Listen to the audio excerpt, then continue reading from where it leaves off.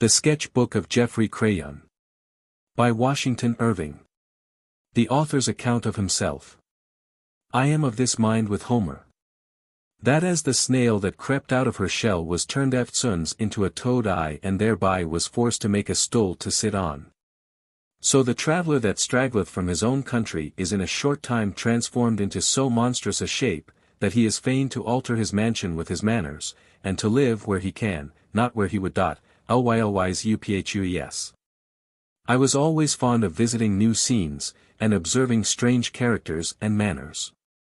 Even when a mere child I began my travels, and made many tours of discovery into foreign parts and unknown regions of my native city, to the frequent alarm of my parents, and the emolument of the town crier. As I grew into boyhood, I extended the range of my observations. My holiday afternoons were spent in rambles about the surrounding country. I made myself familiar with all its places famous in history or fable. I knew every spot where a murder or robbery had been committed, or a ghost seen. I visited the neighboring villages, and added greatly to my stock of knowledge, by noting their habits and customs, and conversing with their sages and great men. I even journeyed one long summer's day to the summit of the most distant hill, whence I stretched my eye over many a mile of terra incognita, and was astonished to find how vast a globe I inhabited. This rambling propensity strengthened with my years. Books of voyages and travels became my passion, and in devouring their contents, I neglected the regular exercises of the school. How wistfully would I wander about the pierheads in fine weather, and watch the parting ships, bound to distant climes. With what longing eyes would I gaze after their lessening sails, and waft myself in imagination to the ends of the earth.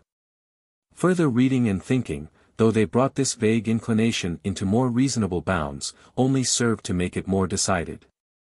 I visited various parts of my own country. And had I been merely a lover of fine scenery, I should have felt little desire to seek elsewhere its gratification, for on no country had the charms of nature been more prodigally lavished. Her mighty lakes, her oceans of liquid silver. Her mountains, with their bright aerial tints, her valleys, teeming with wild fertility, her tremendous cataracts, thundering in their solitudes, her boundless plains, waving with spontaneous verdure. Her broad, deep rivers, rolling in solemn silence to the ocean, her trackless forests, where vegetation puts forth all its magnificence, her skies, kindling with the magic of summer clouds and glorious sunshine. No, never need an American look beyond his own country for the sublime and beautiful of natural scenery. But Europe held forth all the charms of storied and poetical association. There were to be seen the masterpieces of art, the refinements of highly cultivated society, the quaint peculiarities of ancient and local custom. My native country was full of youthful promise, Europe was rich in the accumulated treasures of age. Her very ruins told the history of the times gone by, and every mouldering stone was a chronicle.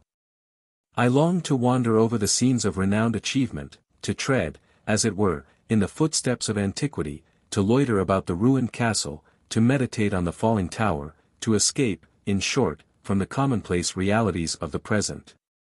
And lose myself among the shadowy grandeurs of the past. I had, besides all this, an earnest desire to see the great men of the earth. We have, it is true, our great men in America, not a city but has an ample share of them. I have mingled among them in my time, and been almost withered by the shade into which they cast me, for there is nothing so baleful to a small man as the shade of a great one, particularly the great man of a city. But I was anxious to see the great men of Europe, for I had read in the works of various philosophers, that all animals degenerated in America, and man among the number. A great man of Europe, thought I, must therefore be as superior to a great man of America, as a peak of the Alps to a highland of the Hudson. And in this idea I was confirmed by observing the comparative importance and swelling magnitude of many English travellers among us, who, I was assured, were very little people in their own country. I will visit this land of wonders, thought I, and see the gigantic race from which I am degenerated. It has been either my good or evil lot to have my roving passion gratified. I have wandered through different countries and witnessed many of the shifting scenes of life. I cannot say that I have studied them with the eye of a philosopher, but rather with the sauntering gaze with which humble lovers of the picturesque stroll from the window of one print shop to another. Caught sometimes by the delineations of beauty, sometimes by the distortions of caricature, and sometimes by the loveliness of landscape. As it is the fashion for modern tourists to travel pencil in hand, and bring home their portfolios filled with sketches, I am disposed to get up a few for the entertainment of my friends. When, however, I look over the hints and memorandums I have taken down for the purpose, my heart almost fails me, at finding how my idle humor has led me astray from the great object studied by every regular traveler who would make a book. I fear I shall give equal disappointment with an unlucky landscape painter, who had traveled on the continent, but following the bent of his vagrant inclination, had sketched in nooks, and corners, and by-places. His sketch-book was accordingly crowded with cottages, and landscapes, and obscure ruins, but he had neglected to paint St. Peter's, or the Colosseum, the Cascade of Terni, or the Bay of Naples, and had not a single glacier or volcano in his whole collection. The voyage. Ships, ships, I will descry you. Amidst the main. I will come and try you. What you are protecting. And projecting. What's your end and aim? One goes abroad for merchandise and trading. Another stays to keep his country from invading. A third is coming home with rich and wealthy lading. Hullo! My fancy, whither wilt thou go? Old poem. To an American visiting Europe, the long voyage he has to make is an excellent preparative. The temporary absence of worldly scenes and employments produces a state of mind peculiarly fitted to receive new and vivid impressions. The vast space of waters that separate the hemispheres is like a blank page in existence. There is no gradual transition by which, as in Europe, the features and population of one country blend almost imperceptibly with those of another. From the moment you lose sight of the land you have left, all is vacancy, until you step on the opposite shore, and are launched at once into the bustle and novelties of another world. In traveling by land there is a continuity of scene, and a connected succession of persons and incidents, that carry on the story of life, and lessen the effect of absence and separation. We drag, it is true, a lengthening chain at each remove of our pilgrimage, but the chain is unbroken, we can trace it back link by link, and we feel that the last still grapples us to home. But a wide sea voyage severs us at once. It makes us conscious of being cast loose from the secure anchorage of settled life, and sent adrift upon a doubtful world. It interposes a gulf, not merely imaginary, but real, between us and our homes, a gulf, subject to tempest, and fear, and uncertainty, rendering distance palpable, and return precarious. Such, at least, was the case with myself. As I saw the last blue lines of my native land fade away like a cloud in the horizon, it seemed as if I had closed one volume of the world and its concerns, and had time for meditation, before I opened another. That land, too, now vanishing from my view, which contained all most dear to me in life, what vicissitudes might occur in it, what changes might take place in me, before I should visit it again.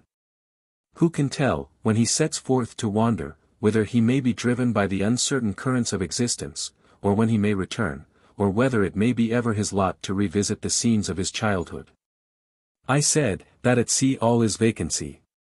I should correct the impression.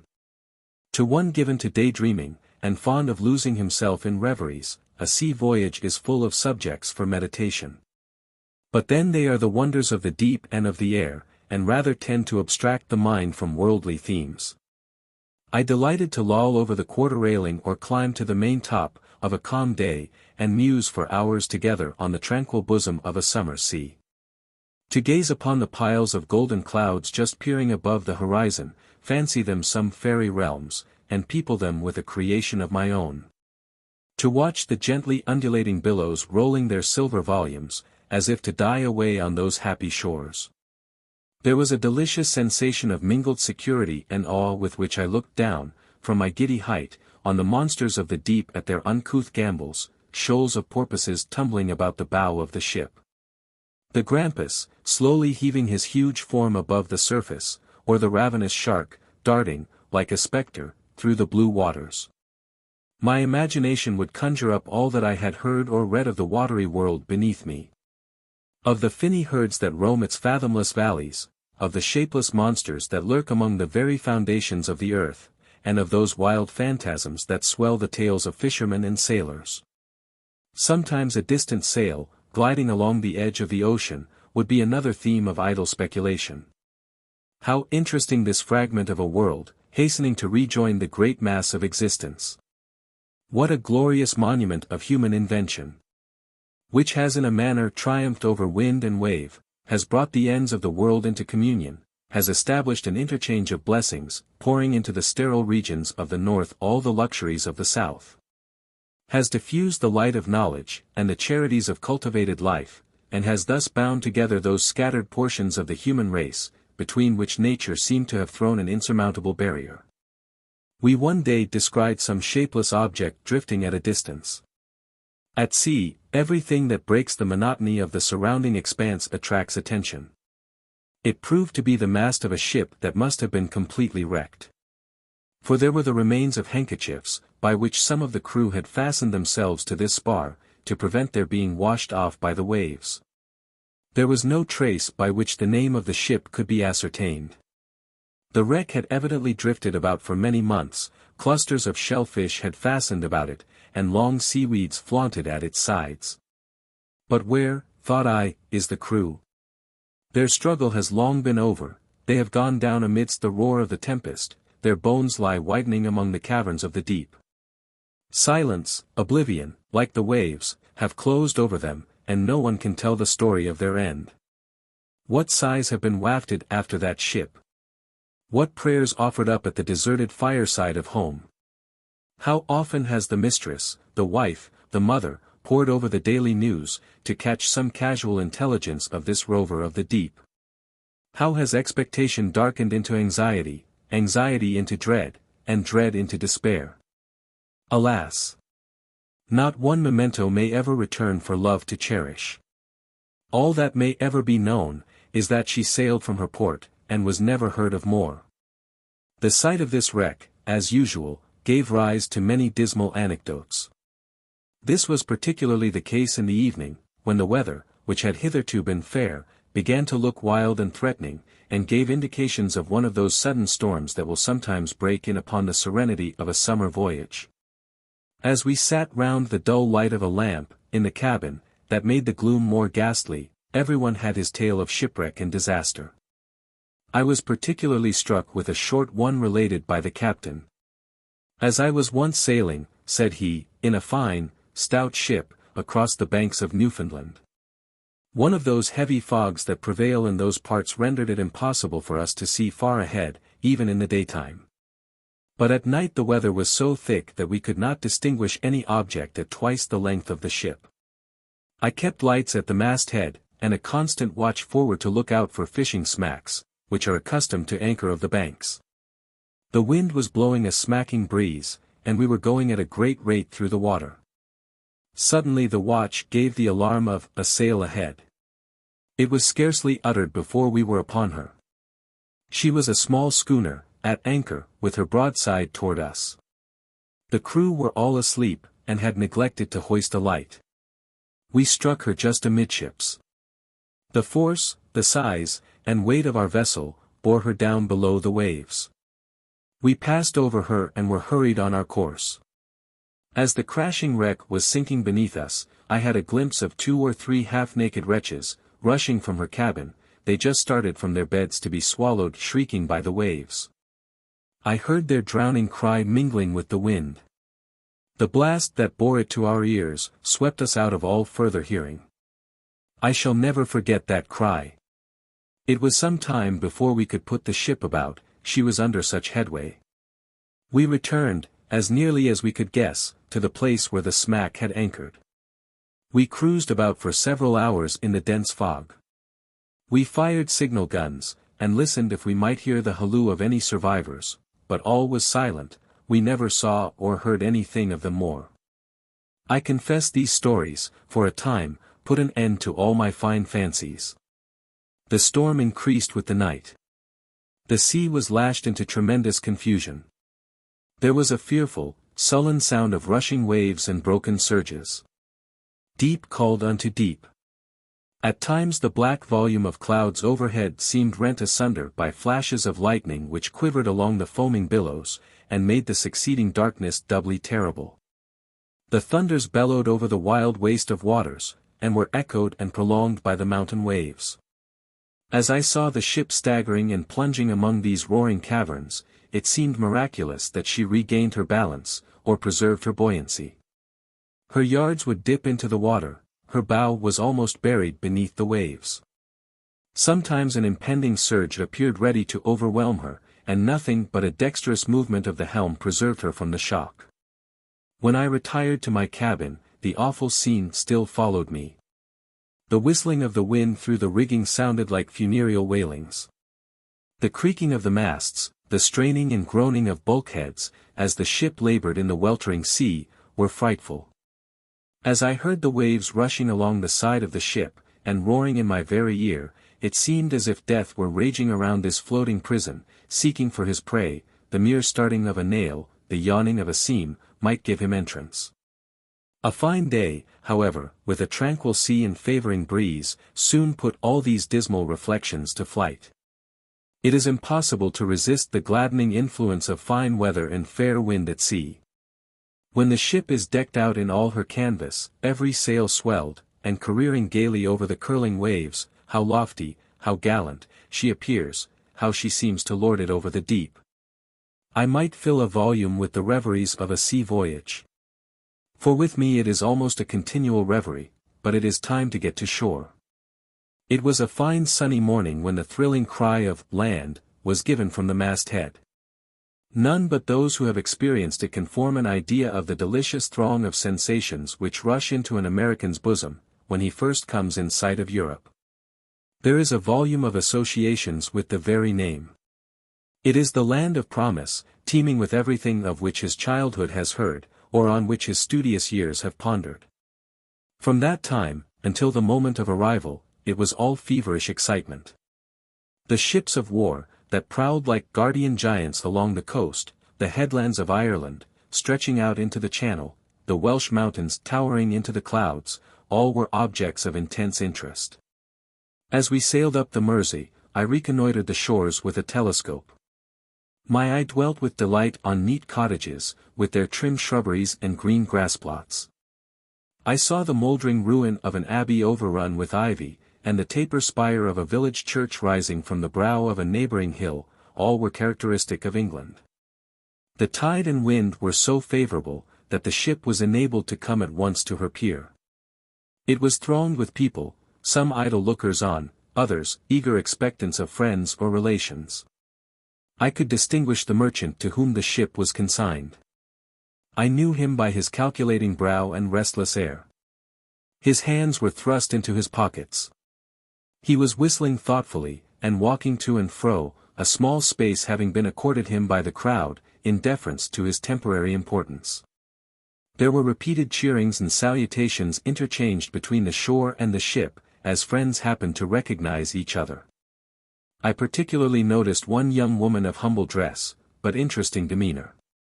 She was leaning forward from among the crowd, her eye hurried over the ship as it neared the shore, to catch some wished-for countenance. She seemed disappointed and sad, when I heard a faint voice call her name. It was from a poor sailor who had been ill all the voyage, and had excited the sympathy of everyone on board.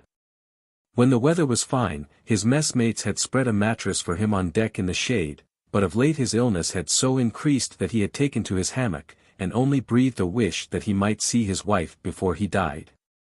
He had been helped on deck as we came up the river, and was now leaning against the shrouds, with a countenance so wasted, so pale, so ghastly, that it was no wonder even the eye of affection did not recognize him. But at the sound of his voice, her eye darted on his features, it read, at once, a whole volume of sorrow. She clasped her hands, uttered a faint shriek, and stood wringing them in silent agony. All now was hurry and bustle. The meetings of acquaintances, the greetings of friends, the consultations of men of business. I alone was solitary and idle. I had no friend to meet, no cheering to receive. I stepped upon the land of my forefathers, but felt that I was a stranger in the land. Roscoe. In the service of mankind to be. A guardian god below. Still to employ. The mind's brave ardor in heroic aims. Such as may raise us o'er the groveling herd. And make us shine for ever, that is life. Thomson. One of the first places to which a stranger is taken in Liverpool is the Athenaeum. It is established on a liberal and judicious plan, it contains a good library, and spacious reading room, and is the great literary resort of the place. Go there at what hour you may, you are sure to find it filled with grave-looking personages, deeply absorbed in the study of newspapers. As I was once visiting this haunt of the learned, my attention was attracted to a person just entering the room. He was advanced in life, tall, and of a form that might once have been commanding, but it was a little bowed by time, perhaps by care. He had a noble Roman style of countenance, a head that would have pleased a painter. And though some slight furrows on his brow showed that wasting thought had been busy there, yet his eye beamed with the fire of a poetic soul. There was something in his whole appearance that indicated a being of a different order from the bustling race round him. I inquired his name, and was informed that it was Roscoe. I drew back with an involuntary feeling of veneration. This, then, was an author of celebrity, this was one of those men whose voices have gone forth to the ends of the earth, with whose minds I have communed even in the solitudes of America. Accustomed, as we are in our country, to know European writers only by their works, we cannot conceive of them, as of other men, engrossed by trivial or sordid pursuits, and jostling with the crowd of common minds in the dusty paths of life. They pass before our imaginations like superior beings, radiant with the emanations of their genius, and surrounded by a halo of literary glory. To find, therefore, the elegant historian of the Medici mingling among the busy sons of traffic, at first shocked my poetical ideas, but it is from the very circumstances and situation in which he has been placed, that Mr. Roscoe derives his highest claims to admiration. It is interesting to notice how some minds seem almost to create themselves, springing up under every disadvantage, and working their solitary but irresistible way through 1,000 obstacles.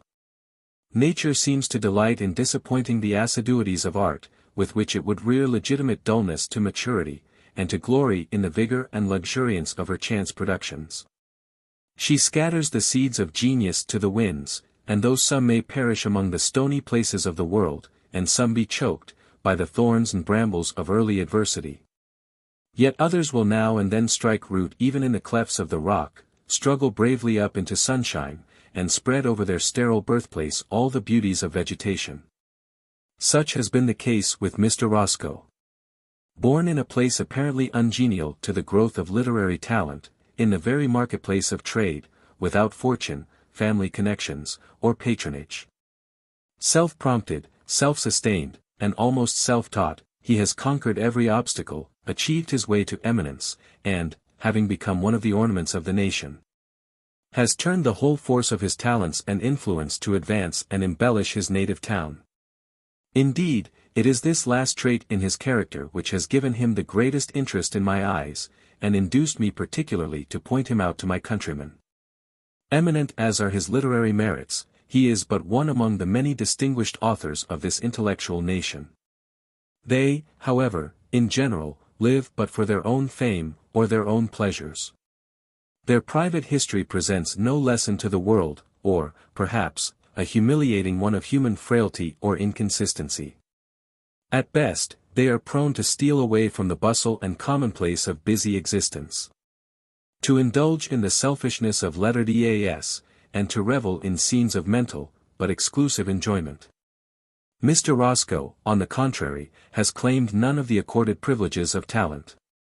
He has shut himself up in no garden of thought, nor elysium of fancy, but has gone forth into the highways and thoroughfares of life. He has planted bowers by the wayside, for the refreshment of the pilgrim and the sojourner, and has opened pure fountains, where the laboring man may turn aside from the dust and heat of the day, and drink of the living streams of knowledge. There is a daily beauty in his life, on which mankind may meditate, and grow better. It exhibits no lofty and almost useless, because inimitable, example of excellence. but presents a picture of active, yet simple and imitable virtues, which are within every man's reach, but which, unfortunately, are not exercised by many, or this world would be a paradise. But his private life is peculiarly worthy the attention of the citizens of our young and busy country, where literature and the elegant arts must grow up side by side with the coarser plants of daily necessity, and must depend for their culture, not on the exclusive devotion of time and wealth, nor the quickening rays of titled patronage, but on hours and seasons snatched from the purest of worldly interests, by intelligent and public-spirited individuals.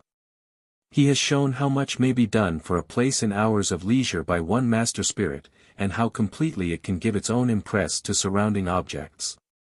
Like his own Lorenzo de' Medici, on whom he seems to have fixed his eye, as on a pure model of antiquity, he has interwoven the history of his life with the history of his native town, and has made the foundations of his fame the monuments of his virtues. Wherever you go, in Liverpool, you perceive traces of his footsteps in all that is elegant and liberal. He found the tide of wealth flowing merely in the channels of traffic. He has diverted from it invigorating rills to refresh the garden of literature.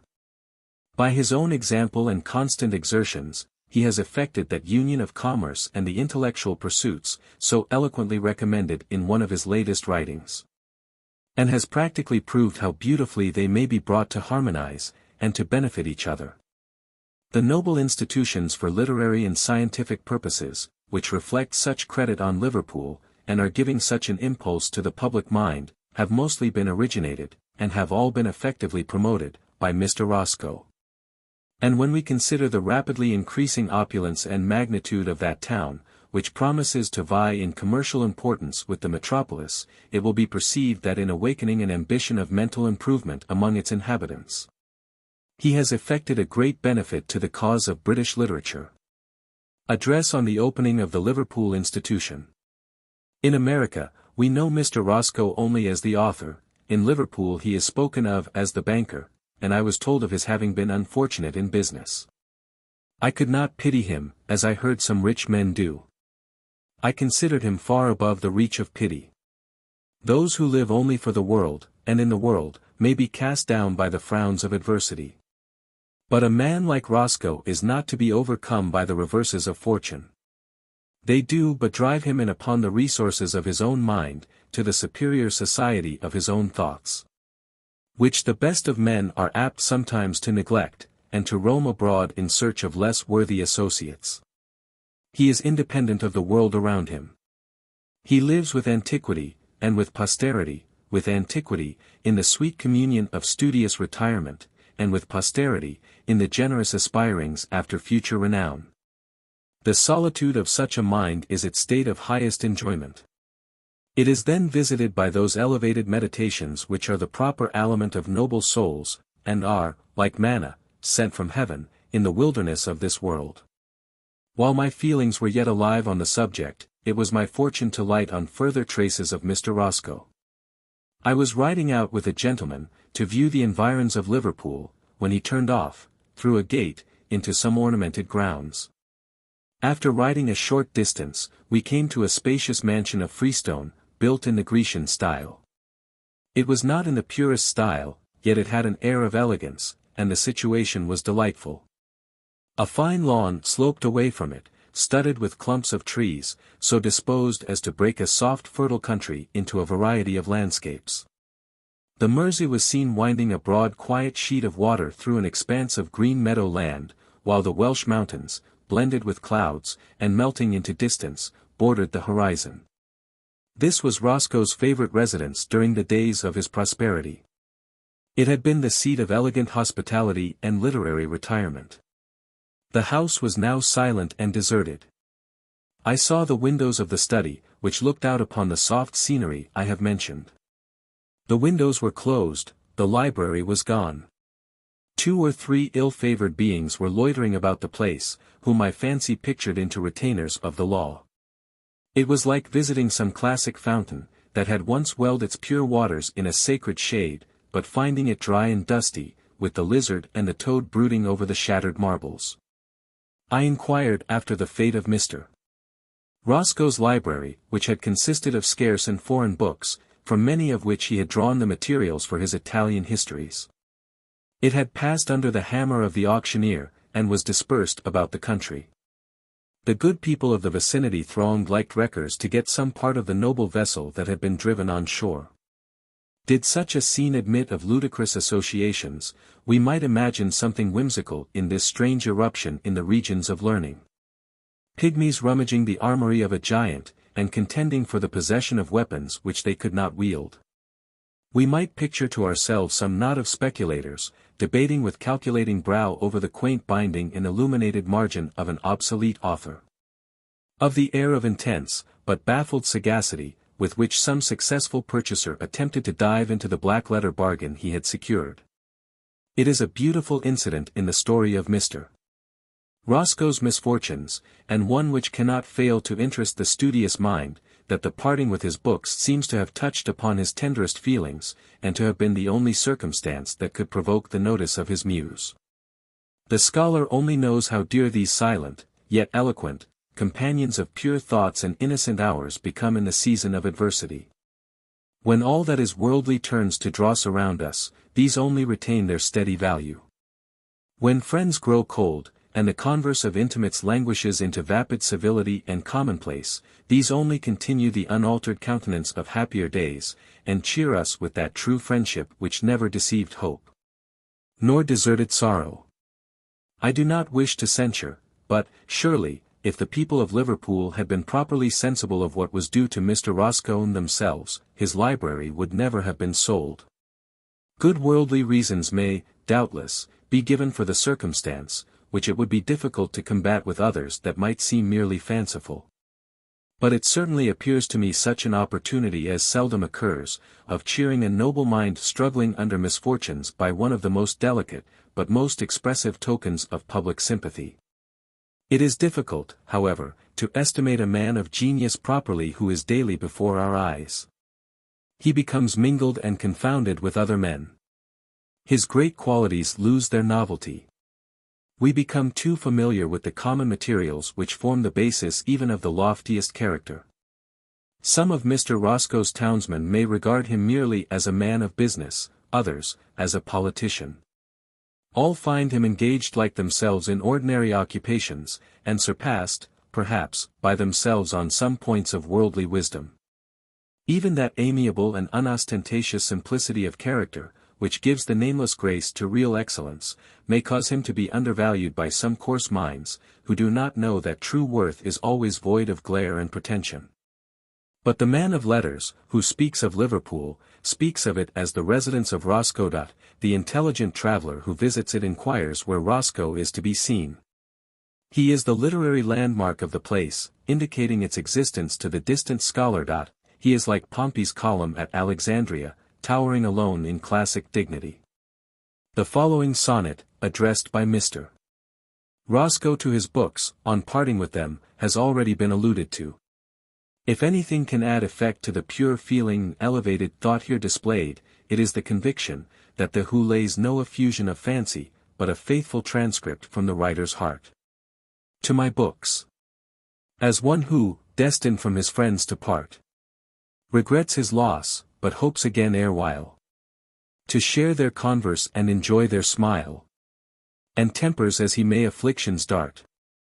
Thus, loved associates, chiefs of elder art, teachers of wisdom, who could once beguile my tedious hours, and lighten every toil, I now resign you, nor with fainting heart forepass a few short years, or days, or hours, and happier seasons may their dawn unfold, and all your sacred fellowship restore, when, freed from earth, unlimited its powers, mind shall with mind direct communion hold, and kindred spirits meet to part no more.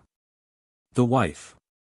The treasures of the deep are not so precious as are the concealed comforts of a man, locked up in woman's love.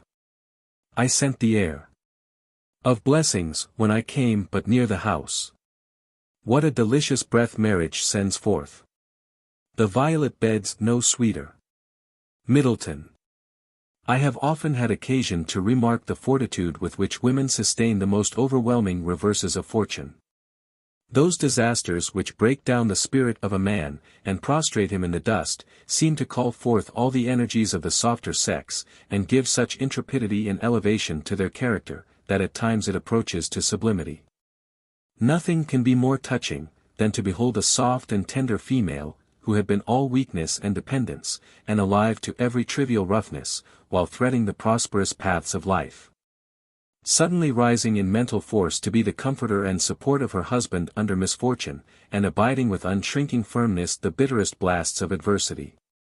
As the vine, which has long twined its graceful foliage about the oak, and been lifted by it into sunshine, will, when the hardy plant is rifted by the thunderbolt, cling round it with its caressing tendrils, and bind up its shattered boughs. So is it beautifully ordered by Providence, that woman, who is the mere dependent and ornament of man in his happier hours, should be his stay and solace when smitten with sudden calamity. Winding herself into the rugged recesses of his nature, tenderly supporting the drooping head, and binding up the broken heart. I was once congratulating a friend, who had around him a blooming family, knit together in the strongest affection. "I can wish you no better lot," said he, with enthusiasm, "than to have a wife and children. If you are prosperous, there they are to share your prosperity, if otherwise, there they are to comfort you. And, indeed, I have observed that a married man falling into misfortune, is more apt to retrieve his situation in the world than a single one. Partly, because he is more stimulated to exertion by the necessities of the helpless and beloved beings who depend upon him for subsistence, but chiefly because his spirits are soothed and relieved by domestic endearments. And his self-respect kept alive by finding, that, though all abroad is darkness and humiliation, yet there is still a little world of love at home, of which he is the monarch. Whereas, a single man is apt to run to waste and self-neglect, to fancy himself lonely and abandoned, and his heart to fall to ruin, like some deserted mansion, for want of an inhabitant. These observations call to mind a little domestic story, of which I was once a witness. My intimate friend, Leslie, had married a beautiful and accomplished girl, who had been brought up in the midst of fashionable life. She had, it is true, no fortune, but that of my friend was ample, and he delighted in the anticipation of indulging her in every elegant pursuit, and administering to those delicate tastes and fancies that spread a kind of witchery about the sex. "Her life," said he, "shall be like a fairy tale." The very difference in their characters produced a harmonious combination. He was of a romantic, and somewhat serious cast, she was all life and gladness. I have often noticed the mute rapture with which he would gaze upon her in company, of which her sprightly powers made her the delight, and how, in the midst of applause, her eye would still turn to him, as if there alone she sought favor and acceptance. When leaning on his arm, her slender form contrasted finely with his tall, manly person. The fond, confiding air with which she looked up to him seemed to call forth a flush of triumphant pride and cherishing tenderness, as if he doted on his lovely burden from its very helplessness. Never did a couple set forward on the flowery path of early and well-suited marriage with a fairer prospect of felicity. It was the misfortune of my friend, however, to have embarked his property in large speculations. And he had not been married many months, when, by a succession of sudden disasters, it was swept from him, and he found himself reduced to almost penury. For a time he kept his situation to himself, and went about with a haggard countenance, and a breaking heart. His life was but a protracted agony. And what rendered it more insupportable was the necessity of keeping up a smile in the presence of his wife, for he could not bring himself to overwhelm her with the news. She saw, however, with the quick eyes of affection, that all was not well with him. She marked his altered looks and stifled sighs, and was not to be deceived by his sickly and vapid attempts at cheerfulness.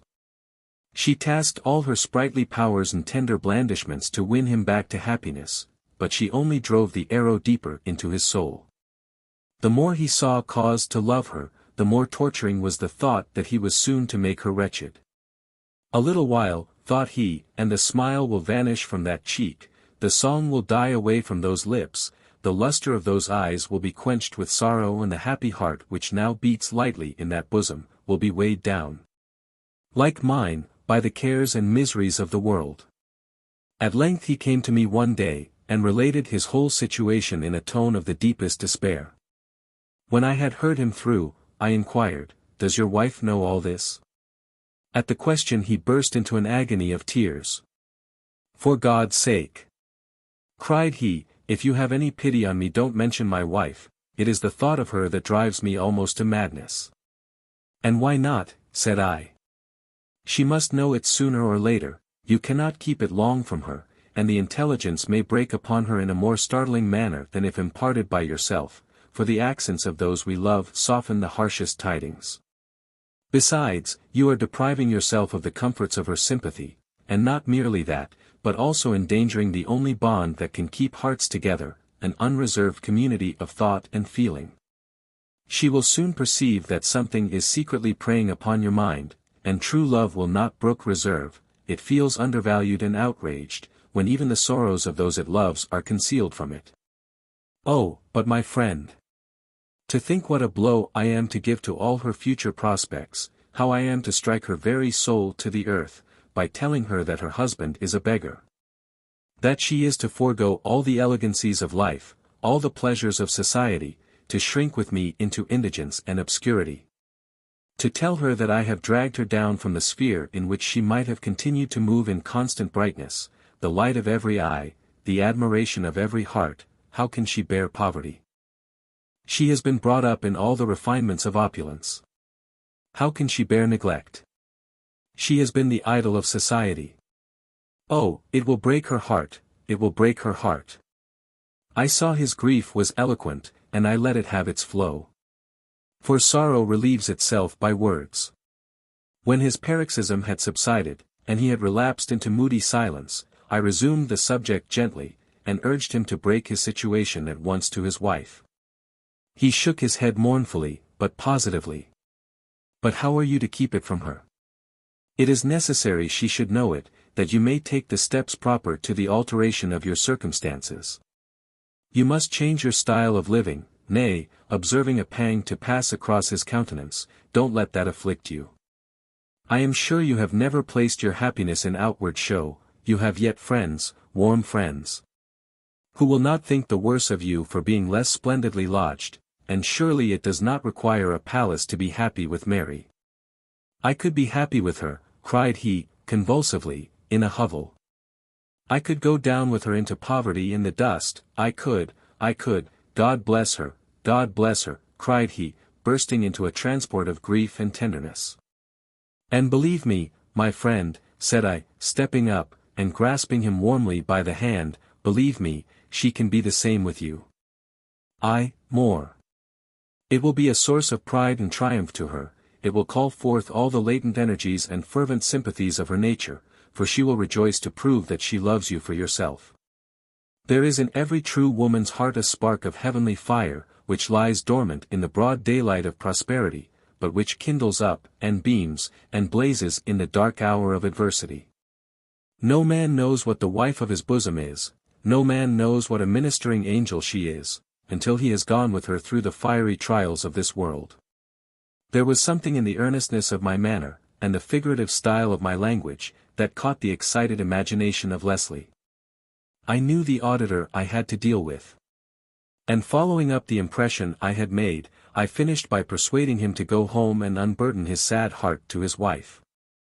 I must confess, notwithstanding all I had said, I felt some little solicitude for the result.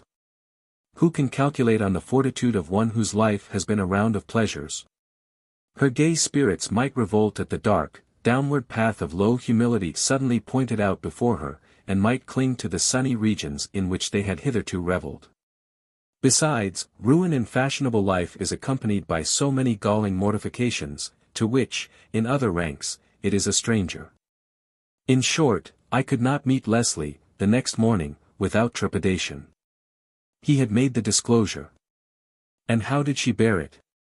Like an angel. It seemed rather to be a relief to her mind, for she threw her arms around my neck, and asked if this was all that had lately made me unhappy. "But, poor girl," added he, "she cannot realize the change we must undergo. She has no idea of poverty but in the abstract, she has only read of it in poetry, where it is allied to love. She feels as yet no privation. She suffers no loss of accustomed conveniences nor elegancies.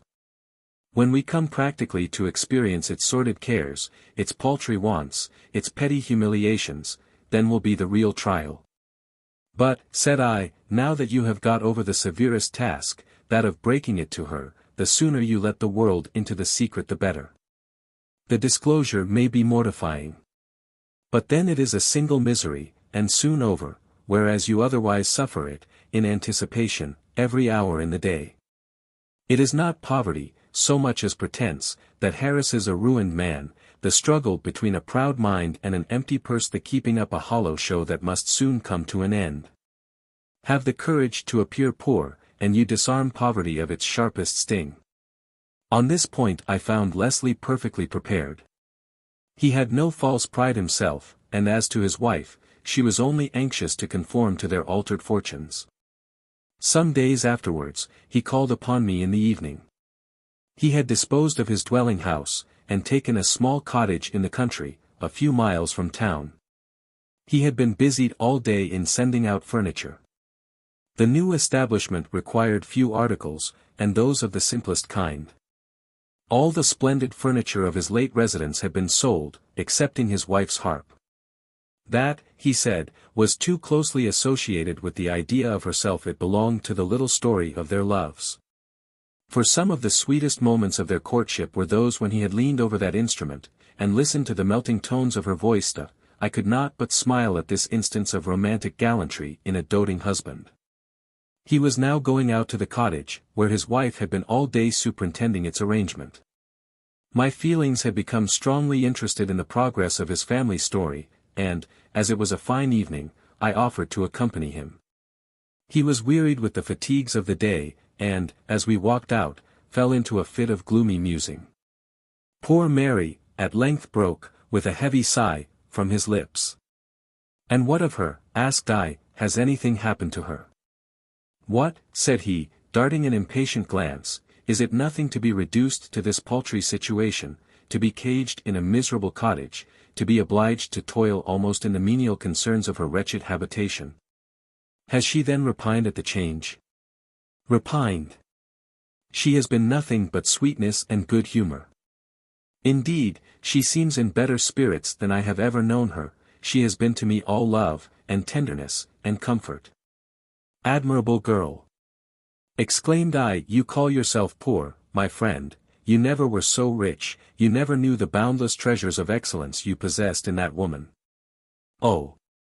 But, my friend, if this first meeting at the cottage were over, I think I could then be comfortable.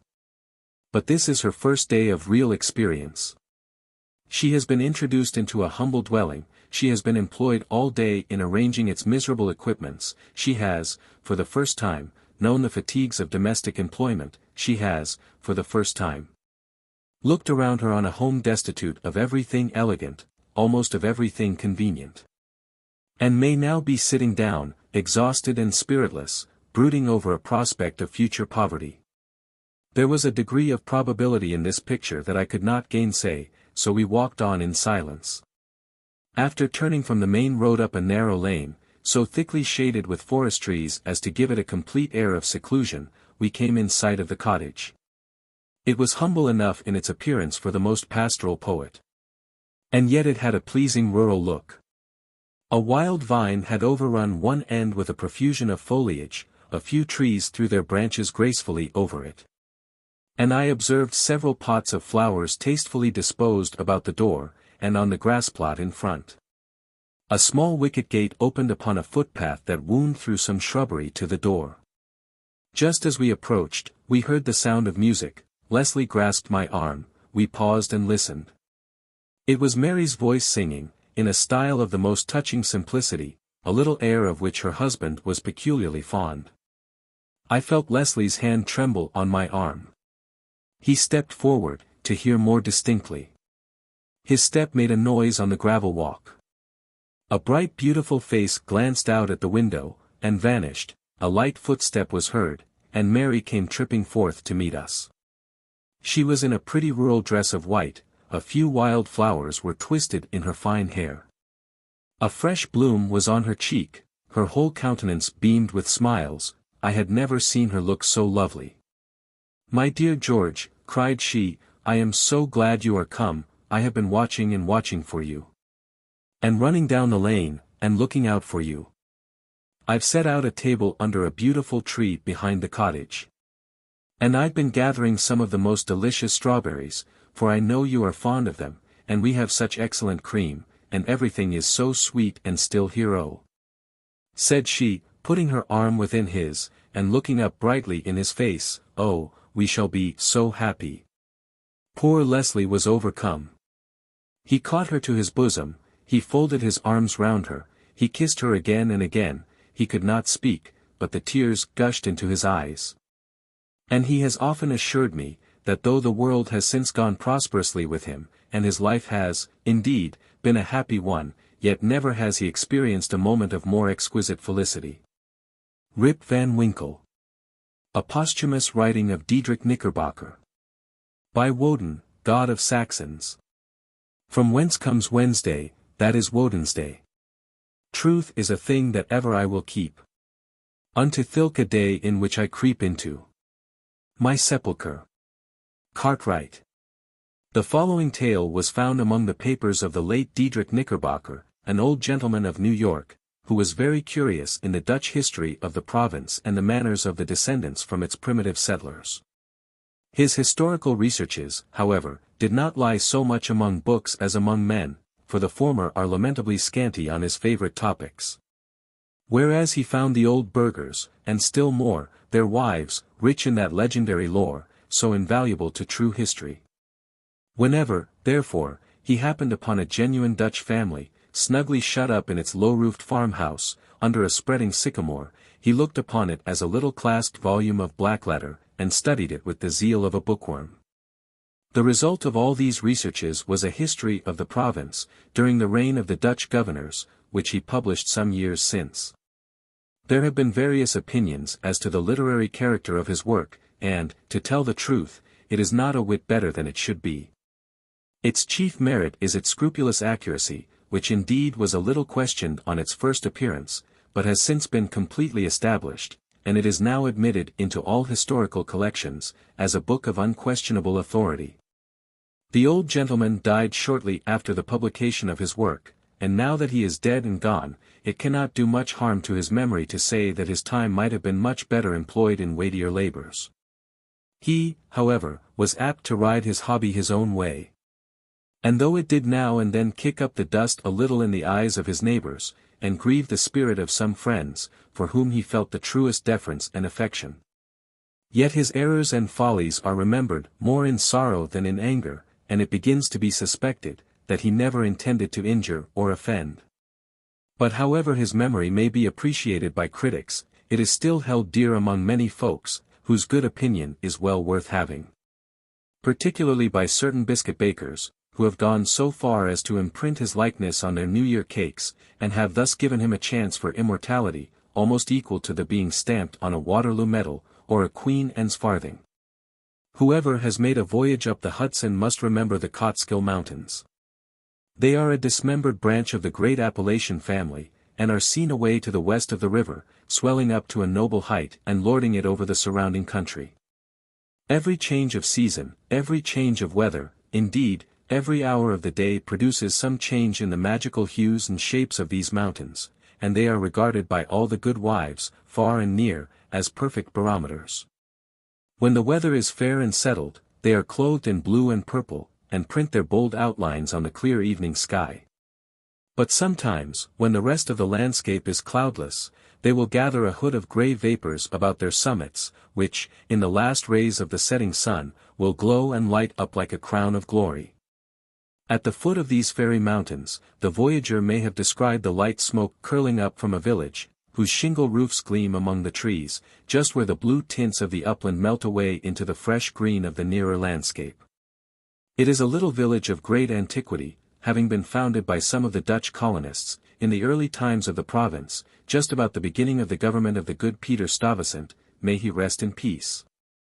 And there were some of the houses of the original settlers standing within a few years, built of small yellow bricks, brought from Holland, having latticed windows and gable fronts, surmounted with weathercocks. In that same village, and in one of these very houses, which, to tell the precise truth, was sadly time-worn and weather-beaten, there lived, many years since, while the country was yet a province of Great Britain, a simple, good-natured fellow of the name of Rip Van Winkle. He was a descendant of the Van Winkles who figured so gallantly in the chivalrous days of Peter Stuyvesant, and accompanied him to the siege of Fort Christina. He inherited, however, but little of the martial character of his ancestors. I have observed that he was a simple, good-natured man. He was, moreover, a kind neighbor, and an obedient henpecked husband. Indeed, to the latter circumstance might be owing that meekness of spirit which gained him such universal popularity. For those men are apt to be obsequious and conciliating abroad, who are under the discipline of shrews at home. Their tempers, doubtless, are rendered pliant and malleable in the fiery furnace of domestic tribulation, and a curtain lecture is worth all the sermons in the world for teaching the virtues of patience and long-suffering. A termagant wife may, therefore, in some respects, be considered a tolerable blessing, and if so, Rip Van Winkle was thrice blessed. Certain it is, that he was a great favorite among all the good wives of the village, who, as usual with the amiable sex, took his part in all family squabbles, and never failed, whenever they talked those matters over in their evening gossipings, to lay all the blame on Dame Van Winkle. The children of the village, too, would shout with joy whenever he approached. He assisted at their sports, made their playthings, taught them to fly kites and shoot marbles, and told them long stories of ghosts, witches, and Indians. Whenever he went dodging about the village, he was surrounded by a troop of them hanging on his skirts, clambering on his back, and playing 1,000 tricks on him with impunity, and not a dog would bark at him throughout the neighborhood. The great error in Rip's composition was an insuperable aversion to all kinds of profitable labor. It could not be for want of assiduity or perseverance. For he would sit on a wet rock, with a rod as long and heavy as a Tartar's lance, and fish all day without a murmur, even though he should not be encouraged by a single nibble. He would carry a fowling piece on his shoulder, for hours together, trudging through woods and swamps, and up hill and down dale, to shoot a few squirrels or wild pigeons. He would never refuse to assist a neighbor even in the roughest toil, and was a foremost man in all country frolics for husking Indian corn, or building stone fences. The women of the village, too, used to employ him to run their errands, and to do such little odd jobs as their less obliging husbands would not do for them. In a word, Rip was ready to attend to anybody's business but his own. But as to doing family duty, and keeping his farm in order, he found it impossible. In fact, he declared it was of no use to work on his farm, it was the most pestilent little piece of ground in the whole country. Everything about it went wrong, in spite of him. His fences were continually falling to pieces, his cow would either go astray, or get among the cabbages, weeds were sure to grow quicker in his fields than anywhere else. The rain always made a point of setting in just as he had some outdoor work to do. So that though his patrimonial estate had dwindled away under his management, acre by acre, until there was little more left than a mere patch of Indian corn and potatoes, yet it was the worst conditioned farm in the neighborhood. His children, too, were as ragged and wild as if they belonged to nobody. His son Rip, an urchin begotten in his own likeness, promised to inherit the habits, with the old clothes, of his father. He was generally seen trooping like a colt at his mother's heels, equipped in a pair of his father's cast-off galligaskins, which he had much ado to hold up with one hand, as a fine lady does her train in bad weather. Rip Van Winkle, however, was one of those happy mortals, of foolish, well-oiled dispositions, who take the world easy, eat white bread or brown, whichever can be got with least thought or trouble, and would rather starve on a penny than work for a pound. If left to himself, he would have whistled life away, in perfect contentment, but his wife kept continually dinning in his ears about his idleness, his carelessness, and the ruin he was bringing on his family. Morning, noon, and night, her tongue was incessantly going, and everything he said or did was sure to produce a torrent of household eloquence. Rip had but one way of replying to all lectures of the kind, and that, by frequent use, had grown into a habit. He shrugged his shoulders, shook his head, cast up his eyes, but said nothing. This, however, always provoked a fresh volley from his wife, so that he was fain to draw off his forces, and take to the outside of the house, the only side which, in truth, belongs to a henpecked husband. Rip's sole domestic adherent was his dog Wolf, who was as much henpecked as his master. For Dame Van Winkle regarded them as companions in idleness, and even looked upon Wolf with an evil eye, as the cause of his master's going so often astray.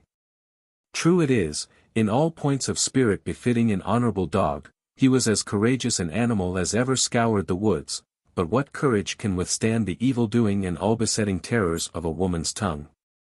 The moment Wolf entered the house, his crest fell, his tail drooped to the ground, or curled between his legs, he sneaked about with a gallows air, casting many a sidelong glance at Dame Van Winkle. And at the least flourish of a broomstick or ladle, he would fly to the door with yelping precipitation. Times grew worse and worse with Rip Van Winkle as years of matrimony rolled on. A tart temper never mellows with age, and a sharp tongue is the only edged tool that grows keener with constant use. For a long while he used to console himself, when driven from home, by frequenting a kind of perpetual club of the sages, philosophers, and other idle personages of the village, which held its sessions on a bench before a small inn, designated by a rubicund portrait of His Majesty George III. Here they used to sit in the shade through a long, lazy summer's day, talking listlessly over village gossip, or telling endless, sleepy stories about nothing. But it would have been worth any statesman's money to have heard the profound discussions which sometimes took place, when by chance an old newspaper fell into their hands from some passing traveller. How solemnly they would listen to the contents, as drawled out by Derrick Van Bummel, the schoolmaster, a dapper learned little man, who was not to be daunted by the most gigantic word in the dictionary. And how sagely they would deliberate upon public events some months after they had taken place. The opinions of this junto were completely controlled by Nicholas Vedder, a patriarch of the village, and landlord of the inn, at the door of which he took his seat from morning till night, just moving sufficiently to avoid the sun, and keep in the shade of a large tree, so that the neighbors could tell the hour by his movements as accurately as by a sundial. It is true, he was rarely heard to speak, but smoked his pipe incessantly. His adherents, however, for every great man has his adherents, perfectly understood him, and knew how to gather his opinions. When anything that was read or related displeased him, he was observed to smoke his pipe vehemently, and to send forth frequent and angry puffs. But when pleased, he would inhale the smoke slowly and tranquilly, and emit it in light and placid clouds, and sometimes, taking the pipe from his mouth, and letting the fragrant vapor curl about his nose, would gravely nod his head in token of perfect approbation. From even this stronghold the unlucky Rip was at length routed by his termagant wife, who would suddenly break in upon the tranquillity of the assemblage, and call the members all to naught. Nor was that august personage, Nicholas Vedder himself, sacred from the daring tongue of this terrible virago, who charged him outright with encouraging her husband in habits of idleness. Poor Rip was at last reduced almost to despair. And his only alternative, to escape from the labor of the farm and the clamor of his wife, was to take gun in hand, and stroll away into the woods. Here he would sometimes seat himself at the foot of a tree, and share the contents of his wallet with Wolf, with whom he sympathized as a fellow-sufferer in persecution. Poor Wolf, he would say, thy mistress leads thee a dog's life of it. But never mind, my lad, whilst I live thou shalt never want a friend to stand by thee. Wolf would wag his tail, look wistfully in his master's face, and if dogs can feel pity, I verily believe he reciprocated the sentiment with all his heart.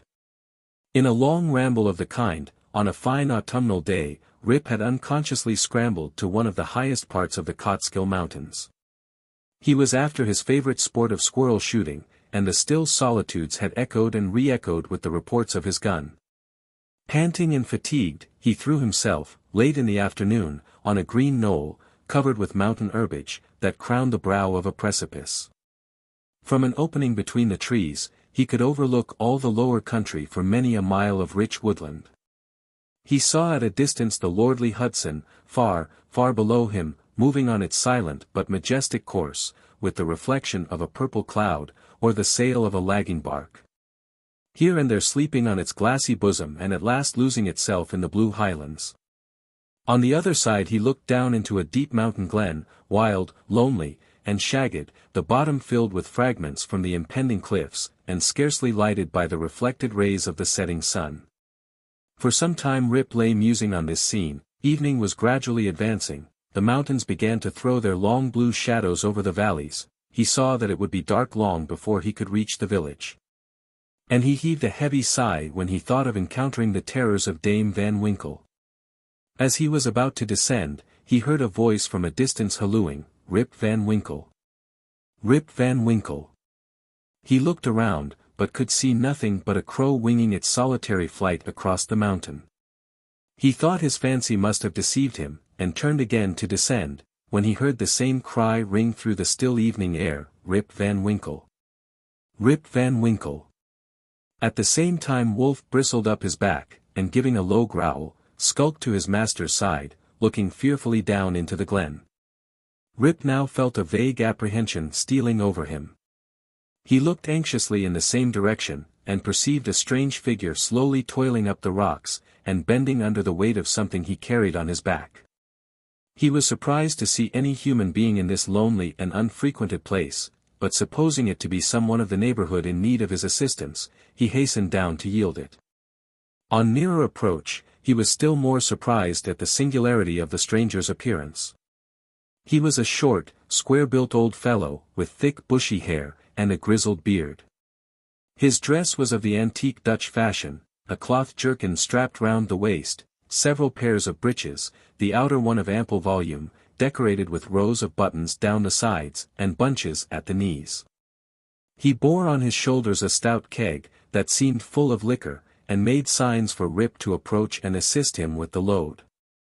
Though rather shy and distrustful of this new acquaintance, Rip complied with his usual alacrity.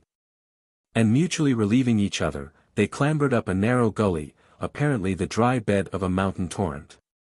As they ascended, Rip every now and then heard long rolling peals, like distant thunder, that seemed to issue out of a deep ravine, or rather cleft between lofty rocks, toward which their rugged path conducted.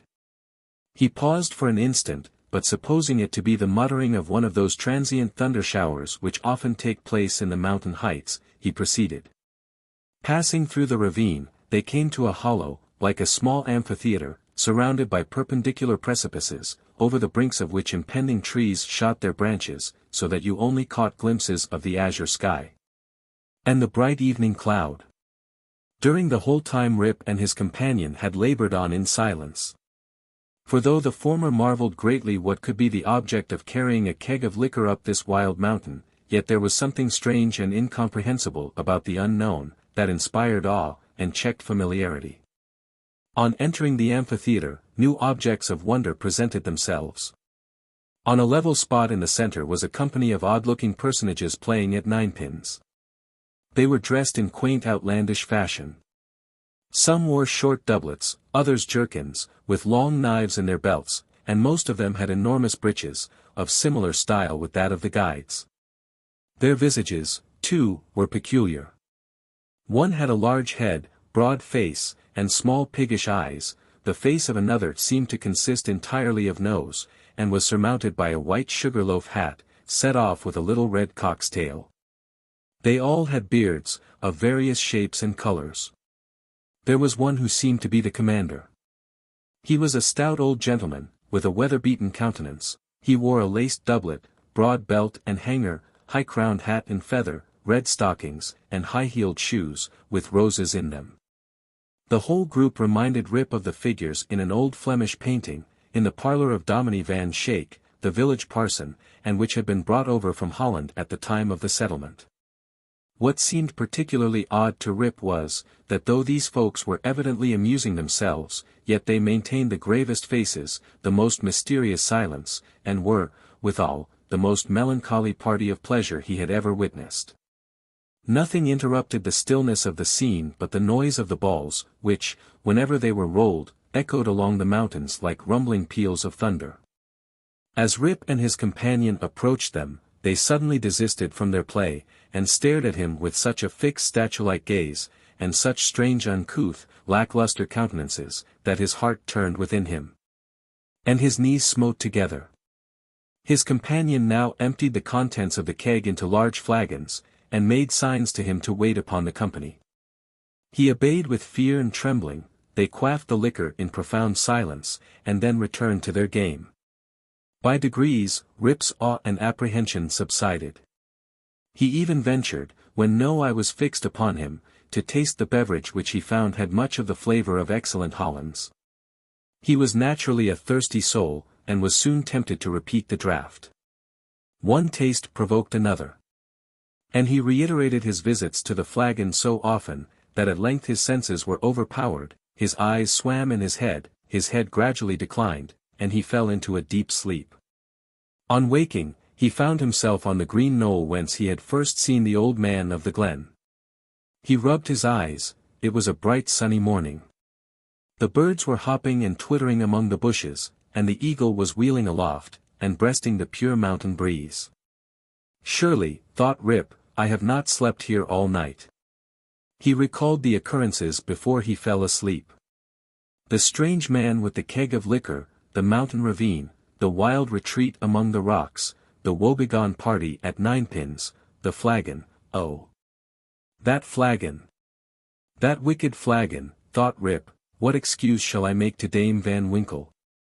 He looked round for his gun, but in place of the clean well-oiled fowling piece, he found an old firelock lying by him, the barrel encrusted with rust, the lock falling off, and the stock worm-eaten.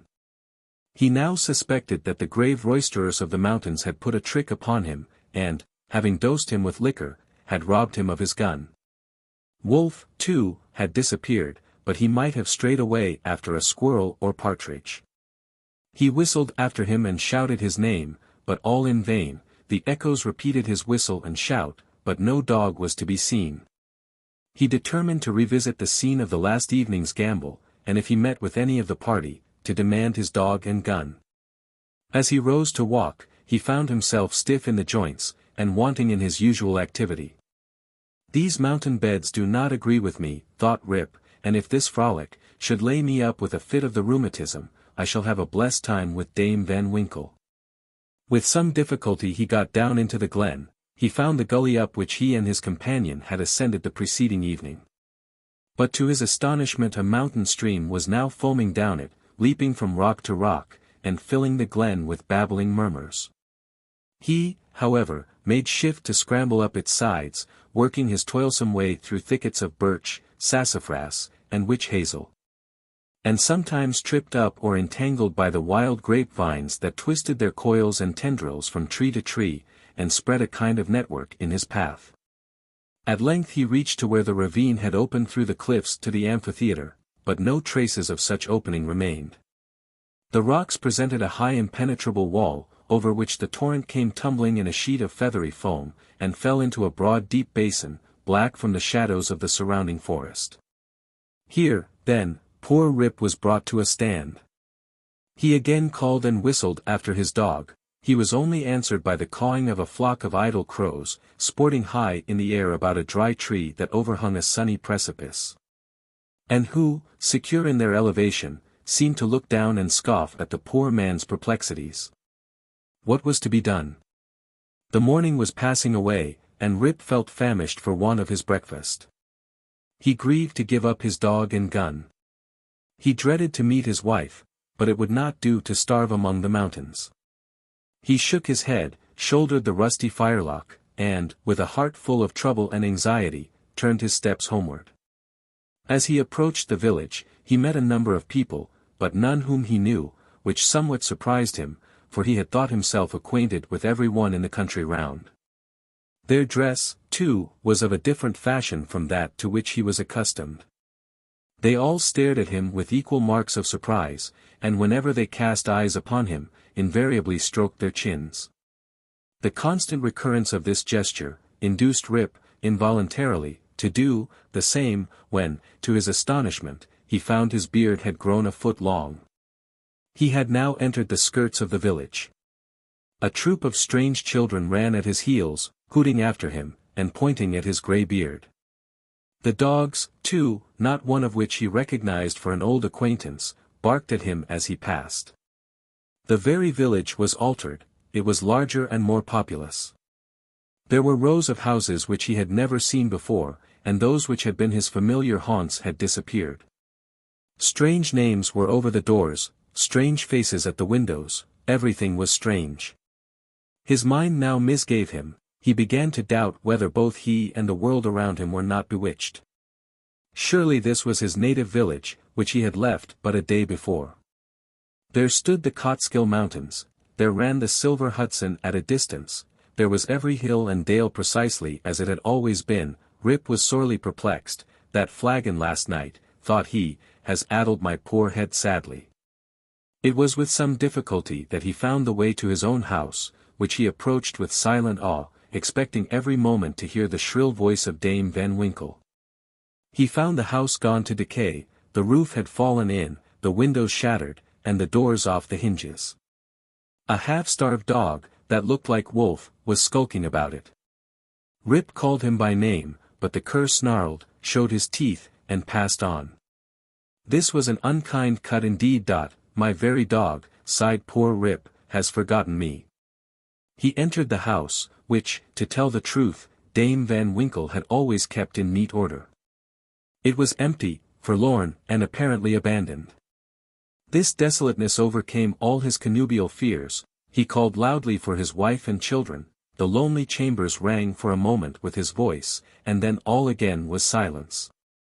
He now hurried forth, and hastened to his old resort, the village inn, but it too was gone. A large rickety wooden building stood in its place, with great gaping windows, some of them broken, and mended with old hats and petticoats, and over the door was painted, "The Union Hotel," by Jonathan Doolittle. Instead of the great tree that used to shelter the quiet little Dutch inn of yore, there now was reared a tall naked pole, with something on the top that looked like a red nightcap, and from it was fluttering a flag, on which was a singular assemblage of stars and stripes. All this was strange and incomprehensible. He recognized on the sign, however, the ruby face of King George, under which he had smoked so many a peaceful pipe, but even this was singularly metamorphosed. The red coat was changed for one of blue and buff, a sword was held in the hand instead of a scepter, the head was decorated with a cocked hat, and underneath was painted in large characters, "General Washington." There was, as usual, a crowd of folk about the door, but none that Rip recollected. The very character of the people seemed changed. There was a busy, bustling, disputatious tone about it, instead of the accustomed phlegm and drowsy tranquillity. He looked in vain for the sage Nicholas Vedder, with his broad face, double chin, and fair long pipe, uttering clouds of tobacco smoke, instead of idle speeches, or Van Bummel, the schoolmaster, doling forth the contents of an ancient newspaper. In place of these, a lean, bilious-looking fellow, with his pockets full of handbills, was haranguing vehemently about rights of citizens' elections, members of Congress, liberty, Bunker's Hill, heroes of '76 and other words, which were a perfect Babylonish jargon to the bewildered Van Winkle. The appearance of Rip, with his long, grizzled beard, his rusty fowling piece, his uncouth dress, and the army of women and children at his heels, soon attracted the attention of the tavern politicians. They crowded round him, eyeing him from head to foot, with great curiosity. The orator bustled up to him, and, drawing him partly aside, inquired, on which side he voted. Rip stared in vacant stupidity. Another short but busy little fellow pulled him by the arm, and rising on tiptoe, inquired in his ear, whether he was Federal or Democrat. Rip was equally at a loss to comprehend the question. When a knowing, self-important old gentleman, in a sharp cocked hat, made his way through the crowd, putting them to the right and left with his elbows as he passed, and planting himself before Van Winkle, with one arm akimbo, the other resting on his cane, his keen eyes and sharp hat penetrating, as it were, into his very soul, demanded in an austere tone, what brought him to the election with a gun on his shoulder, and a mob at his heels, and whether he meant to breed a riot in the village. "Alas! Gentlemen," cried Rip, somewhat dismayed, "I am a poor, quiet man, a native of the place, and a loyal subject of the king, God bless him." Here a general shout burst from the bystanders. "A Tory! A Tory! A spy! A refugee! Hustle him! Away with him!" It was with great difficulty that the self-important man in the cocked hat restored order. And having assumed a tenfold austerity of brow, demanded again of the unknown culprit, what he came there for, and whom he was seeking. The poor man humbly assured him that he meant no harm, but merely came there in search of some of his neighbors, who used to keep about the tavern. "Well, who are they? Name them." Rip bethought himself a moment, and inquired, "Where's Nicholas Vedder?" There was a silence for a little while, when an old man replied, in a thin, piping voice, "Nicholas Vedder? Why, he is dead and gone these 18 years. There was a wooden tombstone in the churchyard that used to tell all about him, but that's rotten and gone too. Where's Bram Dutcher? Oh, he went off to the army in the beginning of the war. Some say he was killed at the storming of Stony Point, others say he was drowned in a squall at the foot of Antony's Nose. I don't know, he never came back again. Where's Van Bummel, the schoolmaster? He went off to the wars, too. Was a great militia general, and is now in Congress." Rip's heart died away, at hearing of these sad changes in his home and friends, and finding himself thus alone in the world. Every answer puzzled him too, by treating of such enormous lapses of time, and of matters which he could not understand, war, Congress, Stony Point. He had no courage to ask after any more friends, but cried out in despair, "Does nobody here know Rip Van Winkle?" "Oh, Rip Van Winkle," exclaimed 2 or 3. "Oh, to be sure. That's Rip Van Winkle yonder, leaning against the tree." Rip looked, and beheld a precise counterpart of himself as he went up the mountain, apparently as lazy, and certainly as ragged. The poor fellow was now completely confounded. He doubted his own identity, and whether he was himself or another man. In the midst of his bewilderment, the man in the cocked hat demanded who he was, and what was his name. "God knows," exclaimed he at his wit's end. "I'm not myself, I'm somebody else, that's me yonder. No, that somebody else, got into my shoes, I was myself last night, but I fell asleep on the mountain, and they've changed my gun, and everything's changed, and I'm changed. And I can't tell what's my name, or who I am." The bystanders began now to look at each other, nod, wink significantly, and tap their fingers against their foreheads. There was a whisper, also, about securing the gun, and keeping the old fellow from doing mischief. At the very suggestion of which, the self-important man with the cocked hat retired with some precipitation. At this critical moment a fresh, comely woman pressed through the throng to get a peep at the grey-bearded man. She had a chubby child in her arms, which, frightened at his looks, began to cry. "Hush, Rip," cried she, "hush, you little fool, the old man won't hurt you." The name of the child, the air of the mother, the tone of her voice, all awakened a train of recollections in his mind. "What is your name, my good woman?" asked he. "Judith Cardinier." "And your father's name?" "Ah, poor man, Rip Van Winkle was his name, but it's 20 years since he went away from home with his gun, and never has been heard of since. His dog came home without him. But whether he shot himself, or was carried away by the Indians, nobody can tell. I was then but a little girl." Rip had but one more question to ask, but he put it with a faltering voice. "Where's your mother?" "Oh, she too had died but a short time since. She broke a blood vessel in a fit of passion at a New England peddler." There was a drop of comfort, at least, in this intelligence. The honest man could contain himself no longer. He caught his daughter and her child in his arms. "I am your father," cried he. "Young Rip Van Winkle, once old Rip Van Winkle now, does nobody know poor Rip Van Winkle?" All stood amazed, until an old woman, tottering out from among the crowd, put her hand to her brow, and peering under it in his face for a moment exclaimed, "Sure enough. It is Rip Van Winkle, it is himself. Welcome home again, old neighbor." Why, where have you been these 20 long years? Rip's story was soon told, for the whole 20 years had been to him but as one night. The neighbors stared when they heard it. Some were seen to wink at each other, and put their tongues in their cheeks. And the self-important man in the cocked hat, who, when the alarm was over, had returned to the field, screwed down the corners of his mouth, and shook his head, upon which there was a general shaking of the head throughout the assemblage. It was determined, however, to take the opinion of old Peter Vanderdonk, who was seen slowly advancing up the road. He was a descendant of the historian of that name, who wrote one of the earliest accounts of the province. Peter was the most ancient inhabitant of the village, and well versed in all the wonderful events and traditions of the neighborhood. He recollected Rip at once, and corroborated his story in the most satisfactory manner. He assured the company that it was a fact, handed down from his ancestor, the historian, that the Catskill Mountains had always been haunted by strange beings. That it was affirmed that the great Hendrik Hudson, the first discoverer of the river and country, kept a kind of vigil there every 20 years, with his crew of the Half Moon. Being permitted in this way to revisit the scenes of his enterprise, and keep a guardian eye upon the river and the great city called by his name. That his father had once seen them in their old Dutch dresses playing at ninepins in the hollow of the mountain, and that he himself had heard, one summer afternoon, the sound of their balls, like distant peals of thunder.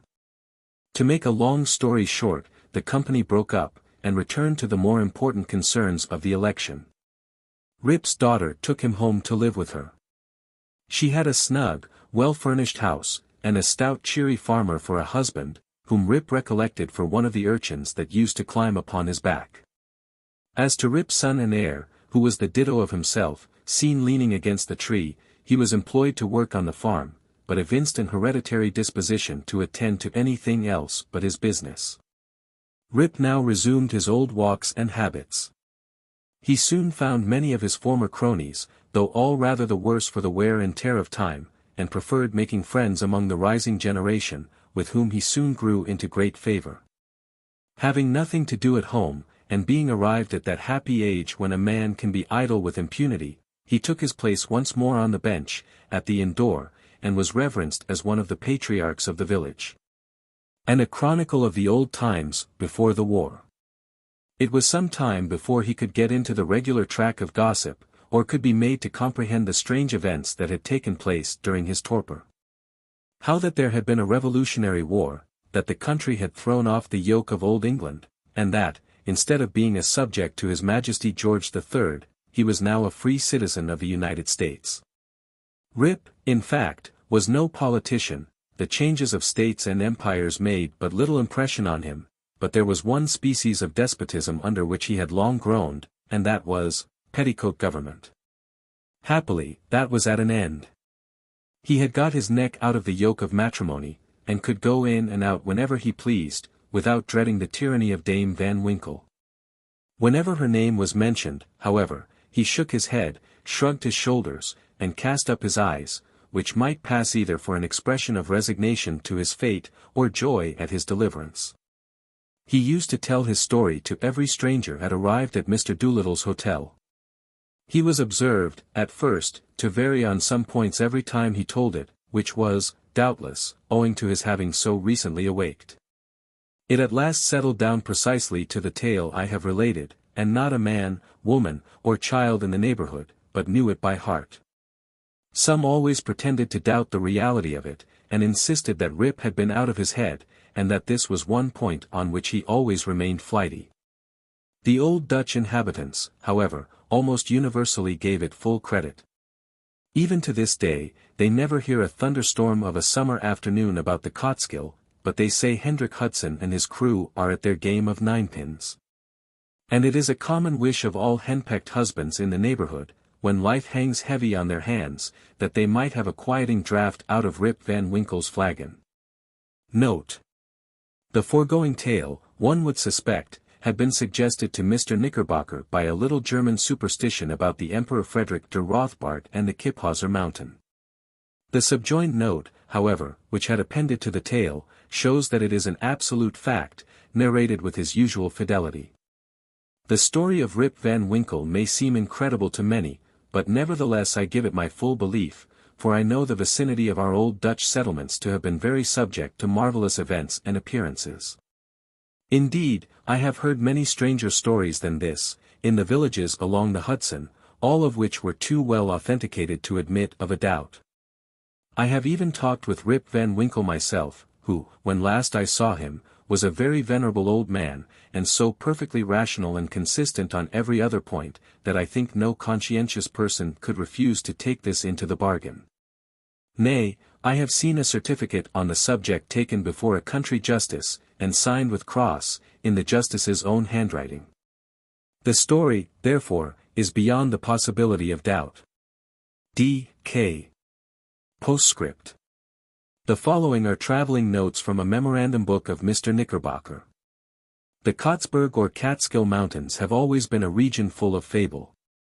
The Indians considered them the abode of spirits who influenced the weather, spreading sunshine or clouds over the landscape and sending good or bad hunting seasons. They were ruled by an old squaw spirit, said to be their mother. She dwelt on the highest peak of the Catskills, and had charge of the doors of day and night to open and shut them at the proper hour.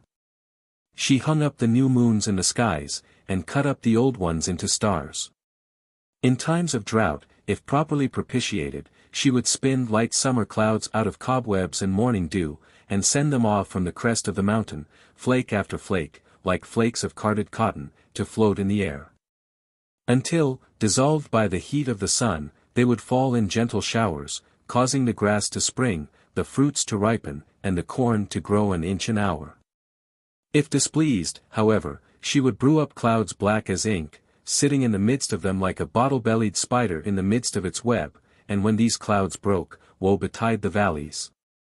In old times, say the Indian traditions, there was a kind of Manitou or spirit, who kept about the wildest recesses of the Catskill Mountains, and took a mischievous pleasure in wreaking all kind of evils and vexations upon the red men. Sometimes he would assume the form of a bear, a panther, or a deer, lead the bewildered hunter a weary chase through tangled forests and among ragged rocks, and then spring off with a loud ho! Ho! Leaving him aghast on the brink of a beetling precipice or raging torrent. The favorite abode of this Manitou is still shown. It is a rock or cliff on the loneliest port of the mountains, and, from the flowering vines which clamber about it, and the wild flowers which abound in its neighborhood, is known by the name of the Garden Rock. Near the foot of it is a small lake, the haunt of the solitary bittern, with water snakes basking in the sun on the leaves of the pond lilies which lie on the surface. This place was held in great awe by the Indians, insomuch that the boldest hunter would not pursue his game within its precincts. Once upon a time, however, a hunter who had lost his way penetrated to the Garden Rock, where he beheld a number of gourds placed in the crotches of trees.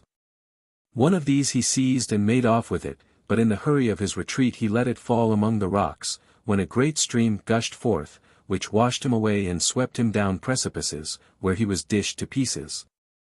And the stream made its way to the Hudson, and continues to flow to the present day, being the identical stream known by the name of the Kotterskill. English Writers on America.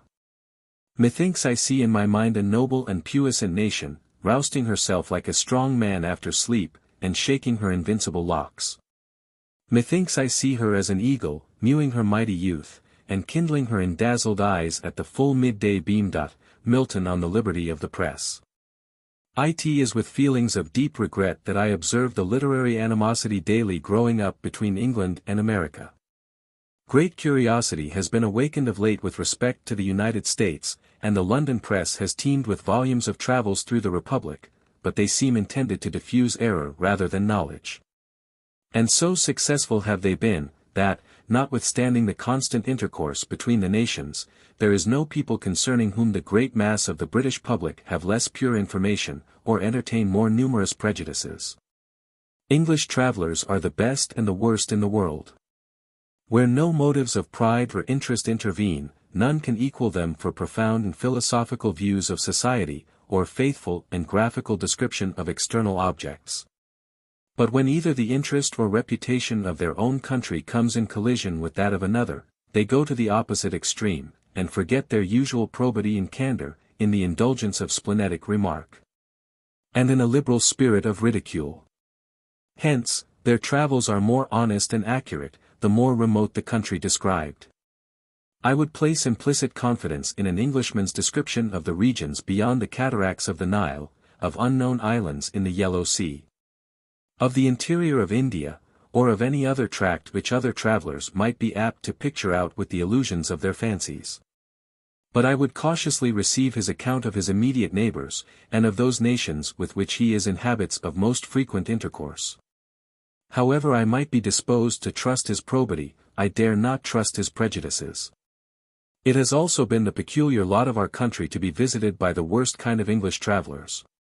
While men of philosophical spirit and cultivated minds have been sent from England to ransack the poles, to penetrate the deserts, and to study the manners and customs of barbarous nations, with which she can have no permanent intercourse of profit or pleasure, it has been left to the broken-down tradesman, the scheming adventurer, the wandering mechanic, the Manchester and Birmingham agent, to be her oracles respecting America.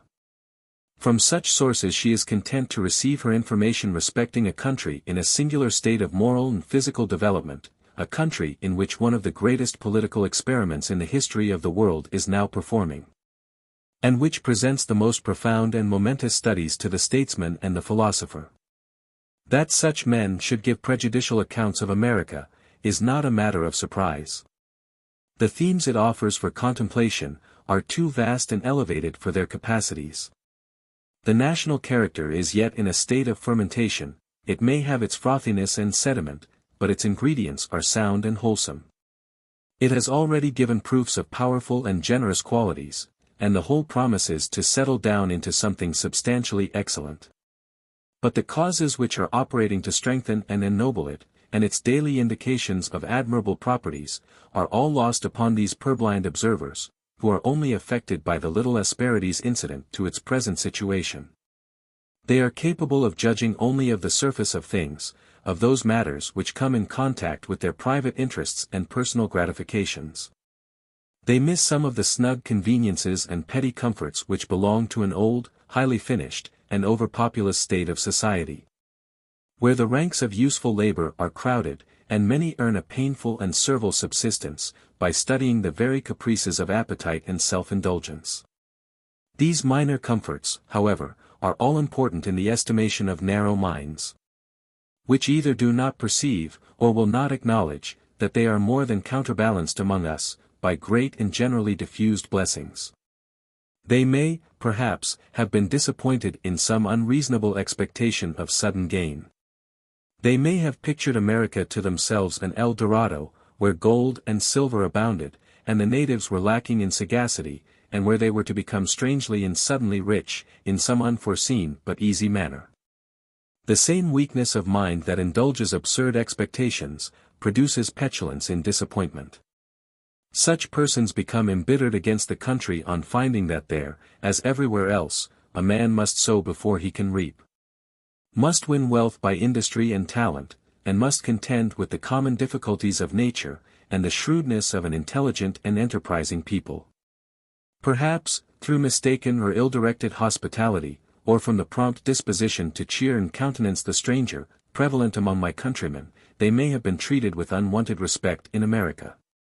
And, having been accustomed all their lives to consider themselves below the surface of good society, and brought up in a servile feeling of inferiority, they become arrogant, on the common boon of civility. They attribute to the lowliness of others their own elevation, and underrate a society where there are no artificial distinctions, and where, by any chance, such individuals as themselves can rise to consequence. One would suppose, however, that information coming from such sources, on a subject where the truth is so desirable, would be received with caution by the censors of the press. That the motives of these men, their veracity, their opportunities of inquiry and observation, and their capacities for judging correctly, would be rigorously scrutinized, before their evidence was admitted, in such sweeping extent, against a kindred nation. The very reverse, however, is the case, and it furnishes a striking instance of human inconsistency. Nothing can surpass the vigilance with which English critics will examine the credibility of the traveler who publishes an account of some distant and comparatively unimportant country. How warily will they compare the measurements of a pyramid, or the description of a ruin?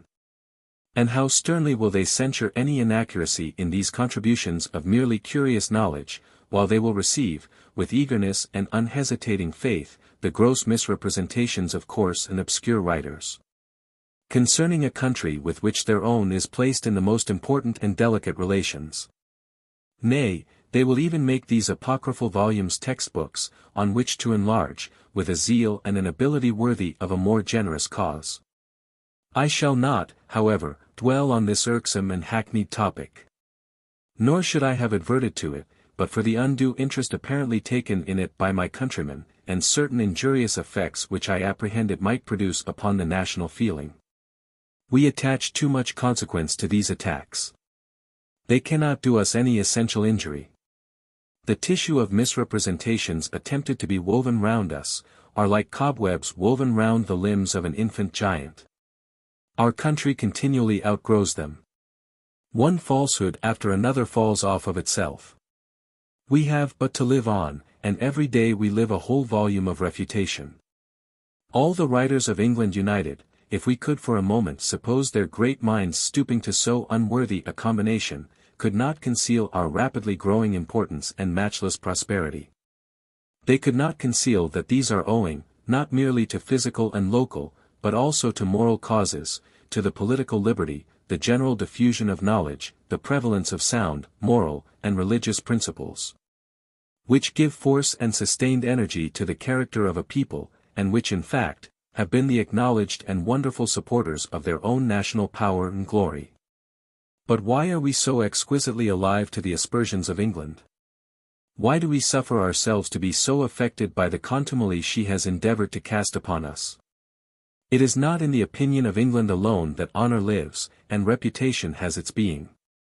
The world at large is the arbiter of a nation's fame, with its 1,000 eyes it witnesses a nation's deeds, and from their collective testimony is national glory or national disgrace established. For ourselves, therefore, it is comparatively of but little importance whether England does us justice or not, it is, perhaps, of far more importance to herself. She is instilling anger and resentment into the bosom of a youthful nation, to grow with its growth, and strengthen with its strength. If in America, as some of her writers are laboring to convince her, she is hereafter to find an invidious rival, and a gigantic foe, she may thank those very writers for having provoked rivalship, and irritated hostility.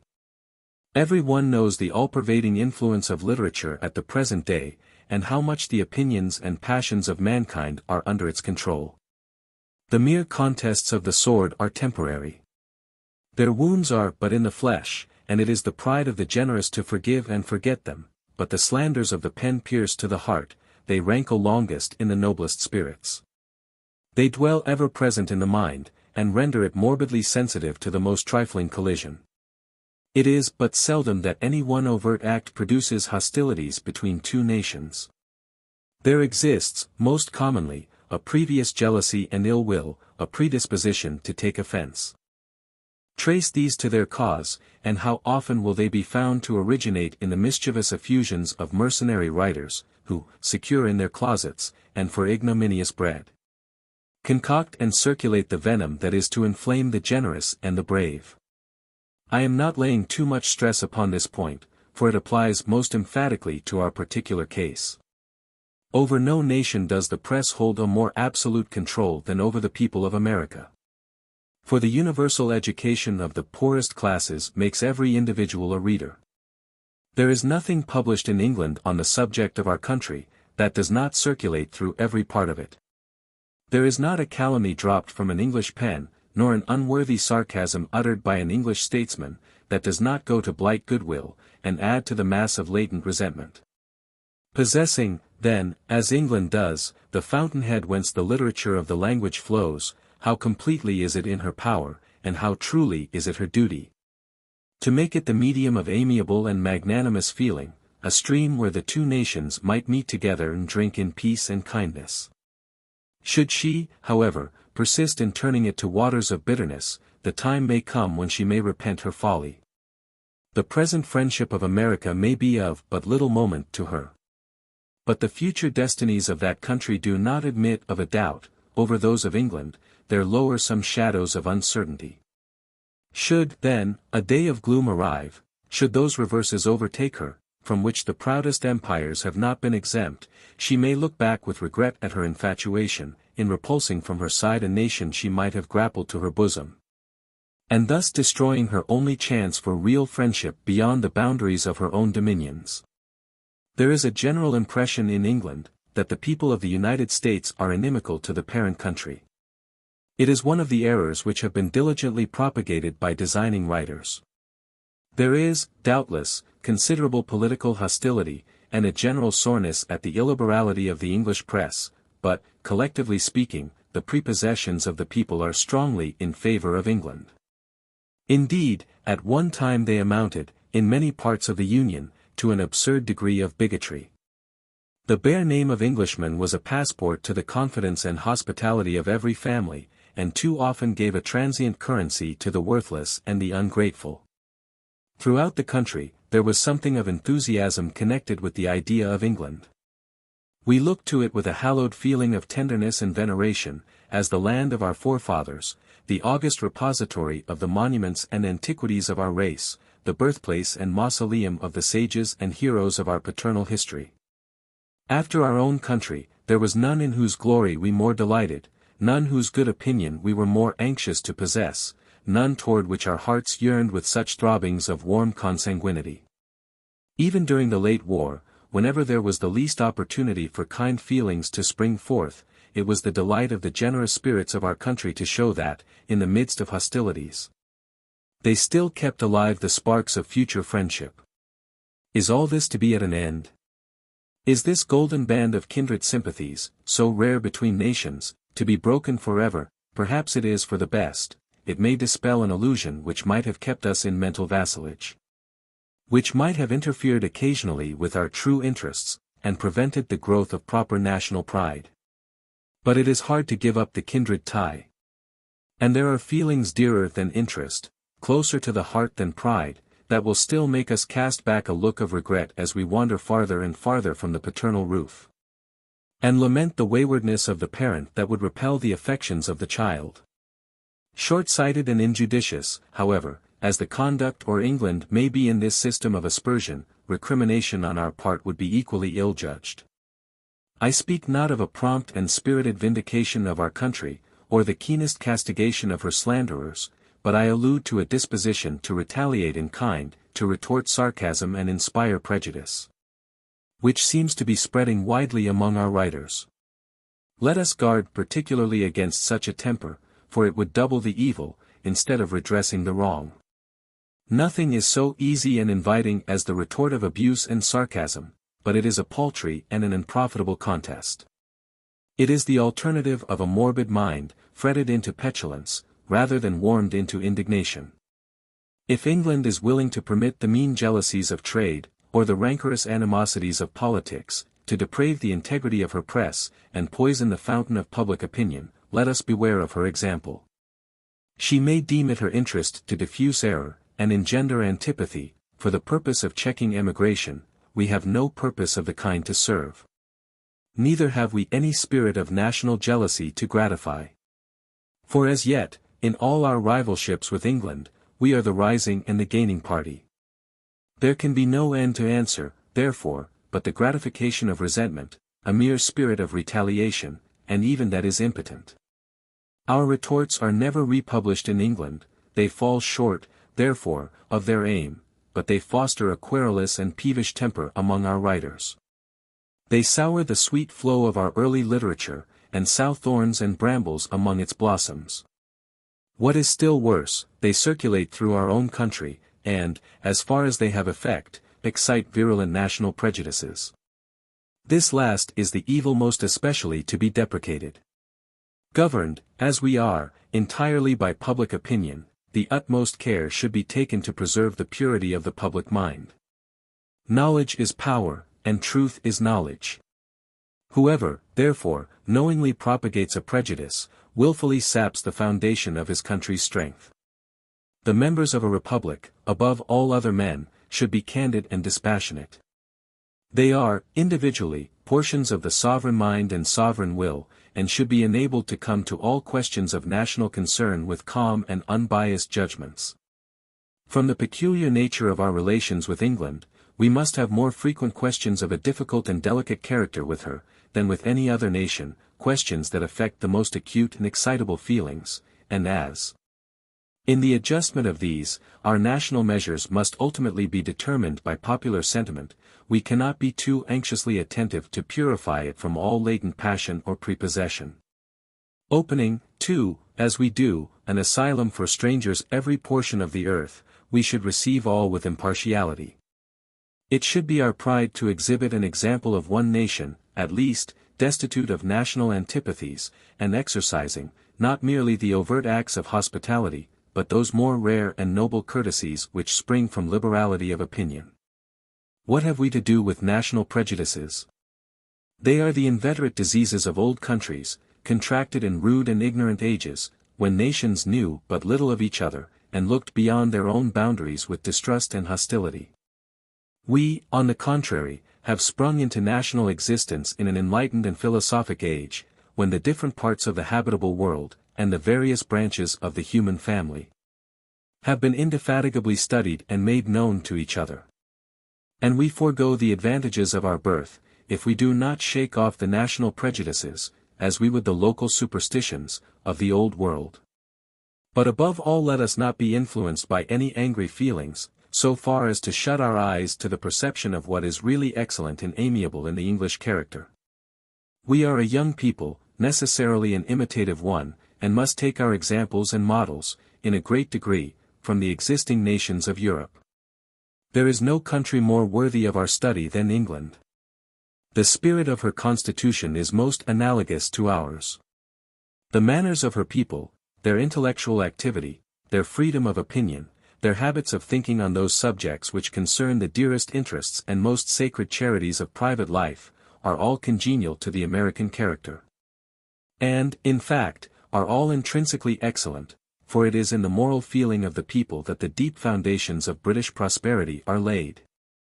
And however the superstructure may be time-worn, or overrun by abuses, there must be something solid in the basis, admirable in the materials, and stable in the structure of an edifice that so long has towered unshaken amidst the tempests of the world.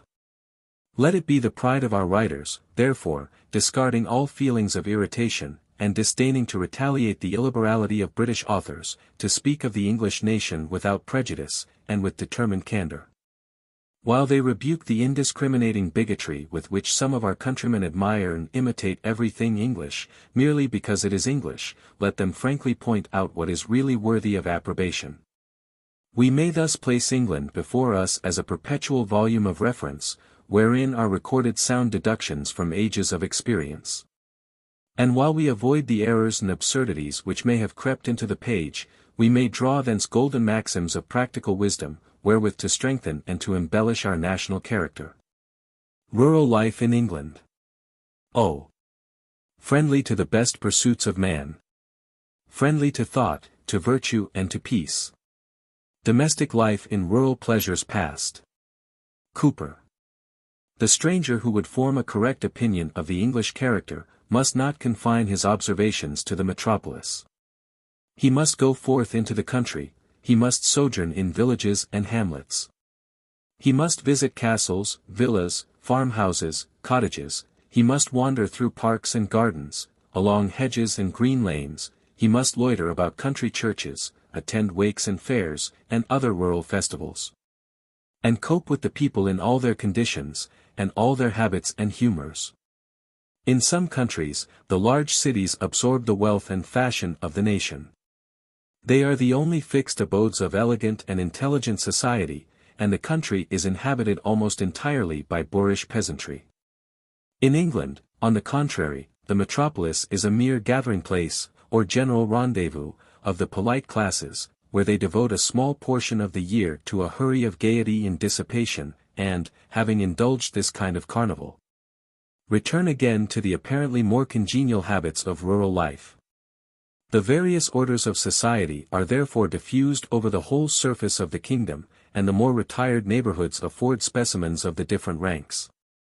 The English, in fact, are strongly gifted with the rural feeling.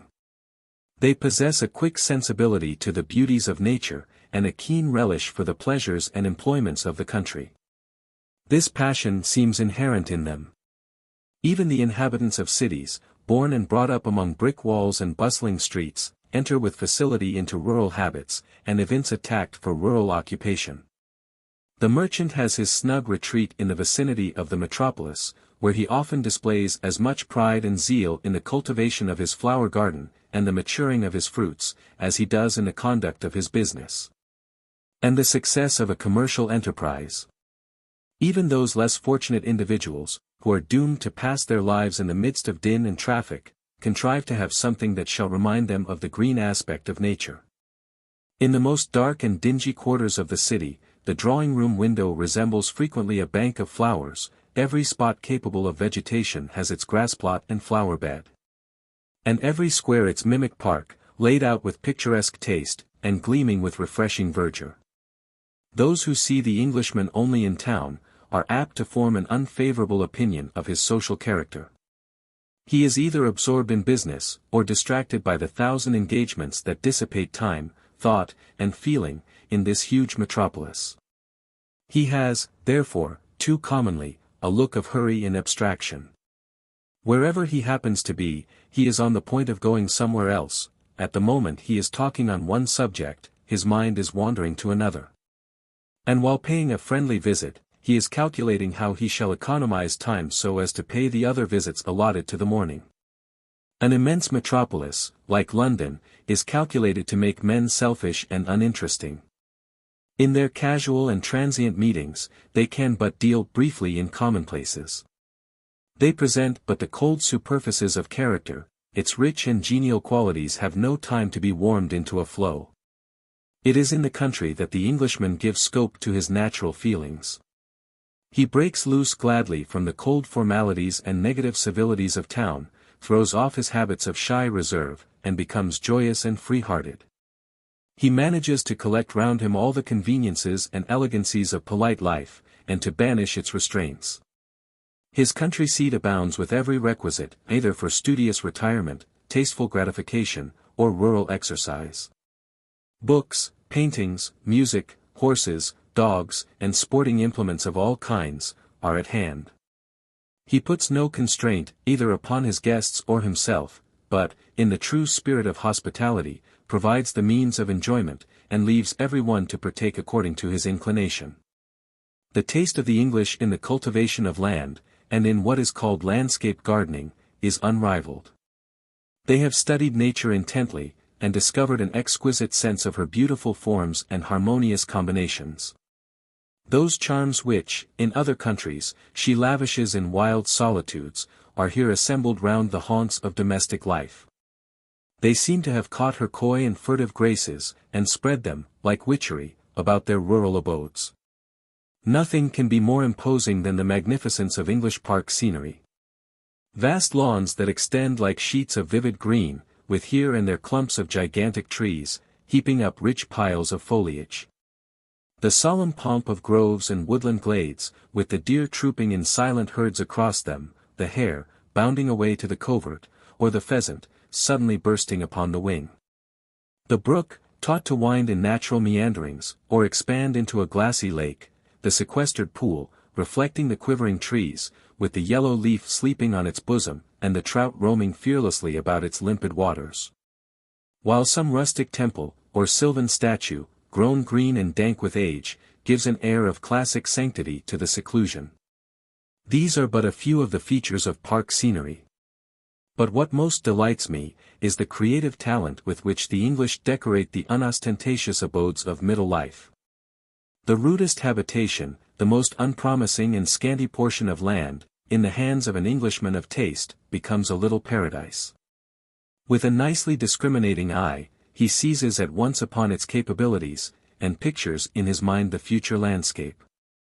The sterile spot grows into loveliness under his hand. And yet the operations of art which produce the effect are scarcely to be perceived. The cherishing and training of some trees, the cautious pruning of others, the nice distribution of flowers and plants of tender and graceful foliage. The introduction of a green slope of velvet turf, the partial opening to a peep of blue distance, or silver gleam of water. All these are managed with a delicate tact, a pervading yet quiet assiduity, like the magic touchings with which a painter finishes up a favorite picture. The residence of people of fortune and refinement in the country, has diffused a degree of taste and elegance in rural economy that descends to the lowest class. The very laborer, with his thatched cottage and narrow slip of ground, attends to their embellishment. The trim hedge, the grass plot before the door, the little flower bed bordered with snug box, the woodbine trained up against the wall, and hanging its blossoms about the lattice, the pot of flowers in the window.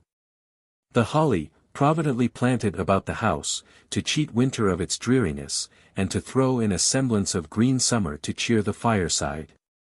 All these bespeak the influence of taste, flowing down from high sources, and pervading the lowest levels of the public mind. If ever love, as poets sing, delights to visit a cottage, it must be the cottage of an English peasant. The fondness for rural life among the higher classes of the English has had a great and salutary effect upon the national character. I do not know a finer race of men than the English gentleman. Instead of the softness and effeminacy which characterize the men of rank in most countries, they exhibit a union of elegance and strength, a robustness of frame and freshness of complexion, which I am inclined to attribute to their living so much in the open air, and pursuing so eagerly the invigorating recreations of the country. The hardy exercises produce also a healthful tone of mind and spirits, and a manliness and simplicity of manners, which even the follies and dissipations of the town cannot easily pervert, and can never entirely destroy. In the country, too, the different orders of society seem to approach more freely, to be more disposed to blend and operate favorably upon each other. The distinctions between them do not appear to be so marked and impassable as in the cities. The manner in which property has been distributed into small estates and farms has established a regular gradation from the noblemen, through the classes of gentry, small landed proprietors, and substantial farmers, down to the laboring peasantry. And while it has thus banded the extremes of society together, has infused into each intermediate rank a spirit of independence. This, it must be confessed, is not so universally the case at present as it was formerly. The larger estates having, in late years of distress, absorbed the smaller, and, in some parts of the country, almost annihilated the sturdy race of small farmers. These, however, I believe, are but casual breaks in the general system I have mentioned. In rural occupation, there is nothing mean and debasing. It leads a man forth among scenes of natural grandeur and beauty. It leaves him to the workings of his own mind, operated upon by the purest and most elevating of external influences. Such a man may be simple and rough, but he cannot be vulgar. The man of refinement, therefore, finds nothing revolting in an intercourse with the lower orders in rural life, as he does when he casually mingles with the lower orders of cities. He lays aside his distance and reserve, and is glad to waive the distinctions of rank, and to enter into the honest, heartfelt enjoyments of common life. Indeed, the very amusements of the country bring men more and more together. And the sound hound and horn blend all feelings into harmony. I believe this is one great reason why the nobility and gentry are more popular among the inferior orders in England than they are in any other country. And why the latter have endured so many excessive pressures and extremities, without repining more generally at the unequal distribution of fortune and privilege. To this mingling of cultivated and rustic society may also be attributed the rural feeling that runs through British literature, the frequent use of illustrations from rural life. Those incomparable descriptions of nature, that abound in the British poets, that have continued down from the flower and the leaf of Chaucer, and have brought into our closets all the freshness and fragrance of the dewy landscape. The pastoral writers of other countries appear as if they had paid nature an occasional visit, and become acquainted with her general charms. But the British poets have lived and revelled with her, they have wooed her in her most secret haunts, they have watched her minutest caprices. A spray could not tremble in the breeze, a leaf could not rustle to the ground, a diamond drop could not patter in the stream, a fragrance could not exhale from the humble violet, nor a daisy unfold its crimson tints to the morning. But it has been noticed by these impassioned and delicate observers, and wrought up into some beautiful morality. The effect of this devotion of elegant minds to rural occupations has been wonderful on the face of the country. A great part of the island is rather level, and would be monotonous, were it not for the charms of culture. But it is studded and gemmed, as it were, with castles and palaces, and embroidered with parks and gardens. It does not abound in grand and sublime prospects, but rather in little home scenes of rural repose and sheltered quiet. Every antique farmhouse and moss-grown cottage is a picture, and as the roads are continually winding, and the view is shut in by groves and hedges, the eye is delighted by a continual succession of small landscapes of captivating loveliness. The great charm, however, of English scenery, is the moral feeling that seems to pervade it. It is associated in the mind with ideas of order, of quiet, of sober well-established principles, of hoary usage and reverent custom. Everything seems to be the growth of ages of regular and peaceful existence. The old church of remote architecture, with its low, massive portal, its Gothic tower, its windows rich with tracery in painted glass, in scrupulous preservation. Its stately monuments of warriors and worthies of the olden time, ancestors of the present lords of the soil. Its tombstones, recording successive generations of sturdy yeomanry, whose progeny still plough the same fields, and kneel at the same altar. The parsonage, a quaint irregular pile, partly antiquated, but repaired and altered in the tastes of various ages and occupants. The stile and footpath leading from the churchyard, across pleasant fields, and along shady hedgerows, according to an immemorial right-of-way. The neighboring village, with its venerable cottages, its public green sheltered by trees, under which the forefathers of the present race have sported.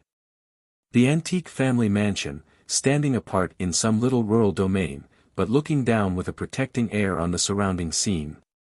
All these common features of English landscape evince a calm and settled security, a hereditary transmission of homebred virtues and local attachments, that speak deeply and touchingly for the moral character of the nation. It is a pleasing sight, of a Sunday morning, when the bell is sending its sober melody across the quiet fields, to behold the peasantry in their best finery, with ruddy faces, and modest cheerfulness, thronging tranquilly along the green lanes to church. But it is still more pleasing to see them in the evenings, gathering about their cottage doors, and appearing to exult in the humble comforts and embellishments which their own hands have spread around them. It is this sweet home feeling, this settled repose of affection in the domestic scene, that is, after all, the parent of the steadiest virtues and purest enjoyments. And I cannot close these desultory remarks better, than by quoting the words of a modern English poet, who has depicted it with remarkable felicity. Through each gradation, from the castled hall, the city dome, the villa crowned with shade, but chief from modest mansions numberless, in town or hamlet, sheltering middle life, down to the cottaged vale, and straw-roofed shed. This western isle has long been famed for scenes where bliss domestic finds a dwelling place. Domestic bliss, that, like a harmless dove, honor and sweet endearment keeping guard, can center in a little quiet nest. All that desire would fly for through the earth. That can, the world eluding, be itself a world enjoyed. That wants no witnesses, but its own sharers, and approving heaven. That, like a flower deep hid in rock cleft, smiles, though T is looking only at the sky. From a poem on the death of the Princess Charlotte, by the Reverend Rand Kennedy, A.M. The broken heart. I never heard of any true affection, but T was nipped with care, that, like the caterpillar, eats the leaves of the spring's sweetest book, the rose. Middleton. T is a common practice with those who have outlived the susceptibility of early feeling, or have been brought up in the gay heartlessness of dissipated life, to laugh at all love stories, and to treat the tales of romantic passion as mere fictions of novelists and poets. My observations on human nature have induced me to think otherwise. They have convinced me that, however the surface of the character may be chilled and frozen by the cares of the world, or cultivated into mere smiles by the arts of society, still there are dormant fires lurking in the depths of the coldest bosom, which, when once enkindled, become impetuous, and are sometimes desolating in their effects. Indeed, I am a true believer in the blind deity, and go to the full extent of his doctrines. Shall I confess it? I believe in broken hearts, and the possibility of dying of disappointed love. I do not, however, consider it a malady often fatal to my own sex, but I firmly believe that it withers down many a lovely woman into an early grave. Man is the creature of interest and ambition. His nature leads him forth into the struggle and bustle of the world. Love is but the embellishment of his early life, or a song piped in the intervals of the acts. He seeks for fame, for fortune, for space in the world's thought, and dominion over his fellow men. But a woman's whole life is a history of the affections. The heart is her world. It is there her ambition strives for empire, it is there her avarice seeks for hidden treasures.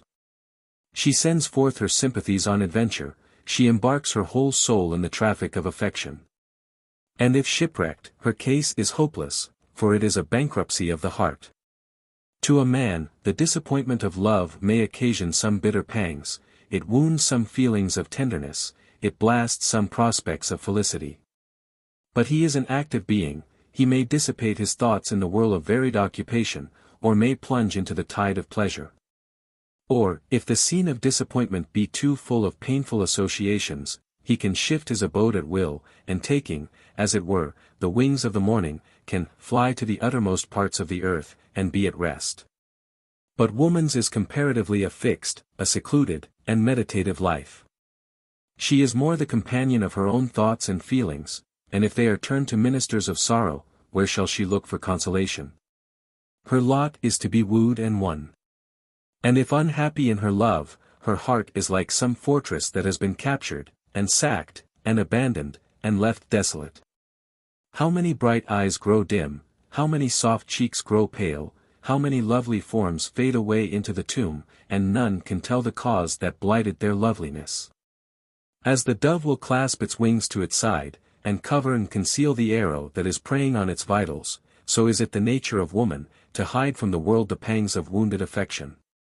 The love of a delicate female is always shy and silent. Even when fortunate, she scarcely breathes it to herself, but when otherwise, she buries it in the recesses of her bosom, and there lets it cower and brood among the ruins of her peace. With her, the desire of her heart has failed, the great charm of existence is at an end.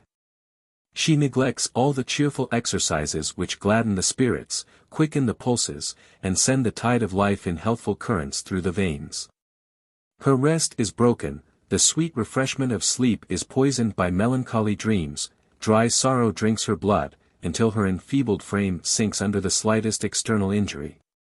Look for her, after a little while, and you find friendship weeping over her untimely grave, and wondering that one, who but lately glowed with all the radiance of health and beauty, should so speedily be brought down to darkness and the worm. You will be told of some wintry chill, some casual indisposition, that laid her low, but no one knows of the mental malady which previously sapped her strength, and made her so easy a prey to the spoiler.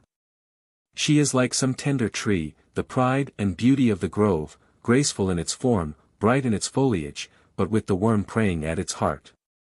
We find it suddenly withering, when it should be most fresh and luxuriant. We see it drooping its branches to the earth, and shedding leaf by leaf, until, wasted and perished away, it falls even in the stillness of the forest. And as we muse over the beautiful ruin, we strive in vain to recollect the blast or thunderbolt that could have smitten it with decay. I have seen many instances of women running to waste and self-neglect, and disappearing gradually from the earth, almost as if they had been exhaled to heaven. And have repeatedly fancied that I could trace their deaths through the various declensions of consumption, cold, debility, languor, melancholy, until I reached the first symptom of disappointed love. But an instance of the kind was lately told to me, the circumstances are well known in the country where they happened, and I shall but give them in the manner in which they were related. Every one must recollect the tragical story of young E., the Irish patriot, it was too touching to be soon forgotten. During the troubles in Ireland, he was tried, condemned, and executed, on a charge of treason. His fate made a deep impression on public sympathy. He was so young, so intelligent, so generous, so brave, so everything that we are apt to like in a young man. His conduct under trial, too, was so lofty and intrepid. The noble indignation with which he repelled the charge of treason against his country, the eloquent vindication of his name, and his pathetic appeal to posterity, in the hopeless hour of condemnation. All these entered deeply into every generous bosom, and even his enemies lamented the stern policy that dictated his execution. But there was one heart whose anguish it would be impossible to describe. In happier days and fairer fortunes, he had won the affections of a beautiful and interesting girl, the daughter of a late celebrated Irish barrister. She loved him with the disinterested fervor of a woman's first and early love.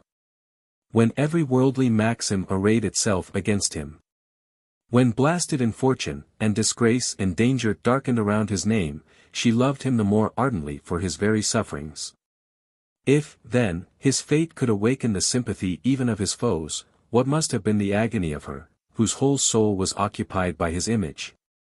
Let those tell who have had the portals of the tomb suddenly closed between them and the being they most loved on earth, who have sat at its threshold, as one shut out in a cold and lonely world, whence all that was most lovely and loving had departed. But then the horrors of such a grave, so frightful, so dishonored.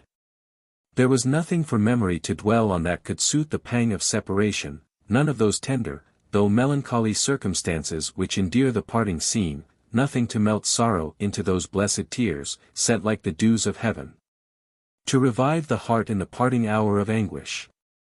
To render her widowed situation more desolate, she had incurred her father's displeasure by her unfortunate attachment, and was an exile from the parental roof. But could the sympathy and kind offices of friends have reached a spirit so shocked and driven in by horror, she would have experienced no want of consolation, for the Irish are a people of quick and generous sensibilities. The most delicate and cherishing attentions were paid her by families of wealth and distinction. She was led into society, and they tried by all kinds of occupation and amusement to dissipate her grief, and wean her from the tragical story of her loves. But it was all in vain. There are some strokes of calamity that scathe and scorch the soul, which penetrate to the vital seat of happiness, and blast it, never again to put forth bud or blossom. She never objected to frequent the haunts of pleasure, but was as much alone there as in the depths of solitude, walking about in a sad reverie, apparently unconscious of the world around her. She carried with her an inward woe that mocked at all the blandishments of friendship, and heeded not the song of the charmer, charm he never so wisely. The person who told me her story had seen her at a masquerade. There can be no exhibition of far-gone wretchedness more striking and painful than to meet it in such a scene. To find it wandering like a spectre, lonely and joyless, where all around is gay, to see it dressed out in the trappings of mirth, and looking so wan and woebegone, as if it had tried in vain to cheat the poor heart into momentary forgetfulness of sorrow. After strolling through the splendid rooms and giddy crowd with an air of utter abstraction, she sat herself down on the steps of an orchestra, and, looking about for some time with a vacant air, that showed her insensibility to the garish scene, she began, with the capriciousness of a sickly heart, to warble a little plaintive air. She had an exquisite voice, but on this occasion it was so simple, so touching, it breathed forth such a soul of wretchedness, that she drew a crowd, mute and silent, around her and melted every one into tears. The story of one so true and tender could not but excite great interest in a country remarkable for enthusiasm. It completely won the heart of a brave officer, who paid his addresses to her, and thought that one so true to the dead, could not but prove affectionate to the living. She declined his attentions, for her thoughts were irrevocably engrossed by the memory of her former lover. He, however, persisted in his suit. He solicited not her tenderness, but her esteem. He was assisted by her conviction of his worth, and her sense of her own destitute and dependent situation, for she was existing on the kindness of friends. In a word, he at length succeeded in gaining her hand, though with the solemn assurance, that her heart was unalterably another's. He took her with him to Sicily, hoping that a change of scene might wear out the remembrance of early woes. She was an amiable and exemplary wife, and made an effort to be a happy one, but nothing could cure the silent and devouring melancholy that had entered into her very soul. She wasted away in a slow, but hopeless decline, and at length sunk into the grave, the victim of a broken heart. It was on her that Moore, the distinguished Irish poet, composed the following lines. She is far from the land where her young hero sleeps, and lovers around her are sighing. But coldly she turns from their gaze, and weeps.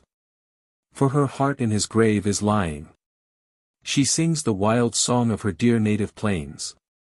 Every note which he loved awaking. Ah! Little they think, who delight in her strains, how the heart of the minstrel is breaking. He had lived for his love, for his country he died. They were all that to life had entwined him. Nor soon shall the tears of his country be dried. Nor long will his love stay behind him. Oh! Make her a grave where the sunbeams rest. When they promise a glorious morrow, they'll shine o'er her sleep, like a smile from the west. From her own loved island of sorrow. The art of bookmaking. If that severe doom of Synesius be true, it is a greater offense to steal dead men's labor, than their clothes. What shall become of most writers? Burton's Anatomy of Melancholy. Have often wondered at the extreme fecundity of the press, and how it comes to pass that so many heads, on which nature seems to have inflicted the curse of barrenness, should teem with voluminous productions. As a man travels on, however, in the journey of life, his objects of wonder daily diminish, and he is continually finding out some very simple cause for some great matter of marvel. Thus have I chanced, in my peregrinations about this great metropolis, to blunder upon a scene which unfolded to me some of the mysteries of the bookmaking craft, and at once put an end to my astonishment. I was one summer's day loitering through the great saloons of the British Museum, with that listlessness with which one is apt to saunter about a museum in warm weather. Sometimes lolling over the glass cases of minerals, sometimes studying the hieroglyphics on an Egyptian mummy, and sometimes trying, with nearly equal success, to comprehend the allegorical paintings on the lofty ceilings. Whilst I was gazing about in this idle way, my attention was attracted to a distant door, at the end of a suite of apartments. It was closed, but every now and then it would open, and some strange favored being, generally clothed in black, would steal forth, and glide through the rooms, without noticing any of the surrounding objects. There was an air of mystery about this that piqued my languid curiosity, and I determined to attempt the passage of that strait, and to explore the unknown regions beyond. The door yielded to my hand, with all that facility with which the portals of enchanted castles yield to the adventurous knight-errant. I found myself in a spacious chamber, surrounded with great cases of venerable books. Above the cases, and just under the cornice, were arranged a great number of black-looking portraits of ancient authors. About the room were placed long tables, with stands for reading and writing, at which sat many pale, studious personages, poring intently over dusty volumes, rummaging among mouldy manuscripts, and taking copious notes of their contents. A hushed stillness reigned through this mysterious apartment, excepting that you might hear the racing of pens over sheets of paper, and occasionally the deep sigh of one of these sages, as he shifted his position to turn over the page of an old folio, doubtless arising from that hollowness and flatulency incident to learned research. Now and then one of these personages would write something on a small slip of paper, and ring a bell, whereupon a familiar would appear, take the paper in profound silence, glide out of the room, and return shortly loaded with ponderous tomes, upon which the other would fall, tooth and nail, with famished voracity. I had no longer a doubt that I had happened upon a body of magi, deeply engaged in the study of occult sciences. The scene reminded me of an old Arabian tale, of a philosopher shut up in an enchanted library, in the bosom of a mountain, which opened only once a year, where he made the spirits of the place bring him books of all kinds of dark knowledge, so that at the end of the year, when the magic portal once more swung open on its hinges, he issued forth so versed in forbidden lore, as to be able to soar above the heads of the multitude, and to control the powers of nature. My curiosity being now fully aroused, I whispered to one of the familiars, as he was about to leave the room, and begged an interpretation of the strange scene before me. A few words were sufficient for the purpose. I found that these mysterious personages, whom I had mistaken for magi, were principally authors, and were in the very act of manufacturing books. I was, in fact, in the reading room of the Great British Library, an immense collection of volumes of all ages and languages, many of which are now forgotten, and most of which are seldom read, one of these sequestered pools of obsolete literature to which modern authors repair, and draw buckets full of classic lore, or pure English, undefiled, wherewith to swell their own scanty rills of thought. Being now in possession of the secret, I sat down in a corner, and watched the process of this book manufactory. I noticed one lean, bilious-looking wight, who sought none but the most worm-eaten volumes, printed in black letter. He was evidently constructing some work of profound erudition, that would be purchased by every man who wished to be thought learned, placed upon a conspicuous shelf of his library, or laid open upon his table, but never read. I observed him, now and then, draw a large fragment of biscuit out of his pocket, and gnaw. Whether it was his dinner, or whether he was endeavoring to keep off that exhaustion of the stomach, produced by much pondering over dry works, I leave to harder students than myself to determine. There was one dapper little gentleman in bright-colored clothes, with a chirping gossiping expression of countenance, who had all the appearance of an author on good terms with his bookseller. After considering him attentively, I recognized in him a diligent getter-up of miscellaneous works, which bustled off well with the trade. I was curious to see how he manufactured his wares. He made more stir and show of business than any of the others. Dipping into various books, fluttering over the leaves of manuscripts, taking a morsel out of one, a morsel out of another, line upon line, precept upon precept, here a little and there a little. The contents of his book seemed to be as heterogeneous as those of the witch's cauldron in Macbeth. It was here a finger and there a thumb, toe of frog and blind worm's sting, with his own gossip poured in like baboon's blood, to make the medley slab and good. After all, thought I, may not this pilfering disposition be implanted in authors for wise purposes? May it not be the way in which Providence has taken care that the seeds of knowledge and wisdom shall be preserved from age to age, in spite of the inevitable decay of the works in which they were first produced? We see that nature has wisely, though whimsically provided for the conveyance of seeds from clime to clime, in the maws of certain birds. So that animals, which, in themselves, are little better than carrion, and apparently the lawless plunderers of the orchard and the cornfield, are, in fact, nature's carriers to disperse and perpetuate her blessings. In like manner, the beauties and fine thoughts of ancient and obsolete authors are caught up by these flights of predatory writers, and cast forth, again to flourish and bear fruit in a remote and distant tract of time. Many of their works, also, undergo a kind of metempsychosis, and spring up under new forms. What was formerly a ponderous history, revives in the shape of a romance, an old legend changes into a modern play, and a sober philosophical treatise furnishes the body for a whole series of bouncing and sparkling essays. Thus it is in the clearing of our American woodlands, where we burn down a forest of stately pines, a progeny of dwarf oaks start up in their place. And we never see the prostrate trunk of a tree mouldering into soil, but it gives birth to a whole tribe of fungi. Let us not, then, lament over the decay and oblivion into which ancient writers descend. They do but submit to the great law of nature, which declares that all sublunary shapes of matter shall be limited in their duration, but which decrees, also, that their element shall never perish. Generation after generation, both in animal and vegetable life, passes away, but the vital principle is transmitted to posterity, and the species continue to flourish. Thus, also, do authors beget authors, and having produced a numerous progeny, in a good old age they sleep with their fathers, that is to say, with the authors who preceded them, and from whom they had stolen. Whilst I was indulging in these rambling fancies I had leaned my head against a pile of reverend folios.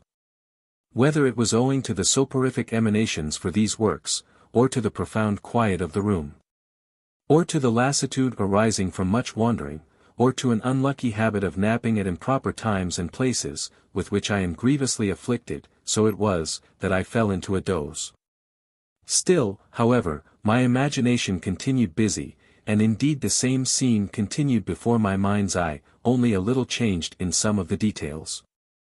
I dreamt that the chamber was still decorated with the portraits of ancient authors, but that the number was increased. The long tables had disappeared, and, in place of the sage magi, I beheld a ragged, threadbare throng, such as may be seen plying about the great repository of cast-off clothes, Monmouth Street. Whenever they seized upon a book, by one of those incongruities common to dreams, methought it turned into a garment of foreign or antique fashion, with which they proceeded to equip themselves.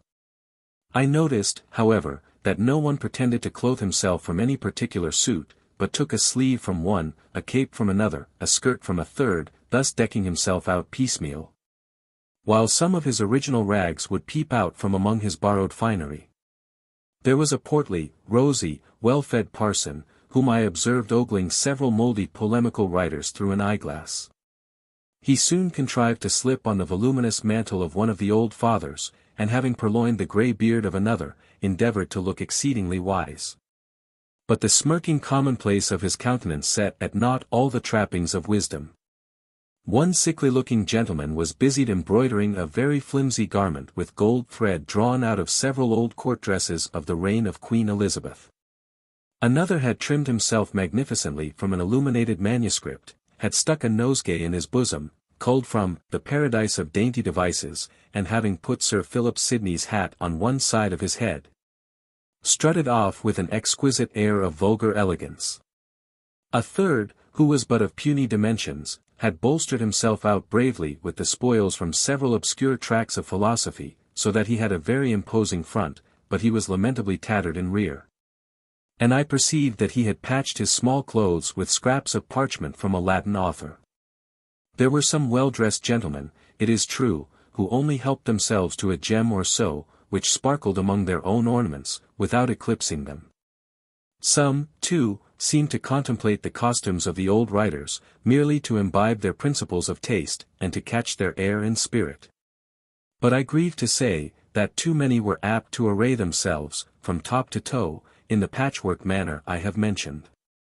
I shall not omit to speak of one genius, in drab breeches and gaiters, and an Arcadian hat, who had a violent propensity to the pastoral, but whose rural wanderings had been confined to the classic haunts of Primrose Hill and the solitudes of the Regent's Park. He had decked himself in wreaths and ribbons from all the old pastoral poets, and, hanging his head on one side, went about with a fantastical, lackadaisical air, babbling about green field. But the personage that most struck my attention was a pragmatical old gentleman in clerical robes, with a remarkably large and square but bald head. He entered the room wheezing and puffing, elbowed his way through the throng with a look of sturdy self-confidence, and, having laid hands upon a thick Greek quarto, clapped it upon his head, and swept majestically away in a formidable frizzled wig. In the height of this literary masquerade, a cry suddenly resounded from every side, of "Thieves! Thieves!" I looked, and lo! The portraits about the walls became animated. The old authors thrust out, first a head, then a shoulder, from the canvas, looked down curiously for an instant upon the motley throng, and then descended, with fury in their eyes, to claim their rightful property. The scene of scampering and hubbub that ensued baffles all description. The unhappy culprits endeavored in vain to escape with their plunder. On one side might be seen half a dozen old monks, stripping a modern professor. On another, there was sad devastation carried into the ranks of modern dramatic writers. Beaumont and Fletcher, side by side, raged round the field like Castor and Pollux, and sturdy Ben Jonson enacted more wonders than when a volunteer with the army in Flanders. As to the dapper little compiler of farragos mentioned some time since, he had arrayed himself in as many patches and colours as Harlequin, and there was as fierce a contention of claimants about him, as about the dead body of Patroclus. I was grieved to see many men, to whom I had been accustomed to look up with awe and reverence, fain to steal off with scarce a rag to cover their nakedness. Just then my eye was caught by the pragmatical old gentleman in the Greek grizzled wig, who was scrambling away in sore affright with half a score of authors in full cry after him. They were close upon his haunches, in a twinkling off went his wig. At every turn some strip of raiment was peeled away, until in a few moments, from his domineering pomp, he shrunk into a little, pursy, chopped bald shot, and made his exit with only a few tags and rags fluttering at his back. There was something so ludicrous in the catastrophe of this learned Theban that I burst into an immoderate fit of laughter, which broke the whole illusion. The tumult and the scuffle were at an end. The chamber resumed its usual appearance. The old authors shrunk back into their picture frames, and hung in shadowy solemnity along the walls. In short, I found myself wide awake in my corner, with the whole assemblage of hookworms gazing at me with astonishment. Nothing of the dream had been real but my burst of laughter, a sound never before heard in that grave sanctuary, and so abhorrent to the ears of wisdom, as to electrify the fraternity. The librarian now stepped up to me, and demanded whether I had a card of admission. At first I did not comprehend him, but I soon found that the library was a kind of literary preserve, subject to game laws, and that no one must presume to hunt there without special license and permission. In a word, I stood convicted of being an errant poacher, and was glad to make a precipitate retreat, lest I should have a whole pack of authors let loose upon me. A royal poet. Though your body be confined, and soft love a prisoner bound, yet the beauty of your mind neither check nor chain hath found.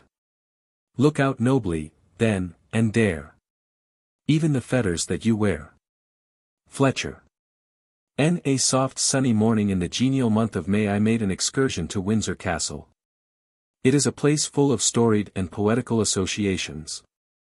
The very external aspect of the proud old pile is enough to inspire high thought. It rears its irregular walls and massive towers, like a mural crown around the brow of a lofty ridge, waves its royal banner in the clouds, and looks down with a lordly air upon the surrounding world.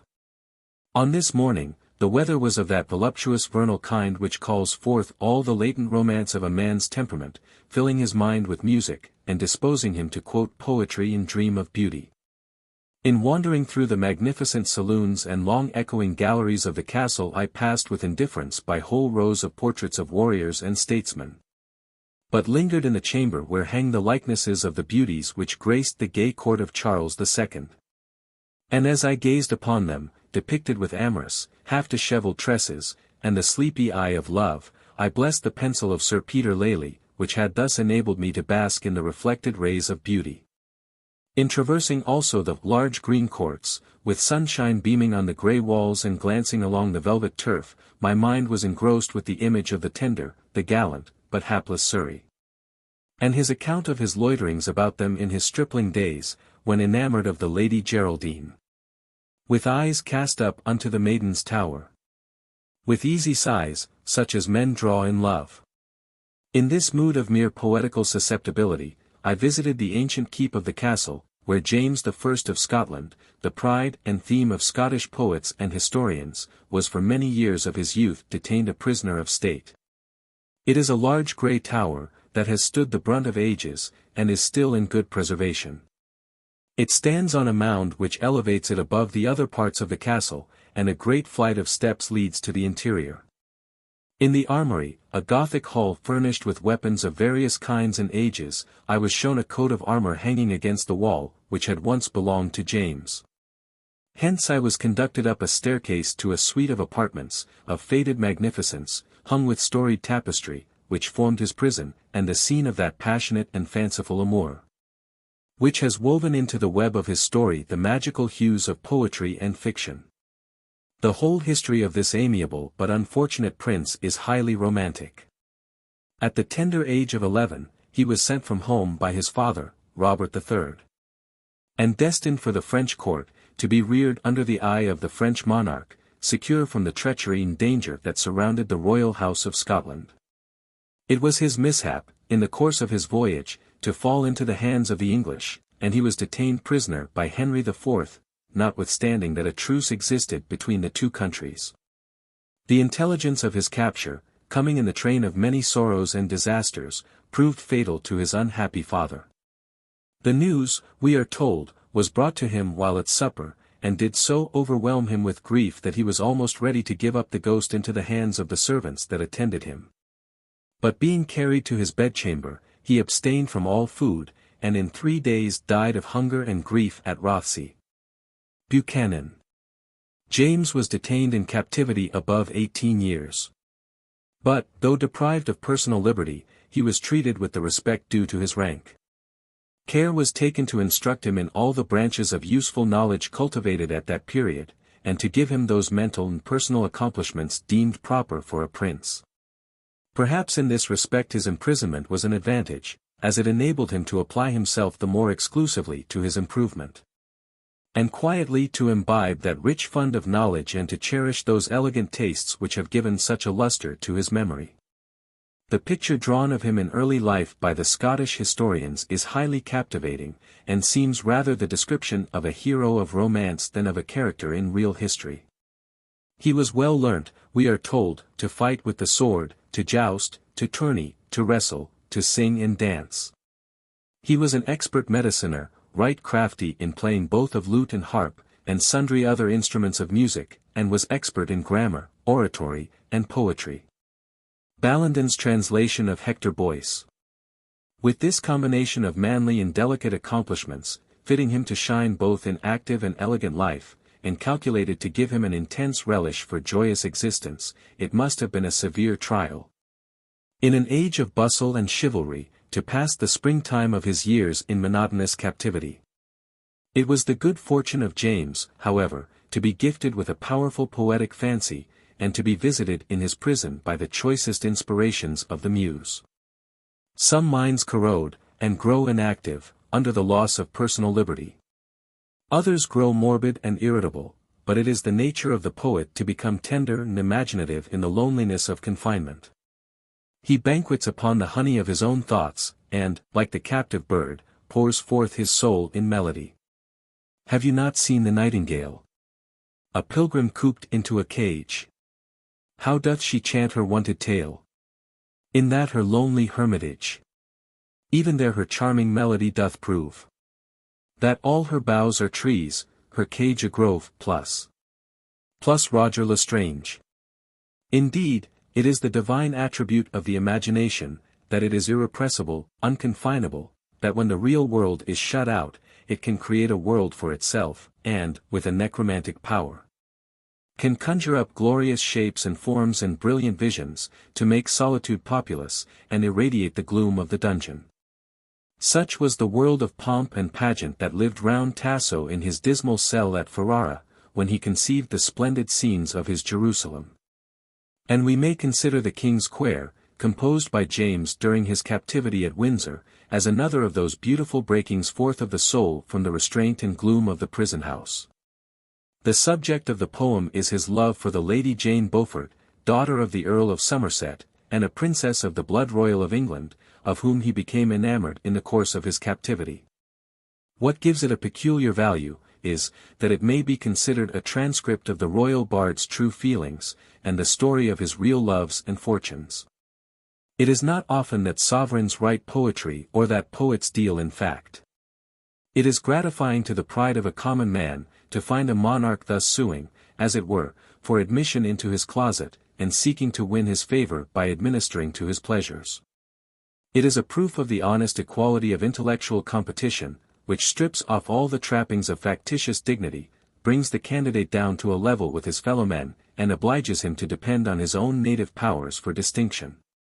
It is curious, too, to get at the history of a monarch's heart, and to find the simple affections of human nature throbbing under the ermine. But James had learnt to be a poet before he was a king.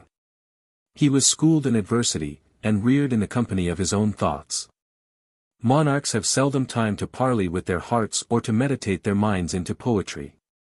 And had James been brought up amidst the adulation and gaiety of a court, we should never, in all probability, have had such a poem as the Quair. Quair, an old term for book. I have been particularly interested by those parts of the poem which breathe his immediate thoughts concerning his situation, or which are connected with the apartment in the Tower.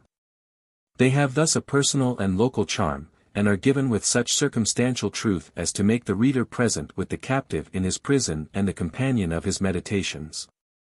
Such is the account which he gives of his weariness of spirit, and of the incident which first suggested the idea of writing the poem.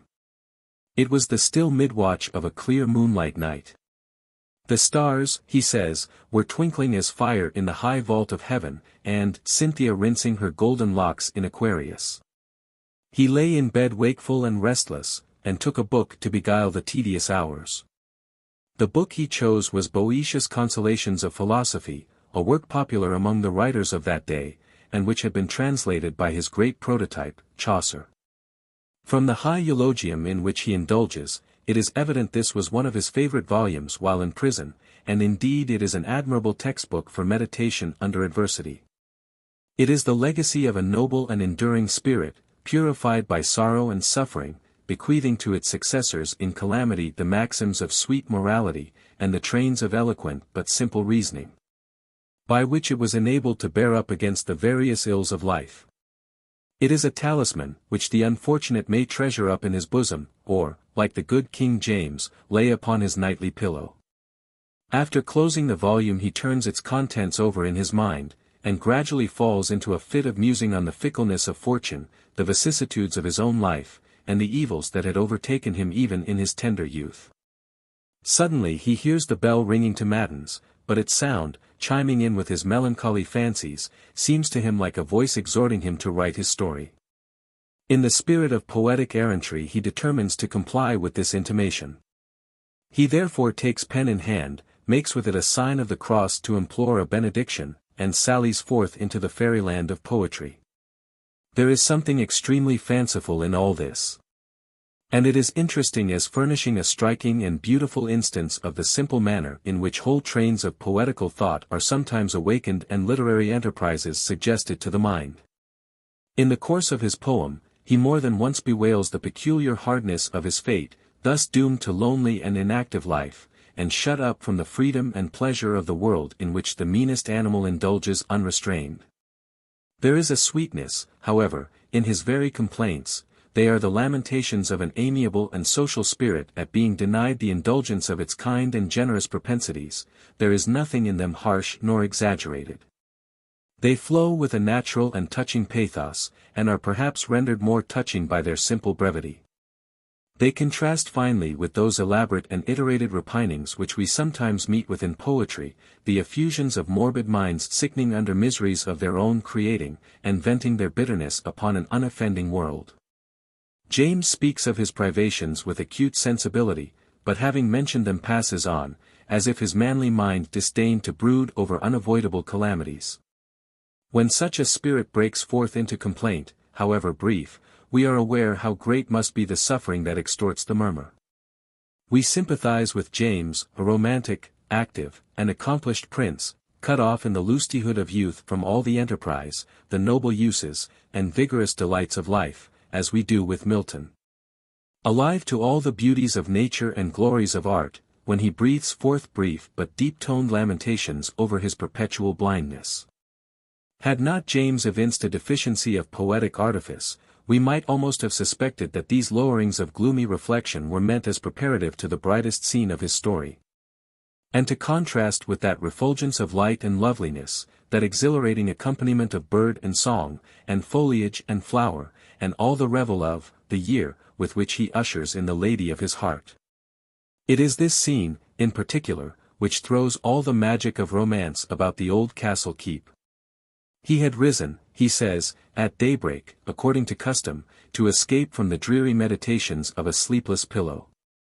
Bewailing in his chamber thus alone, despairing of all joy and remedy, for, tired of thought, and woebegone, he had wandered to the window to indulge the captive's miserable solace, of gazing wistfully upon the world from which he is excluded. The window looked forth upon a small garden which lay at the foot of the tower. It was a quiet, sheltered spot, adorned with arbors and green alleys, and protected from the passing gaze by trees and hawthorn hedges. Now was there made fast by the tower's wall a garden fair, and in the corners set an arbor green with wandis long and small, railed about, and so with leaves beset. Was all the place and hawthorn hedges net. That life was none. Walking therefore by. That might within scarce any wight espy. So thick the branches and the leaves green. Beshaded all the alleys that there were. And midst of every arbor might be seen. The sharp, green, sweet juniper. Growing so fair with branches here and there. That as it seemed to a life without. The boughs did spread the arbor all about. And on the small green twistis plus set. The lytle sweet nightingales, and sung. So loud and clear, the hymnus consecrate. Of lovis use, now soft, now loud among. That all the garden and the wallis rung. Right of their song. Life, person. Plus twistis, small boughs or twigs. Note, the language of the quotations is generally modernized. It was the month of May, when everything was in bloom, and he interprets the song of the nightingale into the language of his enamored feeling. Worship, all ye that lovers be, this May. For of your bliss the calends are begun. And sing with us, away, winter, away. Come, summer, come, the sweet season in sun. As he gazes on the scene, and listens to the notes of the birds, he gradually relapses into one of those tender and undefinable reveries, which fill the youthful bosom in this delicious season. He wonders what this love may be of which he has so often read, and which thus seems breathed forth in the quickening breath of May, and melting all nature into ecstasy and song. If it really be so great a felicity, and if it be a boon thus generally dispensed to the most insignificant beings, why is he alone cut off from its enjoyments? Oft would I think, O Lord, what may this be? That love is of such noble myght and kinda. Loving his folky, and such prosperity. Is it of him, as we in books do find? May he our hurts set ten and unbind? Hath he upon our hurts such maestri? Or is all this but feigned fantasy? Forgive he be of so great a excellence. That he of every wight hath care and charge. What have I guilt plus to him, or done offence? That I am thralled, and burdis go at large. Set 10, incline. Plus guilt, what injury have I done, etc. In the midst of his musing, as he casts his eye downward, he beholds the fairest and the freshest young flower that ever he had seen. It is the lovely Lady Jane, walking in the garden to enjoy the beauty of that fresh May morrow. Breaking thus suddenly upon his sight in a moment of loneliness and excited susceptibility, she at once captivates the fancy of the romantic prince, and becomes the object of his wandering wishes, the sovereign of his ideal world.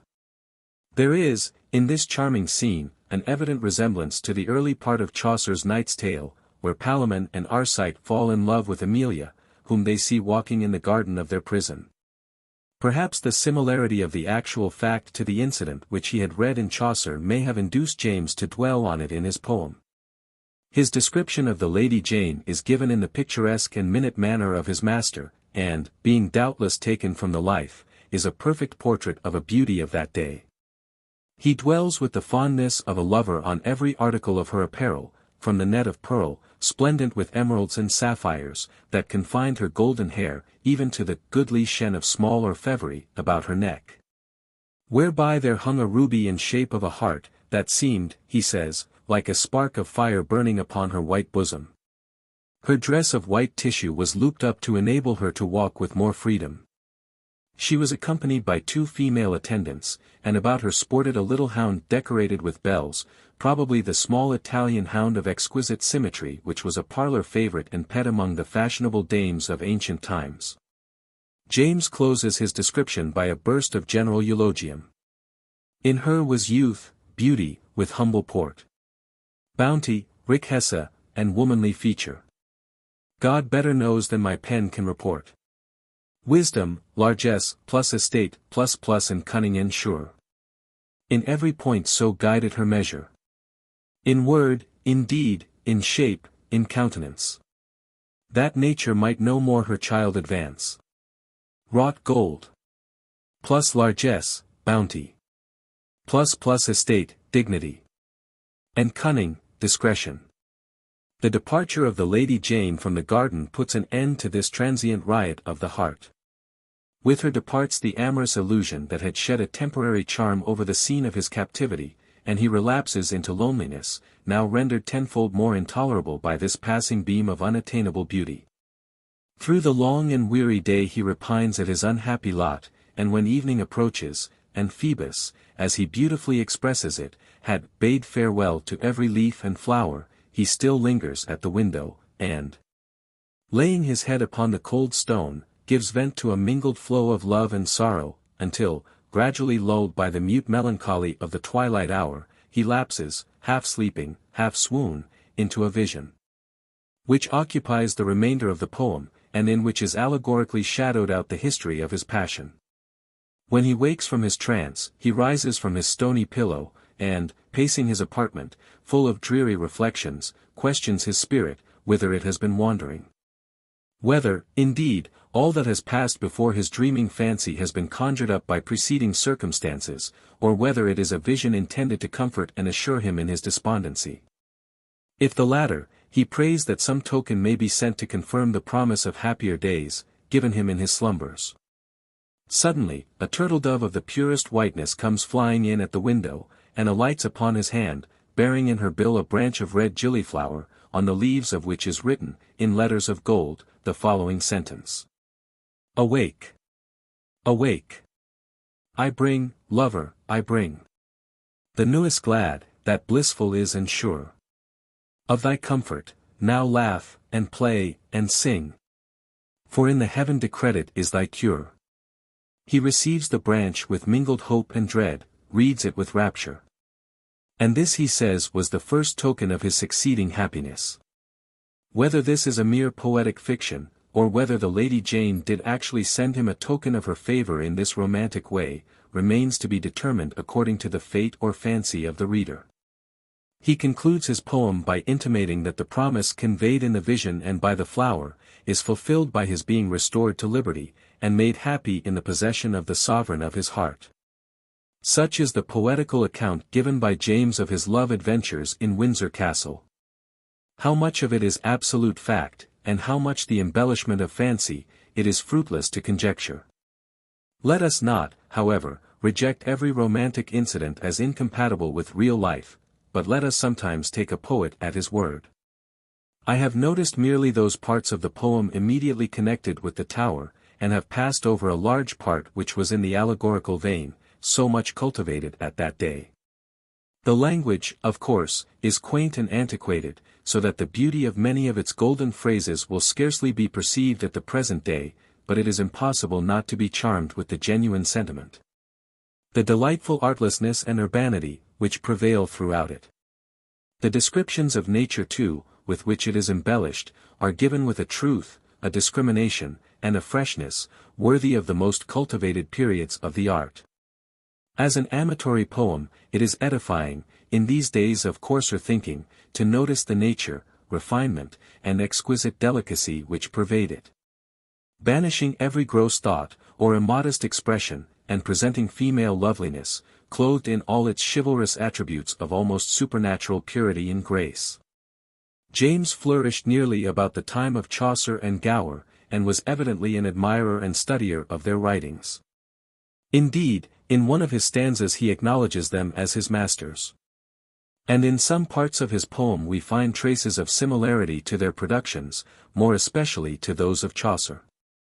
There are always, however, general features of resemblance in the works of contemporary authors, which are not so much borrowed from each other as from the times. Writers, like bees, toll their sweets in the wide world.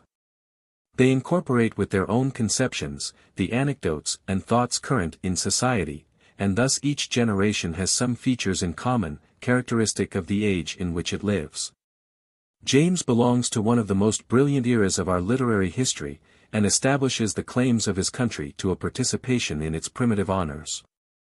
Whilst a small cluster of English writers are constantly cited as the fathers of our verse, the name of their great Scottish compeer is apt to be passed over in silence. But he is evidently worthy of being enrolled in that little constellation of remote but never-failing luminaries who shine in the highest firmament of literature, and who, like morning stars, sang together at the bright dawning of British poesy. Such of my readers as may not be familiar with Scottish history, though the manner in which it has of late been woven with captivating fiction has made it a universal study, may be curious to learn something of the subsequent history of James and the fortunes of his love. His passion for the Lady Jane, as it was the solace of his captivity, so it facilitated his release, it being imagined by the court that a connection with the blood royal of England would attach him to its own interests. He was ultimately restored to his liberty and crown, having previously espoused the Lady Jane, who accompanied him to Scotland, and made him a most tender and devoted wife. He found his kingdom in great confusion, the feudal chieftains having taken advantage of the troubles and irregularities of a long interregnum, to strengthen themselves in their possessions, and place themselves above the power of the laws. James sought to found the basis of his power in the affections of his people. He attached the lower orders to him by the reformation of abuses, the temperate and equable administration of justice, the encouragement of the arts of peace, and the promotion of everything that could diffuse comfort, competency, and innocent enjoyment through the humblest ranks of society. He mingled occasionally among the common people in disguise, visited their firesides, entered into their cares, their pursuits, and their amusements, informed himself of the mechanical arts, and how they could best be patronized and improved. And was thus an all-pervading spirit, watching with a benevolent eye over the meanest of his subjects. Having in this generous manner made himself strong in the hearts of the common people, he turned himself to curb the power of the factious nobility, to strip them of those dangerous immunities which they had usurped, to punish such as had been guilty of flagrant offences, and to bring the whole into proper obedience to the crown. For some time they bore this with outward submission, but with secret impatience and brooding resentment. A conspiracy was at length formed against his life, at the head of which was his own uncle, Robert Stewart, Earl of Athol, who, being too old himself for the perpetration of the deed of blood, instigated his grandson, Sir Robert Stewart, together with Sir Robert Graham, and others of less note, to commit the deed. They broke into his bedchamber at the Dominican convent near Perth, where he was residing, and barbarously murdered him by oft-repeated wounds. His faithful queen, rushing to throw her tender body between him and the sword, was twice wounded in the ineffectual attempt to shield him from the assassin. And it was not until she had been forcibly torn from his person, that the murder was accomplished. It was the recollection of this romantic tale of former times, and of the golden little poem, which had its birthplace in this tower, that made me visit the old pile with more than common interest. The suit of armor hanging up in the hall, richly gilt and embellished, as if to figure in the tourney, brought the image of the gallant and romantic prince vividly before my imagination. I paced the deserted chambers where he had composed his poem. I leaned upon the window, and endeavored to persuade myself it was the very one where he had been visited by his vision. I looked out upon the spot where he had first seen the Lady Jane. It was the same genial and joyous month. The birds were again vying with each other in strains of liquid melody, everything was bursting into vegetation, and budding forth the tender promise of the year. Time, which delights to obliterate the sterner memorials of human pride, seems to have passed lightly over this little scene of poetry and love, and to have withheld his desolating hand. Several centuries have gone by, yet the garden still flourishes at the foot of the tower. It occupies what was once the moat of the keep. And, though some parts have been separated by dividing walls, yet others have still their arbors and shaded walks, as in the days of James, and the whole is sheltered, blooming, and retired. There is a charm about the spot that has been printed by the footsteps of departed beauty, and consecrated by the inspirations of the poet, which is heightened, rather than impaired, by the lapse of ages. It is, indeed, the gift of poetry, to hallow every place in which it moves, to breathe around nature an odor more exquisite than the perfume of the rose, and to shed over it a tint more magical than the blush of morning. Others may dwell on the illustrious deeds of James as a warrior and a legislator. But I have delighted to view him merely as the companion of his fellow men, the benefactor of the human heart, stooping from his high estate to sow the sweet flowers of poetry and song in the paths of common life. He was the first to cultivate the vigorous and hardy plant of Scottish genius, which has since become so prolific of the most wholesome and highly flavored fruit. He carried with him into the sterner regions of the north, all the fertilizing arts of southern refinement. He did everything in his power to win his countrymen to the gay, the elegant, and gentle arts, which soften and refine the character of a people, and wreathe a grace round the loftiness of a proud and warlike spirit. He wrote many poems, which, unfortunately for the fullness of his fame, are now lost to the world. One, which is still preserved, called Christ's Kirk of the Green, shows how diligently he had made himself acquainted with the rustic sports and pastimes, which constitute such a source of kind and social feeling among the Scottish peasantry. And with what simple and happy humor he could enter into their enjoyments. He contributed greatly to improve the national music. And traces of his tender sentiment and elegant taste are said to exist in those witching airs, still piped among the wild mountains and lonely glens of Scotland. He has thus connected his image with whatever is most gracious and endearing in the national character, he has embalmed his memory in song, and floated his name to after ages in the rich streams of Scottish melody. The recollection of these things was kindling at my heart, as I paced the silent scene of his imprisonment. I have visited Vaucluse with as much enthusiasm as a pilgrim would visit the shrine at Loretto. But I have never felt more poetical devotion than when contemplating the old tower and the little garden at Windsor, and musing over the romantic loves of the Lady Jane, and the royal poet of Scotland. The country church. A gentleman. What oh, the woolpack? Or the sugar chest? Or lists of velvet? Which is, pound, or yard? You vend your gentry by Beggar's Bush. Here are few places more favorable to the study of character than an English country church. I was once passing a few weeks at the seat of a friend who resided in the vicinity of one the appearance of which particularly struck my fancy. It was one of those rich morsels of quaint antiquity, which give such a peculiar charm to English landscape. It stood in the midst of a country filled with ancient families, and contained within its cold and silent aisles the congregated dust of many noble generations. The interior walls were encrusted with monuments of every age and style. The light streamed through windows dimmed with armorial bearings, richly emblazoned in stained glass. In various parts of the church were tombs of knights, and high-born dames, of gorgeous workmanship, with their effigies in colored marble. On every side, the eye was struck with some instance of aspiring mortality, some haughty memorial which human pride had erected over its kindred dust in this temple of the most humble of all religions. The congregation was composed of the neighboring people of rank, who sat in pews sumptuously lined and cushioned, furnished with richly gilded prayer books, and decorated with their arms upon the pew doors. Of the villagers and peasantry, who filled the back seats and a small gallery beside the organ, and of the poor of the parish, who were ranged on benches in the aisles. The service was performed by a snuffling, well-fed vicar, who had a snug dwelling near the church. He was a privileged guest at all the tables of the neighborhood, and had been the keenest fox hunter in the country, until age and good living had disabled him from doing anything more than ride to see the hounds throw off, and make one at the hunting dinner.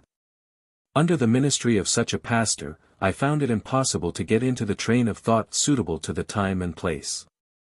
So, having, like many other feeble Christians, compromised with my conscience, by laying the sin of my own delinquency at another person's threshold, I occupied myself by making observations on my neighbors.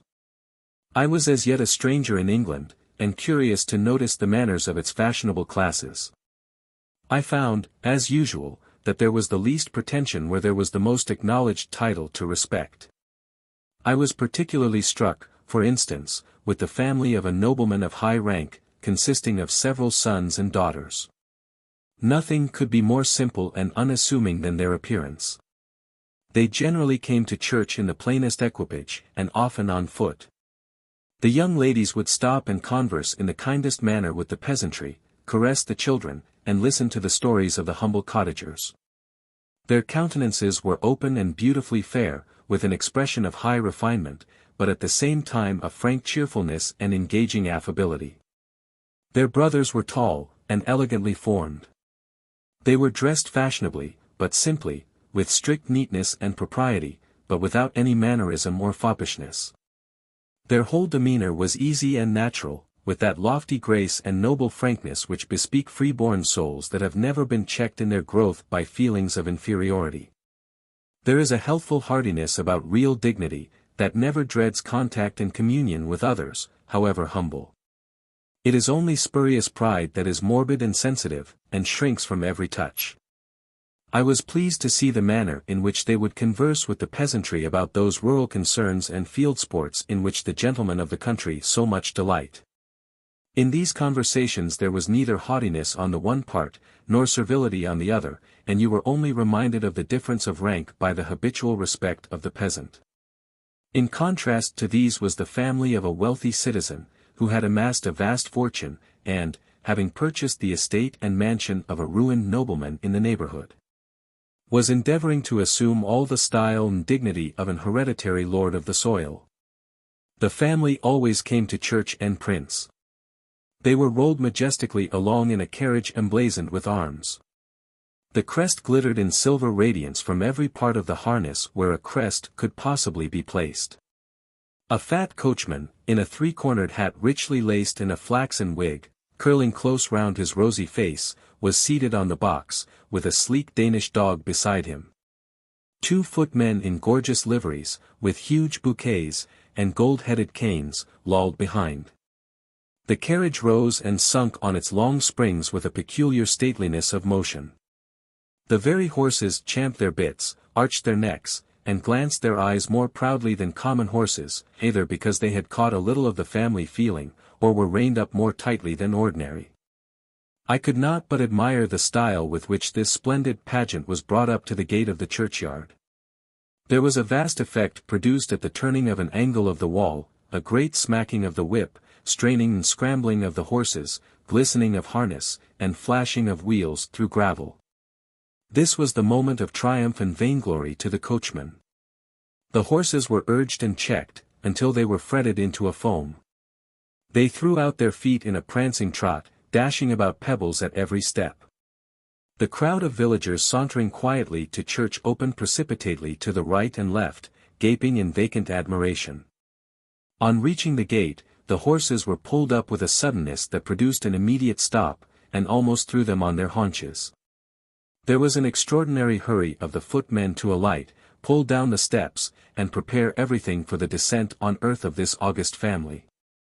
The old citizen first emerged his round red face from out the door, looking about him with the pompous air of a man accustomed to rule on 'change, and shake the stock market with a nod. His consort, a fine, fleshy, comfortable dame, followed him. There seemed, I must confess, but little pride in her composition. She was the picture of broad, honest, vulgar enjoyment. The world went well with her, and she liked the world. She had fine clothes, a fine house, a fine carriage, fine children, everything was fine about her, it was nothing but driving about and visiting and feasting.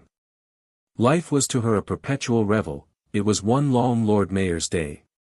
2 daughters succeeded to this goodly couple. They certainly were handsome, but had a supercilious air that chilled admiration and disposed the spectator to be critical. They were ultra-fashionable in dress, and, though no one could deny the richness of their decorations, yet their appropriateness might be questioned amidst the simplicity of a country church.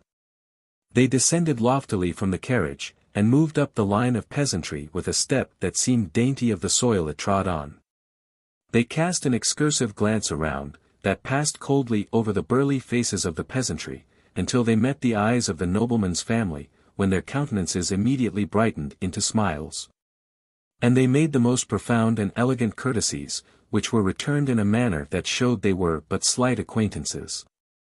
I must not forget the 2 sons of this inspiring citizen, who came to church in a dashing vehicle with outriders. They were arrayed in the extremity of the mode, with all that pedantry of dress which marks the man of questionable pretensions to style. They kept entirely by themselves, eyeing every one askance that came near them, as if measuring his claims to respectability, yet they were without conversation, except the exchange of an occasional cant phrase. They even moved artificially, for their bodies, in compliance with the caprice of the day, had been disciplined into the absence of all ease and freedom. Art had done everything to accomplish them as men of fashion, but nature had denied them the nameless grace. They were vulgarly shaped, like men formed for the common purposes of life, and had that air of supercilious assumption which is never seen in the true gentleman. I have been rather minute in drawing the pictures of these two families, because I considered them specimens of what is often to be met with in this country, the unpretending great, and the arrogant little. I have no respect for titled rank, unless it be accompanied with true nobility of soul, but I have remarked, in all countries where artificial distinctions exist, that the very highest classes are always the most courteous and unassuming.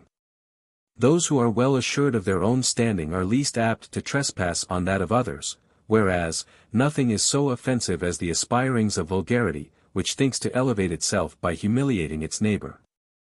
As I have brought these families into contrast, I must notice their behavior in church. That of the nobleman's family was quiet, serious, and attentive. Not that they appeared to have any fervor of devotion, but rather a respect for sacred things, and sacred places, inseparable from good breeding. The others, on the contrary, were in a perpetual flutter and whisper. They betrayed a continual consciousness of finery, and the sorry ambition of being the wonders of a rural congregation. The old gentleman was the only one really attentive to the service. He took the whole burden of family devotion upon himself.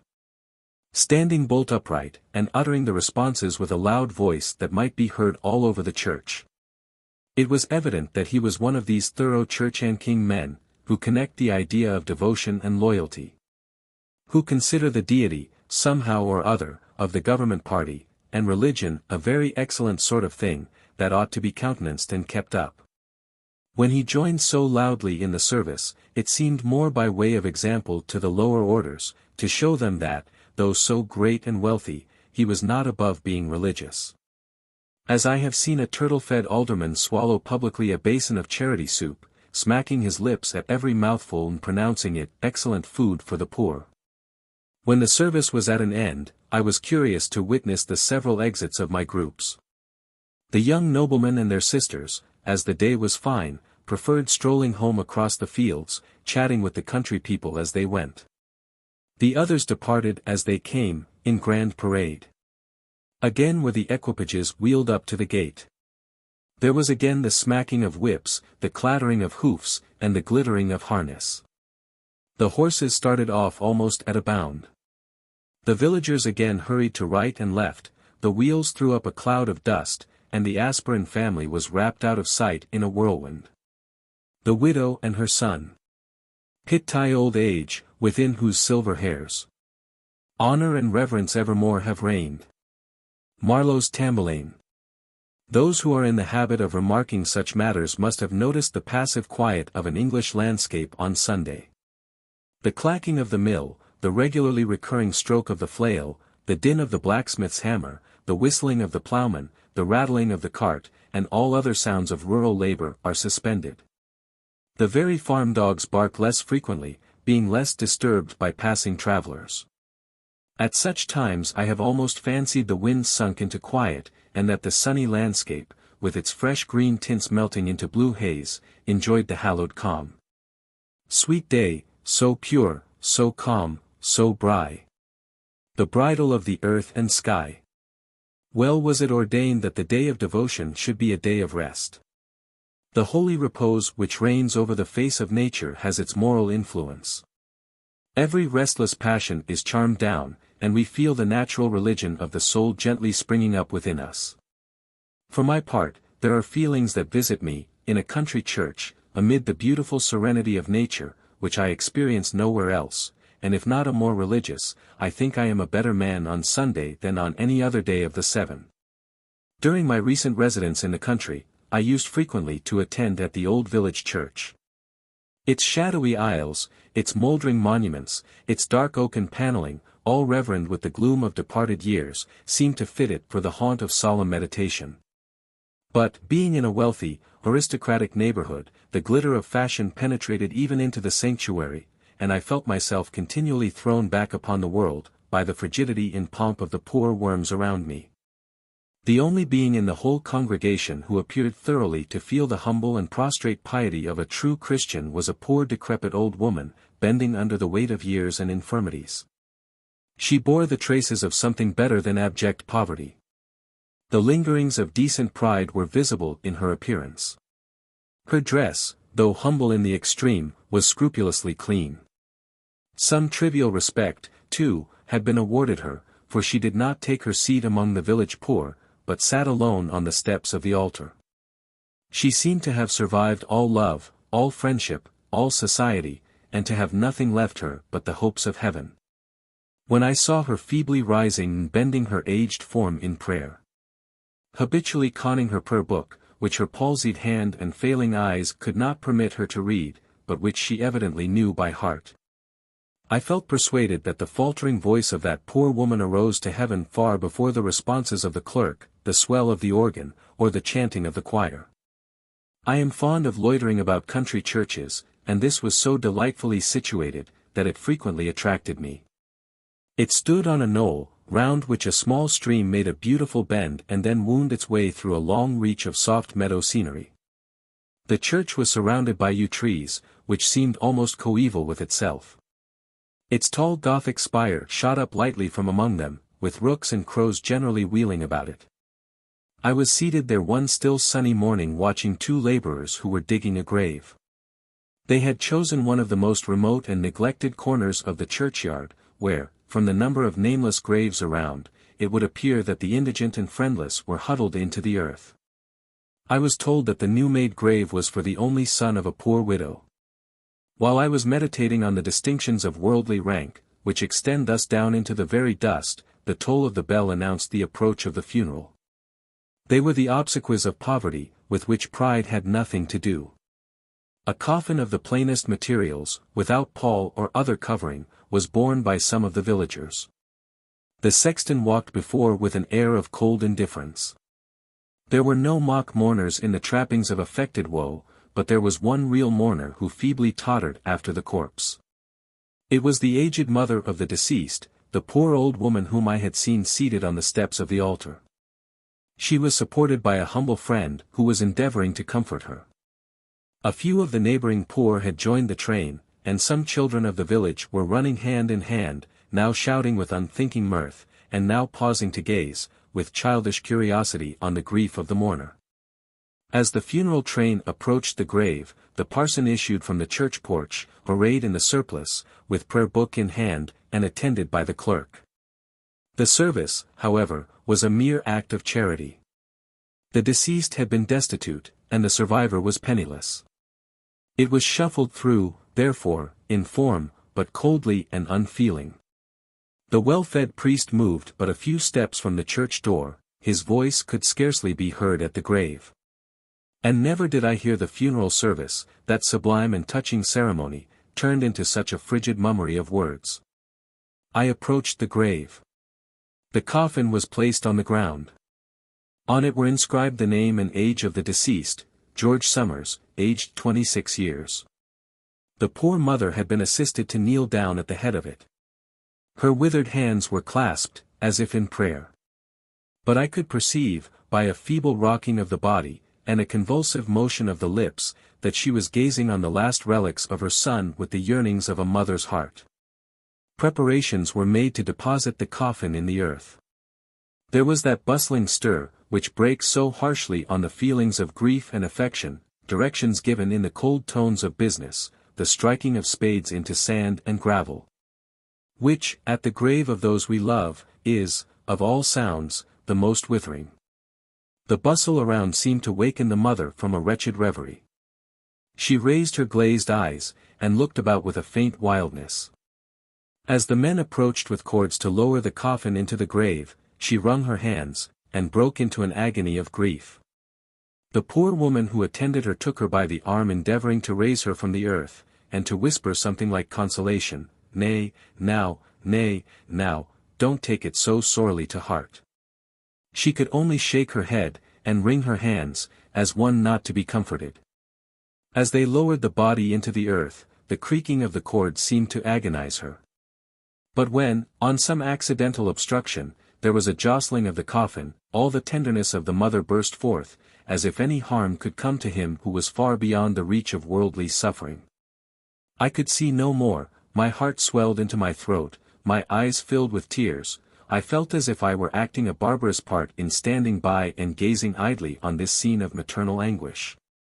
I wandered to another part of the churchyard, where I remained until the funeral train had dispersed. When I saw the mother slowly and painfully quitting the grave, leaving behind her the remains of all that was dear to her on earth, and returning to silence and destitution, my heart ached for her. What, thought I, are the distresses of the rich? They have friends to soothe, pleasures to beguile, a world to divert and dissipate their griefs. What are the sorrows of the young? Their growing minds soon close above the wound, their elastic spirits soon rise beneath the pressure, their green and ductile affections soon twine round new objects.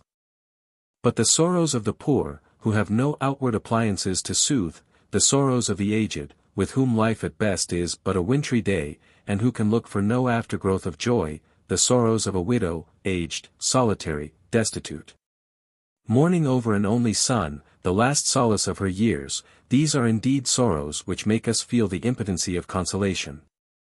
It was some time before I left the churchyard. On my way homeward, I met with the woman who had acted as comforter. She was just returning from accompanying the mother to her lonely habitation, and I drew from her some particulars connected with the affecting scene I had witnessed. The parents of the deceased had resided in the village from childhood. They had inhabited one of the neatest cottages, and by various rural occupations, and the assistance of a small garden, had supported themselves creditably and comfortably, and led a happy and a blameless life.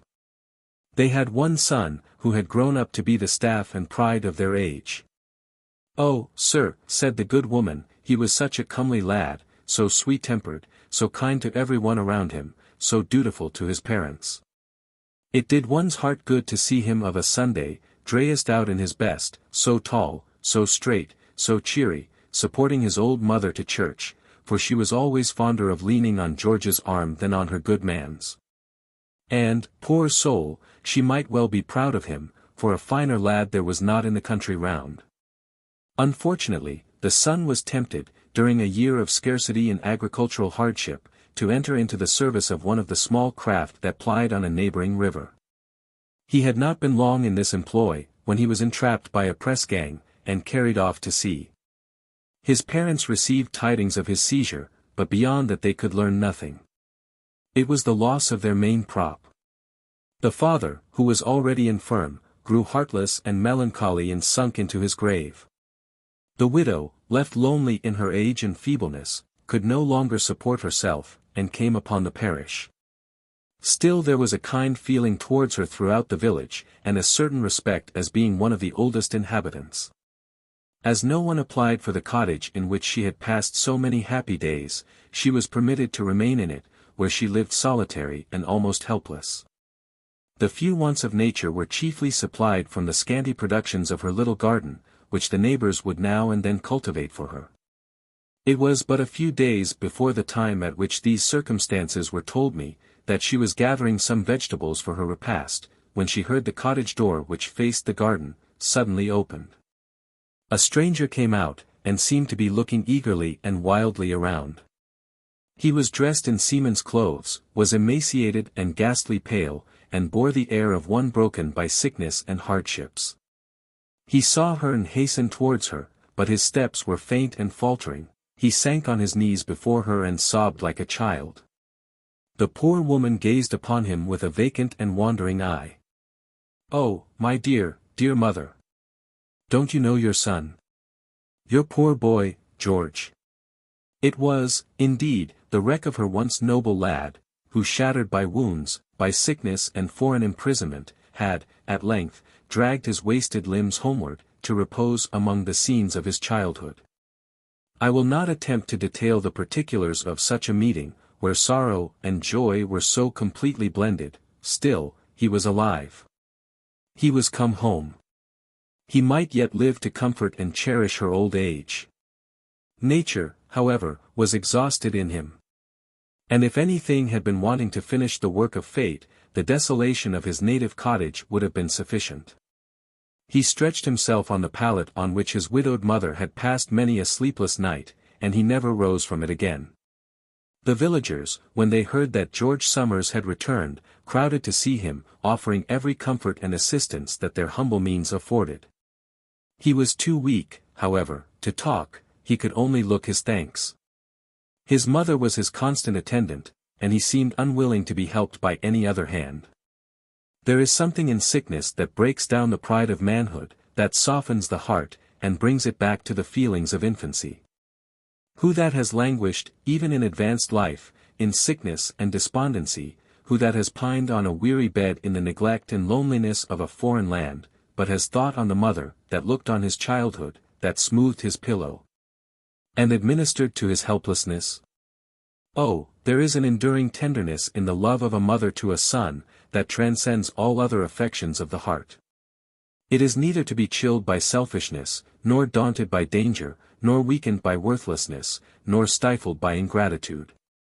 She will sacrifice every comfort to his convenience, she will surrender every pleasure to his enjoyment, she will glory in his fame and exult in his prosperity, and, if misfortune overtake him, he will be the dearer to her from misfortune. And if disgrace settle upon his name, she will still love and cherish him in spite of his disgrace, and if all the world beside cast him off, she will be all the world to him. Poor George Somers had known what it was to be in sickness, and none to soothe, lonely and in prison, and none to visit him. He could not endure his mother from his sight, if she moved away, his eye would follow her. She would sit for hours by his bed watching him as he slept. Sometimes he would start from a feverish dream, and look anxiously up until he saw her bending over him. When he would take her hand, lay it on his bosom, and fall asleep with the tranquility of a child. In this way he died. My first impulse on hearing this humble tale of affliction was to visit the cottage of the mourner, and administer pecuniary assistance, and, if possible, comfort. I found, however, on inquiry, that the good feelings of the villagers had prompted them to do everything that the case admitted, and as the poor know best how to console each other's sorrows, I did not venture to intrude.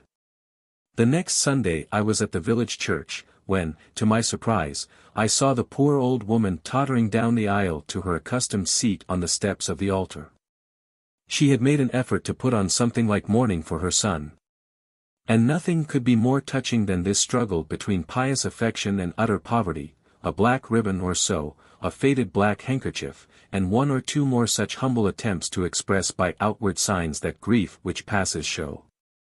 When I looked round upon the storied monuments, the stately hatchments, the cold marble pomp with which grandeur mourned magnificently over departed pride, and turned to this poor widow, bowed down by age and sorrow at the altar of her God, and offering up the prayers and praises of a pious though a broken heart, I felt that this living monument of real grief was worth them all. I related her story to some of the wealthy members of the congregation, and they were moved by it. They exerted themselves to render her situation more comfortable, and to lighten her afflictions. It was, however, but smoothing a few steps to the grave. In the course of a Sunday or two after, she was missed from her usual seat at church, and before I left the neighborhood I heard, with a feeling of satisfaction, that she had quietly breathed her last, and had gone to rejoin those she loved. In that world where sorrow is never known and friends are never parted. A Sunday in London. Part of a sketch omitted in the preceding editions. In a preceding paper I have spoken of an English Sunday in the country and its tranquilizing effect upon the landscape. But where is its sacred influence more strikingly apparent than in the very heart of that great Babel, London? On this sacred day the gigantic monster is charmed into repose. The intolerable din and struggle of the week are at an end. The shops are shut. The fires of forges and manufactories are extinguished, and the sun, no longer obscured by murky clouds of smoke, pours down a sober yellow radiance into the quiet streets. The few pedestrians we meet, instead of hurrying forward with anxious countenances, move leisurely along, their brows are smoothed from the wrinkles of business and care. They have put on their Sunday looks and Sunday manners with their Sunday clothes, and are cleansed in mind as well as in person. And now the melodious clangor of bells from church towers summons their several flocks to the fold. Forth issues from his mansion the family of the decent tradesman, the small children in the advance. Then the citizen and his comely spouse, followed by the grown-up daughters, with small morocco-bound prayer books laid in the folds of their pocket handkerchiefs. The housemaid looks after them from the window, admiring the finery of the family, and receiving, perhaps, a nod and smile from her young mistresses, at whose toilet she has assisted. Now rumbles along the carriage of some magnate of the city, peradventure an alderman or a sheriff, and now the patter of many feet announces a procession of charity scholars in uniforms of antique cut, and each with a prayer book under his arm. The ringing of bells is at an end, the rumbling of the carriage has ceased, the pattering of feet is heard no more. The flocks are folded in ancient churches, cramped up in by-lanes and corners of the crowded city, where the vigilant beadle keeps watch, like the shepherd's dog, round the threshold of the sanctuary. For a time everything is hushed, but soon is heard the deep, pervading sound of the organ, rolling and vibrating through the empty lanes and courts, and the sweet chanting of the choir making them resound with melody and praise. Never have I been more sensible of the sanctifying effect of church music than when I have heard it thus poured forth, like a river of joy, through the inmost recesses of this great metropolis, elevating it, as it were, from all the sordid pollutions of the week, and bearing the poor world-worn soul on a tide of triumphant harmony to heaven. The morning service is at an end. The streets are again alive with the congregations returning to their homes, but soon again relapse into silence. Now comes on the Sunday dinner, which, to the city tradesman, is a meal of some importance. There is more leisure for social enjoyment at the board. Members of the family can now gather together, who are separated by the laborious occupations of the week. A schoolboy may be permitted on that day to come to the paternal home. An old friend of the family takes his accustomed Sunday seat at the board, tells over his well-known stories, and rejoices young and old with his well-known jokes. On Sunday afternoon the city pours forth its legions to breathe the fresh air and enjoy the sunshine of the parks and rural environs. Satirists may say what they please about the rural enjoyments of a London citizen on Sunday. But to me there is something delightful in beholding the poor prisoner of the crowded and dusty city enabled thus to come forth once a week and throw himself upon the green bosom of nature. He is like a child restored to the mother's breast. And they who first spread out these noble parks and magnificent pleasure grounds which surround this huge metropolis have done at least as much for its health and morality as if they had expended the amount of cost in hospitals, prisons, and penitentiaries. The Boar's Head Tavern, Eastcheap. A Shakespearean research. A tavern is the rendezvous, the exchange, the staple of good fellows. I have heard my great-grandfather tell, how his great-great-grandfather should say, that it was an old proverb when his great-grandfather was a child, that, it was a good wind that blew a man to the wine. Mother Bombi. It is a pious custom in some Catholic countries to honor the memory of saints by votive lights burnt before their pictures. The popularity of a saint, therefore, may be known by the number of these offerings. One, perhaps, is left to moulder in the darkness of his little chapel. Another may have a solitary lamp to throw its blinking rays athwart his effigy, while the whole blaze of adoration is lavished at the shrine of some beatified father of renown. The wealthy devotee brings his huge luminary of wax, the eager zealot, his seven-branched candlestick. And even the mendicant pilgrim is by no means satisfied that sufficient light is thrown upon the deceased unless he hangs up his little lamp of smoking oil. The consequence is, that in the eagerness to enlighten, they are often apt to obscure. And I have occasionally seen an unlucky saint almost smoked out of countenance by the officiousness of his followers. In like manner has it fared with the immortal Shakespeare. Every writer considers it his bounden duty to light up some portion of his character or works, and to rescue some merit from oblivion. The commentator, opulent in words, produces vast tomes of dissertations. The common herd of editors send up mists of obscurity from their notes at the bottom of each page, and every casual scribbler brings his farthing rushlight of eulogy or research to swell the cloud of incense and of smoke. As I honor all established usages of my brethren of the quill, I thought it but proper to contribute my mite of homage to the memory of the illustrious bard. I was for some time, however, sorely puzzled in what way I should discharge this duty. I found myself anticipated in every attempt at a new reading, every doubtful line had been explained a dozen different ways, and perplexed beyond the reach of elucidation. And as to fine passages, they had all been amply praised by previous admirers.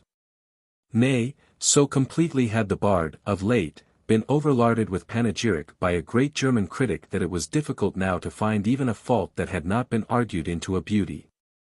In this perplexity I was one morning turning over his pages when I casually opened upon the comic scenes of Henry IV, and was, in a moment, completely lost in the madcap revelry of the Boar's Head Tavern.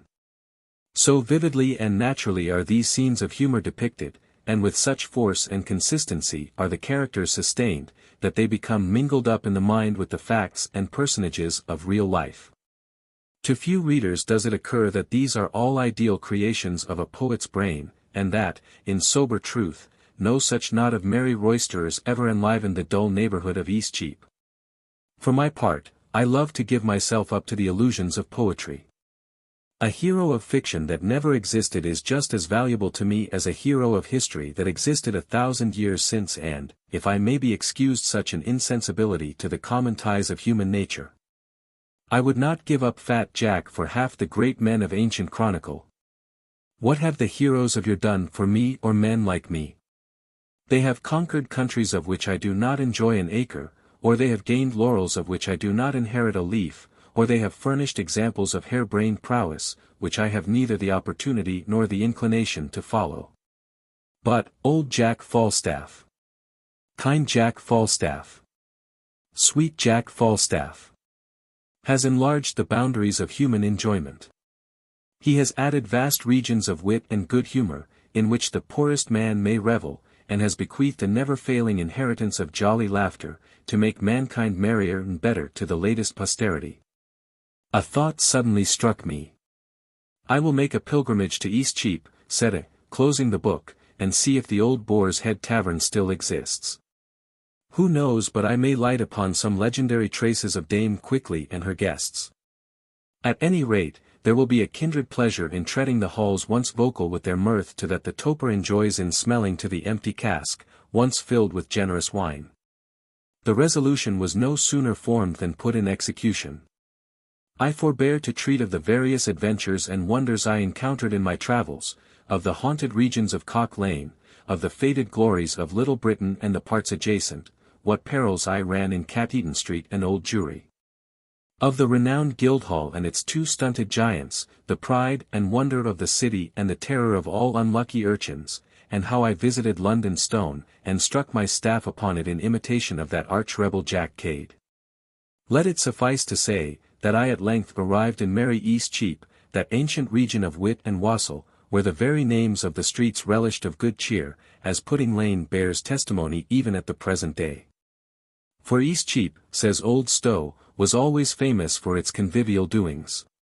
The cooks cried hot ribs of beef roasted, pies well baked, and other victuals, there was clattering of pewter pots, harp, pipe, and psaltery. Alas! How sadly is the scene changed since the roaring days of Falstaff and old Stowe. The madcap roisterer has given place to the plodding tradesman.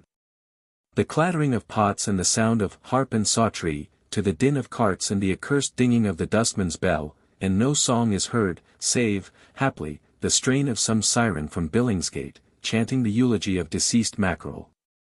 I sought, in vain, for the ancient abode of Dame Quickly. The only relict of it is a boar's head, carved in relief in stone, which formerly served as the sign, but at present is built into the parting line of two houses which stand on the site of the renowned old tavern. For the history of this little abode of good fellowship I was referred to a tallow chandler's widow opposite, who had been born and brought up on the spot, and was looked up to as the indisputable chronicler of the neighborhood.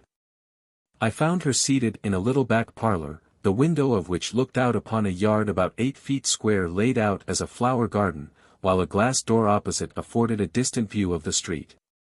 Through a vista of soap and tallow candles, the two views, which comprised, in all probability, her prospects in life and the little world in which she had lived and moved and had her being for the better part of a century.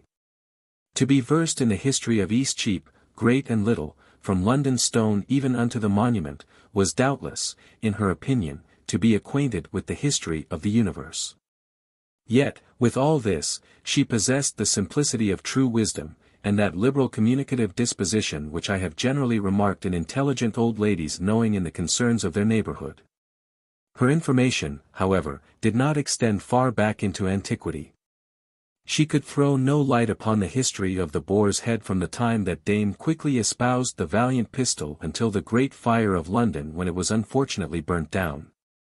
It was soon rebuilt and continued to flourish under the old name and sign, until a dying landlord, struck with remorse for double scores, bad measures, and other iniquities which are incident to the sinful race of publicans, endeavoured to make his peace with heaven by bequeathing the tavern to St. Michael's Church, Crooked Lane, toward the supporting of a chaplain. For some time the vestry meetings were regularly held there, but it was observed that the old bore never held up his head under church government. He gradually declined, and finally gave his last gasp about 30 years since. The tavern was then turned into shops, but she informed me that a picture of it was still preserved in St. Michael's Church, which stood just in the rear. To get a sight of this picture was now my determination.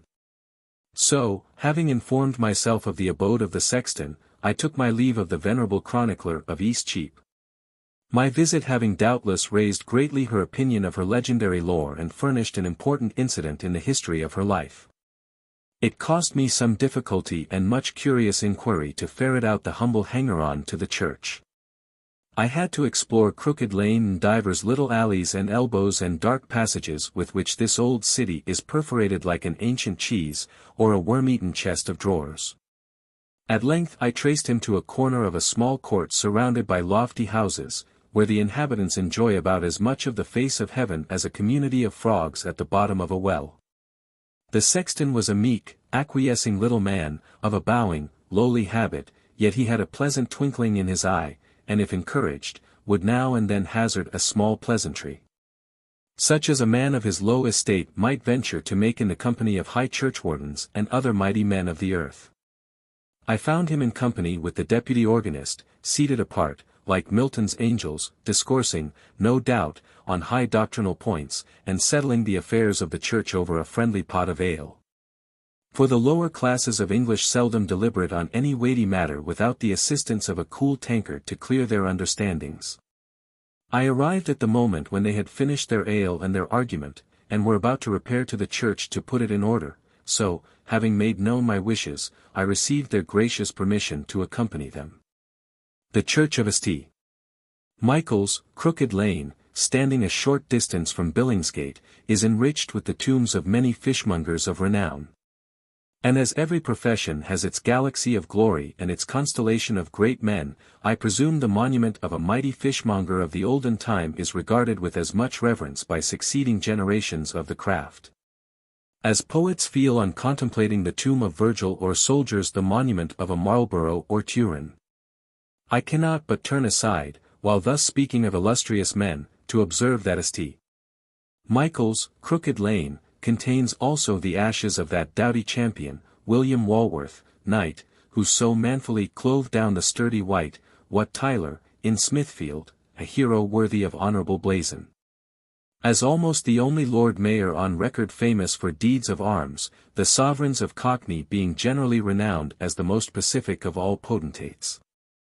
The following was the ancient inscription on the monument of this worthy, which, unhappily, was destroyed in the great conflagration. Hereunder lieth a man of fame, William Walworth Called by name. Fishmonger he was in lifetime here, and twice Lord Mayor, as in books appear.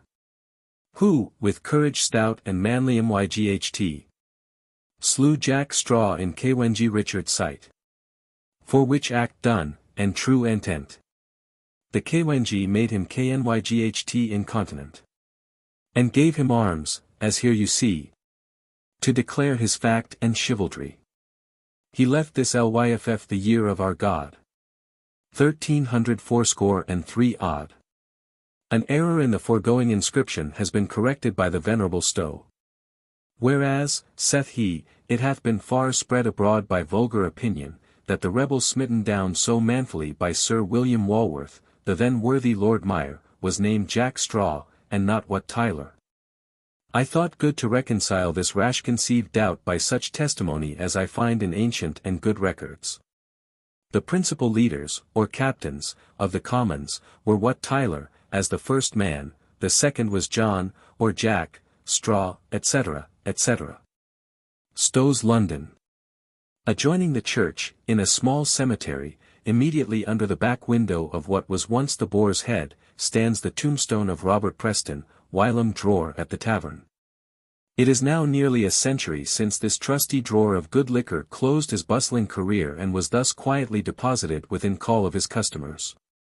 As I was clearing away the weeds from his epitaph, the little sexton drew me on one side with a mysterious air, and informed me in a low voice that once upon a time, on a dark wintry night, when the wind was unruly, howling, and whistling, banging about doors and windows, and twirling weathercocks, so that the living were frightened out of their beds, and even the dead could not sleep quietly in their graves, the ghost of honest Preston, which happened to be airing itself in the churchyard, was attracted by the well-known call of "Waiter" from the Boar's Head, and made its sudden appearance in the midst of a roaring club, just as the parish clerk was singing a stave from the "Mer Garland of Captain Death." To the discomfiture of sundry train band captains and the conversion of an infidel attorney, who became a zealous Christian on the spot, and was never known to twist the truth afterwards, except in the way of business. I beg it may be remembered, that I do not pledge myself for the authenticity of this anecdote, though it is well known that the churchyards and by-corners of this old metropolis are very much infested with perturbed spirits. And every one must have heard of the Cock Lane ghost, and the apparition that guards the regalia in the tower which has frightened so many bold sentinels almost out of their wits. Be all this as it may, this Robert Preston seems to have been a worthy successor to the nimble-tongued Francis, who attended upon the revels of Prince Hal, to have been equally prompt with his "Anon, anon, sir," and to have transcended his predecessor in honesty. For Falstaff, the veracity of whose taste no man will venture to impeach, flatly accuses Francis of putting lime in his sack, whereas honest Preston's epitaph lands him for the sobriety of his conduct, the soundness of his wine, and the fairness of his measure. The worthy dignitaries of the church, however, did not appear much captivated by the sober virtues of the tapster. The deputy organist, who had a moist look out of the eye, made some shrewd remark on the abstemiousness of a man brought up among full hogsheads, and the little sexton corroborated his opinion by a significant wink and a dubious shake of the head. As this inscription is rife with excellent morality, I transcribe it for the admonition of delinquent tapsters. It is no doubt the production of some choice spirit who once frequented the Boar's Head. Bacchus, to give the toping world surprise, produced one sober son, and here he lies. Though reared among full hogsheads, he defied the charms of wine, and every one beside. O reader, if to justice thou art inclined, keep honest Preston daily in thy mind. He drew good wine, took care to fill his pots, had sundry virtues that excused his faults. You that on Bacchus have the like dependence, pray copy Bob in measure and attendance. Thus far my researches, though they threw much light on the history of tapsters, fishmongers, and lord mayors, yet disappointed me in the great object of my quest, the picture of the Boar's Head Tavern. No such painting was to be found in the church of St. Michael's. Marry and amen, said I, herein doth my research. So I was giving the matter up, with the air of a baffled antiquary, when my friend the sexton, perceiving me to be curious in everything relative to the old tavern, offered to show me the choice vessels of the vestry, which had been handed down from remote times when the parish meetings were held at the Boar's Head. These were deposited in the parish clubroom, which had been transferred, on the decline of the ancient establishment, to a tavern in the neighborhood. A few steps brought us to the house, which stands no. 12 Miles Lane, bearing the title of the Mason's Arms, and is kept by Master Edward Honeyball, the bully-rock of the establishment. It is one of those little taverns which abound in the heart of the city and form the center of gossip and intelligence of the neighborhood. We entered the barroom, which was narrow and darkling, for in these close lanes but few rays of reflected light are enabled to struggle down to the inhabitants, whose broad day is at best but a tolerable twilight. The room was partitioned into boxes, each containing a table spread with a clean white cloth, ready for dinner. This showed that the guests were of the good old stamp, and divided their day equally, for it was but just 1 o'clock. At the lower end of the room was a clear coal fire, before which a breast of lamb was roasting. A row of bright brass candlesticks and pewter mugs glistened along the mantelpiece, and an old-fashioned clock ticked in one corner. There was something primitive in this medley of kitchen, parlor, and hall that carried me back to earlier times, and pleased me. The place, indeed, was humble, but everything had that look of order and neatness which bespeaks the superintendence of a notable English housewife. A group of amphibious-looking beings, who might be either fishermen or sailors, were regaling themselves in one of the boxes. As I was a visitor of rather higher pretensions, I was ushered into a little misshapen back room, having at least 9 corners. It was lighted by a skylight, furnished with antiquated leathern chairs, and ornamented with the portrait of a fat pig. It was evidently appropriated to particular customers, and I found a shabby gentleman in a red nose and oilcloth hat seated in one corner meditating on a half-empty pot of porter. The old sexton had taken the landlady aside, and with an air of profound importance imparted to her my errand. Dame Honeyball was a likely, plump, bustling little woman, and no bad substitute for that paragon of hostesses, Dame Quickly. She seemed delighted with an opportunity to oblige, and, hurrying upstairs to the archives of her house, where the precious vessels of the parish club were deposited, she returned, smiling and courtesying, with them in her hands. The first she presented me was a japanned iron tobacco box of gigantic size, out of which, I was told, the vestry had smoked at their stated meetings since time immemorial, and which was never suffered to be profaned by vulgar hands. Or used on common occasions. I received it with becoming reverence, but what was my delight at beholding on its cover the identical painting of which I was in quest. There was displayed the outside of the Boar's Head Tavern, and before the door was to be seen the whole convivial group at table, in full revel. Pictured with that wonderful fidelity and force with which the portraits of renowned generals and commodores are illustrated on tobacco boxes, for the benefit of posterity. Lest, however, there should be any mistake, the cunning limner had warily inscribed the names of Prince Hal and Falstaff on the bottoms of their chairs. On the inside of the cover was an inscription, nearly obliterated, recording that this box was the gift of Sir Richard Gore, for the use of the vestry meetings at the Boar's Head Tavern. And that it was repaired and beautified by his successor, Mr. John Packard, 1767.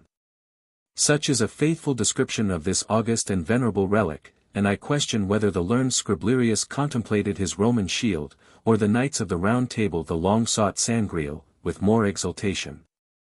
While I was meditating on it with enraptured gaze, Dame Honeyball, who was highly gratified by the interest it excited, put in my hands a drinking cup or goblet which also belonged to the vestry, and was descended from the old Boar's Head.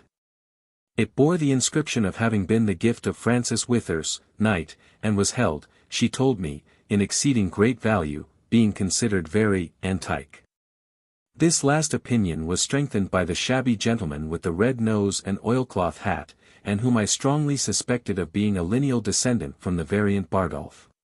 He suddenly aroused from his meditation on the pot of porter, and casting a knowing look at the goblet, exclaimed, "Aye, aye. The head don't ache now that made that there article."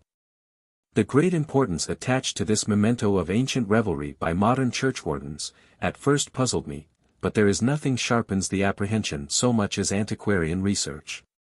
For I immediately perceived that this could be no other than the identical, parcel-gilt goblet, on which Falstaff made his loving but faithless vow to Dame Quickly, and which would, of course, be treasured up with care among the regalia of her domains, as a testimony of that solemn contract. Thou didst swear to me upon a parcel-gilt goblet, sitting in my dolphin chamber, at the Round Table, by a sea-coal fire, on Wednesday, in Whitsun week, when the prince broke thy head for likening his father to a singing man at Windsor.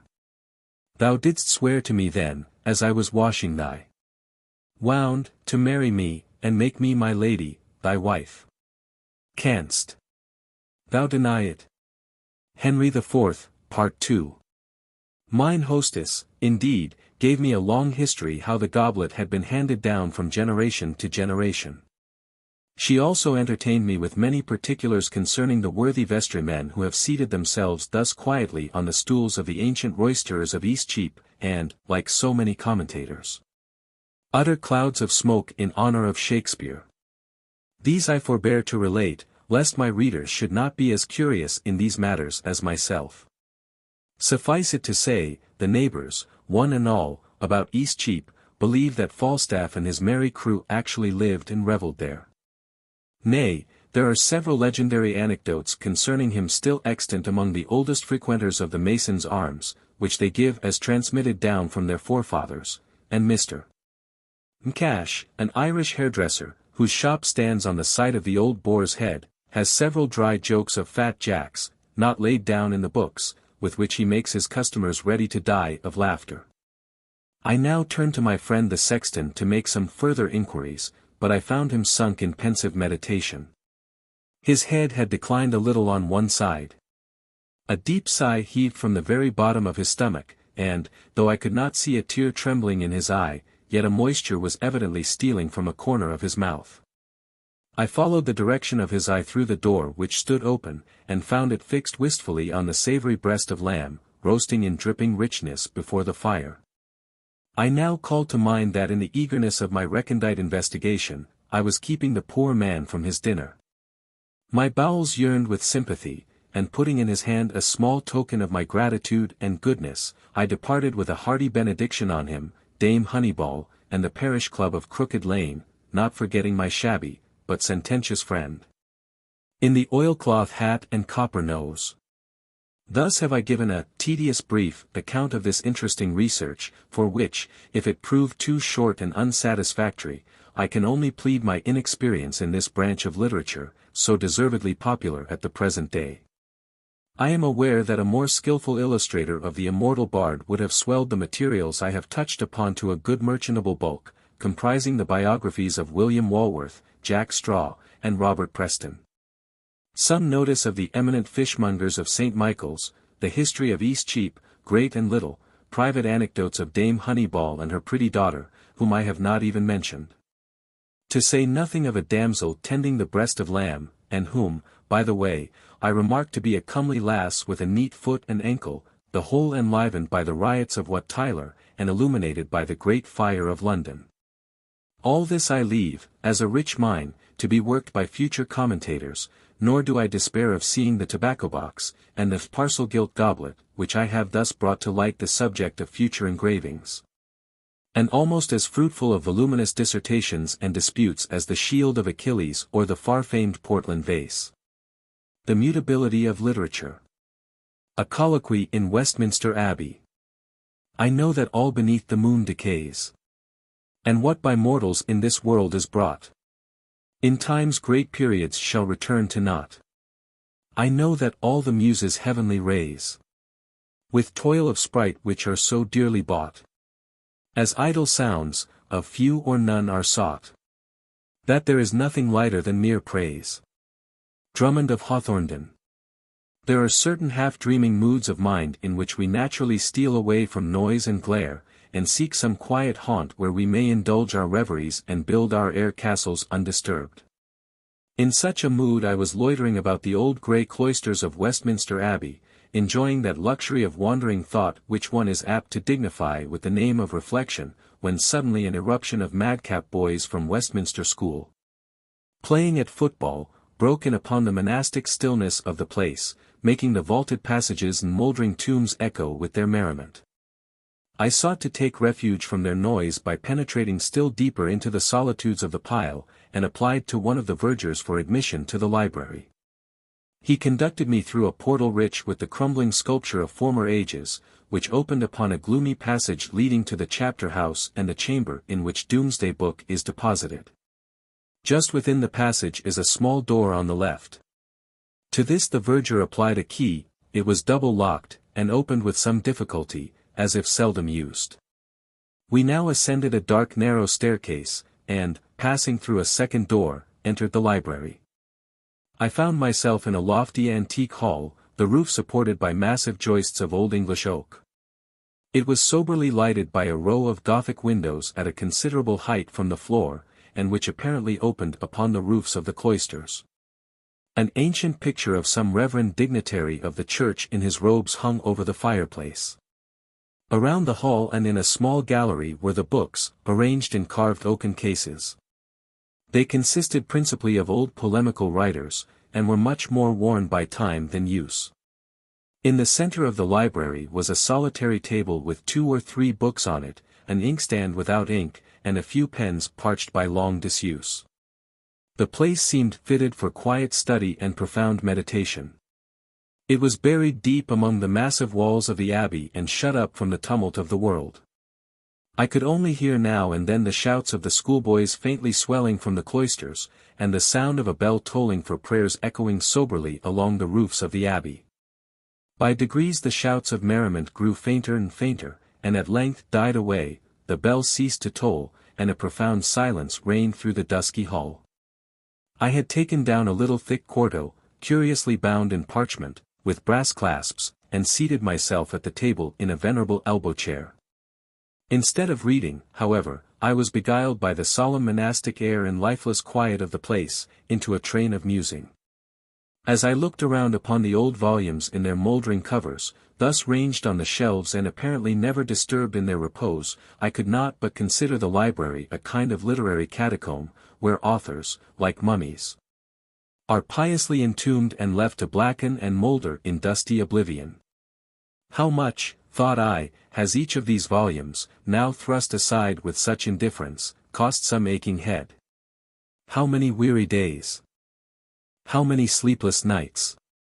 How have their authors buried themselves in the solitude of cells and cloisters, shut themselves up from the face of man, and the still more blessed face of nature, and devoted themselves to painful research and intense reflection. And all for what? To occupy an inch of dusty shelf, to have the titles of their works read now and then in a future age by some drowsy churchman or casual straggler like myself, and in another age to be lost even to remembrance. Such is the amount of this boasted immortality. A mere temporary rumor, a local sound. Like the tone of that bell which has tolled among these towers, filling the ear for a moment, lingering transiently in echo, and then passing away, like a thing that was not.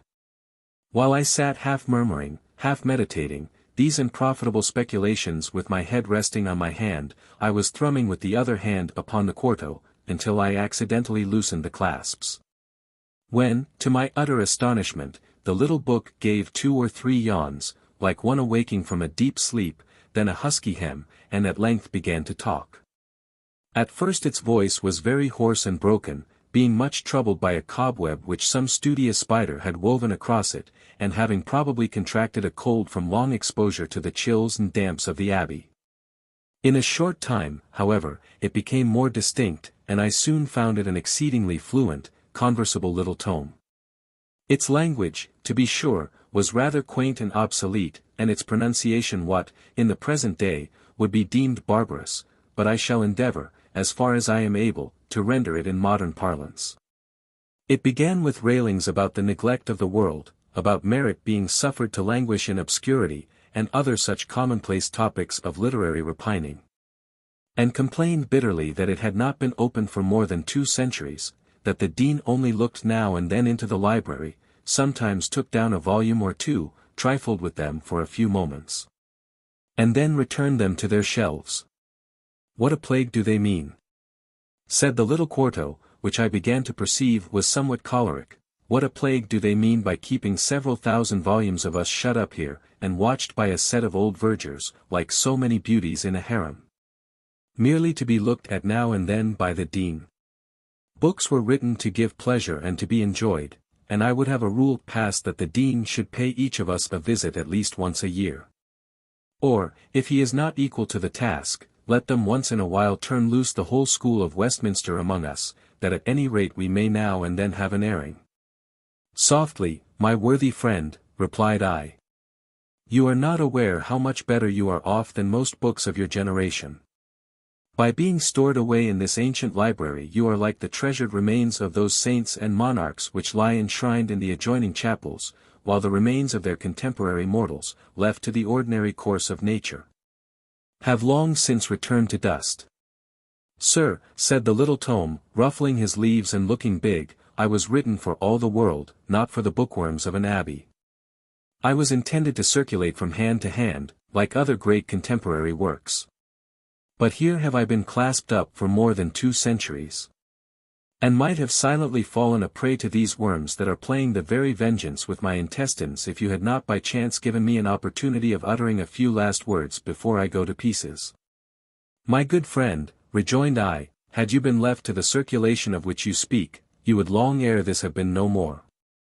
To judge from your physiognomy, you are now well stricken in years, very few of your contemporaries can be at present in existence, and those few owe their longevity to being immured like yourself in old libraries, which, suffer me to add, instead of likening to harems, you might more properly and gratefully have compared to those infirmaries attached to religious establishments for the benefit of the old and decrepit, and where, by quiet fostering and no employment, they often endure to an amazingly good-for-nothing old age. You talk of your contemporaries as if in circulation. Where do we meet with their works? What do we hear of Robert Grosseteste of Lincoln? No one could have toiled harder than he for immortality. He is said to have written nearly 200 volumes. He built, as it were, a pyramid of books to perpetuate his name, but, alas! The pyramid has long since fallen, and only a few fragments are scattered in various libraries, where they are scarcely disturbed even by the antiquarian. What do we hear of Giraldus Cambrensis, the historian, antiquary, philosopher, theologian, and poet? He declined 2 bishoprics that he might shut himself up and write for posterity, but posterity never inquires after his labors. What of Henry of Huntingdon, who, besides a learned history of England, wrote a treatise on the contempt of the world, which the world has revenged by forgetting him? What is quoted of Joseph of Exeter, styled the miracle of his age in classical composition? Of his 3 great heroic poems, one is lost forever, excepting a mere fragment, the others are known only to a few of the curious in literature. And as to his love verses and epigrams, they have entirely disappeared. What is in current use of John Wallace the Franciscan, who acquired the name of the Tree of Life? Of William of Malmesbury, of Simeon of Durham, of Benedict of Peterborough, of John Hanville of St. Albans, of— Prithee, friend, cried the Quarto in a testy tone, how old do you think me? You are talking of authors that lived long before my time, and wrote either in Latin or French, so that they in a manner expatriated themselves, and deserved to be forgotten. But I, sir, was ushered into the world from the press of the renowned Winkyn de Ward. I was written in my own native tongue, at a time when the language had become fixed, and indeed I was considered a model of pure and elegant English. I should observe that these remarks were couched in such intolerably antiquated terms, that I have had infinite difficulty in rendering them into modern phraseology. I cry you mercy, said I, for mistaking your age, but it matters little. Almost all the writers of your time have likewise passed into forgetfulness, and de Ward's publications are mere literary rarities among book collectors. The purity and stability of language, too, on which you found your claims to perpetuity, have been the fallacious dependence of authors of every age, even back to the times of the worthy Robert of Gloucester, who wrote his history in rhymes of mongrel Saxon. Plus even now many talk of Spenser's, well of pure English undefiled, as if the language ever sprang from a well or fountain head, and was not rather a mere confluence of various tongues perpetually subject to changes and intermixtures. It is this which has made English literature so extremely mutable, and the reputation built upon it so fleeting. Unless thought can be committed to something more permanent and unchangeable than such a medium, even thought must share the fate of everything else, and fall into decay. This should serve as a check upon the vanity and exultation of the most popular writer. He finds the language in which he has embarked his fame gradually altering and subject to the dilapidations of time and the caprice of fashion. He looks back and beholds the early authors of his country, once the favorites of their day, supplanted by modern writers. A few short ages have covered them with obscurity, and their merits can only be relished by the quaint taste of the bookworm. And such, he anticipates, will be the fate of his own work, which, however it may be admired in its day and held up as a model of purity, will in the course of years grow antiquated and obsolete, until it shall become almost as unintelligible in its native land as an Egyptian obelisk or one of those runic inscriptions said to exist in the deserts of Tartary. I declare, added I, with some emotion, when I contemplate a modern library, filled with new works in all the bravery of rich gilding and binding, I feel disposed to sit down and weep, like the good Xerxes, when he surveyed his army, pranked out in all the splendor of military array, and reflected that in 100 years not one of them would be in existence. In Latin and French hath many sovereign wits had great delight to endite, and have many noble things fulfilled, but certes there ben some that speak in their poesy in French, of which spech the Frenchmen have as good a fantasy as W. Ave in hearing of Frenchmen's English. Chaucer's Testament of Love.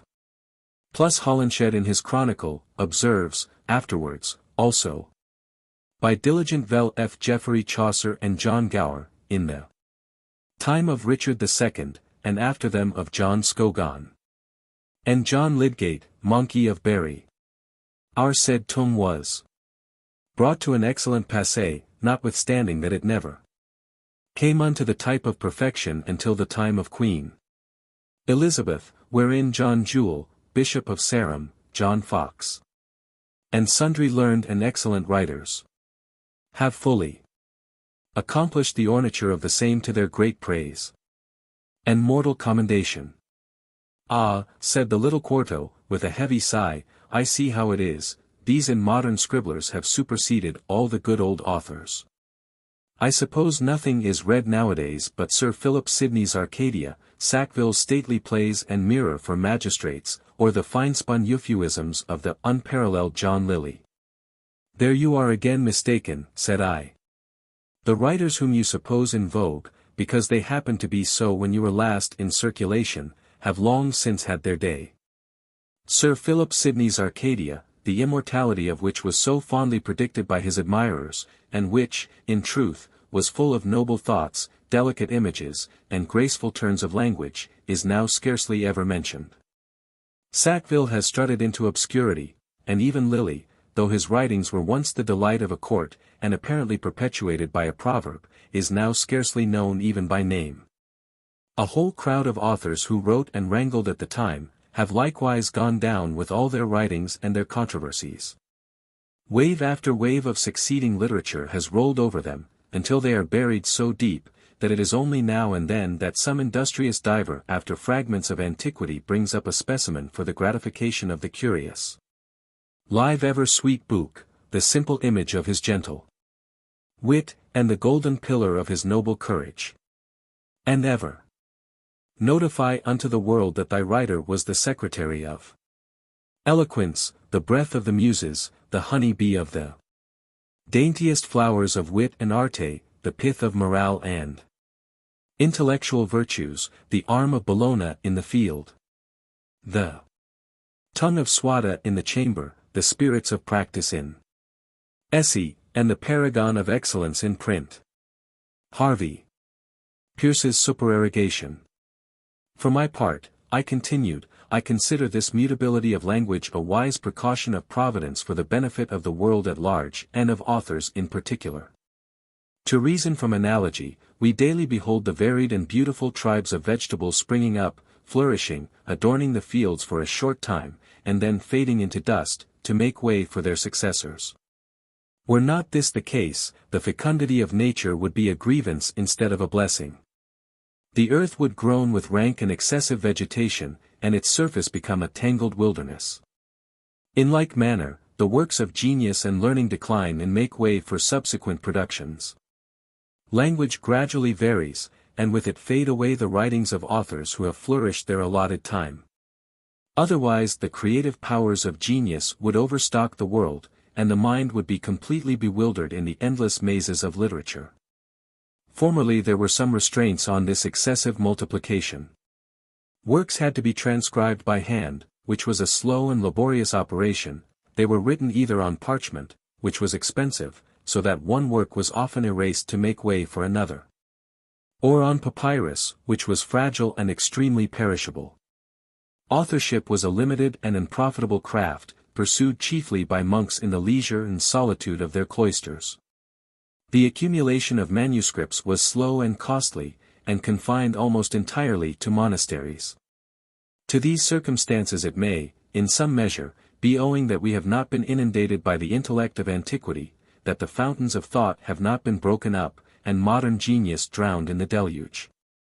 But the inventions of paper and the press have put an end to all these restraints.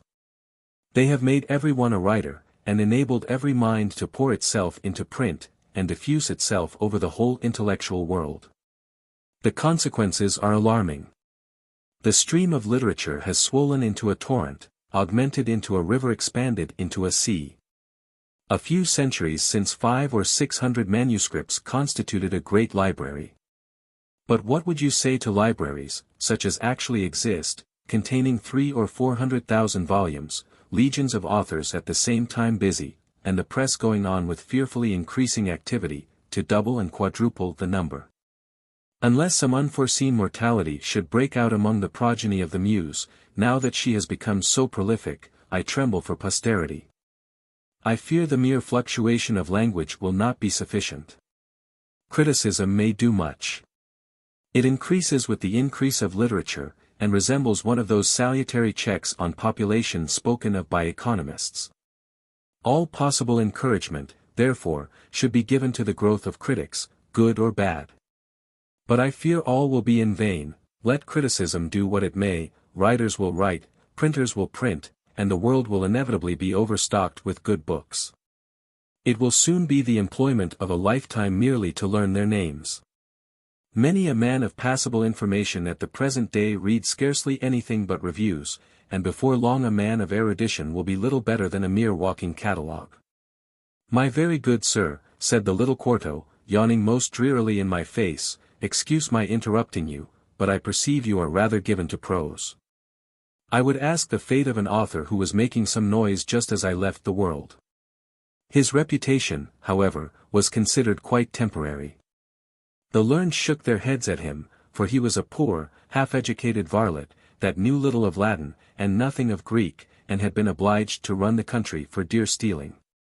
I think his name was Shakespeare. I presume he soon sunk into oblivion. On the contrary, said I, it is owing to that very man that the literature of his period has experienced a duration beyond the ordinary term of English literature. There rise authors now and then who seem proof against the mutability of language because they have rooted themselves in the unchanging principles of human nature. They are like gigantic trees that we sometimes see on the banks of a stream, which by their vast and deep roots, penetrating through the mere surface and laying hold on the very foundations of the earth, preserve the soil around them from being swept away by the ever-flowing current, and hold up many a neighboring plant, and perhaps worthless weed, to perpetuity. Such is the case with Shakespeare, whom we behold defying the encroachments of time, retaining in modern use the language and literature of his day, and giving duration to many an indifferent author, merely from having flourished in his vicinity. But even he, I grieve to say, is gradually assuming the tint of age, and his whole form is overrun by a profusion of commentators, who, like clambering vines and creepers, almost bury the noble plant that upholds them. Here the little Quarto began to heave his sides and chuckle, until at length he broke out into a plethoric fit of laughter that had well nigh choked him by reason of his excessive corpulency. Mighty well! Cried he, as soon as he could recover breath, mighty well! And so you would persuade me that the literature of an age is to be perpetuated by a vagabond deer-stealer? By a man without learning? By a poet? Forsooth, a poet! And here he wheezed forth another fit of laughter. I confess that I felt somewhat nettled at this rudeness, which, however, I pardoned on account of his having flourished in a less polished age. I determined, nevertheless, not to give up my point. Yes, resumed I positively, a poet, for of all writers he has the best chance for immortality. Others may write from the head, but he writes from the heart, and the heart will always understand him. He is the faithful portrayer of nature, whose features are always the same and always interesting. Prose writers are voluminous and unwieldy, their pages crowded with commonplaces, and their thoughts expanded into tediousness. But with the true poet everything is terse, touching, or brilliant. He gives the choicest thoughts in the choicest language. He illustrates them by everything that he sees most striking in nature and art. He enriches them by pictures of human life, such as it is passing before him. His writings, therefore, contain the spirit, the aroma, if I may use the phrase, of the age in which he lives. They are caskets which enclose within a small compass the wealth of the language, its family jewels, which are thus transmitted in a portable form to posterity. The setting may occasionally be antiquated, and require now and then to be renewed, as in the case of Chaucer, but the brilliancy and intrinsic value of the gems continue unaltered. Cast a look back over the long reach of literary history. What vast valleys of dullness, filled with monkish legends and academical controversies. What bogs of theological speculations. What dreary wastes of metaphysics. Here and there only do we behold the heaven-illumined bards, elevated like beacons on their widely separated heights, to transmit the pure light of poetical intelligence from age to age. I was just about to launch forth into eulogiums upon the poets of the day when the sudden opening of the door caused me to turn my head. It was the verger, who came to inform me that it was time to close the library. I sought to have a parting word with the quarto, but the worthy little tome was silent, the clasps were closed, and it looked perfectly unconscious of all that had passed. I have been to the library 2 or 3 times since, and have endeavored to draw it into further conversation, but in vain. And whether all this rambling colloquy actually took place, or whether it was another of those old daydreams to which I am subject, I have never, to this moment, been able to discover. Though row earth and waters deep, the pen by skill doth passe, and featly nyps the world's abuse, and shews us in a glass the virtue and the vice of every wight alive. The honeycomb that bee doth make is not so sweet in hive as are the golden leaves that drops from poet's head, which doth surmount our common talka, as far as dross doth lead. Churchyard, rural funerals. Here's a few flowers, but about midnight more. The herbs that have oil them cold dew o' the night are strewings fixed for graves. You were as flowers now withered, even so these herblets shall, which we upon you strow. Cymbeline. Among the beautiful and simple-hearted customs of rural life which still linger in some parts of England are those of strewing flowers before the funerals and planting them at the graves of departed friends. These, it is said, are the remains of some of the rites of the primitive church. But they are of still higher antiquity, having been observed among the Greeks and Romans, and frequently mentioned by their writers, and were no doubt the spontaneous tributes of unlettered affection. Originating long before art had tasked itself to modulate sorrow into song or story it on the monument. They are now only to be met with in the most distant and retired places of the kingdom, where fashion and innovation have not been able to throng in and trample out all the curious and interesting traces of the olden time. In Glamorganshire, we are told, the bed whereon the corpse lies is covered with flowers, a custom alluded to in one of the wild and plaintive ditties of Ophelia. White his shroud as the mountain snow, larded all with sweet flowers, which bewept to the grave did go, with true love showers. There is also a most delicate and beautiful rite observed in some of the remote villages of the south at the funeral of a female who has died young and unmarried. A chaplet of white flowers is borne before the corpse by a young girl nearest in age, size, and resemblance, and is afterwards hung up in the church over the accustomed seat of the deceased. These chaplets are sometimes made of white paper, in imitation of flowers, and inside of them is generally a pair of white gloves. They are intended as emblems of the purity of the deceased, and the crown of glory which she has received in heaven. In some parts of the country, Also, the dead are carried to the grave with the singing of psalms and hymns, a kind of triumph, to show, says Bourne, that they have finished their course with joy, and are become conquerors. This, I am informed, is observed in some of the northern counties, particularly in Northumberland, and it has a pleasing, though melancholy effect to hear of a still evening in some lonely country scene the mournful melody of a funeral dirge swelling from a distance, and to see the train slowly moving along the landscape. Thus, and thus, we compass round thy harmless and unhaunted ground. And as we sing thy dirge, we will the daffodil and other flowers lay upon the altar of our love, thy stone. Herrick. There is also a solemn respect paid by the traveller to the passing funeral in these sequestered places, for such spectacles, occurring among the quiet abodes of nature, sink deep into the soul.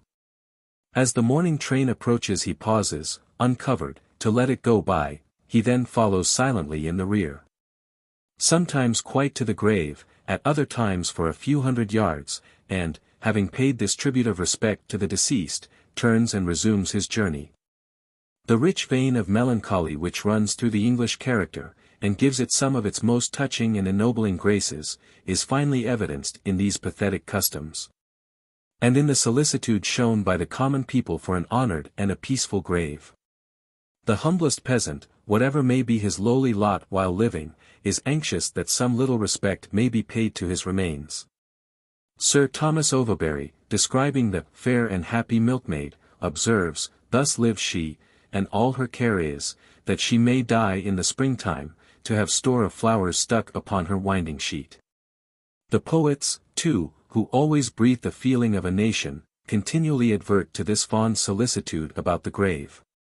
In The Maid's Tragedy, by Beaumont and Fletcher, there is a beautiful instance of the kind describing the capricious melancholy of a broken-hearted girl.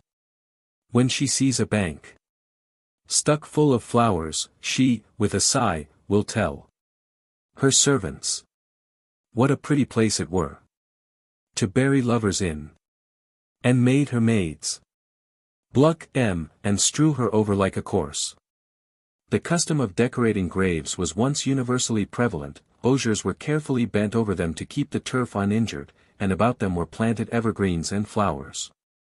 We adorn their graves, says Evelyn, in his Sylva, with flowers and redolent plants, just emblems of the life of man, which has been compared in Holy Scriptures to those fading beauties whose roots, being buried in dishonor, rise, again in glory. This usage has now become extremely rare in England, but it may still be met with in the churchyards of retired villages, among the Welsh mountains. And I recollect an instance of it at the small town of Ruthven, which lies at the head of the beautiful Vale of Clwyd. I have been told also by a friend, who was present at the funeral of a young girl in Glamorganshire, that the female attendants had their aprons full of flowers, which, as soon as the body was interred, they stuck about the grave. He noticed several graves which had been decorated in the same manner. As the flowers had been merely stuck in the ground, and not planted, they had soon withered, and might be seen in various states of decay, some drooping, others quite perished. They were afterwards to be supplanted by holly, rosemary, and other evergreens, which on some graves had grown to great luxuriance, and overshadowed the tombstones. There was formerly a melancholy fancifulness in the arrangement of these rustic offerings, that had something in it truly poetical. The rose was sometimes blended with the lily, to form a general emblem of frail mortality. This sweet flower, said Evelyn, borne on a branch set with thorns and accompanied with the lily, are natural hieroglyphics of our fugitive, umbral, anxious, and transitory life, which, making so fair a show for a time, is not yet without its thorns and crosses. The nature and color of the flowers, and of the ribbons with which they were tied, had often a particular reference to the qualities or story of the deceased, or were expressive of the feelings of the mourner. In an old poem, entitled Corydon's Doleful Knell, a lover specifies the decorations he intends to use. A garland shall be framed by art and nature's skill of sundry colored flowers, in token of goodwill, and sundry colored ribbons on it I will bestow, but chiefly black and yellow, With her to grave shall go. I'll deck her tomb with flowers, the rarest ever seen. And with my tears as showers, I'll keep them fresh and green. The white rose, we are told, was planted at the grave of a virgin. Her chaplet was tied with white ribbons, in token of her spotless innocence, though sometimes black ribbons were intermingled, to bespeak the grief of the survivors. The red rose was occasionally used, in remembrance of such as had been remarkable for benevolence, but roses in general were appropriated to the graves of lovers. Evelyn tells us that the custom was not altogether extinct in his time, near his dwelling in the county of Surrey, where the maidens yearly planted and decked the graves of their defunct sweethearts with rose bushes. And Camden likewise remarks, in his Britannia, here is also a certain custom, observed time out of mind, of planting rose trees upon the graves, especially by the young men and maids who have lost their loves. So that this churchyard is now full of them. When the deceased had been unhappy in their loves, emblems of a more gloomy character were used, such as the yew and cypress, and if flowers were strewn, they were of the most melancholy colors. Thus, in Poems by Thomas Stanley, Esq., published in 1651, is the following stanza. Yet strew upon my dismal grave such offerings as you have forsaken cypress and yew. For kinder flowers can take no birth or growth from such unhappy earth. In The Maid's Tragedy, a pathetic little air is introduced, illustrative of this mode of decorating the funerals of females who had been disappointed in love. Lay a garland on my hearse of the dismal yew. Maidens, willow branches wear. Say I died true. My love was false, but I was firm. From my hour of birth, upon my buried body lie. Lightly, gentle earth. The natural effect of sorrow over the dead is to refine and elevate the mind. And we have a proof of it in the purity of sentiment and the unaffected elegance of thought which pervaded the whole of these funeral observances. Thus it was an especial precaution that none but sweet-scented evergreens and flowers should be employed. The intention seems to have been to soften the horrors of the tomb, to beguile the mind from brooding over the disgraces of perishing mortality, and to associate the memory of the deceased with the most delicate and beautiful objects in nature. There is a dismal process going on in the grave, ere dust can return to its kindred dust, which the imagination shrinks from contemplating. And we seek still to think of the form we have loved, with those refined associations which it awakened when blooming before us in youth and beauty. Lay her eye, the earth, says Laertes, of his virgin sister. And from her fair and unpolluted flesh may violets spring. Herrick, also, in his Dirge of Jephthah, pours forth a fragrant flow of poetical thought and image, which in a manner embalms the dead in the recollections of the living. Sleep in thy peace, thy bed of spice, and make this place all paradise. May sweets grow here, and smoke from hence fat frankincense. Let balm and cassia send their scent from out thy maiden monument. May all shy maids at wonted hours come forth to strew thy tomb with flowers. May virgins, when they come to mourn, male incense burn upon thine altar. Then return, and leave thee sleeping in thy urn. I might crowd my pages with extracts from the older British poets, who wrote when these rites were more prevalent, and delighted frequently to allude to them, but I have already quoted more than is necessary. I cannot, however, refrain from giving a passage from Shakespeare, even though it should appear trite, which illustrates the emblematical meaning often conveyed in these floral tributes, and at the same time possesses that magic of language and appositeness of imagery for which he stands preeminent. With fairest flowers, whilst summer lasts, and I live here, fiddly, I'll sweeten thy sad grave, thou shalt not lack the flower that's like thy face, pale primrose, nor the azured harebell like thy veins, no, nor the leaf of eglantine, whom not to slander, outsweeten not thy breath. There is certainly something more affecting in these prompt and spontaneous offerings of nature than in the most costly monuments of art. The hand strews the flower while the heart is warm, and the tear falls on the grave as affection is binding the osier round the sod, but pathos expires under the slow labor of the chisel, and is chilled among the cold conceits of sculptured marble. It is greatly to be regretted that a custom so truly elegant and touching has disappeared from general use, and exists only in the most remote and insignificant villages. But it seems as if poetical custom always shuns the walks of cultivated society. In proportion as people grow polite they cease to be poetical. They talk of poetry, but they have learnt to check its free impulses, to distrust its sallying emotions, and to supply its most affecting and picturesque usages by studied form and pompous ceremonial. Few pageants can be more stately and frigid than an English funeral in town. It is made up of show and gloomy parade, mourning carriages, mourning horses, mourning plumes, and hireling mourners, who make a mockery of grief. There is a grave digged, says Jeremy Taylor, and a solemn mourning, and a great talk in the neighborhood, and when the days are finished, they shall be remembered no more. The associate in the gay and crowded city is soon forgotten, the hurrying succession of new intimates and new pleasures effaces him from our minds, and the very scenes and circles in which he moved are incessantly fluctuating. But funerals in the country are solemnly impressive. The stroke of death makes a wider space in the village circle, and is an awful event in the tranquil uniformity of rural life. The passing bell tolls its knell in every ear. It steals with its pervading melancholy over hill and vale, and saddens all the landscape. The fixed and unchanging features of the country also perpetuate the memory of the friend with whom we once enjoyed them, who was the companion of our most retired walks, and gave animation to every lonely scene. His idea is associated with every charm of nature, we hear his voice in the echo which he once delighted to awaken, his spirit haunts the grove which he once frequented. We think of him in the wild upland solitude or amidst the pensive beauty of the valley.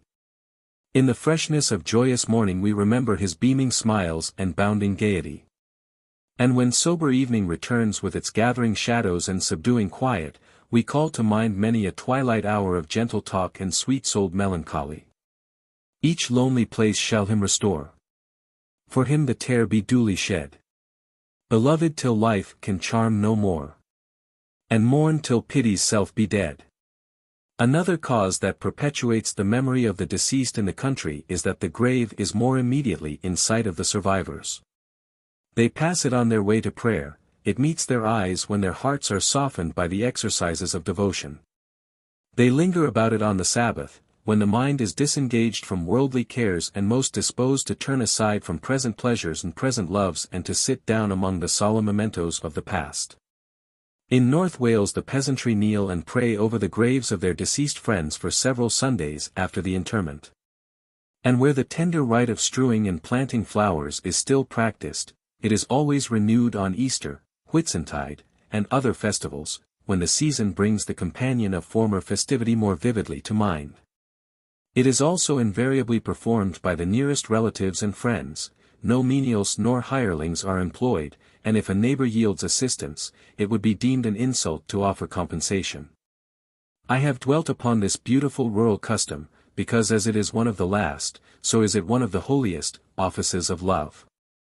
The grave is the ordeal of true affection. It is there that the divine passion of the soul manifests its superiority to the instinctive impulse of mere animal attachment. The latter must be continually refreshed and kept alive by the presence of its object, but the love that is seated in the soul can live on long remembrance. The mere inclinations of sense languish and decline with the charms which excited them, and turn with shuddering disgust from the dismal precincts of the tomb. But it is thence that truly spiritual affection rises, purified from every sensual desire, and returns, like a holy flame, to illumine and sanctify the heart of the survivor. The sorrow for the dead is the only sorrow from which we refuse to be divorced. Every other wound we seek to heal, every other affliction to forget. But this wound we consider it a duty to keep open, this affliction we cherish and brood over in solitude. Where is the mother who would willingly forget the infant that perished like a blossom from her arms though every recollection is a pang? Where is the child that would willingly forget the most tender of parents, though to remember be but to lament? Who, even in the hour of agony, would forget the friend over whom he mourns? Who, even when the tomb is closing upon the remains of her he most loved, when he feels his heart, as it were, crushed in the closing of its portal, would accept of consolation that must be bought by forgetfulness? No, the love which survives the tomb is one of the noblest attributes of the soul. If it has its woes, it has likewise its delights. And when the overwhelming burst of grief is calmed into the gentle terror of recollection, when the sudden anguish and the convulsive agony over the present ruins of all that we most loved is softened away into pensive meditation on all that it was in the days of its loveliness, who would root out such a sorrow from the heart? Though it may sometimes throw a passing cloud over the bright hour of gaiety, or spread a deeper sadness over the hour of gloom, yet who would exchange it even for the song of pleasure or the burst of revelry? No, there is a voice from the tomb sweeter than song. There is a remembrance of the dead to which we turn even from the charms of the living. Oh, the grave! The grave! It buries every error, covers every defect, extinguishes every resentment. From its peaceful bosom spring none but fond regrets and tender recollections. Who can look down upon the grave even of an enemy, and not feel a compunctious throb that he should ever have warred with the poor handful of earth that lies mouldering before him? But the grave of those we loved, what a place for meditation! There it is that we call up in long review the whole history of virtue and gentleness, and the thousand endearments lavished upon us almost unheeded in the daily intercourse of intimacy. There it is that we dwell upon the tenderness, the solemn, awful tenderness, of the parting scene. The bed of death, with all its stifled griefs, its noiseless attendants, its mute, watchful assiduities. The last testimonies of expiring love. The feeble, fluttering, thrilling, oh, how thrilling, pressure of the hand. The faint, faltering accents, struggling in death to give one more assurance of affection. The last fond look of the glazing eye, turning upon us even from the threshold of existence. I, go to the grave of buried love and meditate. There settle the account with thy conscience for every past benefit unrequited, every past endearment unregarded, of that departed being who can never return to be soothed by thy contrition. If thou art a child, and hast ever added a sorrow to the soul or a furrow to the silvered brow of an affectionate parent. If thou art a husband, and hast ever caused the fond bosom that ventured its whole happiness in thy arms to doubt one moment of thy kindness or thy truth. If thou art a friend, and hast ever wronged, in thought or word or deed, the spirit that generously confided in thee. If thou art a lover, and hast ever given one unmerited pang to that true heart which now lies cold and still beneath thy feet, then be sure that every unkind look, every ungracious word, every ungentle action will come thronging back upon thy memory and knocking dolefully at thy soul. Then be sure that thou wilt lie down sorrowing and repentant on the grave, and utter the unheard groan and pour the unavailing tear, more deep, more bitter because unheard and unavailing. Then weave thy chaplet of flowers and strew the beauties of nature about the grave, console thy broken spirit, if thou canst, with these tender yet futile tributes of regret. But take warning by the bitterness of this thy contrite affliction over the dead, and henceforth be more faithful and affectionate in the discharge of thy duties to the living. In writing the preceding article it was not intended to give a full detail of the funeral customs of the English peasantry, but merely to furnish a few hints and quotations illustrative of particular rites, to be appended, by way of note, to another paper, which has been withheld. The article swelled insensibly into its present form, and this is mentioned as an apology for so brief and casual a notice of these usages after they have been amply and learnedly investigated in other works. I must observe, also, that I am well aware that this custom of adorning graves with flowers prevails in other countries besides England. Indeed, in some it is much more general, and is observed even by the rich and fashionable.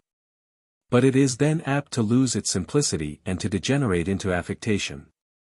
Bright, in his travels in Lower Hungary, tells of monuments of marble and recesses formed for retirement, with seats placed among bowers of greenhouse plants, and that the graves generally are covered with the gayest flowers of the season. He gives a casual picture of filial piety which I cannot but transcribe, for I trust it is as useful as it is delightful to illustrate the amiable virtues of the sex. When I was at Berlin, says he, I followed the celebrated Iffland to the grave. Mingled with some pomp you might trace much real feeling. In the midst of the ceremony my attention was attracted by a young woman who stood on a mound of earth newly covered with turf, which she anxiously protected from the feet of the passing crowd. It was the tomb of her parent. And the figure of this affectionate daughter presented a monument more striking than the most costly work of art. I will barely add an instance of sepulchral decoration that I once met with among the mountains of Switzerland. It was at the village of Jersau, which stands on the borders of the lake of Lucerne, at the foot of Mount Rigi. It was once the capital of a miniature republic shut up between the Alps and the lake, and accessible on the land side only by footpaths. The whole force of the republic did not exceed 600 fighting men, and a few miles of circumference, scooped out as it were from the bosom of the mountains, comprised its territory. The village of Jersau seemed separated from the rest of the world, and retained the golden simplicity of a purer age. It had a small church, with a burying ground adjoining. At the heads of the graves were placed crosses of wood or iron. On some were affixed miniatures, rudely executed, but evidently attempts at likenesses of the deceased. On the crosses were hung chaplets of flowers, some withering others fresh, as if occasionally renewed. I paused with interest at this scene. I felt that I was at the source of poetical description, for these were the beautiful but unaffected offerings of the heart which poets are fain to record. In a gayer and more populous place I should have suspected them to have been suggested by factitious sentiment derived from books, but the good people of Jersau knew little of books. There was not a novel nor a love poem in the village, and I question whether any peasant of the place dreamt, while he was twining a fresh chaplet for the grave of his mistress, that he was fulfilling one of the most fanciful rites of poetical devotion, and that he was practically a poet. The inn kitchen. Shall I not take mine ease in mine inn? Falstaff. During a journey that I once made through the Netherlands, I had arrived one evening at the Pomme d'Or, the principal inn of a small Flemish village. It was after the hour of the table d'hôte, so that I was obliged to make a solitary supper from the relics of its ampler board. The weather was chilly. I was seated alone in one end of a great gloomy dining room, and, my repast being over, I had the prospect before me of a long dull evening, without any visible means of enlivening it. I summoned mine host and requested something to read. He brought me the whole literary stock of his household, a Dutch family Bible, an almanac in the same language, and a number of old Paris newspapers. As I sat dozing over one of the latter, reading old news and stale criticisms, my ear was now and then struck with bursts of laughter which seemed to proceed from the kitchen. Every one that has travelled on the continent must know how favourite a resort the kitchen of a country inn is to the middle and inferior order of travellers. Particularly in that equivocal kind of weather when a fire becomes agreeable toward evening. I threw aside the newspaper and explored my way to the kitchen, to take a peep at the group that appeared to be so merry. It was composed partly of travellers who had arrived some hours before in a diligence, and partly of the usual attendants and hangers-on of inns. They were seated round a great burnished stove, that might have been mistaken for an altar at which they were worshipping. It was covered with various kitchen vessels of resplendent brightness, among which steamed and hissed a huge copper tea-kettle. A large lamp threw a strong mass of light upon the group, bringing out many odd features in strong relief. Its yellow rays partially illumined the spacious kitchen, dying duskily away into remote corners. Except where they settled in mellow radiance on the broad side of a flitch of bacon or were reflected back from well-scoured utensils that gleamed from the midst of obscurity. A strapping Flemish lass, with long golden pendants in her ears and a necklace with a golden heart suspended to it, was the presiding priestess of the temple. Many of the company were furnished with pipes, and most of them with some kind of evening potation. I found their mirth was occasioned by anecdotes which a little swarthy Frenchman, with a dry weazen face and large whiskers, was giving of his love adventures. At the end of each of which there was one of those bursts of honest unceremonious laughter in which a man indulges in that temple of true liberty, an inn. As I had no better mode of getting through a tedious blustering evening, I took my seat near the stove, and listened to a variety of travelers' tales, some very extravagant and most very dull. All of them, however, have faded from my treacherous memory except one, which I will endeavor to relate. I fear, however, it derived its chief zest from the manner in which it was told, and the peculiar air and appearance of the narrator. He was a corpulent old Swiss, who had the look of a veteran traveler.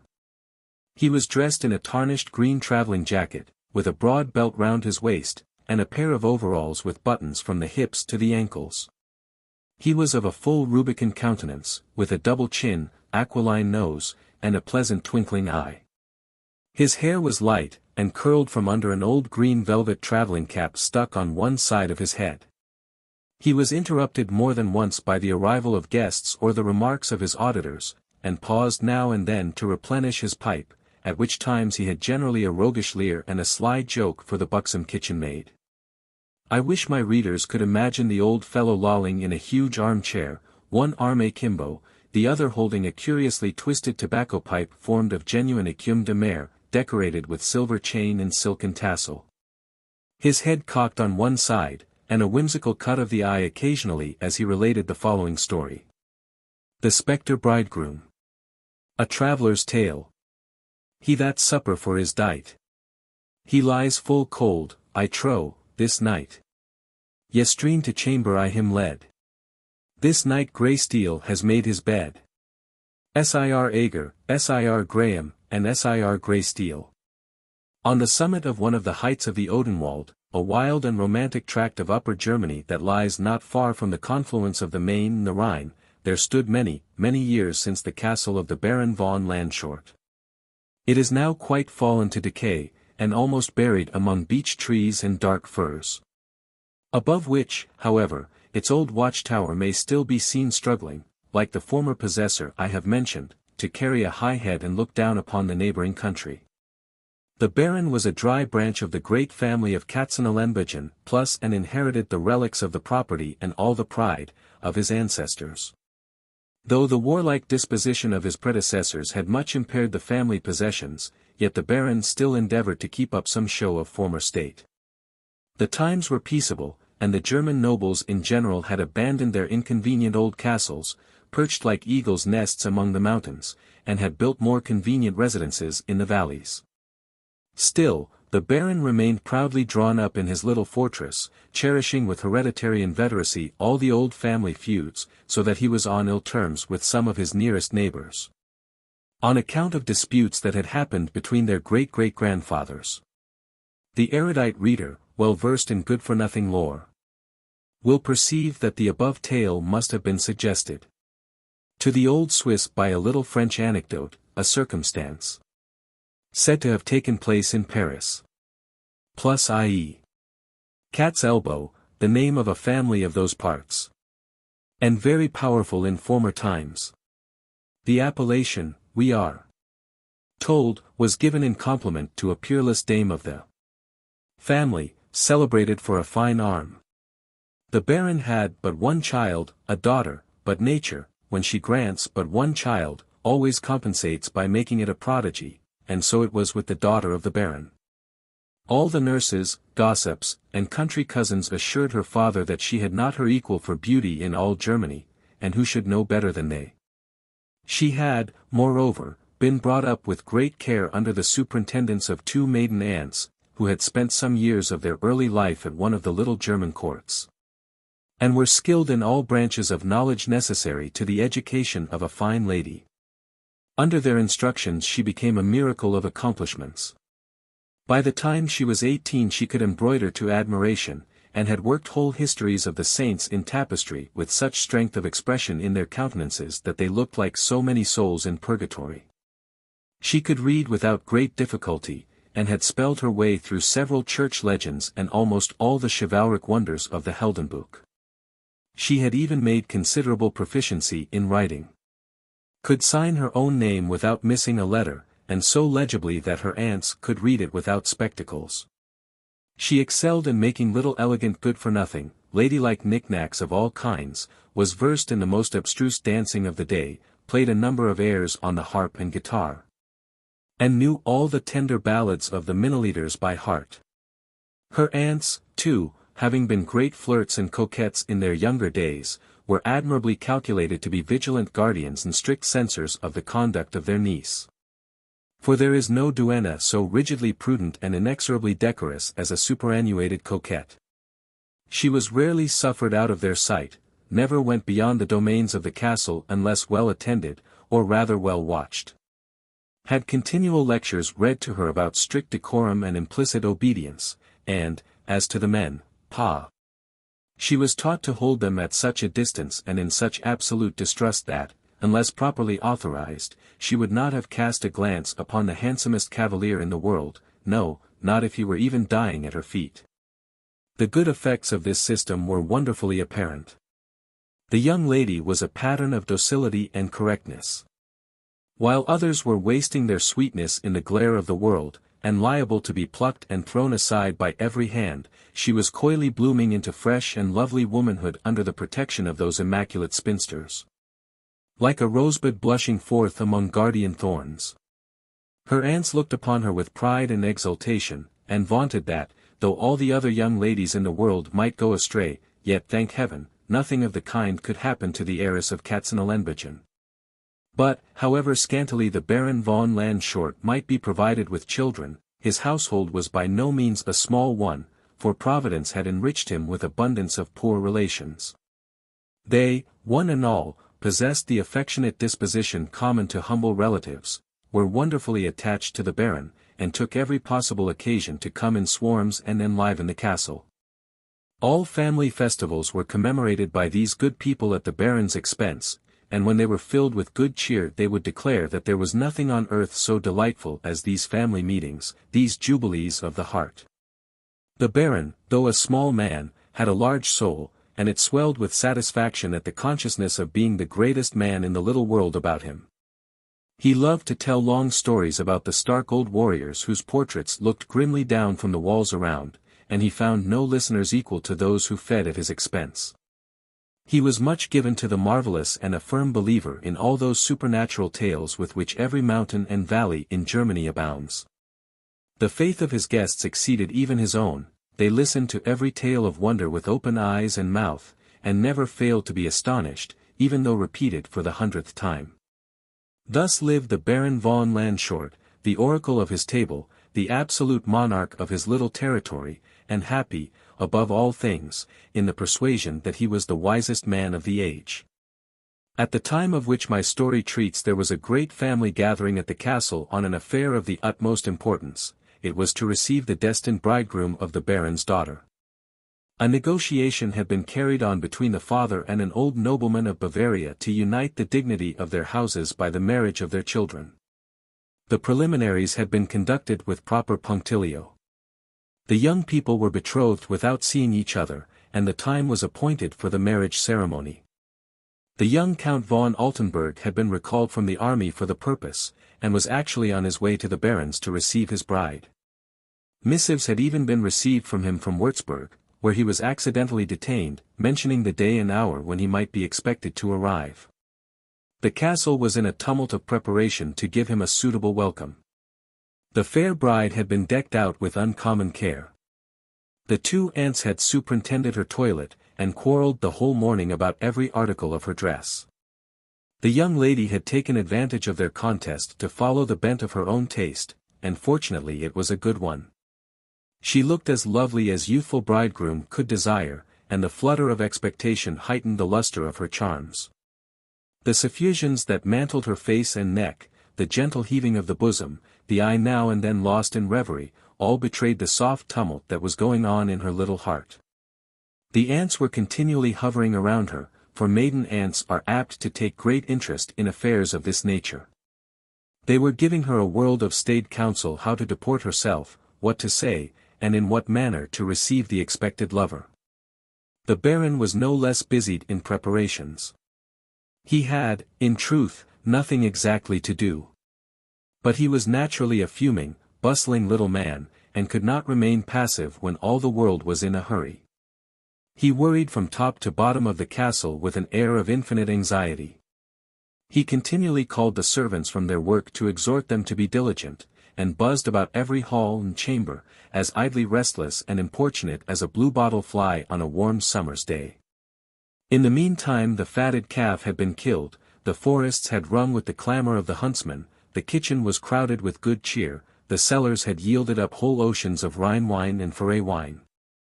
And even the great Heidelberg tun had been laid under contribution. Everything was ready to receive the distinguished guest with sauce und Braus in the true spirit of German hospitality, but the guest delayed to make his appearance. Hour rolled after hour. The sun, that had poured his downward rays upon the rich forest of the Odenwald, now just gleamed along the summits of the mountains. The Baron mounted the highest tower and strained his eyes in hopes of catching a distant sight of the Count and his attendants. Once he thought he beheld them, the sound of horns came floating from the valley, prolonged by the mountain echoes. A number of horsemen were seen far below slowly advancing along the road, but when they had nearly reached the foot of the mountain they suddenly struck off in a different direction.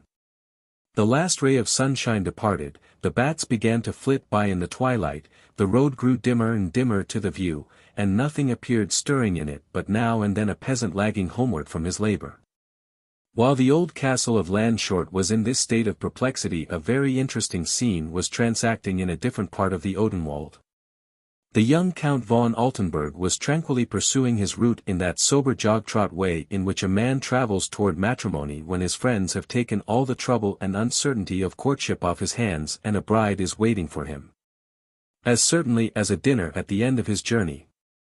He had encountered at Würzburg a youthful companion in arms with whom he had seen some service on the frontiers, Hermann von Starkenfaust, one of the stoutest hands and worthiest hearts of German chivalry, who was now returning from the army. His father's castle was not far distant from the old fortress of Landshort, although an hereditary feud rendered the families hostile and strangers to each other. In the warm-hearted moment of recognition the young friends related all their past adventures and fortunes, and the Count gave the whole history of his intended nuptials with a young lady whom he had never seen, but of whose charms he had received the most enrapturing descriptions. As the route of the friends lay in the same direction, they agreed to perform the rest of their journey together, and that they might do it the more leisurely, set off from Würzburg at an early hour.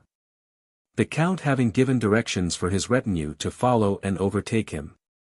They beguiled their wayfaring with recollections of their military scenes and adventures, but the Count was apt to be a little tedious now and then about the reputed charms of his bride and the felicity that awaited him.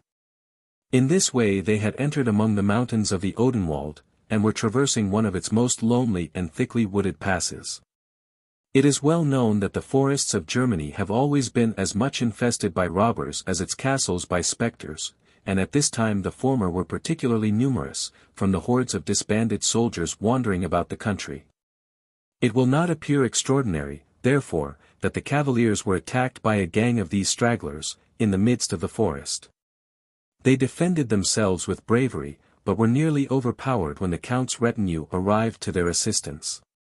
At sight of them the robbers fled, but not until the Count had received a mortal wound.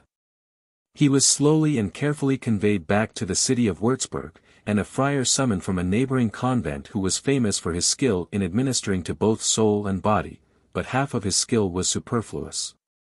The moments of the unfortunate Count were numbered.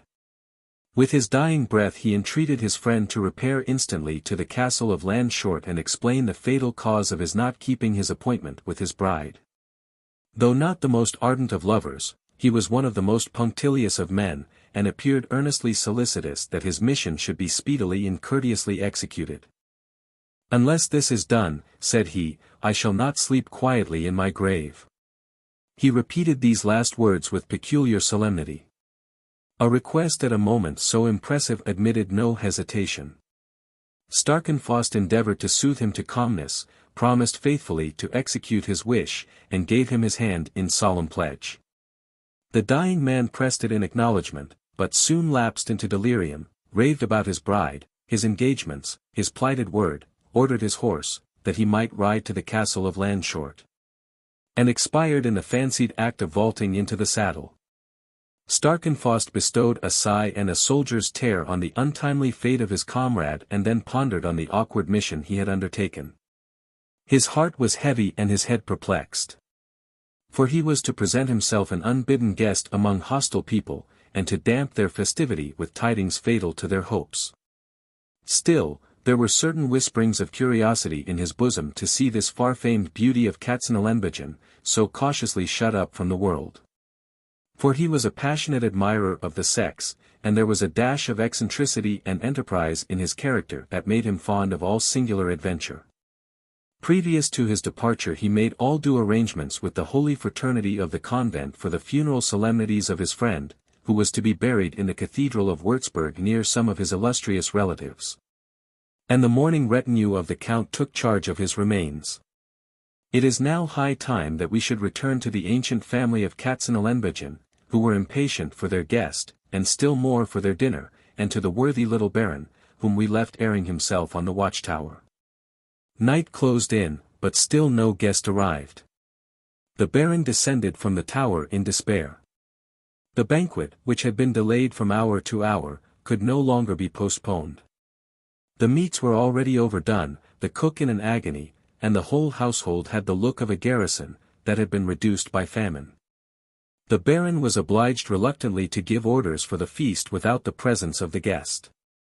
All were seated at table, and just on the point of commencing, when the sound of a horn from without the gate gave notice of the approach of a stranger.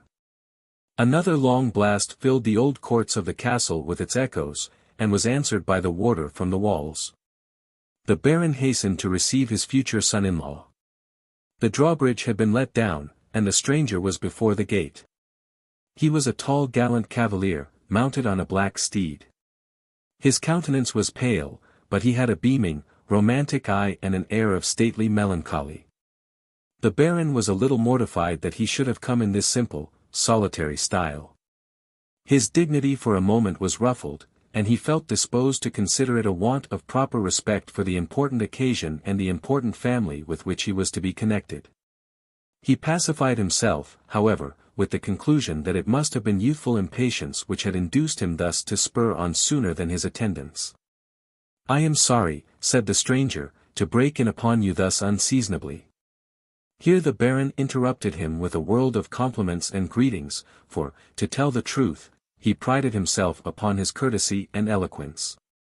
The stranger attempted once or twice to stem the torrent of words, but in vain, so he bowed his head and suffered it to flow on. By the time the baron had come to a pause they had reached the inner court of the castle, and the stranger was again about to speak, when he was once more interrupted by the appearance of the female part of the family, leading forth the shrinking and blushing bride. He gazed on her for a moment as one entranced. It seemed as if his whole soul beamed forth in the gaze and rested upon that lovely form. One of the maiden aunts whispered something in her ear. She made an effort to speak. Her moist blue eye was timidly raised, gave a shy glance of inquiry on the stranger, and was cast again to the ground. The words died away, but there was a sweet smile playing about her lips, and a soft dimpling of the cheek that showed her glance had not been unsatisfactory. It was impossible for a girl of the fond age of 18, highly predisposed for love and matrimony, not to be pleased with so gallant a cavalier. The late hour at which the guest had arrived left no time for parley. The baron was peremptory, and deferred all particular conversation until the morning, and led the way to the untasted banquet. It was served up in the great hall of the castle. Around the walls hung the hard-favored portraits of the heroes of the house of Katzenelnbogen, and the trophies which they had gained in the field, and in the chase. Hacked corslets, splintered jousting spears, and tattered banners were mingled with the spoils of sylvan warfare. The jaws of the wolf and the tusks of the boar grinned horribly among crossbows and battle-axes. And a huge pair of antlers branched immediately over the head of the youthful bridegroom. The cavalier took but little notice of the company or the entertainment.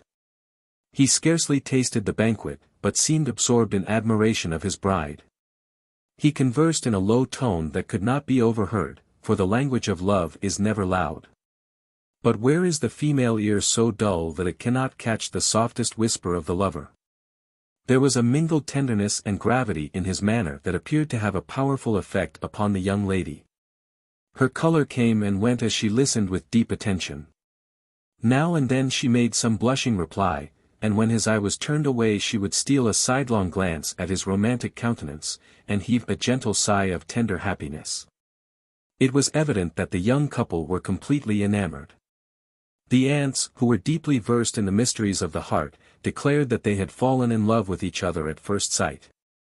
The feast went on merrily, or at least noisily, for the guests were all blessed with those keen appetites that attend upon light purses and mountain air. The Baron told his best and longest stories, and never had he told them so well or with such great effect. If there was anything marvelous, his auditors were lost in astonishment. And if anything facetious, they were sure to laugh exactly in the right place. The Baron, it is true, like most great men, was too dignified to utter any joke but a dull one. It was always enforced, however, by a bumper of excellent Hockheimer, and even a dull joke at one's own table, served up with jolly old wine, is irresistible.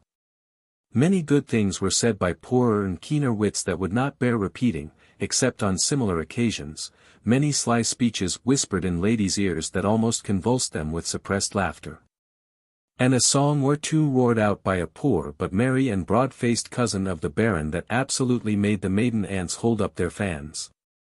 Amidst all this revelry the stranger guest maintained a most singular and unseasonable gravity.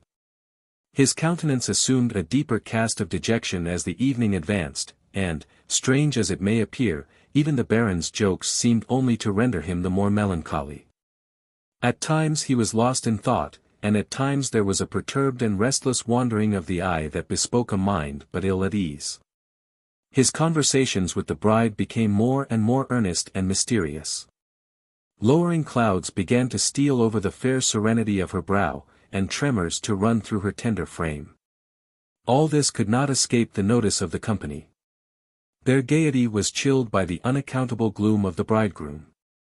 Their spirits were infected, whispers and glances were interchanged, accompanied by shrugs and dubious shakes of the head. The song and the laugh grew less and less frequent, there were dreary pauses in the conversation, which were at length succeeded by wild tales and supernatural legends. One dismal story produced another still more dismal. And the Baron nearly frightened some of the ladies into hysterics with the history of the goblin horseman that carried away the fair Leonora, a dreadful story which has since been put into excellent verse, and is read and believed by all the world. The bridegroom listened to this tale with profound attention. He kept his eyes steadily fixed on the Baron, and, as the story drew to a close, began gradually to rise from his seat, growing taller and taller, until in the Baron's entranced eye he seemed almost to tower into a giant. The moment the tale was finished he heaved a deep sigh and took a solemn farewell of the company. They were all amazement. The Baron was perfectly thunderstruck. What? Going to leave the castle at midnight? Why, everything was prepared for his reception, a chamber was ready for him if he wished to retire. The stranger shook his head mournfully and mysteriously. I must lay my head in a different chamber tonight. There was something in this reply and the tone in which it was uttered that made the Baron's heart misgive him, but he rallied his forces and repeated his hospitable entreaties. The stranger shook his head silently, but positively, at every offer, and, waving his farewell to the company, stalked slowly out of the hall. The maiden aunts were absolutely petrified, the bride hung her head and a tear stole to her eye. The Baron followed the stranger to the great court of the castle, where the black charger stood pawing the earth and snorting with impatience. When they had reached the portal, whose deep archway was dimly lighted by a cresset, the stranger paused, and addressed the Baron in a hollow tone of voice, which the vaulted roof rendered still more sepulchral. Now that we are alone, said he, I will impart to you the reason of my going. I have a solemn, an indispensable engagement. Why, said the Baron, cannot you send someone in your place? It admits of no substitute, I must attend it in person. I must away to Würzburg Cathedral. I, said the Baron, plucking up spirit, but not until tomorrow you shall take your bride there. No. No, replied the stranger, with tenfold solemnity, my engagement is with no bride, the worms. The worms expect me. I am a dead man, I have been slain by robbers, my body lies at Würzburg, at midnight I am to be buried, the grave is waiting for me, I must keep my appointment. He sprang on his black charger, dashed over the drawbridge, and the clattering of his horse's hoofs was lost in the whistling of the night blast. The Baron returned to the hall in the utmost consternation, and related what had passed. 2 ladies fainted outright, others sickened at the idea of having banqueted with a spectre. It was the opinion of some that this might be the wild huntsman, famous in German legend. Some talked of mountain sprites, of wood demons, and of other supernatural beings with which the good people of Germany have been so grievously harassed since time immemorial. One of the poor relations ventured to suggest that it might be some sportive evasion of the young cavalier, and that the very gloominess of the caprice seemed to accord with so melancholy a personage. This, however, drew on him the indignation of the whole company, and especially of the Baron, who looked upon him as little better than an infidel. So that he was fain to abjure his heresy as speedily as possible and come into the faith of the true believers. But, whatever may have been the doubts entertained, they were completely put to an end by the arrival next day of regular missives confirming the intelligence of the young Count's murder and his interment in Würzburg Cathedral. The dismay at the castle may well be imagined. The Baron shut himself up in his chamber. The guests, who had come to rejoice with him, could not think of abandoning him in his distress. They wandered about the courts or collected in groups in the hall, shaking their heads and shrugging their shoulders at the troubles of so good a man, and sat longer than ever at table, and ate and drank more stoutly than ever, by way of keeping up their spirits. But the situation of the widowed bride was the most pitiable. To have lost a husband before she had even embraced him, and such a husband. If the very spectre could be so gracious and noble, what must have been the living man? She filled the house with lamentations. On the night of the 2nd day of her widowhood she had retired to her chamber, accompanied by one of her aunts, who insisted on sleeping with her. The aunt, who was one of the best tellers of ghost stories in all Germany, had just been recounting one of her longest, and had fallen asleep in the very midst of it. The chamber was remote and overlooked a small garden. The niece lay pensively gazing at the beams of the rising moon as they trembled on the leaves of an aspen tree before the lattice. The castle clock had just tolled midnight when a soft strain of music stole up from the garden. She rose hastily from her bed and stepped lightly to the window. A tall figure stood among the shadows of the trees. As it raised its head a beam of moonlight fell upon the countenance. Heaven and earth! She beheld the spectre bridegroom. A loud shriek at that moment burst upon her ear, and her aunt, who had been awakened by the music and had followed her silently to the window, fell into her arms. When she looked again the spectre had disappeared. Of the 2 females, the aunt now required the most soothing, for she was perfectly beside herself with terror. As to the young lady, there was something even in the spectre of her lover that seemed endearing. There was still the semblance of manly beauty, and, though the shadow of a man is but little calculated to satisfy the affections of a lovesick girl, yet where the substance is not to be had even that is consoling. The aunt declared she would never sleep in that chamber again, the niece, for once, was refractory, and declared as strongly that she would sleep in no other in the castle. The consequence was, that she had to sleep in it alone. But she drew a promise from her aunt not to relate the story of the spectre, lest she should be denied the only melancholy pleasure left her on earth, that of inhabiting the chamber over which the guardian shade of her lover kept its nightly vigils. How long the good old lady would have observed this promise is uncertain, for she dearly loved to talk of the marvelous, and there is a triumph in being the first to tell a frightful story. It is, however, still quoted in the neighborhood as a memorable instance of female secrecy that she kept it to herself for a whole week. When she was suddenly absolved from all further restraint by intelligence brought to the breakfast table one morning that the young lady was not to be found. Her room was empty, the bed had not been slept in, the window was open and the bird had flown. The astonishment and concern with which the intelligence was received can only be imagined by those who have witnessed the agitation which the mishaps of a great man cause among his friends. Even the poor relations paused for a moment from the indefatigable labors of the trencher, when the aunt, who had at first been struck speechless, wrung her hands and shrieked out, "The goblin! The goblin. She's carried away by the goblin. In a few words she related the fearful scene of the garden, and concluded that the spectre must have carried off his bride. Two of the domestics corroborated the opinion, for they had heard the clattering of a horse's hoofs down the mountain about midnight, and had no doubt that it was the spectre on his black charger bearing her away to the tomb. All present were struck with the direful probability, for events of the kind are extremely common in Germany, as many well-authenticated histories bear witness. What a lamentable situation was that of the poor Baron! What a heartrending dilemma for a fond father and a member of the great family of Katzenelnbogen! His only daughter had either been rapt away to the grave, or he was to have some wood demon for a son-in-law, and perchance a troop of goblin grandchildren. As usual, he was completely bewildered, and all the castle in an uproar. The men were ordered to take horse and scour every road and path and glen of the Odenwald. The Baron himself had just drawn on his jack-boots, girded on his sword, and was about to mount his steed to sally forth on the doubtful quest, when he was brought to a pause by a new apparition. A lady was seen approaching the castle mounted on a palfrey, attended by a cavalier on horseback. She galloped up to the gate, sprang from her horse, and, falling at the Baron's feet, embraced his knees. It was his lost daughter, and her companion, the spectre bridegroom.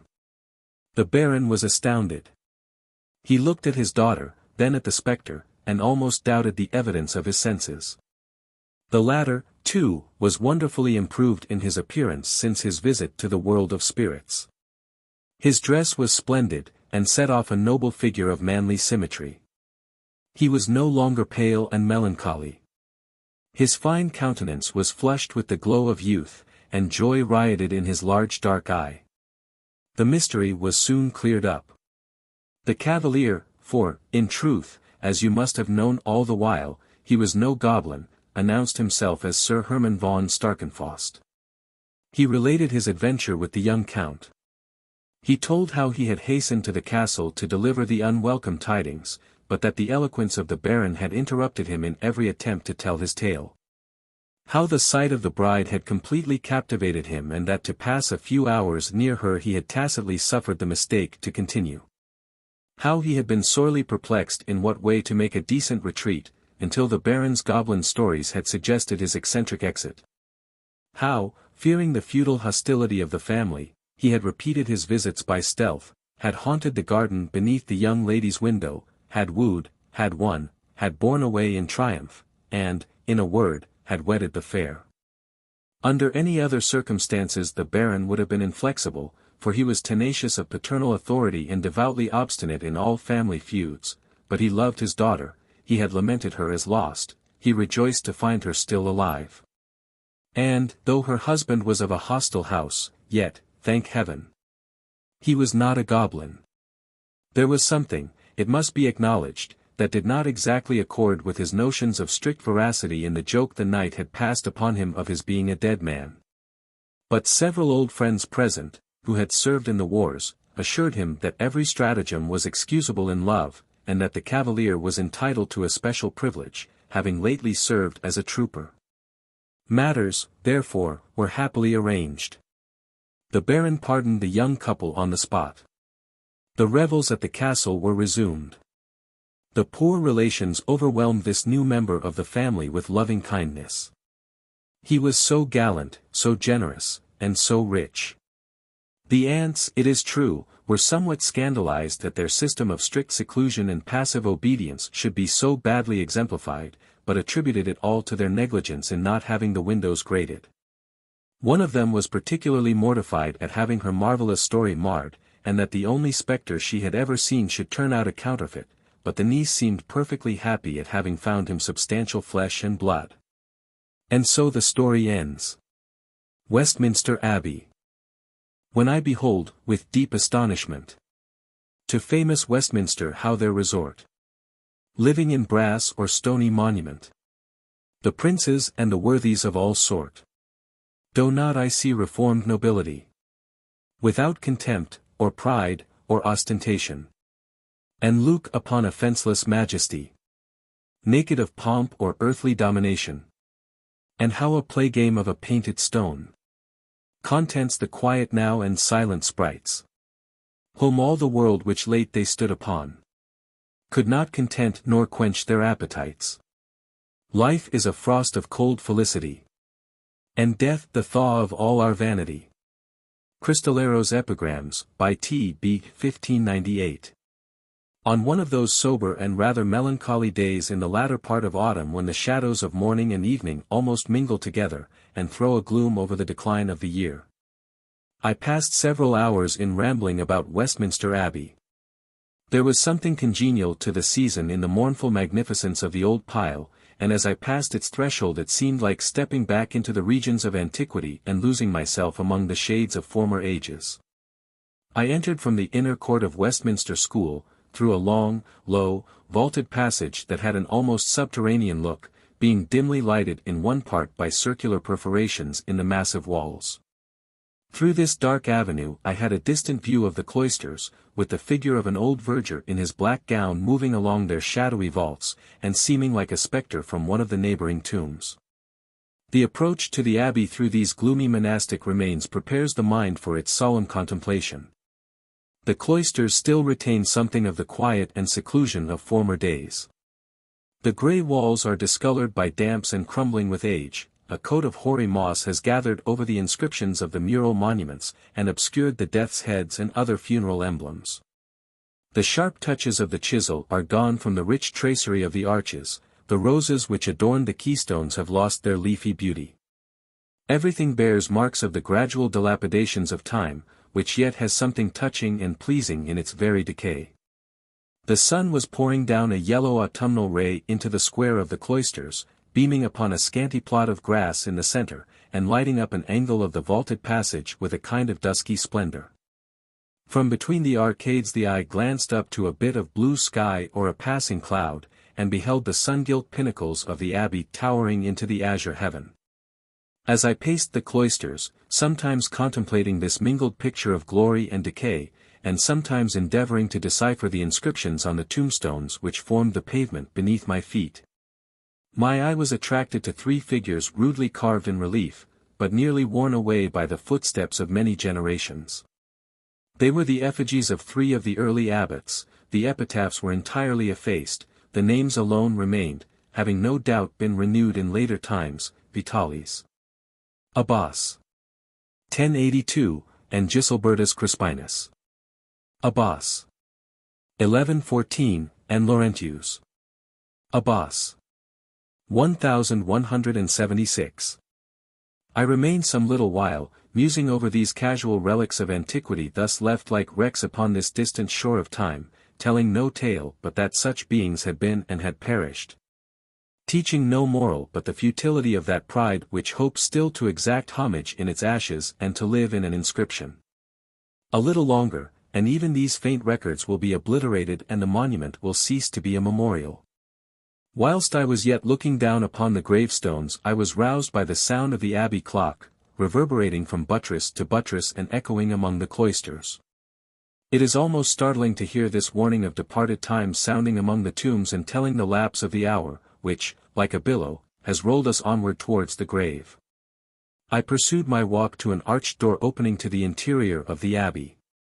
On entering here the magnitude of the building breaks fully upon the mind, contrasted with the vaults of the cloisters. The eyes gaze with wonder at clustered columns of gigantic dimensions, with arches springing from them to such an amazing height, and man wandering about their bases, shrunk into insignificance in comparison with his own handiwork. The spaciousness and gloom of this vast edifice produce a profound and mysterious awe. We step cautiously and softly about, as if fearful of disturbing the hallowed silence of the tomb, while every footfall whispers along the walls and chatters among the sepulchres, making us more sensible of the quiet we have interrupted. It seems as if the awful nature of the place presses down upon the soul and hushes the beholder into noiseless reverence. We feel that we are surrounded by the congregated bones of the great men of past times, who have filled history with their deeds and the earth with their renown. And yet it almost provokes a smile at the vanity of human ambition to see how they are crowded together and jostled in the dust. What parsimony is observed in doling out a scanty nook, a gloomy corner, a little portion of earth, to those whom, when alive, kingdoms could not satisfy. And how many shapes and forms and artifices are devised to catch the casual notice of the passenger, and save from forgetfulness for a few short years a name which once aspired to occupy ages of the world's thought and admiration. I passed some time in Poets' Corner, which occupies an end of one of the transepts or cross aisles of the abbey. The monuments are generally simple, for the lives of literary men afford no striking themes for the sculptor. Shakespeare and Addison have statues erected to their memories, but the greater part have busts, medallions, and sometimes mere inscriptions. Notwithstanding the simplicity of these memorials, I have always observed that the visitors to the abbey remained longest about them. A kinder and fonder feeling takes place of that cold curiosity or vague admiration with which they gaze on the splendid monuments of the great and the heroic. They linger about these as about the tombs of friends and companions, for indeed there is something of companionship between the author and the reader.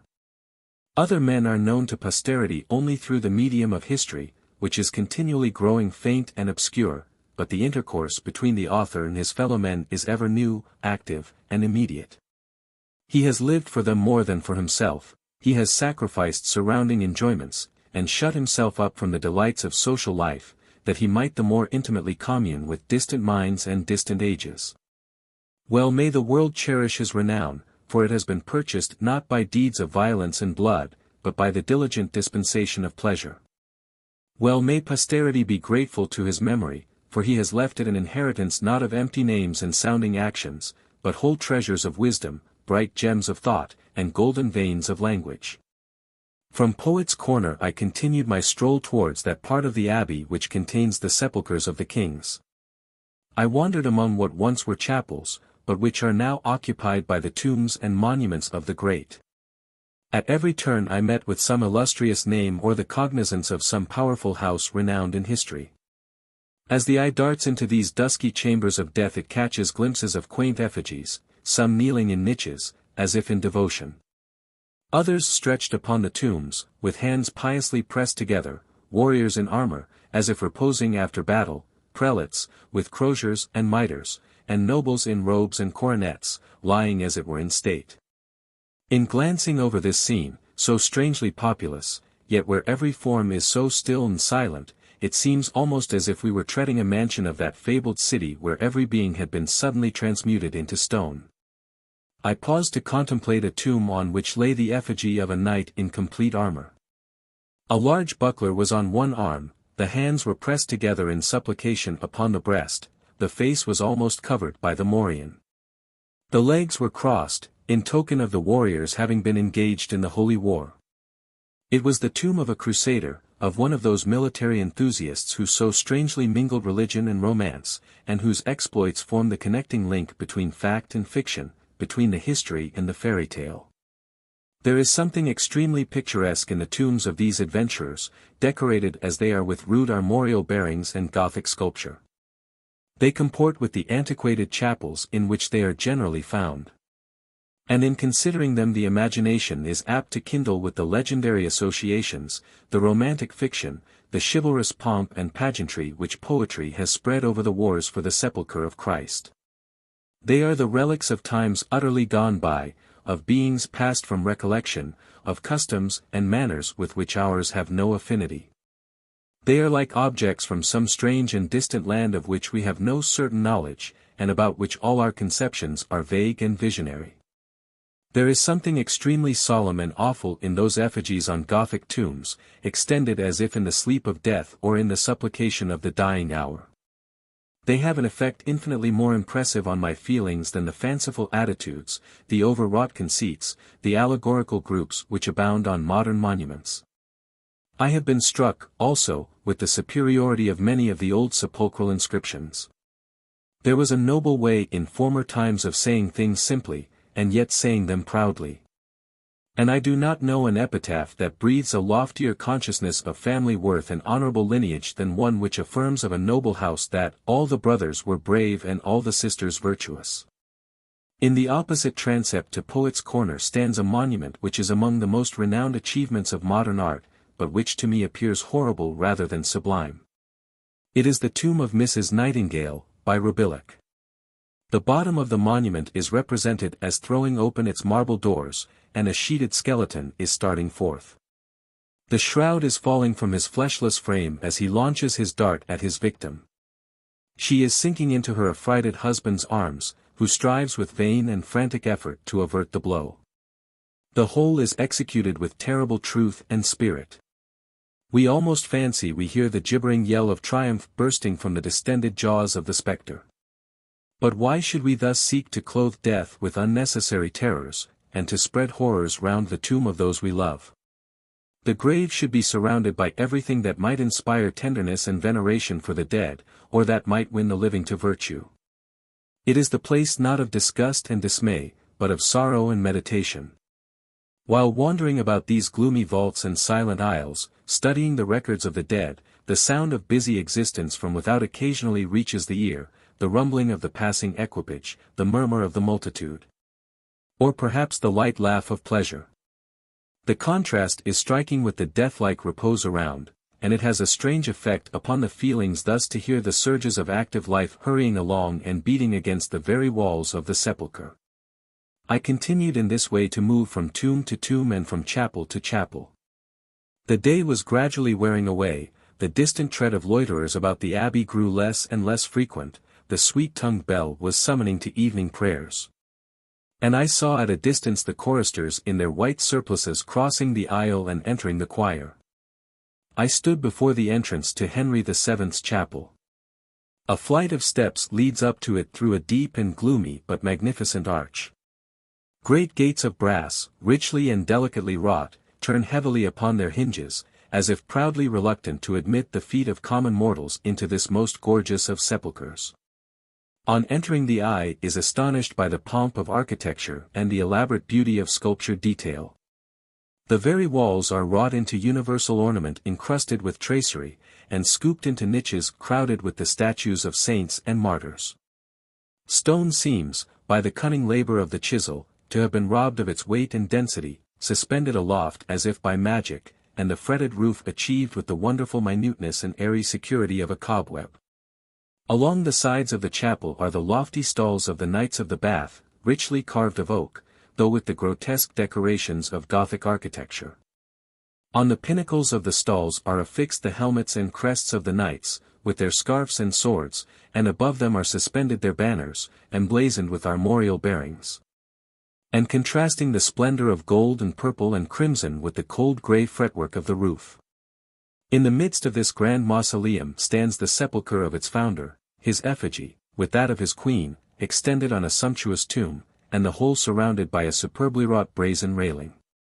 There is a sad dreariness in this magnificence, this strange mixture of tombs and trophies, these emblems of living and aspiring ambition, close beside mementos which show the dust and oblivion in which all must sooner or later terminate.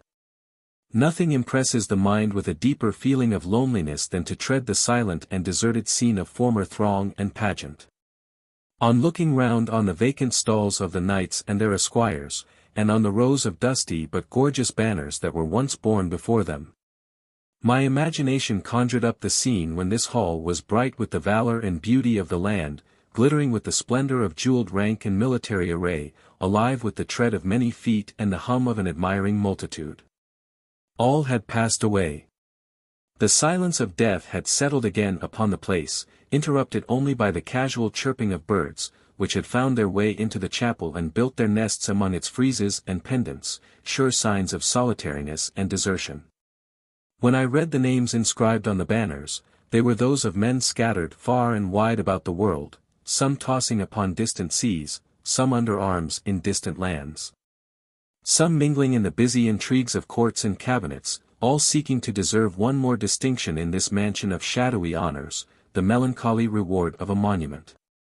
2 small aisles on each side of this chapel present a touching instance of the equality of the grave, which brings down the oppressor to a level with the oppressed and mingles the dust of the bitterest enemies together.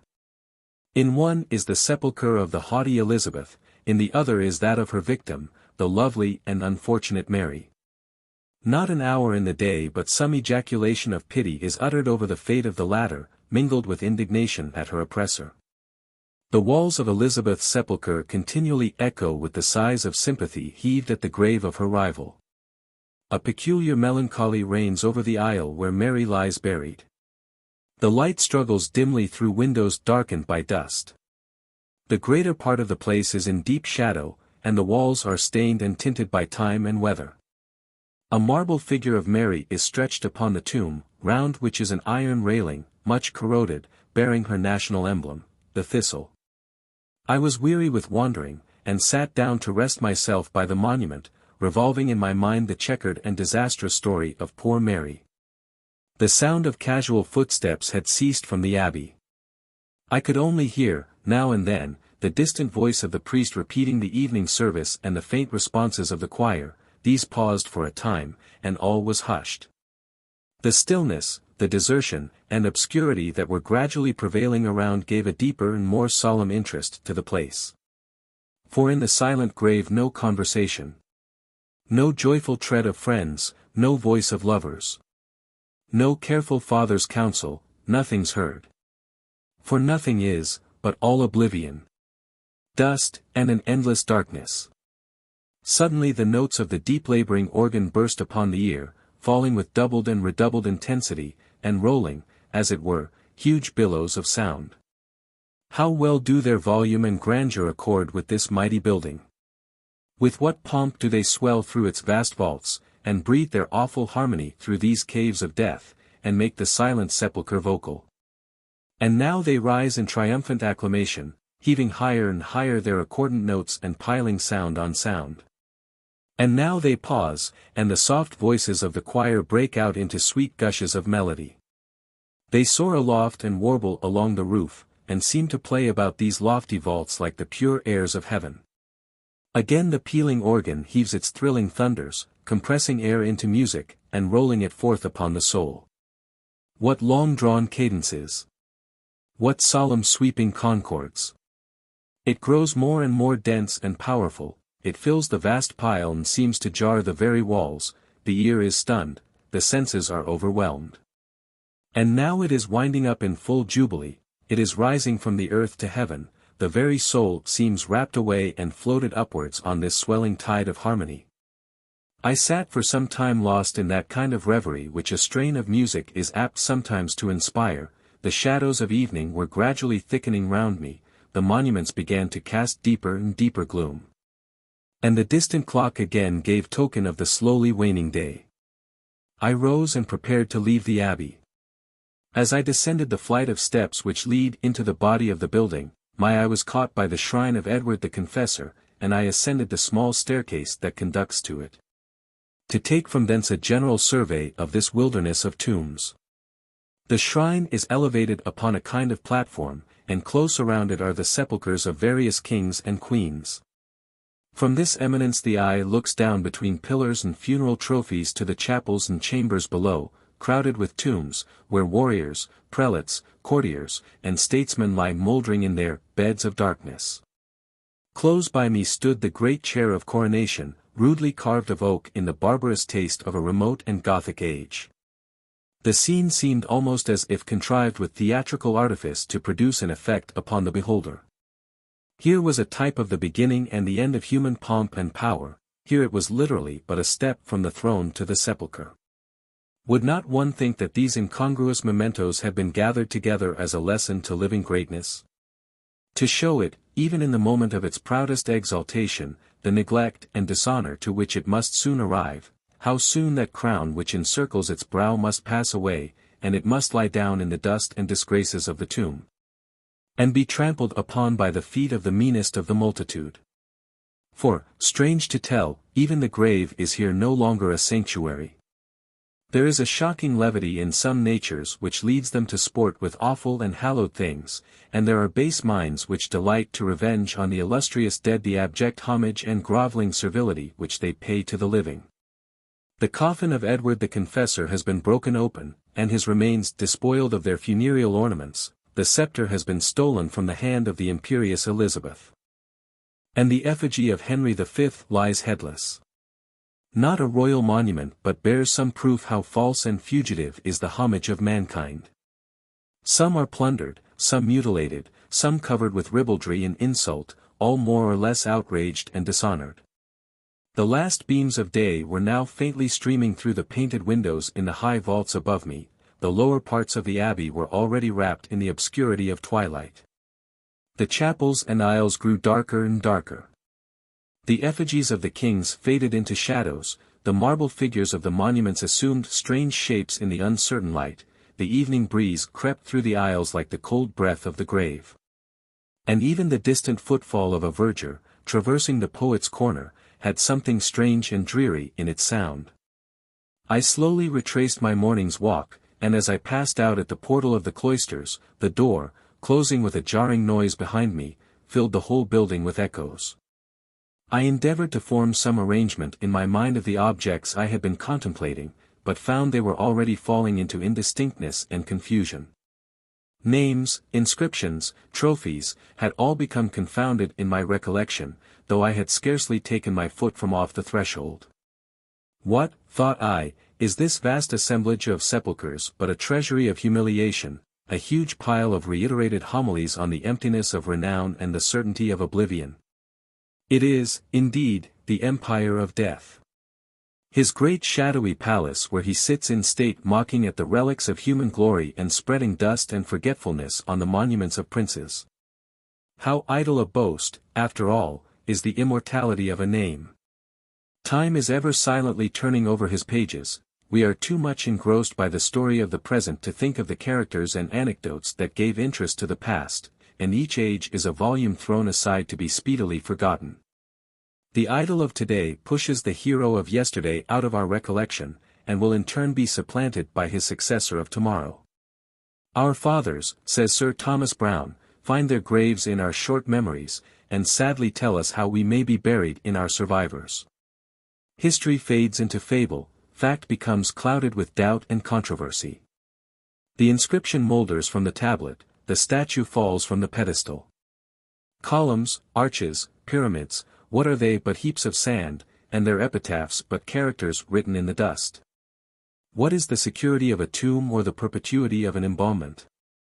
The remains of Alexander the Great have been scattered to the wind, and his empty sarcophagus is now the mere curiosity of a museum. The Egyptian mummies, which Cambyses or time hath spared, avarice now consumeth, Mizraim cures wounds, and Pharaoh is sold for balsams. What then is to ensure this pile which now towers above me from sharing the fate of mightier mausoleums?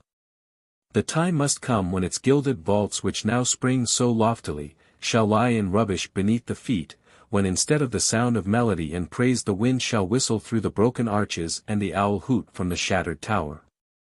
When the garish sunbeam shall break into these gloomy mansions of death, and the ivy twine round the fallen column, and the foxglove hang its blossoms about the nameless urn, as if in mockery of the dead.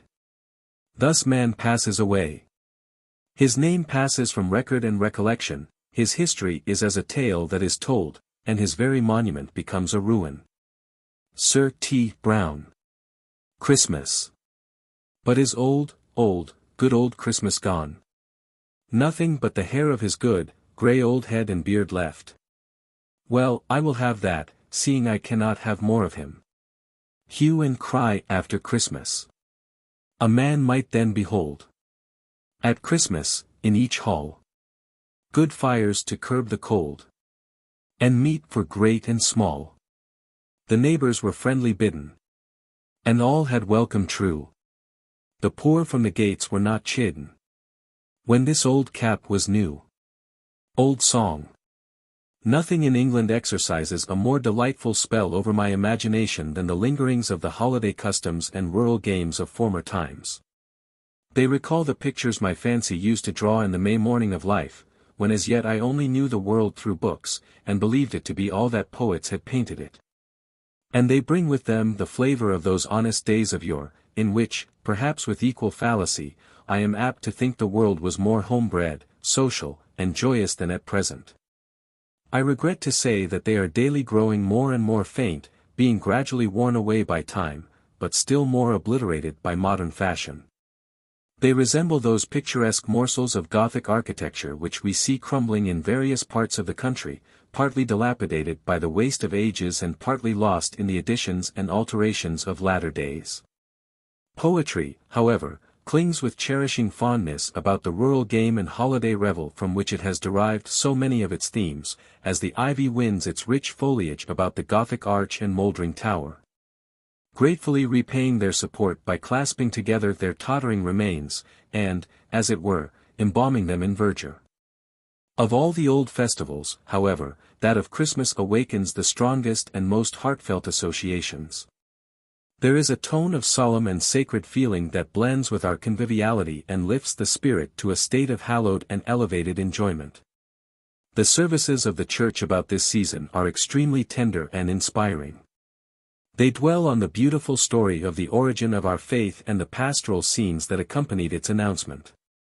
They gradually increase in fervor and pathos during the season of Advent, until they break forth in full jubilee on the morning that brought peace and goodwill to men.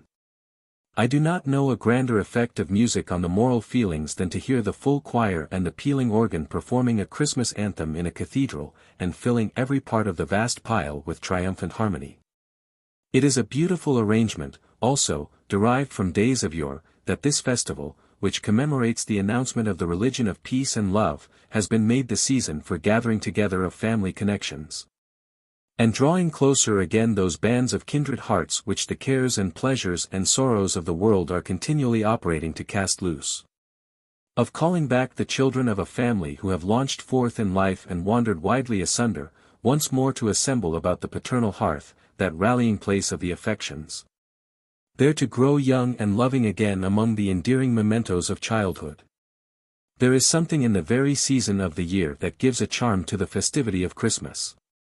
At other times we derive a great portion of our pleasures from the mere beauties of nature. Our feelings sally forth and dissipate themselves over the sunny landscape, and we live abroad and everywhere. The song of the bird, the murmur of the stream, the breathing fragrance of spring, the soft voluptuousness of summer, the golden pomp of autumn, earth with its mantle of refreshing green, and heaven with its deep delicious blue and its cloudy magnificence, all fill us with mute but exquisite delight, and we revel in the luxury of mere sensation. But in the depth of winter, when nature lies despoiled of every charm and wrapped in her shroud of sheeted snow, we turn for our gratifications to moral sources. The dreariness and desolation of the landscape, the short gloomy days and darksome nights, while they circumscribe our wanderings, shut in our feelings also from rambling abroad, and make us more keenly disposed for the pleasure of the social circle. Our thoughts are more concentrated, our friendly sympathies more aroused. We feel more sensibly the charm of each other's society, and are brought more closely together by dependence on each other for enjoyment. Heart calleth unto heart, and we draw our pleasures from the deep wells of loving kindness which lie in the quiet recesses of our bosoms, and which, when resorted to, furnish forth the pure element of domestic felicity. The pitchy gloom without makes the heart dilate on entering the room filled with the glow and warmth of the evening fire. The ruddy blaze diffuses an artificial summer and sunshine through the room, and lights up each countenance in a kindlier welcome. Where does the honest face of hospitality expand into a broader and more cordial smile, where is the shy glance of love more sweetly eloquent, than by the winter fireside? And as the hollow blast of wintry wind rushes through the hall, claps the distant door, whistles about the casement, and rumbles down the chimney, what can be more grateful than that feeling of sober and sheltered security with which we look round upon the comfortable chamber and the scene of domestic hilarity? The English, from the great prevalence of rural habit throughout every class of society, have always been fond of those festivals and holidays, which agreeably interrupt the stillness of country life, and they were, in former days, particularly observant of the religious and social rites of Christmas. It is inspiring to read even the dry details which some antiquaries have given of the quaint humors, the burlesque pageants, the complete abandonment to mirth and good fellowship with which this festival was celebrated. It seemed to throw open every door and unlock every heart. It brought the peasant and the peer together, and blended all ranks in one warm, generous flow of joy and kindness. The old halls of castles and manor houses resounded with the harp and the Christmas carol, and their ample boards groaned under the weight of hospitality. Even the poorest cottage welcomed the festive season with green decorations of bay and holly, the cheerful fire glanced its rays through the lattice, inviting the passengers to raise the latch and join the gossip knot huddled round the hearth, beguiling the long evening with legendary jokes and oft-told Christmas tales. One of the least pleasing effects of modern refinement is the havoc it has made among the hearty old holiday customs. It has completely taken off the sharp touchings and spirited reliefs of these embellishments of life, and has worn down society into a more smooth and polished, but certainly a less characteristic, surface. Many of the games and ceremonials of Christmas have entirely disappeared, and, like the Sherris sack of old Falstaff, are become matters of speculation and dispute among commentators. They flourished in times full of spirit and lustihood, when men enjoyed life roughly, but heartily and vigorously, times wild and picturesque, which have furnished poetry with its richest materials and the drama with its most attractive variety of characters and manners. The world has become more worldly. There is more of dissipation, and less of enjoyment. Pleasure has expanded into a broader, but a shallower stream, and has forsaken many of those deep and quiet channels where it flowed sweetly through the calm bosom of domestic life. Society has acquired a more enlightened and elegant tone, but it has lost many of its strong local peculiarities, its home-bred feelings, its honest fireside delights. The traditionary customs of golden-hearted antiquity, its feudal hospitalities, and lordly wassailings, have passed away with the baronial castles and stately manor houses in which they were celebrated. They comported with the shadowy hall, the great oaken gallery, and the tapestried parlor, but are unfitted to the light showy saloons and gay drawing-rooms of the modern villa. Shorn, however, as it is, of its ancient and festive honors, Christmas is still a period of delightful excitement in England. It is gratifying to see that home feeling completely aroused which holds so powerful a place in every English bosom.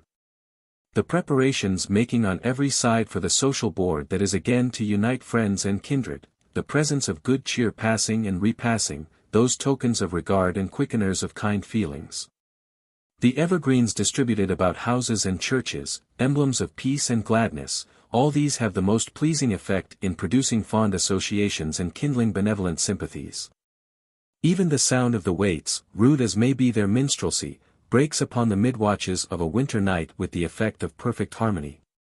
As I have been awakened by them in that still and solemn hour, when deep sleep falleth upon man, I have listened with a hushed delight, and, connecting them with the sacred and joyous occasion, have almost fancied them into another celestial choir announcing peace and goodwill to mankind.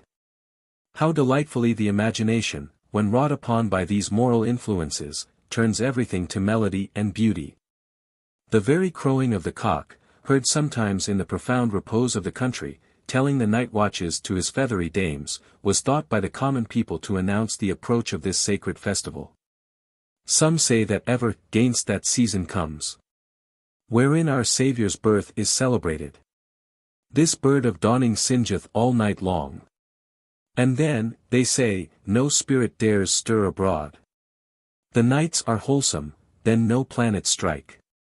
No fairy takes, no witch hath power to charm. So hallowed and so gracious is the time.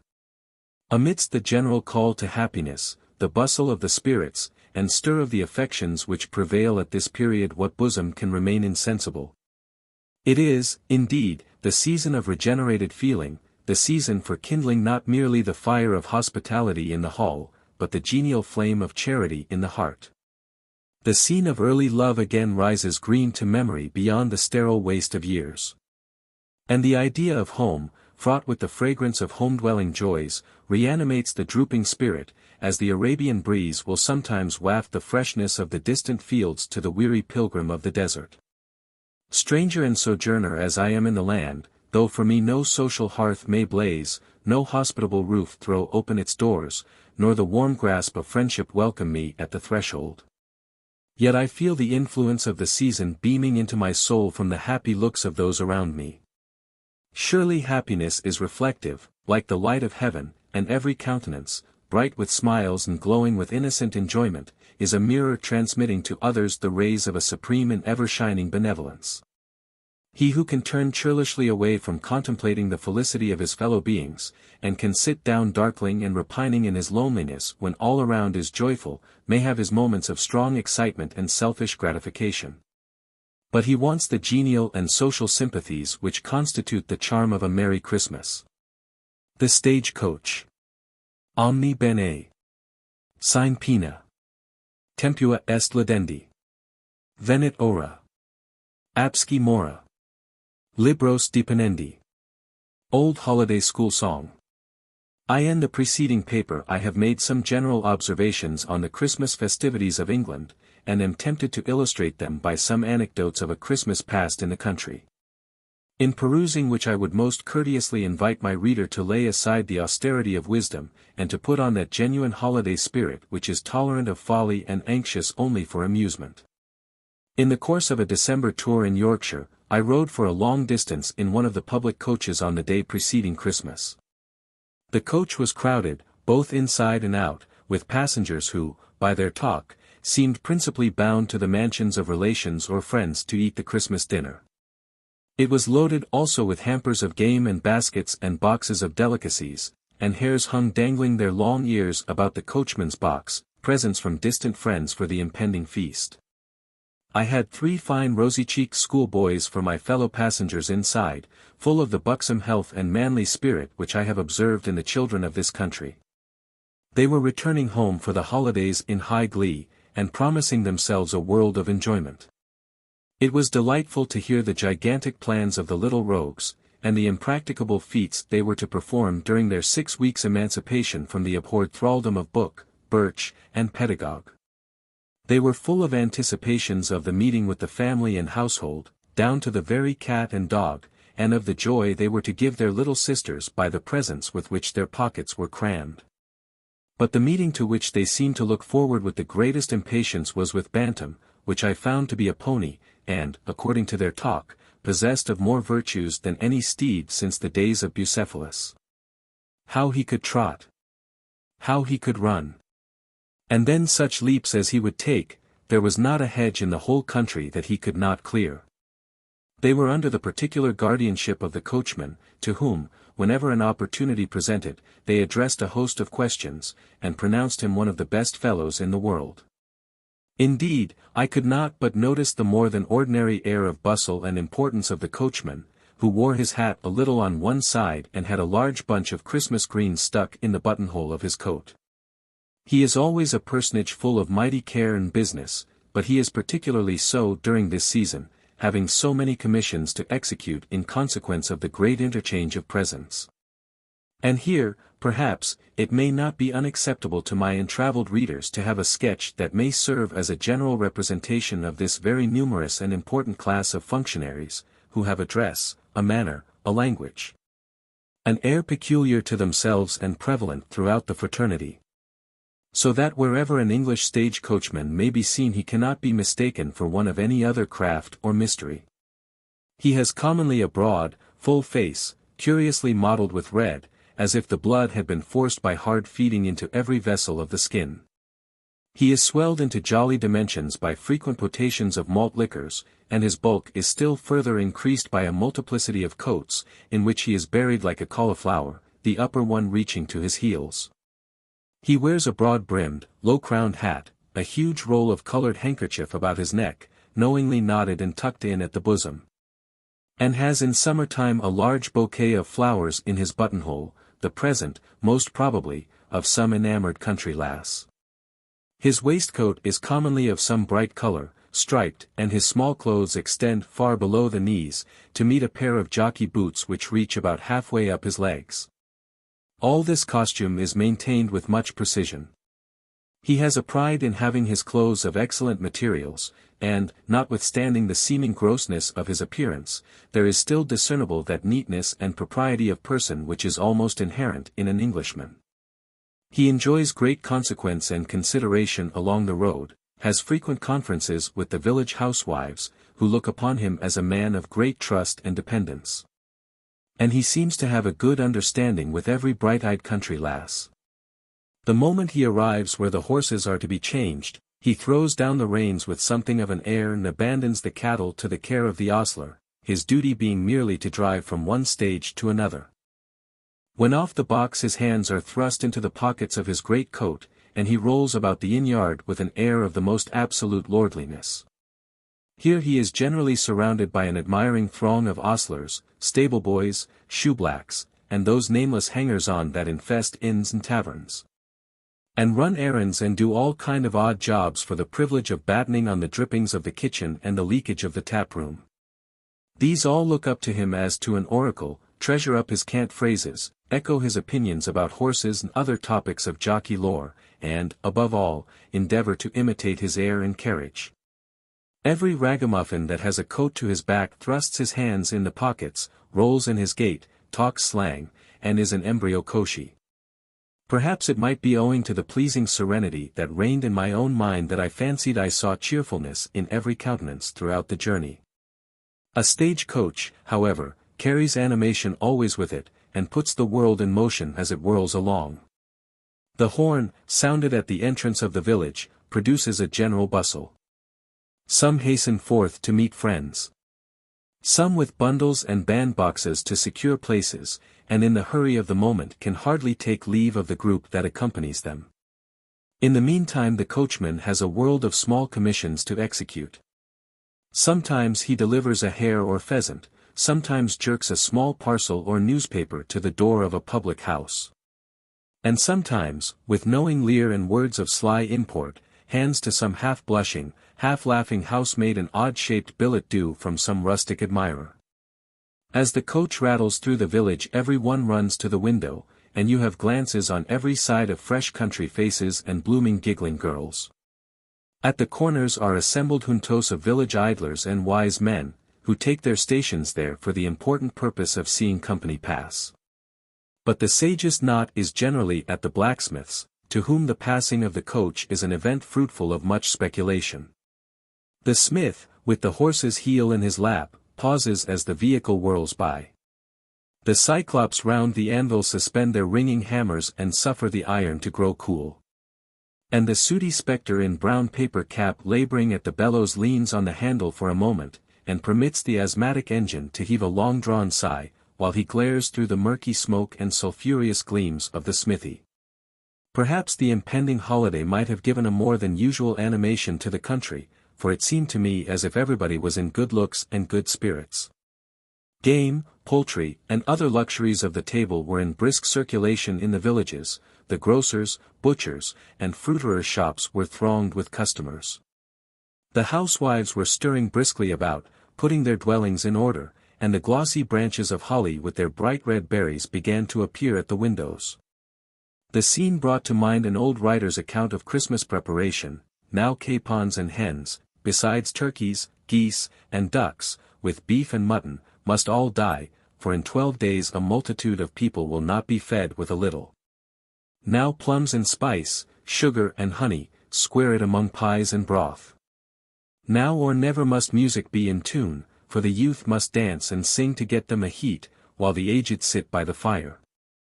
The country maid leaves half her market, and must be sent again if she forgets a pack of cards on Christmas Eve. Great is the contention of holly and ivy whether master or dame wears the breeches. Dice and cards benefit the butler. And if the cook do not lack wit, he will sweetly lick his fingers. I was roused from this fit of luxurious meditation by a shout from my little traveling companions. They had been looking out of the coach windows for the last few miles, recognizing every tree and cottage as they approached home, and now there was a general burst of joy. "There's John!" "And there's old Carlo!" "And there's Bantam!" cried the happy little rogues, clapping their hands. At the end of a lane there was an old sober-looking servant in livery waiting for them. He was accompanied by a superannuated pointer and by the redoubtable Bantam, a little old rat of a pony with a shaggy mane and long rusty tail, who stood dozing quietly by the roadside, little dreaming of the bustling times that awaited him. I was pleased to see the fondness with which the little fellows leaped about the steady old footman and hugged the pointer, who wriggled his whole body for joy. But Bantam was the great object of interest. All wanted to mount at once, and it was with some difficulty that John arranged that they should ride by turns and the eldest should ride first. Off they set at last, one on the pony, with the dog bounding and barking before him, and the others holding John's hands, both talking at once and overpowering him with questions about home and with school anecdotes. I looked after them with a feeling in which I do not know whether pleasure or melancholy predominated, for I was reminded of those days when, like them, I had known neither care nor sorrow and a holiday was the summit of earthly felicity. We stopped a few moments afterwards to water the horses, and on resuming our route a turn of the road brought us in sight of a neat country seat. I could just distinguish the forms of a lady and two young girls in the portico, and I saw my little comrades, with Bantam, Carlo, and old John, trooping along the carriage road. I leaned out of the coach window, in hopes of witnessing the happy meeting, but a grove of trees shut it from my sight. In the evening we reached a village where I had determined to pass the night. As we drove into the great gateway of the inn, I saw on one side the light of a rousing kitchen fire beaming through a window. I entered, and admired, for the 100th time, that picture of convenience, neatness, and broad honest enjoyment, the kitchen of an English inn. It was of spacious dimensions, hung round with copper and tin vessels highly polished, and decorated here and there with a Christmas green. Hams, tongues, and flitches of bacon were suspended from the ceiling. A smoke-jack made its ceaseless clanking beside the fireplace, and a clock ticked in one corner. A well-scoured deal table extended along one side of the kitchen, with a cold round of beef and other hearty viands upon it, over which two foaming tankards of ale seemed mounting guard. Travellers of inferior order were preparing to attack this stout repast, while others sat smoking and gossiping over their ale on two high-backed oaken settles beside the fire. Trim housemaids were hurrying backwards and forwards under the directions of a fresh bustling landlady, but still seizing an occasional moment to exchange a flippant word and have a rallying laugh with the group round the fire. The scene completely realized poor Robin's humble idea of the comforts of midwinter. Now trees their leafy hats do bear, to reverence winter's silver hair. A handsome hostess, merry host. A pot of ale now and a toast. Tobacco and a good coal fire are things this season doth require. Poor Robin's Almanac, 1684. I had not been long at the inn when a postchaise drove up to the door. A young gentleman stepped out, and by the light of the lamps I caught a glimpse of a countenance which I thought I knew. I moved forward to get a nearer view, when his eye caught mine. I was not mistaken. It was Frank Bracebridge, a sprightly, good-humoured young fellow with whom I had once travelled on the continent. Our meeting was extremely cordial, for the countenance of an old fellow-traveller always brings up the recollection of 1,000 pleasant scenes, odd adventures, and excellent jokes. To discuss all these in a transient interview at an inn was impossible. And, finding that I was not pressed for time and was merely making a tour of observation, he insisted that I should give him a day or two at his father's country seat, to which he was going to pass the holidays and which lay at a few miles' distance. "It is better than eating a solitary Christmas dinner at an inn," said he, "and I can assure you of a hearty welcome in something of the old-fashioned style." His reasoning was cogent, and I must confess the preparation I had seen for universal festivity and social enjoyment had made me feel a little impatient of my loneliness. I closed, therefore, at once with his invitation. The chaise drove up to the door, and in a few moments I was on my way to the family mansion of the Bracebridges. Christmas Eve. Saint Francis and Saint Benedict. Bless this house from wicked wight. From the nightmare and the goblin. That is hight good fellow Robin. Keep it from all evil spirits. Fairies, weasels, rats, and ferrets. From curfew time to the next prime. Cartwright. It was a brilliant moonlight night, but extremely cold. Our chaise whirled rapidly over the frozen ground, the post-boy smacked his whip incessantly, and a part of the time his horses were on a gallop. "He knows where he is going," said my companion, laughing, "and is eager to arrive in time for some of the merriment and good cheer of the servants' hall. My father, you must know, is a bigoted devotee of the old school, and prides himself upon keeping up something of Old English hospitality. He is a tolerable specimen of what you will rarely meet with nowadays in its purity, the Old English country gentleman. For our men of fortune spend so much of their time in town, and fashion is carried so much into the country, that the strong rich peculiarities of ancient rural life are almost polished away. My father, however, from early years, took honest Peacham for his textbook, instead of Chesterfield.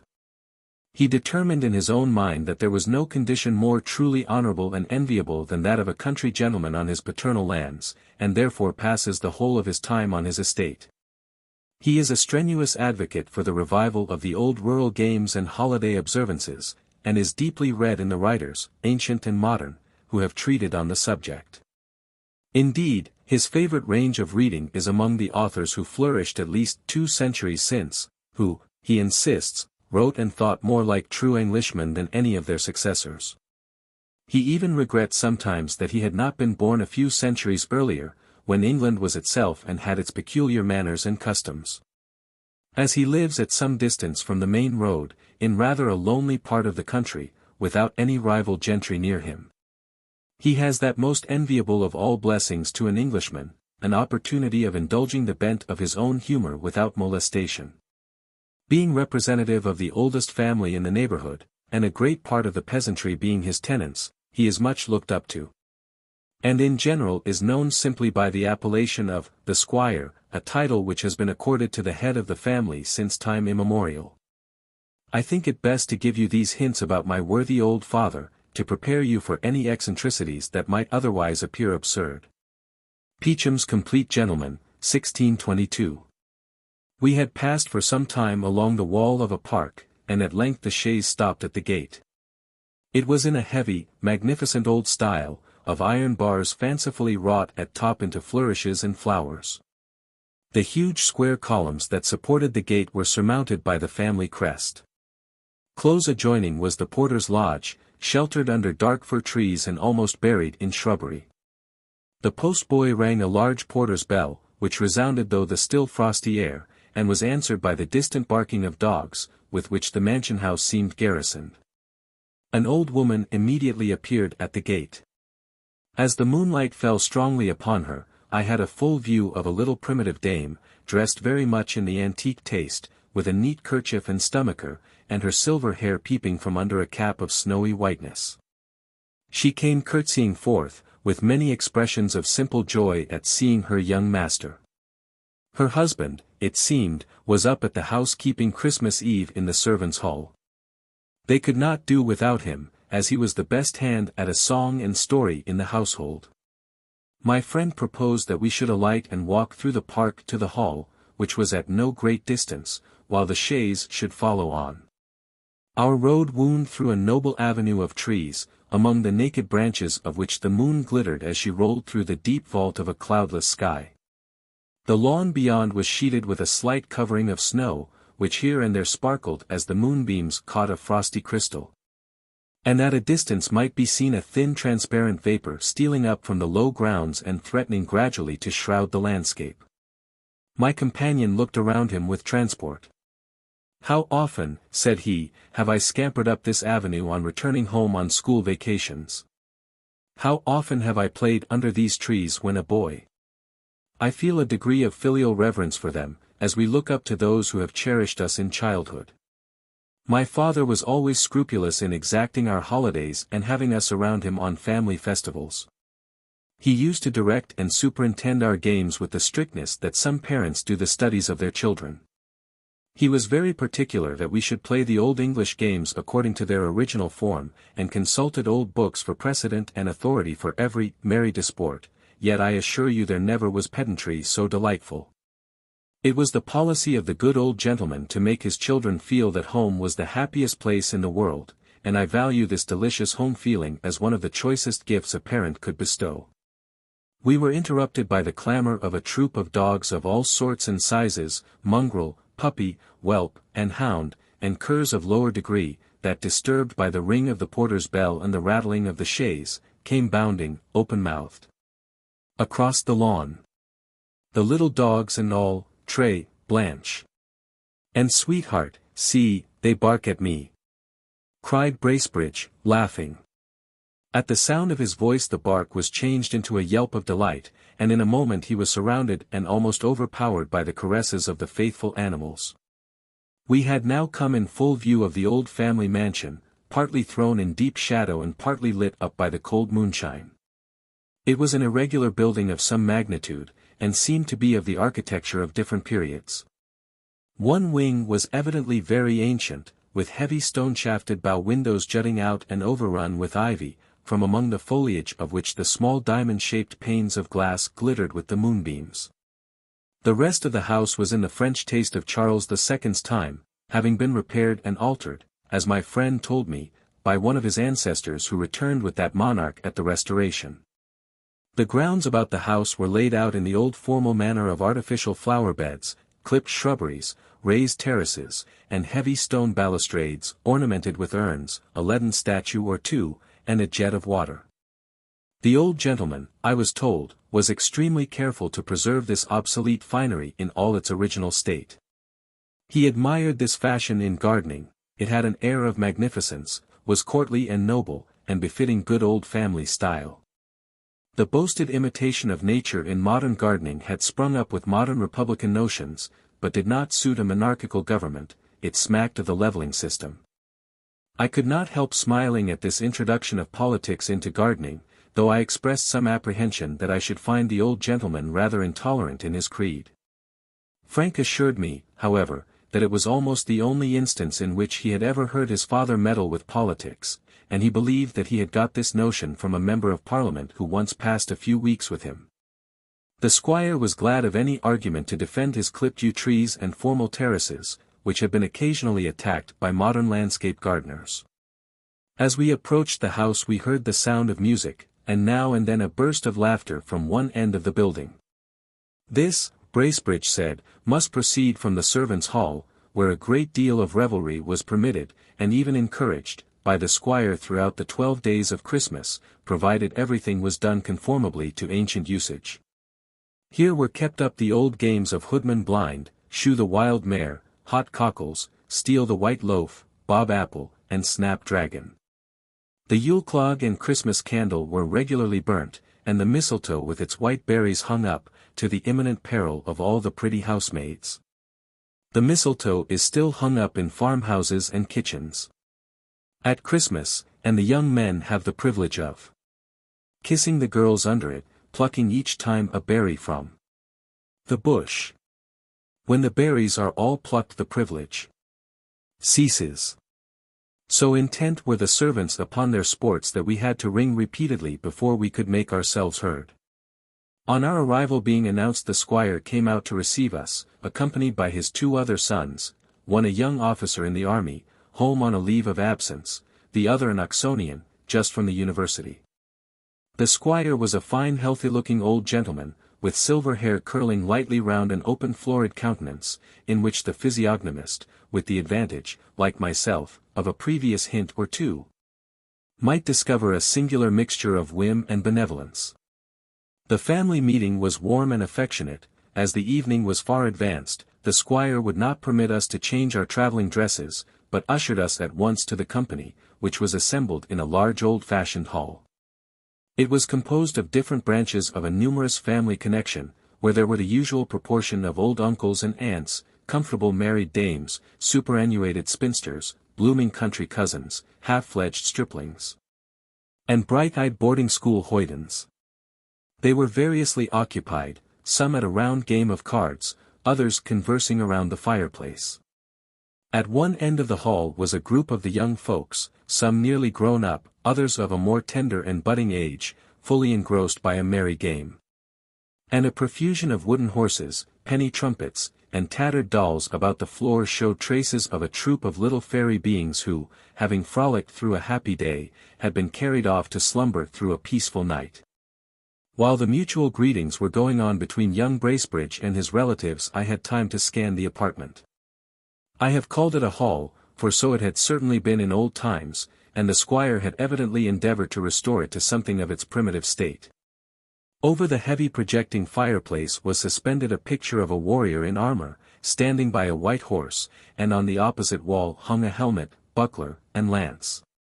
At one end an enormous pair of antlers were inserted in the wall, the branches serving as hooks on which to suspend hats, whips, and spurs, and in the corners of the apartment were fowling pieces, fishing rods, and other sporting implements.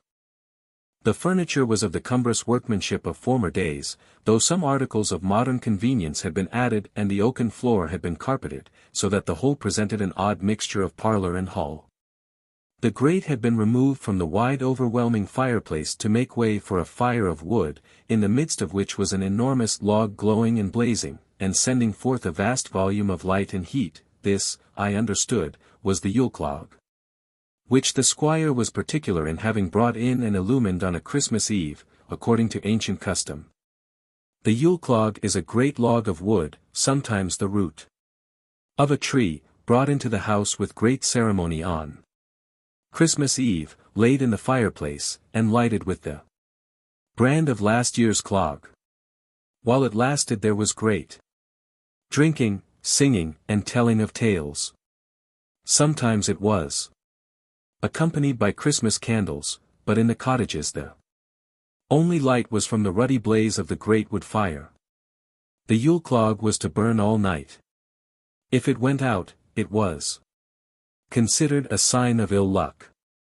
Herrick mentions it in one of his songs. Come, bring with a noise my metric, merry boys, the Christmas log to the firing, while my good dame, she bids ye all be free, and drink to your heart's desiring. The Yule clog is still burnt in many farmhouses and kitchens in England, particularly in the north, and there are several superstitions connected with it among the peasantry. If a squinting person come to the house while it is burning, or a person barefooted, it is considered an ill omen.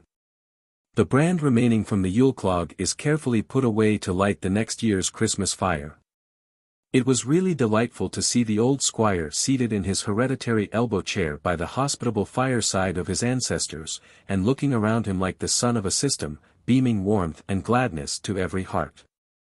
Even the very dog that lay stretched at his feet, as he lazily shifted his position and yawned, would look fondly up in his master's face, wag his tail against the floor, and stretch himself again to sleep, confident of kindness and protection. There is an emanation from the heart in genuine hospitality which cannot be described, but is immediately felt and puts the stranger at once at his ease. I had not been seated many minutes by the comfortable hearth of the worthy old cavalier before I found myself as much at home as if I had been one of the family. Supper was announced shortly after our arrival. It was served up in a spacious oaken chamber, the panels of which shone with wax, and around which were several family portraits decorated with holly and ivy. Besides the accustomed lights, 2 great wax tapers, called Christmas candles, wreathed with greens, were placed on a highly polished buffet among the family plate. The table was abundantly spread with substantial fare. But the squire made his supper of frumenty, a dish made of wheat cakes boiled in milk with rich spices, being a standing dish in old times for Christmas Eve. I was happy to find my old friend, minced pie, in the retinue of the feast and, finding him to be perfectly orthodox, and that I need not be ashamed of my predilection, I greeted him with all the warmth wherewith we usually greet an old and very genteel acquaintance. The mirth of the company was greatly promoted by the humours of an eccentric personage whom Mr. Bracebridge always addressed with the quaint appellation of Master Simon. He was a tight brisk little man, with the air of an arrant old bachelor. His nose was shaped like the bill of a parrot, his face slightly pitted with the smallpox, with a dry perpetual bloom on it, like a frostbitten leaf in autumn. He had an eye of great quickness and vivacity, with a drollery and lurking waggery of expression that was irresistible. He was evidently the wit of the family, dealing very much in sly jokes and innuendos with the ladies, and making infinite merriment by harping upon old themes, which, unfortunately, my ignorance of the family chronicles did not permit me to enjoy. It seemed to be his great delight during supper to keep a young girl next to him in a continual agony of stifled laughter, in spite of her awe of the reproving looks of her mother, who sat opposite. Indeed, he was the idol of the younger part of the company, who laughed at everything he said or did and at every turn of his countenance. I could not wonder at it, for he must have been a miracle of accomplishments in their eyes.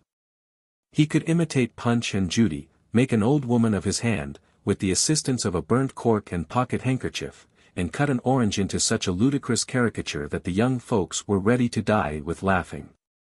I was let briefly into his history by Frank Bracebridge. He was an old bachelor, of a small independent income, which by careful management was sufficient for all his wants. He revolved through the family system like a vagrant comet in its orbit, sometimes visiting one branch, and sometimes another quite remote, as is often the case with gentlemen of extensive connections and small fortunes in England. He had a chirping, buoyant disposition, always enjoying the present moment, and his frequent change of scene and company prevented his acquiring those rusty, unaccommodating habits with which old bachelors are so uncharitably charged.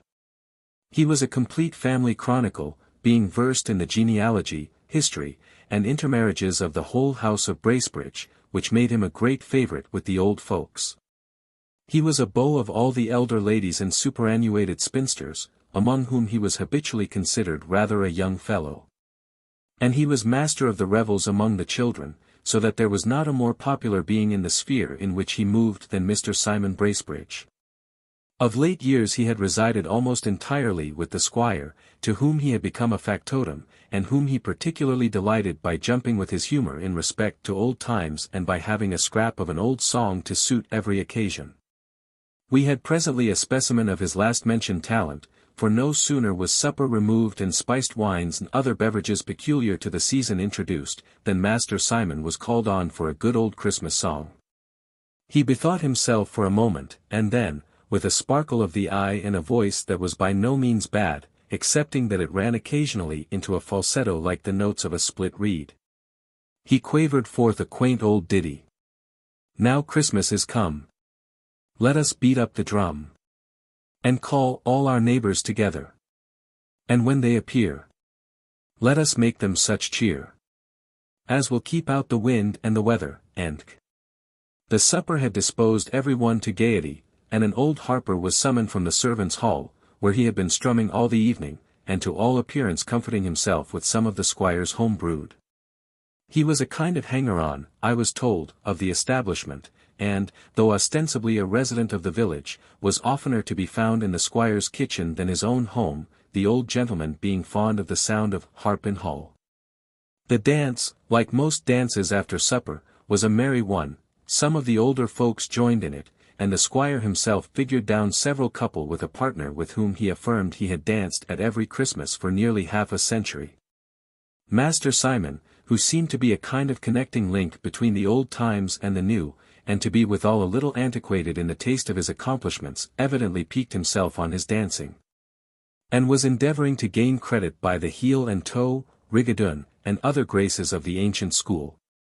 But he had unluckily assorted himself with a little romping girl from boarding school, who by her wild vivacity kept him continually on the stretch and defeated all his sober attempts at elegance. Such are the ill-sorted matches to which antique gentlemen are unfortunately prone.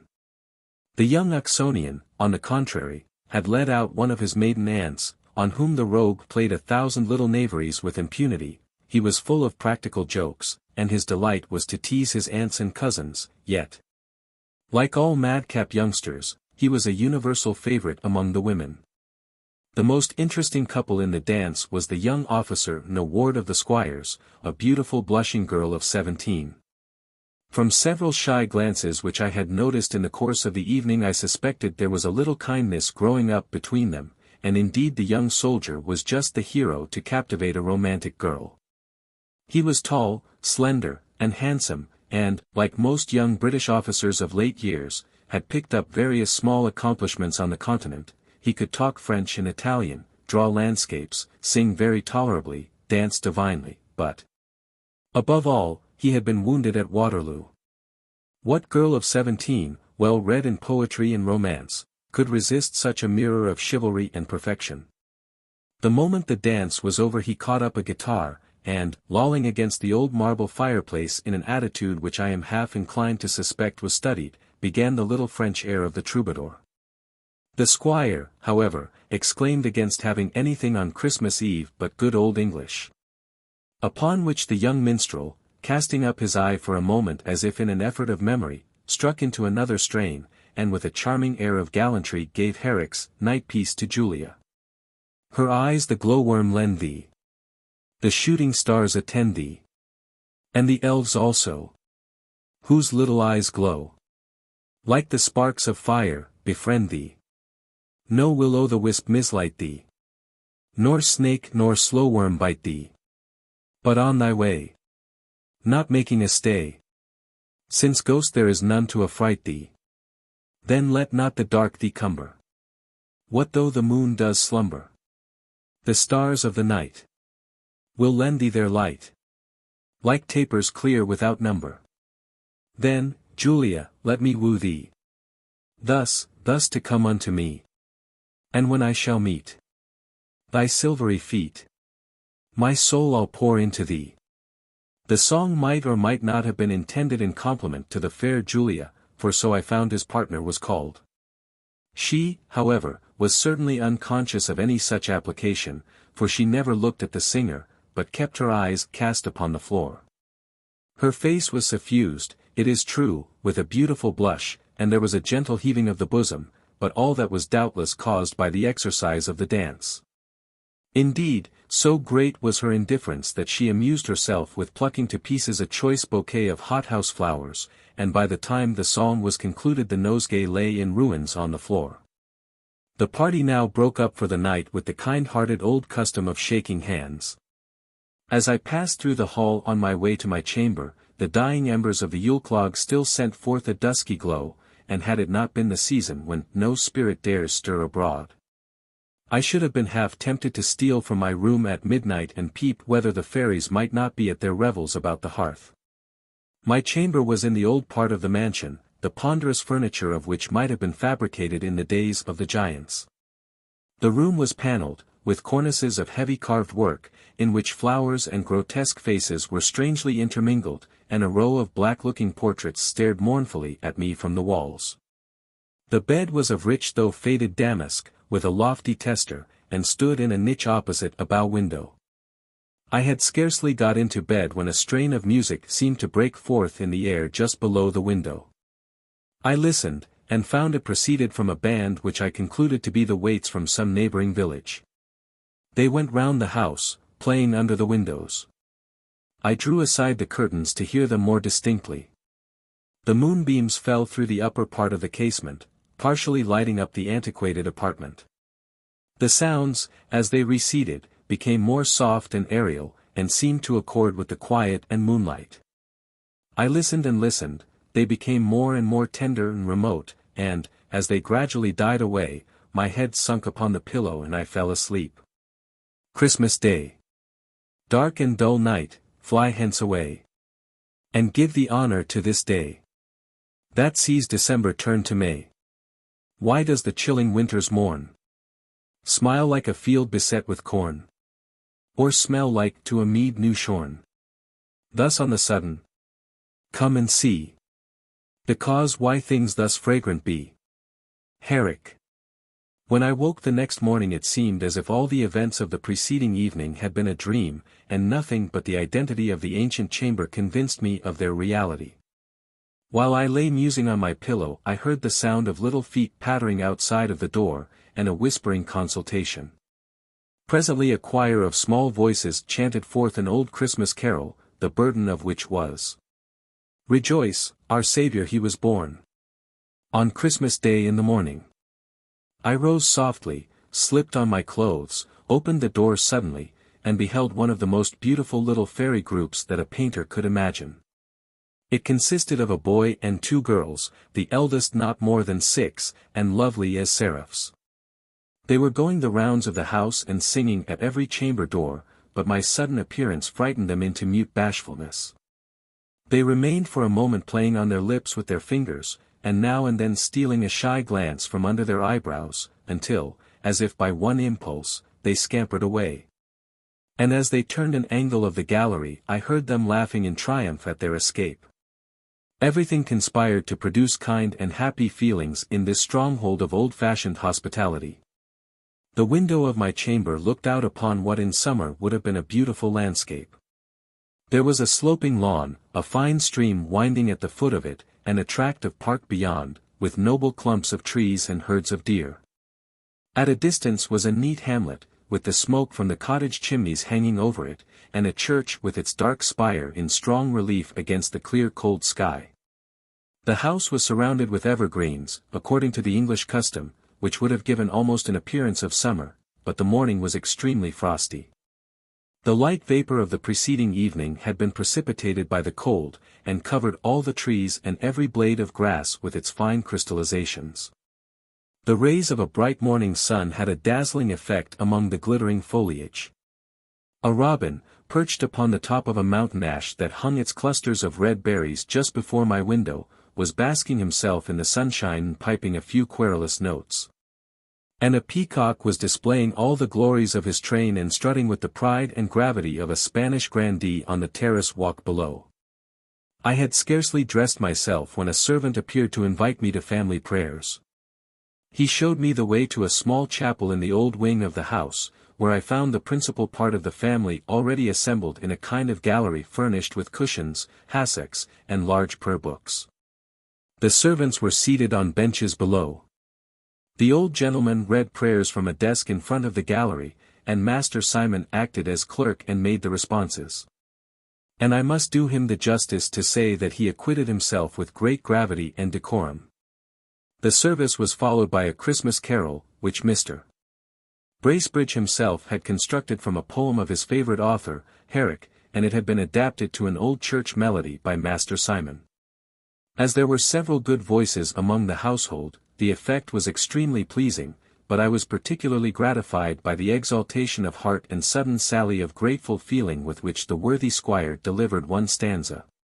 His eye glistening and his voice rambling out of all the bounds of time and tune. "'Tis thou that crown'st my glittering hearth with guiltless mirth, and givest me wassail bowls to drink, spiced to the brink. Lord, 'tis thy plenty-dropping hand that soils my land, and giv'st me for my bushel sown twice 10 for 1. I afterwards understood that early morning service was read on every Sunday in Saint's Day throughout the year, either by Mr. Bracebridge or by some member of the family. It was once almost universally the case at the seats of the nobility and gentry of England, and it is much to be regretted that the custom is falling into neglect. For the dullest observer must be sensible of the order and serenity prevalent in those households where the occasional exercise of a beautiful form of worship in the morning gives, as it were, the keynote to every temper for the day and attunes every spirit to harmony.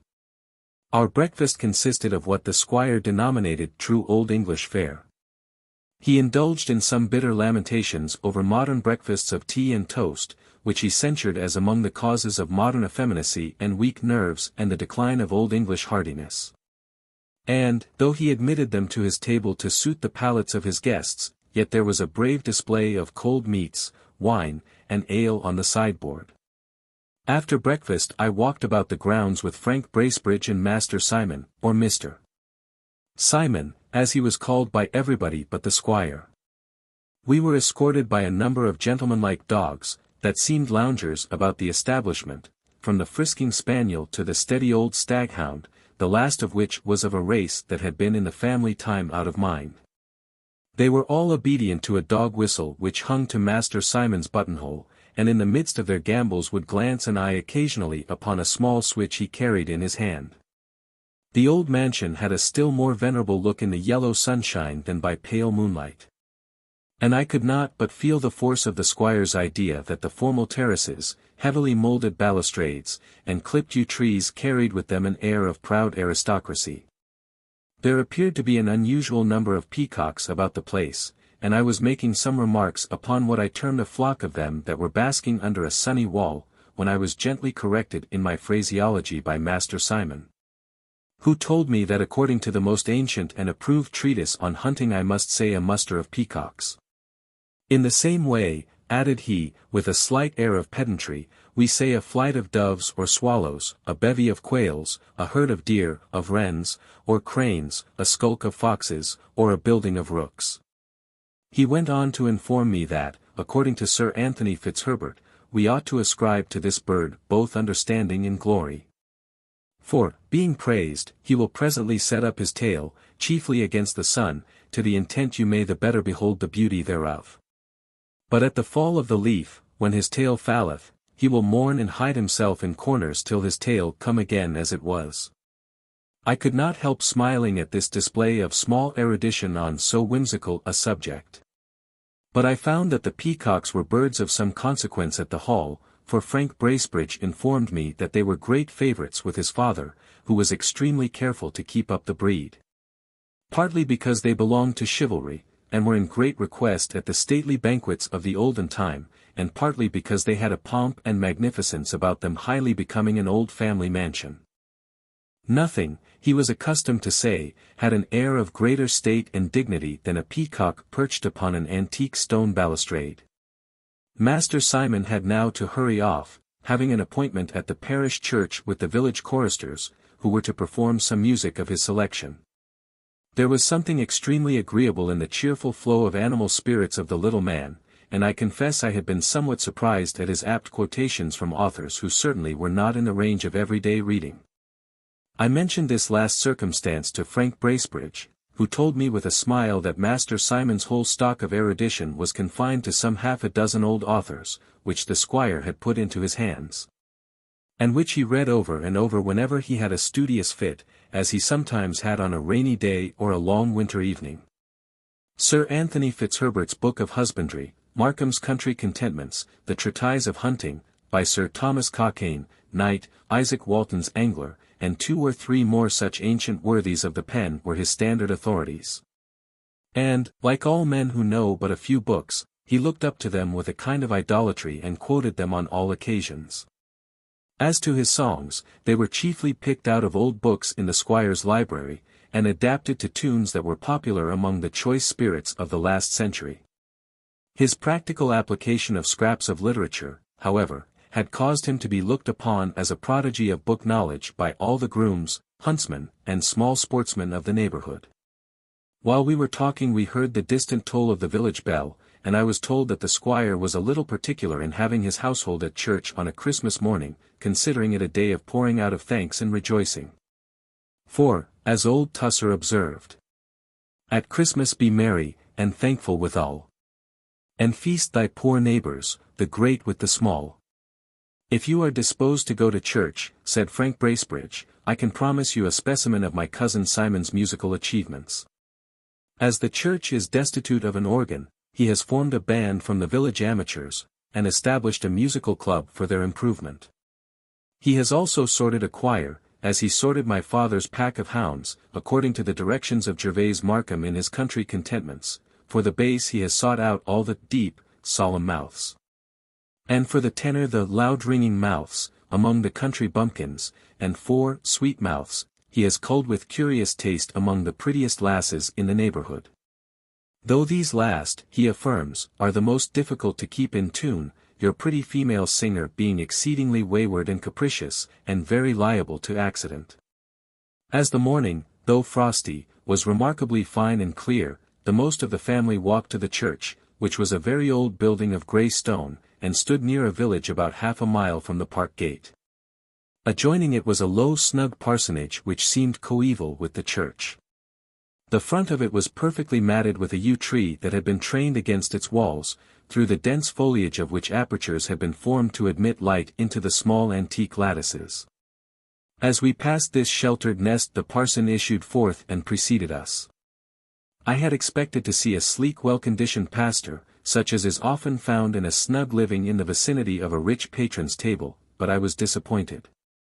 The parson was a little, meagre, black-looking man, with a grizzled wig that was too wide and stood off from each ear, so that his head seemed to have shrunk away within it, like a dried filbert in its shell. He wore a rusty coat, with great skirts and pockets that would have held the church Bible and prayer book, and his small legs seemed still smaller from being planted in large shoes decorated with enormous buckles.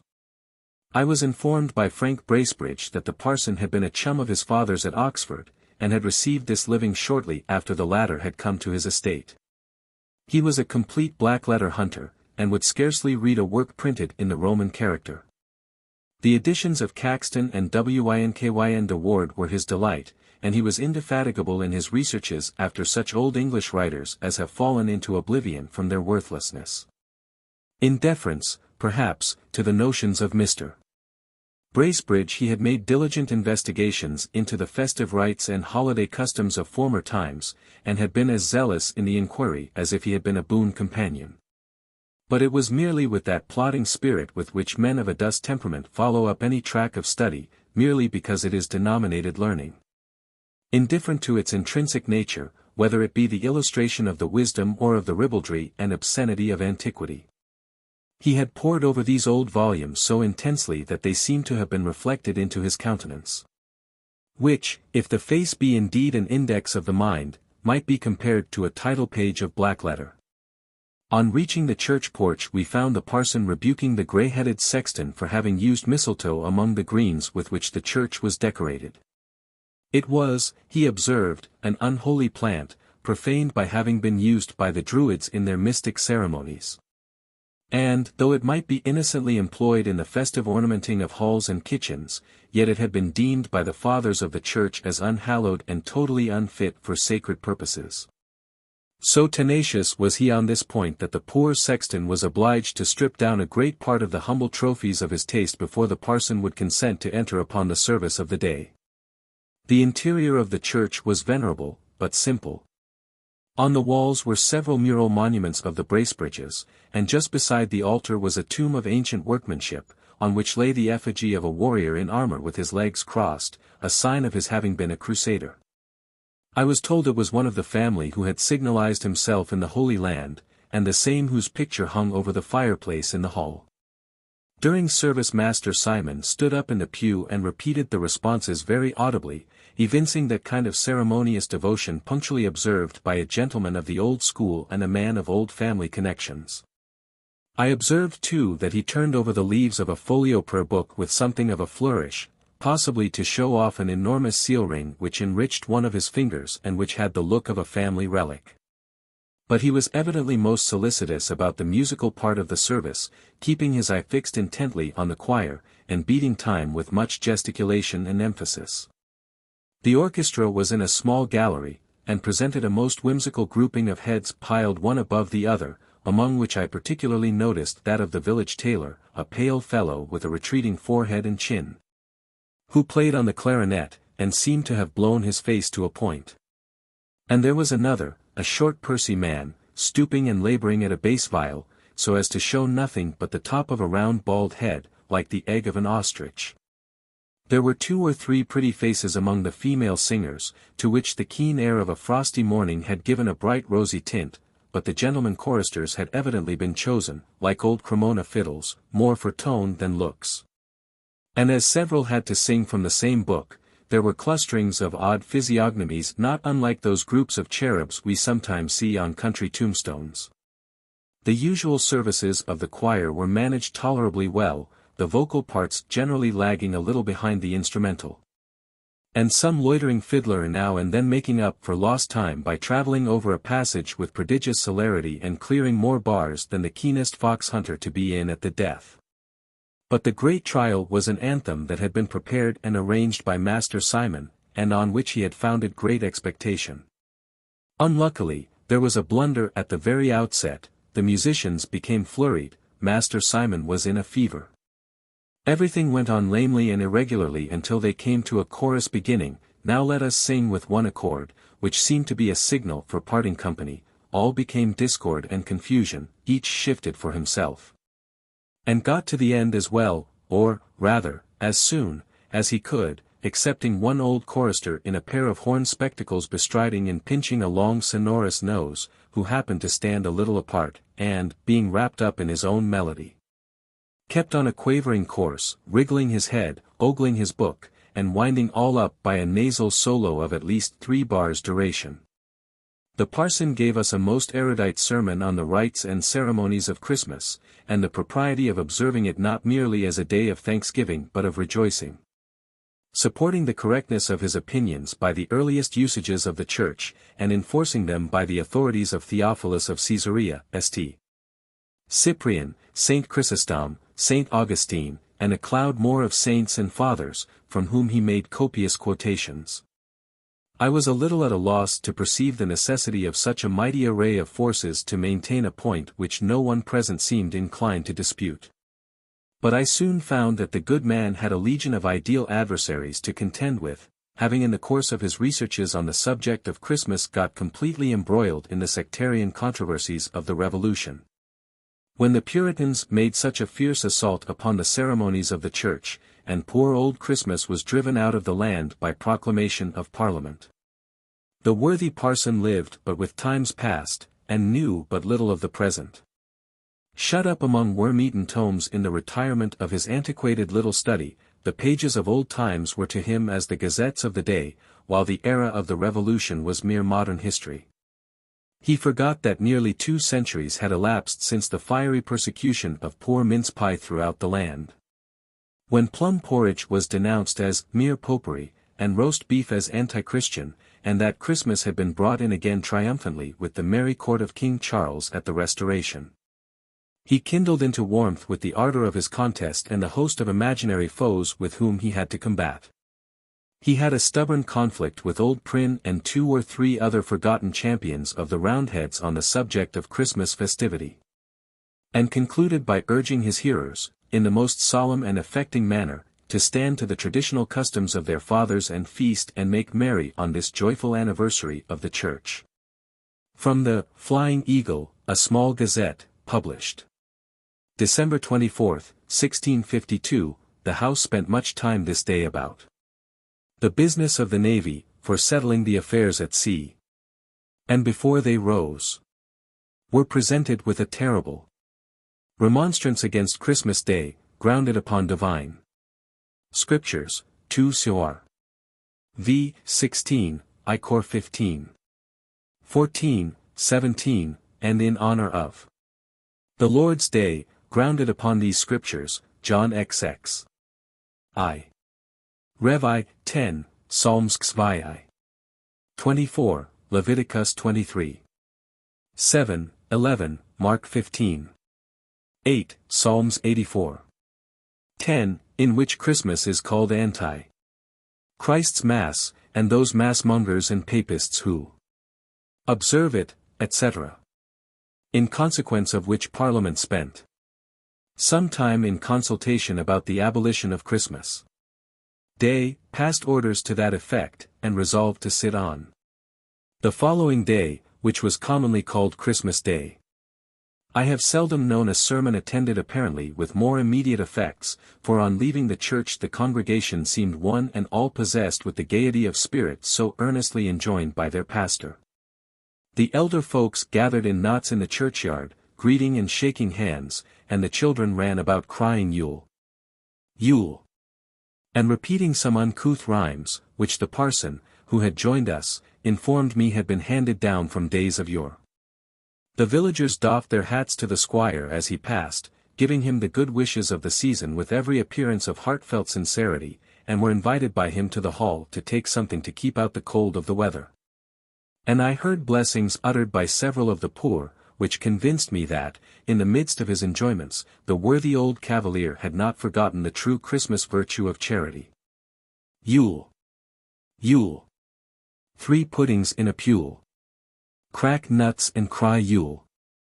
On our way homeward his heart seemed overflowed with generous and happy feelings. As we passed over a rising ground which commanded something of a prospect, the sounds of rustic merriment now and then reached our ears. The squire paused for a few moments and looked around with an air of inexpressible benignity. The beauty of the day was of itself sufficient to inspire philanthropy. Notwithstanding the frostiness of the morning, the sun in his cloudless journey had acquired sufficient power to melt away the thin covering of snow from every southern declivity, and to bring out the living green which adorns an English landscape even in midwinter. Large tracts of smiling verdure contrasted with the dazzling whiteness of the shaded slopes and hollows. Every sheltered bank on which the broad rays rested yielded its silver rill of cold and limpid water, glittering through the dripping grass, and sent up slight exhalations to contribute to the thin haze that hung just above the surface of the earth. There was something truly cheering in this triumph of warmth and verdure over the frosty thraldom of winter. It was, as the squire observed, an emblem of Christmas hospitality breaking through the chills of ceremony and selfishness and thawing every heart into a flow. He pointed with pleasure to the indications of good cheer reeking from the chimneys of the comfortable farmhouses and low-thatched cottages. "I love," said he, "to see this day well kept by rich and poor. It is a great thing to have one day in the year, at least, when you are sure of being welcome wherever you go, and of having, as it were, the world all thrown open to you. And I am almost disposed to join with poor Robin in his malediction on every churlish enemy to this honest festival. Those who at Christmas do repine, and would fain hence dispatch him, may they with old Duke Humphrey dine, or else may Squire catch him." The squire went on to lament the deplorable decay of the games and amusements which were once prevalent at this season among the lower orders and countenanced by the higher. When the old halls of castles and manor houses were thrown open at daylight, when the tables were covered with brawn and beef and humming ale, when the harp and the carol resounded all day long, and when rich and poor were alike welcome to enter and make merry. "Our old games and local customs," said he, "had a great effect in making the peasant fond of his home, and the promotion of them by the gentry made him fond of his lord. They made the times merrier and kinder and better, and I can truly say, with one of our old poets, I like them well, the curious preciseness, and all pretended gravity of those that seek to banish hence these harmless sports, have thrust away much ancient honesty. The nation," continued he, "is altered, we have almost lost our simple true-hearted peasantry. They have broken asunder from the higher classes, and seem to think their interests are separate. They have become too knowing, and begin to read newspapers, listen to alehouse politicians, and talk of reform. I think one mode to keep them in good humor in these hard times would be for the nobility and gentry to pass more time on their estates, mingle more among the country people, and set the merry old English games going again. An English gentleman, at the opening of the great day, i.e. on Christmas Day in the morning, had all his tenants and neighbors enter his hall by daybreak. The strong beer was broached, and the blackjacks went plentifully about, with toast, sugar and nutmeg, and good Cheshire cheese. The hacken, the great sausage, must be boiled by daybreak, or else 2 young men must take the maiden, i.e. the cook, by the arms and run her round the marketplace till she is shamed of her laziness, round about our sea-coal fire. Such was the good squire's project for mitigating public discontent, and, indeed, he had once attempted to put his doctrine in practice, and a few years before had kept open house during the holidays in the old style. The country people, however, did not understand how to play their parts in the scene of hospitality. Many uncouth circumstances occurred. The manor was overrun by all the vagrants of the country, and more beggars drawn into the neighborhood in 1 week than the parish officers could get rid of in a year. Since then he had contented himself with inviting the decent part of the neighboring peasantry to call at the hall on Christmas Day, and with distributing beef, and bread, and ale among the poor, that they might make merry in their own dwellings. We had not been long home when the sound of music was heard from a distance. A band of country lads, without coats, their shirt-sleeves fancifully tied with ribbons, their hats decorated with greens, and clubs in their hands, was seen advancing up the avenue, followed by a large number of villagers and peasantry. They stopped before the hall door, where the music struck up a peculiar air, and the lads performed a curious and intricate dance, advancing, retreating, and striking their clubs together, keeping exact time to the music. While one, whimsically crowned with a fox's skin, the tail of which flaunted down his back, kept capering round the skirts of the dance and rattling a Christmas box with many antic gesticulations. The squire eyed this fanciful exhibition with great interest and delight, and gave me a full account of its origin, which he traced to the times when the Romans held possession of the island, plainly proving that this was a lineal descendant of the sword dance of the ancients. It was now, he said, nearly extinct, but he had accidentally met with traces of it in the neighborhood, and had encouraged its revival. Though, to tell the truth, it was too apt to be followed up by the rough cudgel play in broken heads in the evening. After the dance was concluded, the whole party was entertained with brawn and beef and stout home brewed. The squire himself mingled among the rustics, and was received with awkward demonstrations of deference and regard. It is true I perceived 2 or 3 of the younger peasants, as they were raising their tankards to their mouths, when the squire's back was turned, making something of a grimace, and giving each other the wink. But the moment they caught my eye they pulled grave faces and were exceedingly demure. With Master Simon, however, they all seemed more at their ease. His varied occupations and amusements had made him well known throughout the neighborhood. He was a visitor at every farmhouse and cottage, gossiped with the farmers and their wives, romped with their daughters, and, like that type of a vagrant bachelor, the humblebee, told the sweets from all the rosy lips of the country round. The bashfulness of the guests soon gave way before good cheer and affability. There is something genuine and affectionate in the gaiety of the lower orders when it is excited by the bounty and familiarity of those above them. The warm glow of gratitude enters into their mirth, and a kind word or a small pleasantry frankly uttered by a patron gladdens the heart of the dependent more than oil and wine. When the squire had retired, the merriment increased, and there was much joking and laughter, particularly between Master Simon and a hale, ruddy-faced, white-headed farmer who appeared to be the wit of the village. For I observed all his companions to wait with open mouths for his retorts, and burst into a gratuitous laugh before they could well understand them. The whole house indeed seemed abandoned to merriment. As I passed to my room to dress for dinner, I heard the sound of music in a small court, and, looking through a window that commanded it, I perceived a band of wandering musicians with pandine pipes and tambourine. A pretty coquettish housemaid was dancing a jig with a smart country lad, while several of the other servants were looking on. In the midst of her sport the girl caught a glimpse of my face at the window, and, coloring up, ran off with an air of roguish affected confusion. The Christmas dinner. Lo, now is come our joyfulst feast. Let every man be jolly. Each room with ivy leaves is drayest, and every post with holly. Now all our neighbors' chimneys smoke, and Christmas blocks are burning. Their ovens they with bocked meats choke, and all their spits are turning. Without the door let sorrow lie, and if, for cold, it hap to die, we'll bury tea in a Christmas pie, and evermore be merry. Withers, Juvenilia.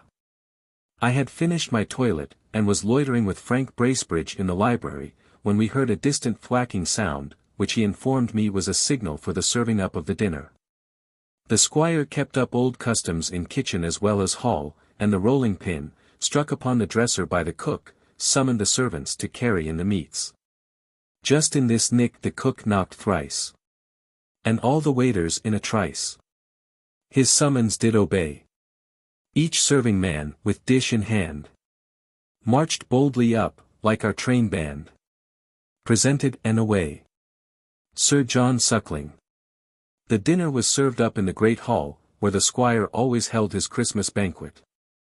A blazing crackling fire of logs had been heaped on to warm the spacious apartment, and the flame went sparkling and wreathing up the wide-mouthed chimney. The great picture of the Crusader and his white horse had been profusely decorated with greens for the occasion, and holly and ivy had likewise been wreathed round the helmet and weapons on the opposite wall, which I understood were the arms of the same warrior. I must own, by the by, I had strong doubts about the authenticity of the painting and armor as having belonged to the Crusader, they certainly having the stamp of more recent days. But I was told that the painting had been so considered time out of mind, and that as to the armor, it had been found in a lumber room and elevated to its present situation by the squire, who at once determined it to be the armor of the family hero. And as he was absolute authority on all such subjects in his own household, the matter had passed into current acceptation.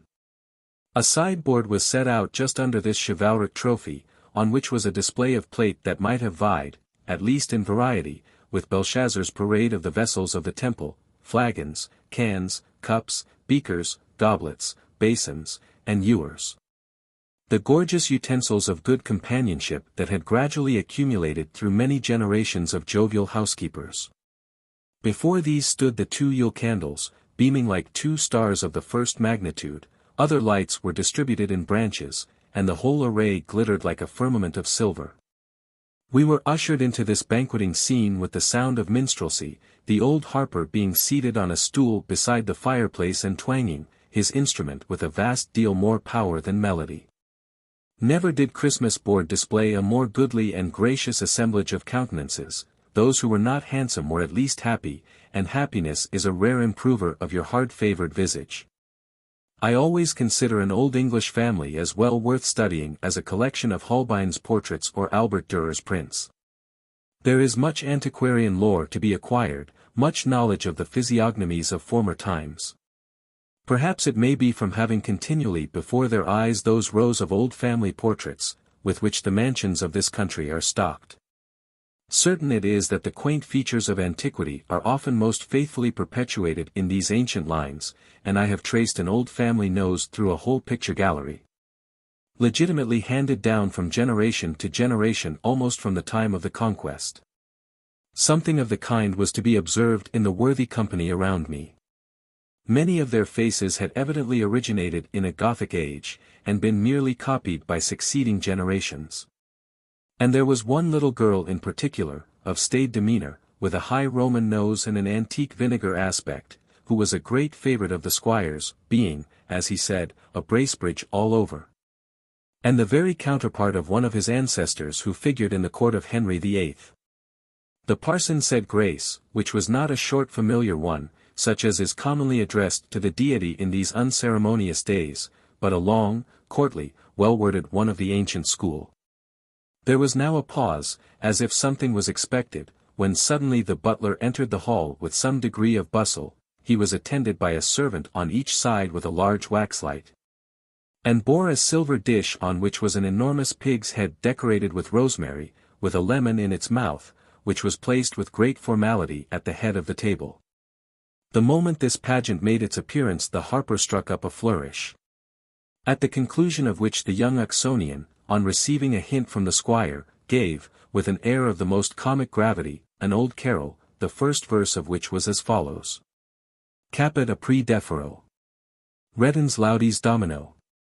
The boar's head in hand bring I, with garlands gay and rosemary. I pray you all sing merrily. Ca estis in convivio. Though prepared to witness many of these little eccentricities, from being apprised of the peculiar hobby of mine host, yet I confess the parade with which so odd a dish was introduced somewhat perplexed me. Until I gathered from the conversation of the squire and the parson that it was meant to represent the bringing in of the boar's head. A dish formerly served up with much ceremony and the sound of minstrelsy and song at great tables on Christmas Day.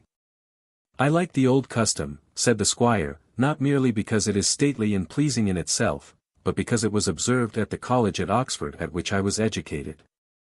When I hear the old song chanted it brings to mind the time when I was young and gamesome, and the noble old college hall, and my fellow students loitering about in their black gowns, many of whom, poor lads, are now in their graves. The parson, however, whose mind was not haunted by such associations, and who was always more taken up with the text than the sentiment, objected to the Oxonian's version of the carol, which he affirmed was different from that sung at college. He went on, with the dry perseverance of a commentator, to give the college reading, accompanied by sundry annotations, addressing himself at first to the company at large. But, finding their attention gradually diverted to other talk and other objects, he lowered his tone as his number of auditors diminished, until he concluded his remarks in an undervoice to a fat-headed old gentleman next him who was silently engaged in the discussion of a huge plateful of turkey. The old ceremony of serving up the boar's head on Christmas Day is still observed in the Hall of Queen's College, Oxford. I was favoured by the parson with a copy of the carol as now sung, and as it may be acceptable to such of my readers as are curious in these grave and learned matters, I give it entire. The boar's head in hand bear I, bedecked with bays and rosemary. And I pray you, my masters, be merry. Quot estis in convivio. Caput apri defero. Redens laudes domino. The boar's head, as I understand, is the rarest dish in all this land, which thus bedecked with a gay garland, let us servire cantico, capit apri defero, etc. Our steward hath provided this, in honor of the King of Bliss, which on this day to be served is, in reginensi atrio, capit apri defero, etc., etc., etc. The table was literally loaded with good cheer, and presented an epitome of country abundance in this season of overflowing larders. A distinguished post was allotted to ancient sirloin, as mine host termed it, being, as he added, the standard of old English hospitality, and a joint of goodly presence, and full of expectation. There were several dishes quaintly decorated, and which had evidently something traditional in their embellishments, but about which, as I did not like to appear over-curious, I asked no questions. I could not, however, but notice a pie magnificently decorated with peacock's feathers, in imitation of the tail of that bird, which overshadowed a considerable tract of the table. This, the squire confessed with some little hesitation, was a pheasant pie, though a peacock pie was certainly the most authentical. But there had been such a mortality among the peacocks this season that he could not prevail upon himself to have one killed. The peacock was anciently in great demand for stately entertainments. Sometimes it was made into a pie, at one end, of which the head appeared above the crust in all its plumage, with the beak richly gilt, at the other end the tail was displayed. Such pies were served up at the solemn banquets of chivalry, when knights-errant pledged themselves to undertake any perilous enterprise, whence came the ancient oath, used by Justice Shallow, by cock and pie. The peacock was also an important dish for the Christmas feast. And Massinger, in his City Madam, gives some idea of the extravagance with which this, as well as other dishes, was prepared for the gorgeous revels of the olden times. Men may talk of country Christmases, their 30-pound buttered eggs, their pies of carp's tongues, their pheasants drenched with ambergris, the carcasses of 3 fat wethers bruised for gravy to make sauce for a single peacock. It would be tedious, perhaps, to my wiser readers, who may not have that foolish fondness for odd and obsolete things to which I am a little given, were I to mention the other makeshifts or this worthy old humorist, by which he was endeavoring to follow up, though at humble distance, the quaint customs of antiquity. I was pleased, however, to see the respect shown to his whims by his children and relatives, who, indeed, entered readily into the full spirit of them, and seemed all well versed in their parts, having doubtless been present at many a rehearsal. I was amused, too, at the air of profound gravity with which the butler and other servants executed the duties assigned them, however eccentric. They had an old-fashioned look, having, for the most part, been brought up in the household and grown into keeping with the antiquated mansion and the humours of its lord, and most probably looked upon all his whimsical regulations as the established laws of honourable housekeeping. When the cloth was removed, the butler brought in a huge silver vessel of rare and curious workmanship, which he placed before the squire. Its appearance was hailed with acclamation, being the wassail bowl, so renowned in Christmas festivity. The contents had been prepared by the squire himself, for it was a beverage in the skilful mixture of which he particularly prided himself, alleging that it was too abstruse and complex for the comprehension of an ordinary servant. It was a potation, indeed, that might well make the heart of a toper leap within him, being composed of the richest and raciest wines, highly spiced and sweetened, with roasted apples bobbing about the surface.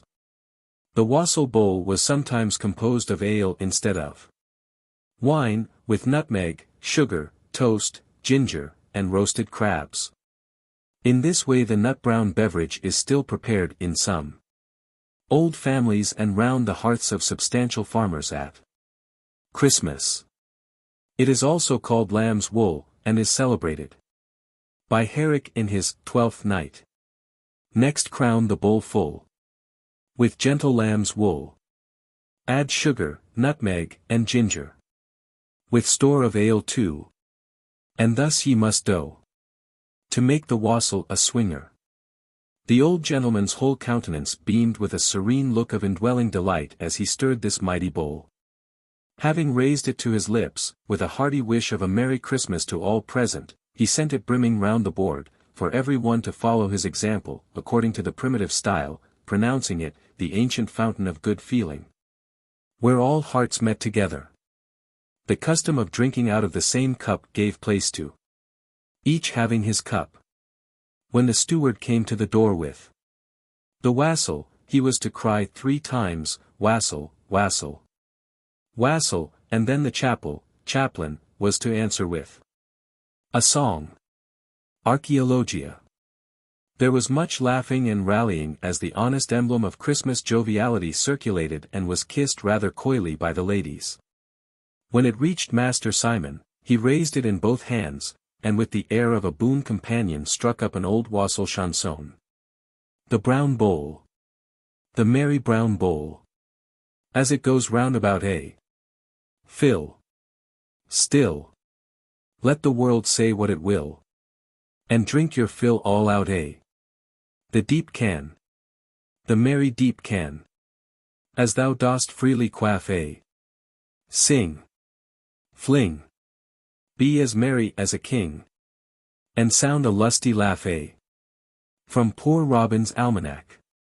Much of the conversation during dinner turned upon family topics, to which I was a stranger. There was, however, a great deal of rallying of Master Simon about some gay widow with whom he was accused of having a flirtation.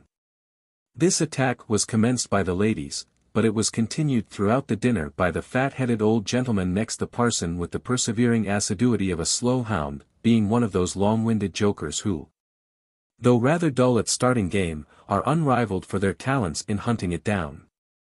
At every pause in the general conversation he renewed his bantering in pretty much the same terms, winking hard at me with both eyes whenever he gave Master Simon what he considered a home thrust. The latter, indeed, seemed fond of being teased on the subject, as old bachelors are apt to be, and he took occasion to inform me, in an undertone, that the lady in question was a prodigiously fine woman and drove her own curricle.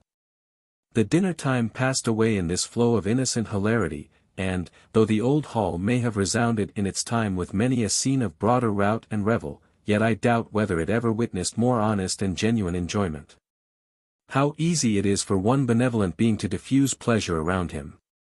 And how truly is a kind heart a fountain of gladness, making everything in its vicinity to freshen into smiles.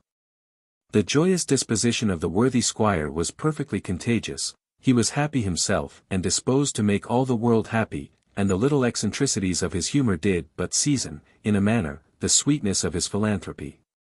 When the ladies had retired, the conversation, as usual, became still more animated. Many good things were broached which had been thought of during dinner, but which would not exactly do for a lady's ear. And, though I cannot positively affirm that there was much wit uttered, yet I have certainly heard many contests of rare wit produce much less laughter. Wit, after all, is a mighty tart, pungent ingredient, and much too acid for some stomachs. But honest good humor is the oil and wine of a merry meeting, and there is no jovial companionship equal to that where the jokes are rather small and the laughter abundant. The squire told several long stories of early college pranks and adventures, in some of which the parson had been a sharer. Though in looking at the latter it required some effort of imagination to figure such a little dark anatomy of a man into the perpetrator of a madcap gambol. Indeed, the two college chums presented pictures of what men may be made by their different lots in life. The squire had left the university to live lustily on his paternal domains in the vigorous enjoyment of prosperity and sunshine, and had flourished on to a hardy and florid old age. Whilst the poor parson, on the contrary, had dried and withered away among dusty tomes in the silence and shadows of his study.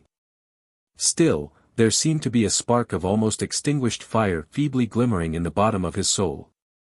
And as the squire hinted at a sly story of the parson and a pretty milkmaid whom they once met on the banks of the Isis, the old gentleman made an alphabet of faces, which, as far as I could decipher his physiognomy, I verily believe was indicative of laughter. Indeed, I have rarely met with an old gentleman that took absolute offence at the imputed gallantries of his youth. I found the tide of wine and wassail fast gaining on the dry land of sober judgment. The company grew merrier and louder as their jokes grew duller. Master Simon was in as chirping a humor as a grasshopper filled with dew, his old songs grew of a warmer complexion, and he began to talk maudlin about the widow. He even gave a long song about the wooing of a widow which he informed me he had gathered from an excellent black-letter work entitled Cupid's Solicitor for Love, containing store of good advice for bachelors, and which he promised to lend me. The first verse was to effect: He that will woo a widow must not dally. He must make hay while the sun doth shine. He must not stand with her, shall I? But boldly say, widow, thou must be mine. This song inspired the fat-headed old gentleman, who made several attempts to tell a rather broad story out of Joe Miller that was pat to the purpose, but he always stuck in the middle, everybody recollecting the latter part excepting himself. The parson, too, began to show the effects of good cheer, having gradually settled down into a doze and his wig sitting most suspiciously on one side. Just at this juncture we were summoned to the drawing-room, and I suspect, at the private instigation of mine host, whose joviality seemed always tempered with a proper love of decorum. After the dinner table was removed the hall was given up to the younger members of the family, who, prompted to all kind of noisy mirth by the Oxonian and Master Simon, made its old walls ring with their merriment as they played at romping games. I delight in witnessing the gambols of children, and particularly at this happy holiday season, and could not help stealing out of the drawing-room on hearing one of their peals of laughter. I found them at the game of blindmen's buff. Master Simon, who was the leader of their revels, and seemed on all occasions to fulfill the office of that ancient potentate, the Lord of Misrule, was blinded in the midst of the hall. The little beings were as busy about him as the mock fairies about Falstaff, pinching him, plucking at the skirts of his coat, and tickling him with straws.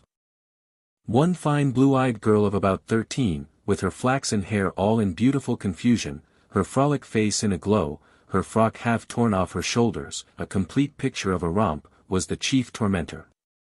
And, from the slyness with which Master Simon avoided the smaller game and hemmed this wild little nymph in corners, and obliged her to jump shrieking over chairs, I suspected the rogue of being not a whit more blinded than was convenient. At Christmas there was in the king's house, wheresoever he was lodged, a lord of Misrule or maester of Mary. Disports, and the like had ye in the house of every nobleman of honour, or good worshipper were he spiritual or temporal. Stow.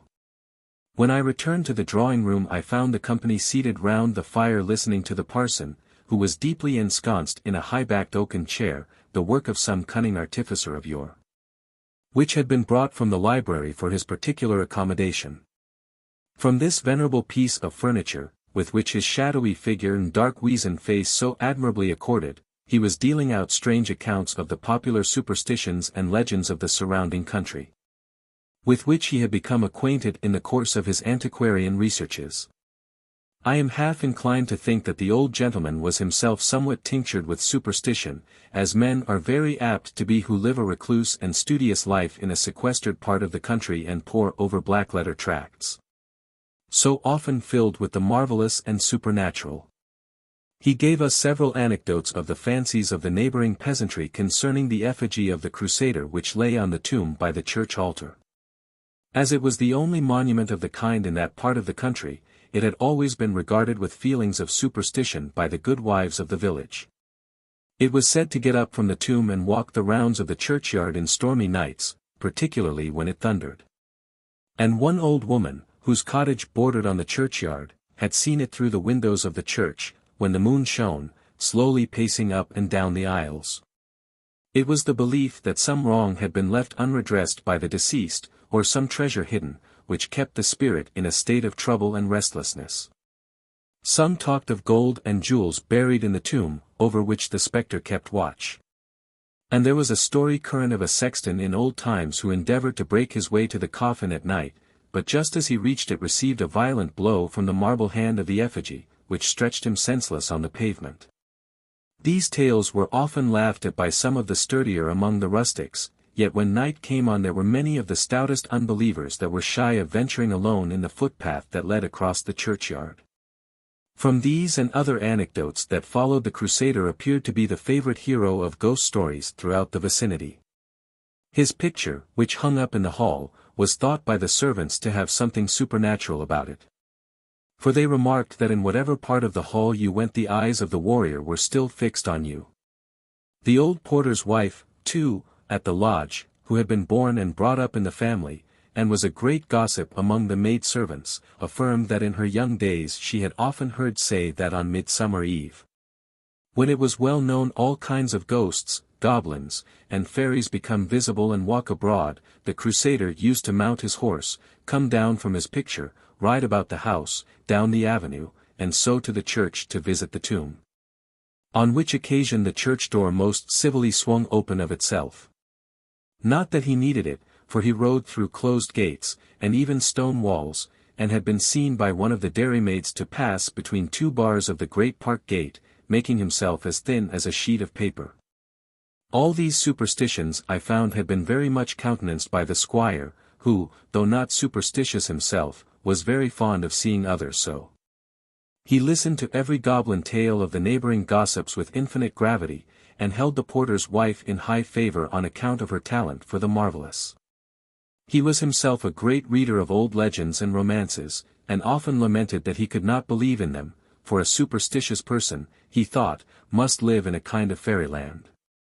Whilst we were all attention to the parson's stories, our ears were suddenly assailed by a burst of heterogeneous sounds from the hall, in which were mingled something like the clang of rude minstrelsy with the uproar of many small voices and girlish laughter. The doors suddenly flew open, and a train came trooping into the room that might almost have been mistaken for the breaking up of the court of faerie. That indefatigable spirit, Master Simon, in the faithful discharge of his duties as Lord of Misrule, had conceived the idea of a Christmas mummery or masking.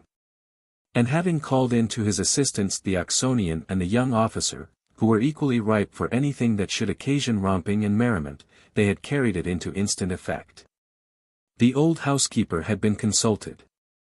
The antique clothes presses and wardrobes rummaged and made to yield up the relics of finery that had not seen the light for several generations. The younger part of the company had been privately convened from the parlour and hall, and the whole had been bedizened out into a burlesque imitation of an antique mask. Maskings or mummeries were favourite sports at Christmas in old times, and the wardrobes at halls and manor houses were often laid under contribution to furnish dresses and fantastic disguisings. I strongly suspect Master Simon to have taken the idea of his from Ben Jonson's Mask of Christmas. Master Simon led the van, as Ancient Christmas, quaintly apparelled in a ruff, a short cloak, which had very much the aspect of one of the old housekeeper's petticoats, and a hat that might have served for a village steeple, and must indubitably have figured in the days of the Covenanters. From under this his nose curved boldly forth, flushed with a frost-bitten bloom that seemed the very trophy of a December blast. He was accompanied by the blue-eyed romp, dished up, as Dame Mince Pie, in the venerable magnificence of a faded brocade, long stomacher, peaked hat, and high-heeled shoes. The young officer appeared as Robin Hood, in a sporting dress of Kendal green and a foraging cap with a gold tassel. The costume, to be sure, did not bear testimony to deep research, and there was an evident eye to the picturesque, natural to a young gallant in the presence of his mistress. The fair Julia hung on his arm in a pretty rustic dress as Maid Marian. The rest of the train had been metamorphosed in various ways. The girls trussed up in the finery of the ancient belles of the Bracebridge line, and the striplings bewhiskered with burnt cork, and gravely clad in broad skirts, hanging sleeves, and full-bottomed wigs, to represent the character of roast beef, plum pudding, and other worthies celebrated in ancient maskings. The whole was under the control of the Oxonian in the appropriate character of Misrule, and I observed that he exercised rather a mischievous sway with his wand over the smaller personages of the pageant. The eruption of this motley crew with beat of drum, according to ancient custom, was the consummation of uproar and merriment. Master Simon covered himself with glory by the stateliness with which, as Ancient Christmas, he walked a minuet with the peerless though giggling Dame Mince Pie. It was followed by a dance of all the characters, which from its medley of costumes seemed as though the old family portraits had skipped down from their frames to join in the sport. Different centuries were figuring at cross hands and right and left, the dark ages were cutting pirouettes and rigadoons, and the days of Queen Bess jigging merrily down the middle through a line of succeeding generations. The worthy squire contemplated these fantastic sports and this resurrection of his old wardrobe with the simple relish of childish delight. He stood chuckling and rubbing his hands, and scarcely hearing a word the parson said, notwithstanding that the latter was discoursing most authentically on the ancient and stately dance of the pavon, or peacock, from which he conceived the minuet to be derived. For my part, I was in a continual excitement from the varied scenes of whim and innocent gaiety passing before me. It was inspiring to see wild-eyed frolic and warm-hearted hospitality breaking out from among the chills and glooms of winter, and old age throwing off his apathy and catching once more the freshness of youthful enjoyment. I felt also an interest in the scene from the consideration that these fleeting customs were posting fast into oblivion, and that this was perhaps the only family in England in which the whole of them was still punctiliously observed. There was a quaintness, too, mingled with all this revelry that gave it a peculiar zest. It was suited to the time and place. And as the old manor-house almost reeled with mirth and wassail, it seemed echoing back the joviality of long-departed years, plus. Sir John Hawkins, speaking of the dance called the pavon, from pavo, a peacock, says, it is a grave and majestic dance. The method of dancing it anciently was by gentlemen, dressed with caps and swords, by those of the long robe in their gowns, by the peers in their mantles, and by the ladies in gowns with long trains, the motion whereof, in dancing, resembled that of a peacock. History of Music. Plus at the time of the first publication of this paper the picture of an old-fashioned Christmas in the country was pronounced by some as out of date. The author had afterwards an opportunity of witnessing almost all the customs above described, existing in unexpected vigor in the skirts of Derbyshire and Yorkshire, where he passed the Christmas holidays. The reader will find some notice of them in the author's account of his sojourn at Newstead Abbey. But enough of Christmas and its gambols, it is time for me to pause in this garrulity. Methinks I hear the questions asked by my graver readers, to what purpose is all this? How is the world to be made wiser by this talk? Alas! Is there not wisdom enough extant for the instruction of the world? And if not, are there not thousands of abler pens laboring for its improvement? It is so much pleasanter to please than to instruct, to play the companion rather than the preceptor. What, after all, is the mite of wisdom that I could throw into the mass of knowledge? Or how am I sure that my sagest deductions may be safe guides for the opinions of others? But in writing to amuse, if I fail, the only evil is in my own disappointment.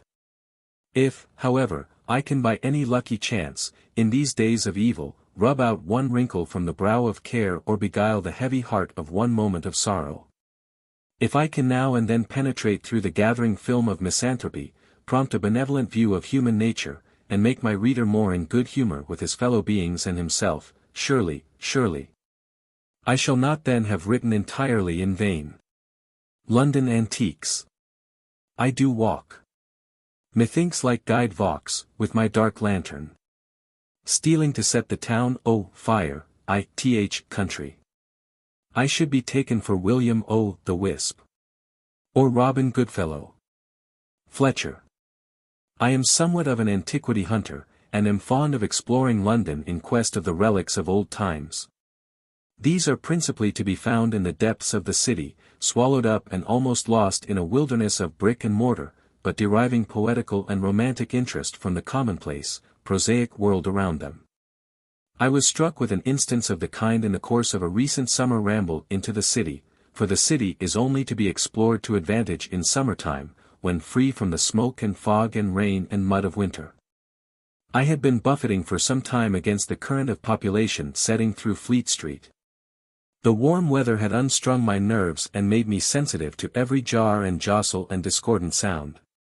The flesh was weary, the spirit faint, and I was getting out of humor with the bustling busy throng through which I had to struggle, when in a fit of desperation I tore my way through the crowd, plunged into a by-lane, and, after passing through several obscure nooks and angles, emerged into a quaint and quiet court with a grass plot in the center overhung by elms, and kept perpetually fresh and green by a fountain with its sparkling jet of water. A student with book in hand was seated on a stone bench, partly reading, partly meditating on the movements of 2 or 3 trim nursery maids with their infant charges. I was like an Arab who had suddenly come upon an oasis amid the panting sterility of the desert. By degrees the quiet and coolness of the place soothed my nerves and refreshed my spirit. I pursued my walk, and came, hard by, to a very ancient chapel with a low-browed Saxon portal of massive and rich architecture. The interior was circular and lofty and lighted from above. Around were monumental tombs of ancient date on which were extended the marble effigies of warriors in armor. Some had the hands devoutly crossed upon the breast. Others grasped the pommel of the sword, menacing hostility even in the tomb, while the crossed legs of several indicated soldiers of the faith who had been on crusades to the Holy Land. I was, in fact, in the chapel of the Knights Templars, strangely situated in the very center of sordid traffic. And I do not know a more impressive lesson for the many of the world than thus suddenly to turn aside from the highway of busy money-seeking life, and sit down among these shadowy sepulchres, where all is twilight, dust, and forgetfulness. In a subsequent tour of observation I encountered another of these relics of a foregone world locked up in the heart of the city. I had been wandering for some time through dull monotonous streets, destitute of anything to strike the eye or excite the imagination, when I beheld before me a Gothic gateway of mouldering antiquity. It opened into a spacious quadrangle forming the courtyard of a stately Gothic pile, the portal of which stood invitingly open. It was apparently a public edifice, and, as I was antiquity hunting, I ventured in, though with dubious steps. Meeting no one either to oppose or rebuke my intrusion, I continued on until I found myself in a great hall with a lofty arched roof and oaken gallery, all of Gothic architecture. At one end of the hall was an enormous fireplace, with wooden settles on each side. At the other end was a raised platform, or dais, the seat of state, above which was the portrait of a man in antique garb with a long robe, a ruff, and a venerable grey beard. The whole establishment had an air of monastic quiet and seclusion, and what gave it a mysterious charm was, that I had not met with a human being since I had passed the threshold. Encouraged by this loneliness, I seated myself in a recess of a large bow window, which admitted a broad flood of yellow sunshine, checkered here and there by tints from panes of colored glass, while an open casement let in the soft summer air. Here, leaning my head on my hand and my arm on an old oaken table, I indulged in a sort of reverie about what might have been the ancient uses of this edifice. It had evidently been of monastic origin. Perhaps one of those collegiate establishments built of yore for the promotion of learning, where the patient monk, in the ample solitude of the cloister, added page to page and volume to volume, emulating in the productions of his brain the magnitude of the pile he inhabited. As I was seated in this musing mood a small panelled door in an arch at the upper end of the hall was opened, and a number of grey-headed old men, clad in long black cloaks, came forth one by one, proceeding in that manner through the hall. Without uttering a word, each turning a pale face on me as he passed, and disappearing through a door at the lower end. I was singularly struck with their appearance. Their black cloaks and antiquated air comported with the style of this most venerable and mysterious pile. It was as if the ghosts of the departed years, about which I had been musing, were passing in review before me. Pleasing myself with such fancies, I set out, in the spirit of romance, to explore what I pictured to myself a realm of shadows existing in the very center of substantial realities. My ramble led me through a labyrinth of interior courts and corridors and dilapidated cloisters, for the main edifice had many additions and dependencies, built at various times and in various styles. In one open space a number of boys, who evidently belonged to the establishment, were at their sports, but everywhere I observed those mysterious old grey men in black mantles, sometimes sauntering alone, sometimes conversing in groups. They appeared to be the pervading genii of the place. I now called to mind what I had read of certain colleges in old times, where judicial astrology, geomancy, necromancy, and other forbidden and magical sciences were taught. Was this an establishment of the kind, and were these black-cloaked old men really professors of the black art? These surmises were passing through my mind as my eye glanced into a chamber hung round with all kinds of strange and uncouth objects, implements of savage warfare, strange idols and stuffed alligators. Bottled serpents and monsters decorated the mantelpiece, while on the high tester of an old-fashioned bedstead grinned a human skull, flanked on each side by a dried cat. I approached to regard more narrowly this mystic chamber, which seemed a fitting laboratory for a necromancer, when I was startled at beholding a human countenance staring at me from a dusky corner. It was that of a small, shriveled old man with thin cheeks, bright eyes, and grey, wiry, projecting eyebrows. I at first doubted whether it were not a mummy curiously preserved, but it moved, and I saw that it was alive. It was another of these black-cloaked old men, and, as I regarded his quaint physiognomy, his obsolete garb, and the hideous and sinister objects by which he was surrounded, I began to persuade myself that I had come upon the archmage who ruled over this magical fraternity. Seeing me pausing before the door, he rose and invited me to enter. I obeyed with singular hardihood, for how did I know whether a wave of his wand might not metamorphose me into some strange monster or conjure me into one of the bottles on his mantelpiece? He proved, however, to be anything but a conjurer, and his simple garrulity soon dispelled all the magic and mystery with which I had enveloped this antiquated pile and its no less antiquated inhabitants. It appeared that I had made my way into the center of an ancient asylum for superannuated tradesmen and decayed householders, with which was connected a school for a limited number of boys. It was founded upwards of 2 centuries since on an old monastic establishment, and retained somewhat of the conventual air and character. The shadowy line of old men in black mantles who had passed before me in the hall, and whom I had elevated into magi, turned out to be the pensioners returning from morning service in the chapel. John Hallam, the little collector of curiosities whom I had made the arch-magician, had been for 6 years a resident of the place, and had decorated this final nestling place of his old age with relics and rarities picked up in the course of his life. According to his own account, he had been somewhat of a traveller, having been once in France, and very near making a visit to Holland. He regretted not having visited the latter country, as then he might have said he had been there. He was evidently a traveller of the simple kind. He was aristocratical too in his notions, keeping aloof, as I found, from the ordinary run of pensioners. His chief associates were a blind man who spoke Latin and Greek, of both which languages Hallam was profoundly ignorant, and a broken-down gentleman who had run through a fortune of £40,000 left him by his father, and £10,000, the marriage portion of his wife. Little Hallam seemed to consider it an indubitable sign of gentle blood as well as of lofty spirit to be able to squander such enormous sums. P.S. The picturesque remnant of old times into which I have thus beguiled the reader is what is called the Charter House, originally the Chartreuse. It was founded in 1611, on the remains of an ancient convent, by Sir Thomas Sutton, being one of those noble charities set on foot by individual munificence, and kept up with the quaintness and sanctity of ancient times amidst the modern changes and innovations of London. Here 80 broken-down men, who have seen better days, are provided in their old age with food, clothing, fuel, and a yearly allowance for private expenses. They dine together, as did the monks of old, in the hall which had been the refectory of the original convent. Attached to the establishment is a school for 44 boys. Stowe, whose work I have consulted on the subject, speaking of the obligations of the grey-headed pensioners, says, they are not to intermeddle with any business touching the affairs of the hospital, but to attend only to the service of God, and take thankfully what is provided for them, without muttering, murmuring, or grudging.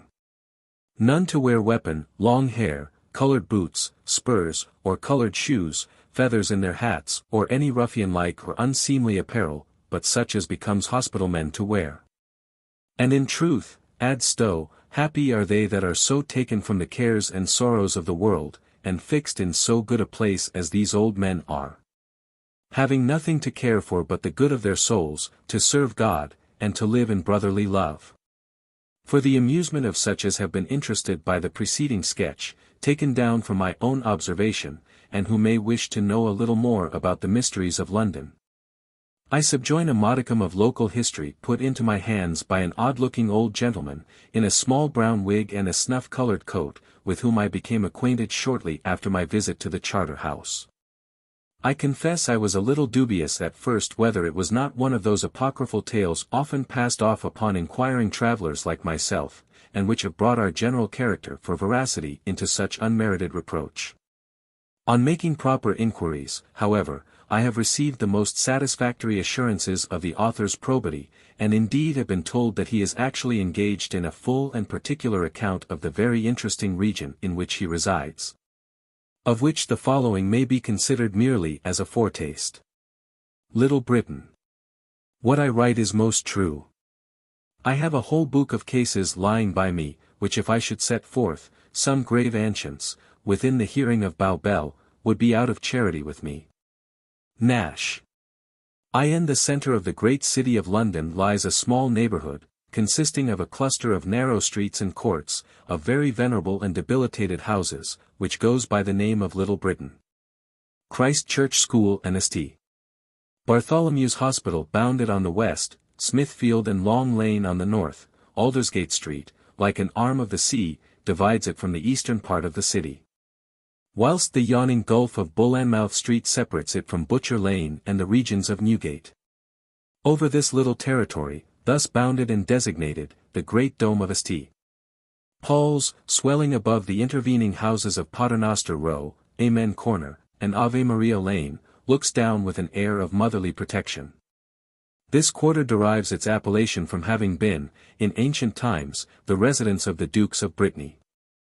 As London increased, however, rank and fashion rolled off to the west, and trade, creeping on at their heels, took possession of their deserted abodes. For some time Little Britain became the great mart of learning, and was peopled by the busy and prolific race of booksellers. These also gradually deserted it, and, emigrating beyond the great strait of Newgate Street, settled down in Paternoster Row and St. Paul's Churchyard, where they continue to increase and multiply even at the present day. But, though thus fallen into decline, Little Britain still bears traces of its former splendor. There are several houses ready to tumble down, the fronts of which are magnificently enriched with old oaken carvings of hideous faces, unknown birds, beasts, and fishes, and fruits and flowers which it would perplex a naturalist to classify. There are also, in Aldersgate Street, certain remains of what were once spacious and lordly family mansions, but which have in latter days been subdivided into several tenements.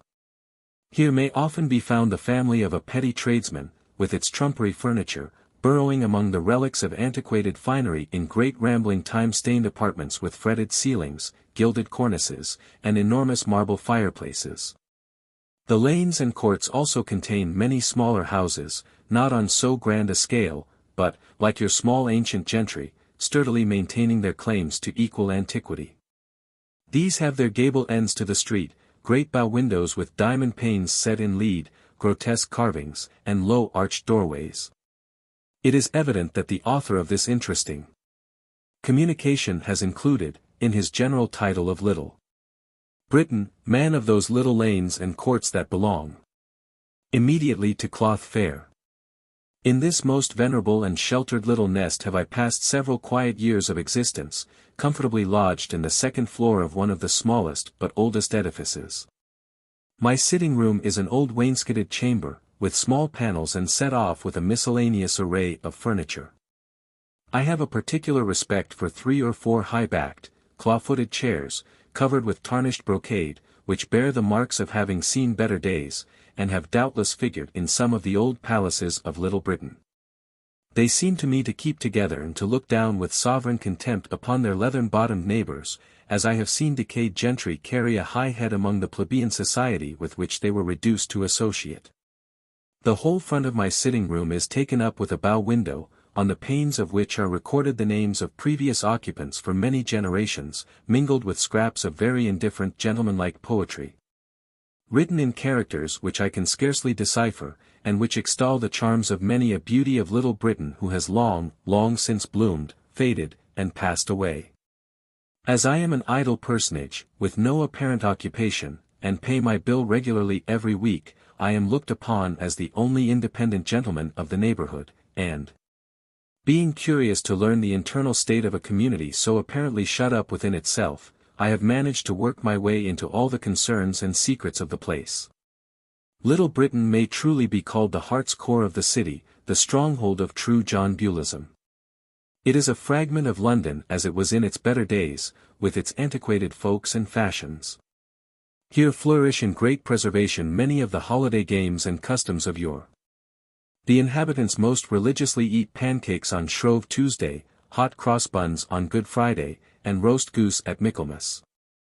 They send love letters on Valentine's Day, burn the Pope on the 5th of November, and kiss all the girls under the mistletoe at Christmas. Roast beef and plum pudding are also held in superstitious veneration, and port and sherry maintain their grounds as the only true English wines, all others being considered vile outlandish beverages. Little Britain has its long catalogue of city wonders, which its inhabitants consider the wonders of the world, such as the great bell of St. Paul's, which sours all the beer when it tolls, the figures that strike the hours at St. Dunstan's clock, the monument, the lions in the tower, and the wooden giants in Guildhall. They still believe in dreams and fortune-telling, and an old woman that lives in Bull and Mouth Street makes a tolerable subsistence by detecting stolen goods and promising the girls good husbands. They are apt to be rendered uncomfortable by comets and eclipses, and if a dog howls dolefully at night it is looked upon as a sure sign of death in the place. There are even many ghost stories current, particularly concerning the old mansion houses, in several of which it is said strange sights are sometimes seen. Lords and ladies, the former in full-bottomed wigs, hanging sleeves, and swords, the latter in lappets, stays, hoops, and brocade, have been seen walking up and down the great waste chambers on moonlight nights, and are supposed to be the shades of the ancient proprietors in their court dresses. Little Britain has likewise its sages and great men. One of the most important of the former is a tall, dry old gentleman of the name of Scrime, who keeps a small apothecary's shop. He has a cadaverous countenance, full of cavities and projections, with a brown circle round each eye, like a pair of horn spectacles. He is much thought of by the old women, who consider him as a kind of conjurer because he has 2 or 3 stuffed alligators hanging up in his shop and several snakes in bottles. He is a great reader of almanacs and newspapers, and is much given to pore over alarming accounts of plots, conspiracies, fires, earthquakes, and volcanic eruptions, which last phenomena he considers as signs of the times. He has always some dismal tale of the kind to deal out to his customers with their doses, and thus at the same time puts both soul and body into an uproar. He is a great believer in omens and predictions, and has the prophecies of Robert Nixon and Mother Shipton by heart. No man can make so much out of an eclipse, or even an unusually dark day. And he shook the tail of the last comet over the heads of his customers and disciples until they were nearly frightened out of their wits. He has lately got hold of a popular legend or prophecy, on which he has been unusually eloquent. There has been a saying current among the ancient Sibyls, who treasure up these things, that when the grasshopper on the top of the Exchange shook hands with the dragon on the top of Bow Church steeple, fearful events would take place. This strange conjunction, it seems, has as strangely come to pass. The same architect has been engaged lately on the repairs of the cupola of the Exchange and the steeple of Bow Church. And, fearful to relate, the dragon and the grasshopper actually lie, cheek by jowl, in the yard of his workshop. Others, as Mr. Scrime is accustomed to say, may go stargazing, and look for conjunctions in the heavens, but here is a conjunction on the earth, near at home and under our own eyes, which surpasses all the signs and calculations of astrologers. Since these portentous weathercocks have thus laid their heads together, wonderful events had already occurred. The good old king, notwithstanding that he had lived 82 years, had all at once given up the ghost. Another king had mounted the throne, a royal duke had died suddenly, another, in France, had been murdered, there had been radical meetings in all parts of the kingdom, the bloody scenes at Manchester, the great plot in Cato Street. And, above all, the Queen had returned to England. All these sinister events are recounted by Mr. Skirm with a mysterious look and a dismal shake of the head. And being taken with his drugs, and associated in the minds of his auditors with stuffed sea monsters, bottled serpents, and his own visage, which is a title page of tribulation. They have spread great gloom through the minds of the people of Little Britain. They shake their heads whenever they go by Bow Church, and observe that they never expected any good to come of taking down that steeple, which in old times told nothing but glad tidings, as the history of Whittington and his cat bears witness. The rival oracle of Little Britain is a substantial cheesemonger, who lives in a fragment of one of the old family mansions, and is as magnificently lodged as a round-bellied mite in the midst of one of his own Cheshires. Indeed, he is a man of no little standing and importance, and his renown extends through Huggin Lane and Lad Lane, and even unto Aldermanbury. His opinion is very much taken in affairs of state, having read the Sunday papers for the last half-century, together with the Gentleman's Magazine, Rapin's History of England, and the Naval Chronicle. His head is stored with invaluable maxims which have borne the test of time and use for centuries. It is his firm opinion that, it is a moral impossible, so long as England is true to herself, that anything can shake her, and he has much to say on the subject of the national debt, which, somehow or other, he proves to be a great national bulwark and blessing. He passed the greater part of his life in the purlieus of Little Britain until of late years, when, having become rich and grown into the dignity of a Sunday cane, he begins to take his pleasure and see the world. He has therefore made several excursions to Hampstead, Highgate, and other neighbouring towns, where he has passed whole afternoons in looking back upon the metropolis through a telescope and endeavouring to descry the steeple of St. Bartholomew's. Not a stage-coachman of Bullanmouth Street but touches his hat as he passes, and he is considered quite a patron at the coach-office of the Goose and Gridiron, St. Paul's Churchyard. His family have been very urgent for him to make an expedition to Margate, but he has great doubts of those new gimcracks, the steamboats, and indeed thinks himself too advanced in life to undertake sea voyages. Little Britain has occasionally its factions and divisions, and party spirit ran very high at one time, in consequence of two rival, burial societies, being set up in the place. One held its meeting at the Swan and Horseshoe, and was patronized by the cheesemonger, the other at the Cock and Crown, under the auspices of the apothecary. It is needless to say that the latter was the most flourishing. I have passed an evening or two at each, and have acquired much valuable information as to the best mode of being buried, the comparative merits of churchyards, together with divers hints on the subject of patent iron coffins. I have heard the question discussed in all its bearings as to the legality of prohibiting the latter on account of their durability. The feuds occasioned by these societies have happily died of late. But they were for a long time prevailing themes of controversy, the people of Little Britain being extremely solicitous of funeral honours and of lying comfortably in their graves. Besides these two funeral societies there is a third of quite a different cast, which tends to throw the sunshine of good humour over the whole neighbourhood. It meets once a week at a little old-fashioned house kept by a jolly publican of the name of Wagstaff, and bearing for insignia a resplendent half-moon, with a most seductive bunch of grapes.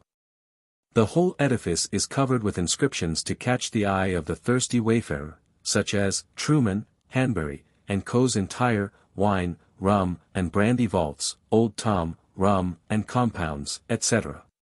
This indeed has been a temple of Bacchus and Momus from time immemorial. It has always been in the family of the Wagstaffs, so that its history is tolerably preserved by the present landlord. It was much frequented by the gallants and cavalieros of the reign of Elizabeth, and was looked into now and then by the wits of Charles II's day. But what Wagstaff principally prides himself upon is that Henry VIII, in one of his nocturnal rambles, broke the head of one of his ancestors with his famous walking staff. This, however, is considered as rather a dubious and vainglorious boast of the landlord. The club which now holds its weekly sessions here goes by the name of the Roaring Lads of Little Britain. They abound in old catches, glees, and choice stories that are traditional in the place and not to be met with in any other part of the metropolis. There is a madcap undertaker who is inimitable at a merry song, but the life of the club, and indeed the prime wit of Little Britain, is Bully Wagstaff himself. His ancestors were all wags before him, and he has inherited with the inn a large stock of songs and jokes, which go with it from generation to generation as heirlooms.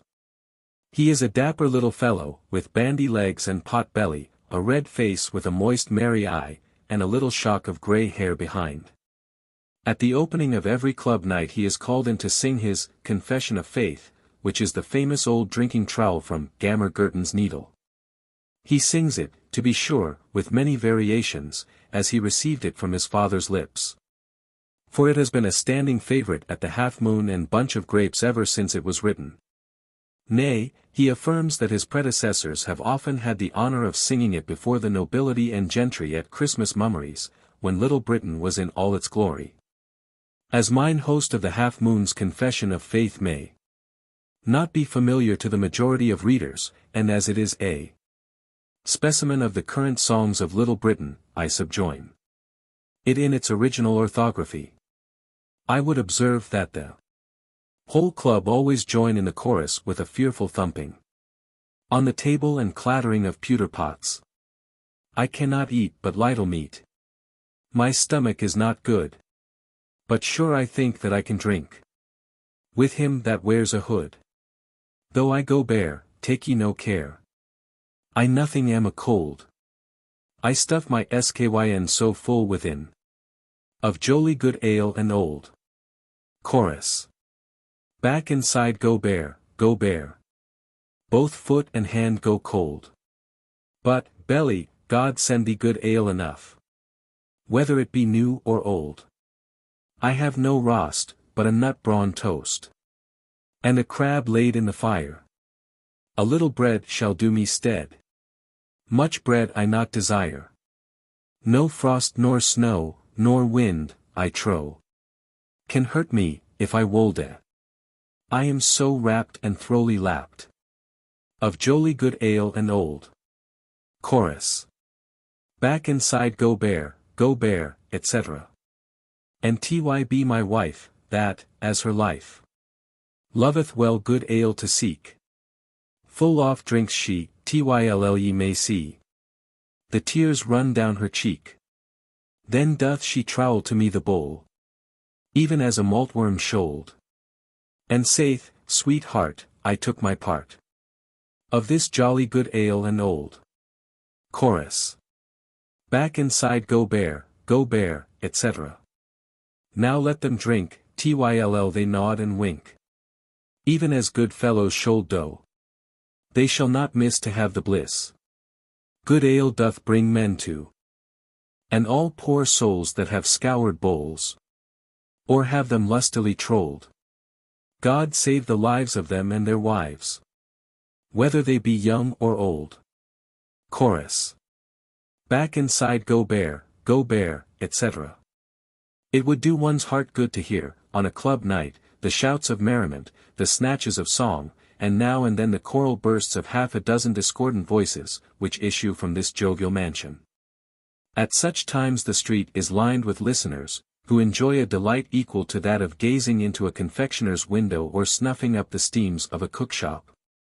There are two annual events which produce great stir and sensation in Little Britain. These are St. Bartholomew's Fair and the Lord Mayor's Day. During the time of the fair, which is held in the adjoining regions of Smithfield, there is nothing going on but gossiping and gaddying about. The late quiet streets of Little Britain are overrun with an eruption of strange figures and faces. Every tavern is a scene of rout and revel. The fiddle and the song are heard from the taproom morning, noon, and night. And at each window may be seen some group of boon companions, with half-shut eyes, hats on one side, pipe in mouth and tankard in hand, fondling and prosing, and singing maudlin songs over their liquor. Even the sober decorum of private families, which I must say is rigidly kept up at other times among my neighbours, is no proof against this saturnalia. There is no such thing as keeping maidservants within doors. Their brains are absolutely set madding with Punch and the Puppet Show, the Flying Horses, Signor Polito, the Fire Eater, the celebrated Mr. Pop, and the Irish Giant. The children too lavish all their holiday money in toys and gilt gingerbread, and fill the house with the Lilliputian din of drums, trumpets, and penny whistles. But the Lord Mayor's Day is the great anniversary. The Lord Mayor is looked up to by the inhabitants of Little Britain as the greatest potentate upon earth, his gilt coach with 6 horses as the summit of human splendor, and his procession, with all the sheriffs and aldermen in his train, as the grandest of earthly pageants. How they exult in the idea that the king himself dare not enter the city without first knocking at the gate of Temple Bar and asking permission of the Lord Mayor, for if he did, heaven and earth, there is no knowing what might be the consequence. The man in armor who rides before the Lord Mayor, and is the city champion, has orders to cut down everybody that offends against the dignity of the city. And then there is the little man with a velvet porringer on his head, who sits at the window of the state coach and holds the city sword, as long as a pikestaff. Odds blood! If he once draws that sword, majesty itself is not safe. Under the protection of this mighty potentate, therefore, the good people of Little Britain sleep in peace. Temple Bar is an effectual barrier against all interior foes. And as to foreign invasion, the Lord Mayor has but to throw himself into the Tower, call in the train bands, and put the standing army of beefeaters under arms, and he may bid defiance to the world. Thus wrapped up in its own concerns, its own habits, and its own opinions, Little Britain has long flourished as a sound heart to this great fungus metropolis. I have pleased myself with considering it as a chosen spot, where the principles of sturdy John Buellism were garnered up, like seed corn, to renew the national character when it had run to waste and degeneracy. I have rejoiced also in the general spirit of harmony that prevailed throughout it. For though there might now and then be a few clashes of opinion between the adherents of the cheesemonger and the apothecary, and an occasional feud between the burial societies, yet these were but transient clouds and soon passed away. The neighbors met with goodwill, parted with a shake of the hand, and never abused each other except behind their backs. I could give rare descriptions of snug junketing parties at which I have been present, where we played at all fours, Pope Joan, Tom Come Tickle Me, and other choice old games. And where we sometimes had a good old English country dance to the tune of Sir Roger de Coverley. Once a year also the neighbors would gather together and go on a gypsy party to Epping Forest. It would have done any man's heart good to see the merriment that took place here as we banqueted on the grass under the trees. How we made the woods ring with bursts of laughter at the songs of Little Wagstaff and the Merry Undertaker. After dinner, too, the young folks would play at blindman's buff and hide-and-seek, and it was amusing to see them tangled among the briars, and to hear a fine romping girl now and then squeak from among the bushes. The elder folks would gather round the cheesemonger and the apothecary to hear them talk politics, for they generally brought out a newspaper in their pockets to pass away time in the country. They would now and then, to be sure, get a little warm in argument. But their disputes were always adjusted by reference to a worthy old umbrella-maker in a double chin, who, never exactly comprehending the subject, managed somehow or other to decide in favor of both parties. All empires, however, says some philosopher or historian, are doomed to changes and revolutions. Luxury and innovation creep in, factions arise, and families now and then spring up whose ambition and intrigues throw the whole system into confusion. Thus in latter days has the tranquillity of Little Britain been grievously disturbed and its golden simplicity of manners threatened with total subversion by the aspiring family of a retired butcher.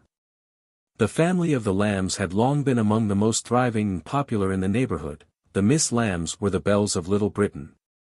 And everybody was pleased when old Lamb had made money enough to shut up shop and put his name on a brass plate on his door. In an evil hour, however, one of the Miss Lambs had the honor of being a lady in attendance on the Lady Mayoress at her grand annual ball, on which occasion she wore 3 towering ostrich feathers on her head. The family never got over it. They were immediately smitten with a passion for high life, set up a one-horse carriage, put a bit of gold lace round the errand boy's hat, and have been the talk and detestation of the whole neighborhood ever since. They could no longer be induced to play at Pope Joan or blindman's buff. They could endure no dances but quadrilles, which nobody had ever heard of in Little Britain, and they took to reading novels, talking bad French, and playing upon the piano. Their brother, too, who had been articled to an attorney, set up for a dandy and a critic, characters hitherto unknown in these parts, and he confounded the worthy folks exceedingly by talking about Kean, the opera, and the Edinburgh Review. What was still worse, the Lambs gave a grand ball, to which they neglected to invite any of their old neighbours, but they had a great deal of genteel company from Theobald's Road, Red Lion Square, and other parts towards the west. There were several beaux of their brother's acquaintance from Gray's Inn Lane and Hatton Garden, and not less than 3 aldermen's ladies with their daughters. This was not to be forgotten or forgiven. All Little Britain was in an uproar with the smacking of whips, the lashing of immiserable horses, and the rattling and jingling of hackney coaches. The gossips of the neighbourhood might be seen popping their nightcaps out at every window, watching the crazy vehicles rumble by. And there was a knot of virulent old cronies that kept a lookout from a house just opposite the retired butcher's and scanned and criticized every one that knocked at the door. This dance was a cause of almost open war, and the whole neighbourhood declared they would have nothing more to say to the Lambs. It is true that Mrs. Lamb, when she had no engagements with her quality acquaintance, would give little humdrum tea junketings to some of her old cronies, quite, as she would say, in a friendly way. And it is equally true that her invitations were always accepted, in spite of all previous vows to the contrary. Nay, the good ladies would sit and be delighted with the music of the Miss Lambs, who would condescend to strum an Irish melody for them on the piano, and they would listen with wonderful interest to Mrs. Lamb's anecdotes of Alderman Pluckett's family, of Portsoken Ward, and the Miss Timberlakes. The rich heiresses of crutched friars, but then they relieved their consciences and averted the reproaches of their confederates by canvassing at the next gossiping convocation everything that had passed, and pulling the Lambs and their rout all to pieces. The only one of the family that could not be made fashionable was the retired butcher himself. Honest Lamb, in spite of the meekness of his name, was a rough, hearty old fellow, with the voice of a lion, a head of black hair like a shoe-brush, and a broad face modelled like his own beef. It was in vain that the daughters always spoke of him as the old gentleman, addressed him as Papa, in tones of infinite softness, and endeavoured to coax him into a dressing-gown and slippers and other gentlemanly habits. Do what they might, there was no keeping down the butcher. His sturdy nature would break through all their glozings. He had a hearty vulgar good humour that was irrepressible. His very jokes made his sensitive daughters shudder, and he persisted in wearing his blue cotton coat of a morning, dining at 2 o'clock, and having a bit of sausage with his tea. He was doomed, however, to share the unpopularity of his family. He found his old comrades gradually growing cold and civil to him, no longer laughing at his jokes, and now and then throwing out a fling at some people, and a hint about quality binding. This both nettled and perplexed the honest butcher. And his wife and daughters, with the consummate policy of the shrewder sex, taking advantage of the circumstance, at length prevailed upon him to give up his afternoon's pipe and tankard at Wagstaff's. To sit after dinner by himself and take his pint of port, a liquor he detested, and to nod in his chair in solitary and dismal gentility.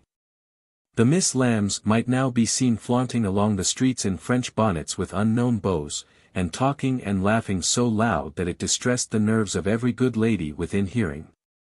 They even went so far as to attempt patronage, and actually induced a French dancing master to set up in the neighbourhood. But the worthy folks of Little Britain took fire at it, and did so persecute the poor Gaul that he was fain to pack up fiddle and dancing pumps and decamp with such precipitation that he absolutely forgot to pay for his lodgings.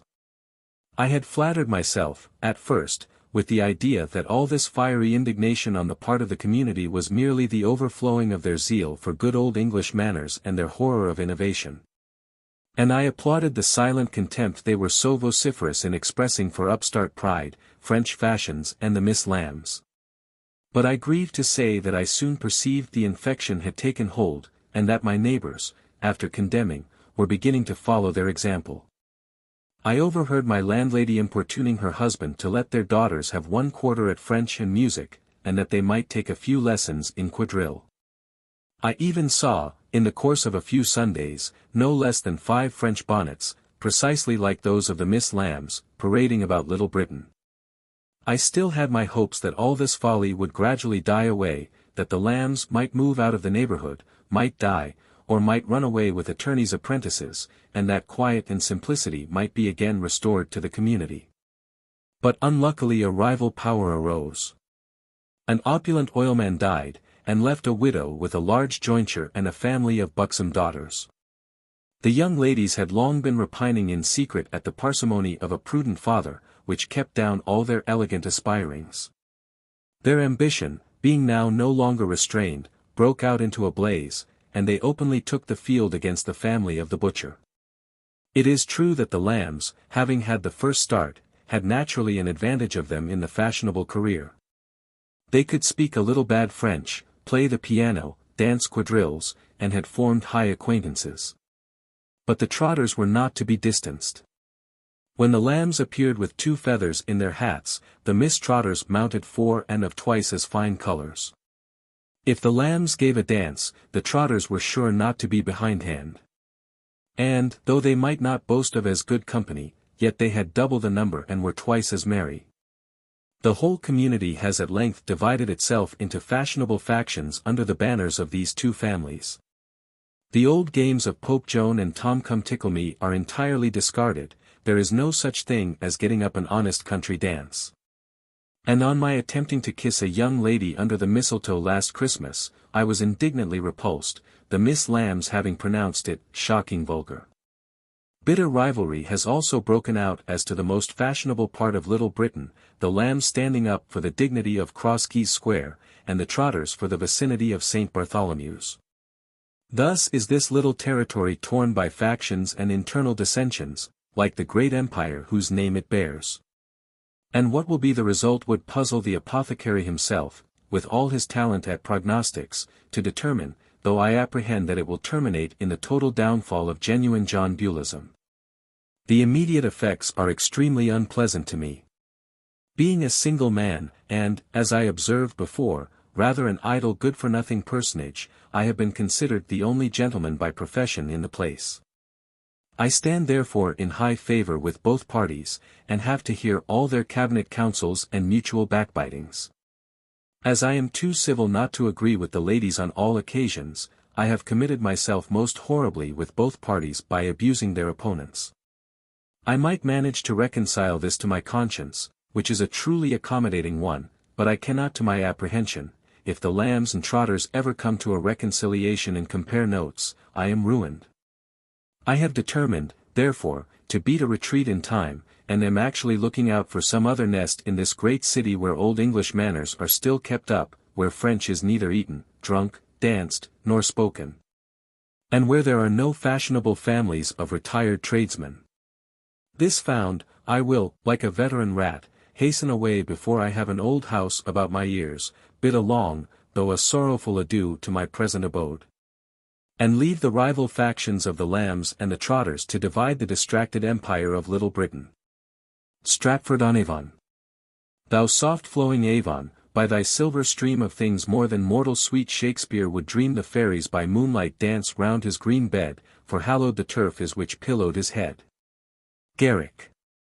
T.O. A homeless man, who has no spot on this wide world which he can truly call his own, there is a momentary feeling of something like independence and territorial consequence when, after a weary day's travel, he kicks off his boots, thrusts his feet into slippers, and stretches himself before an inn fire. Let the world without go as it may, let kingdoms rise or fall, so long as he has the wherewithal to pay his bill he is, for the time being, the very monarch of all he surveys.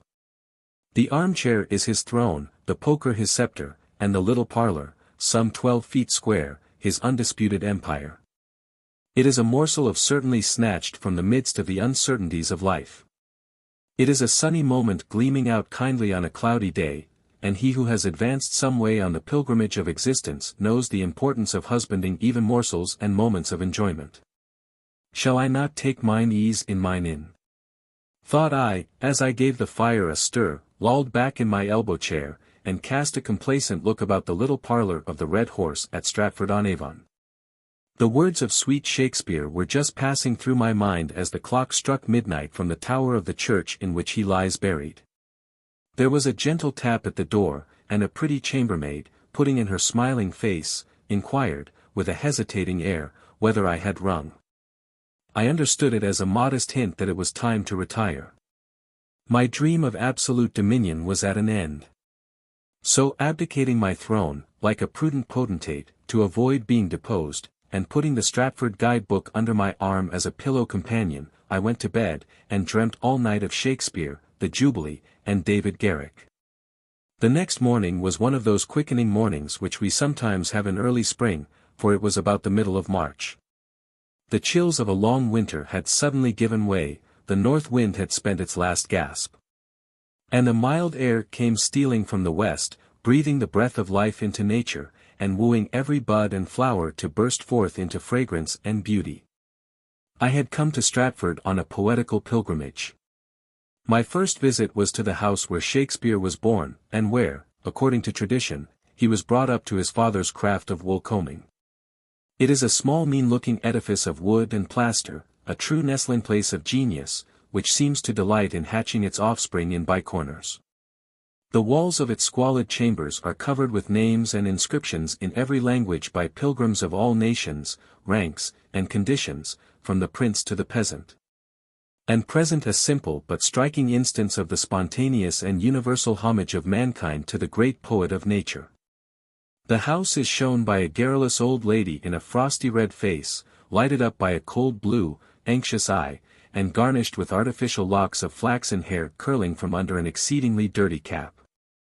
She was peculiarly assiduous in exhibiting the relics with which this, like all other celebrated shrines, abounds.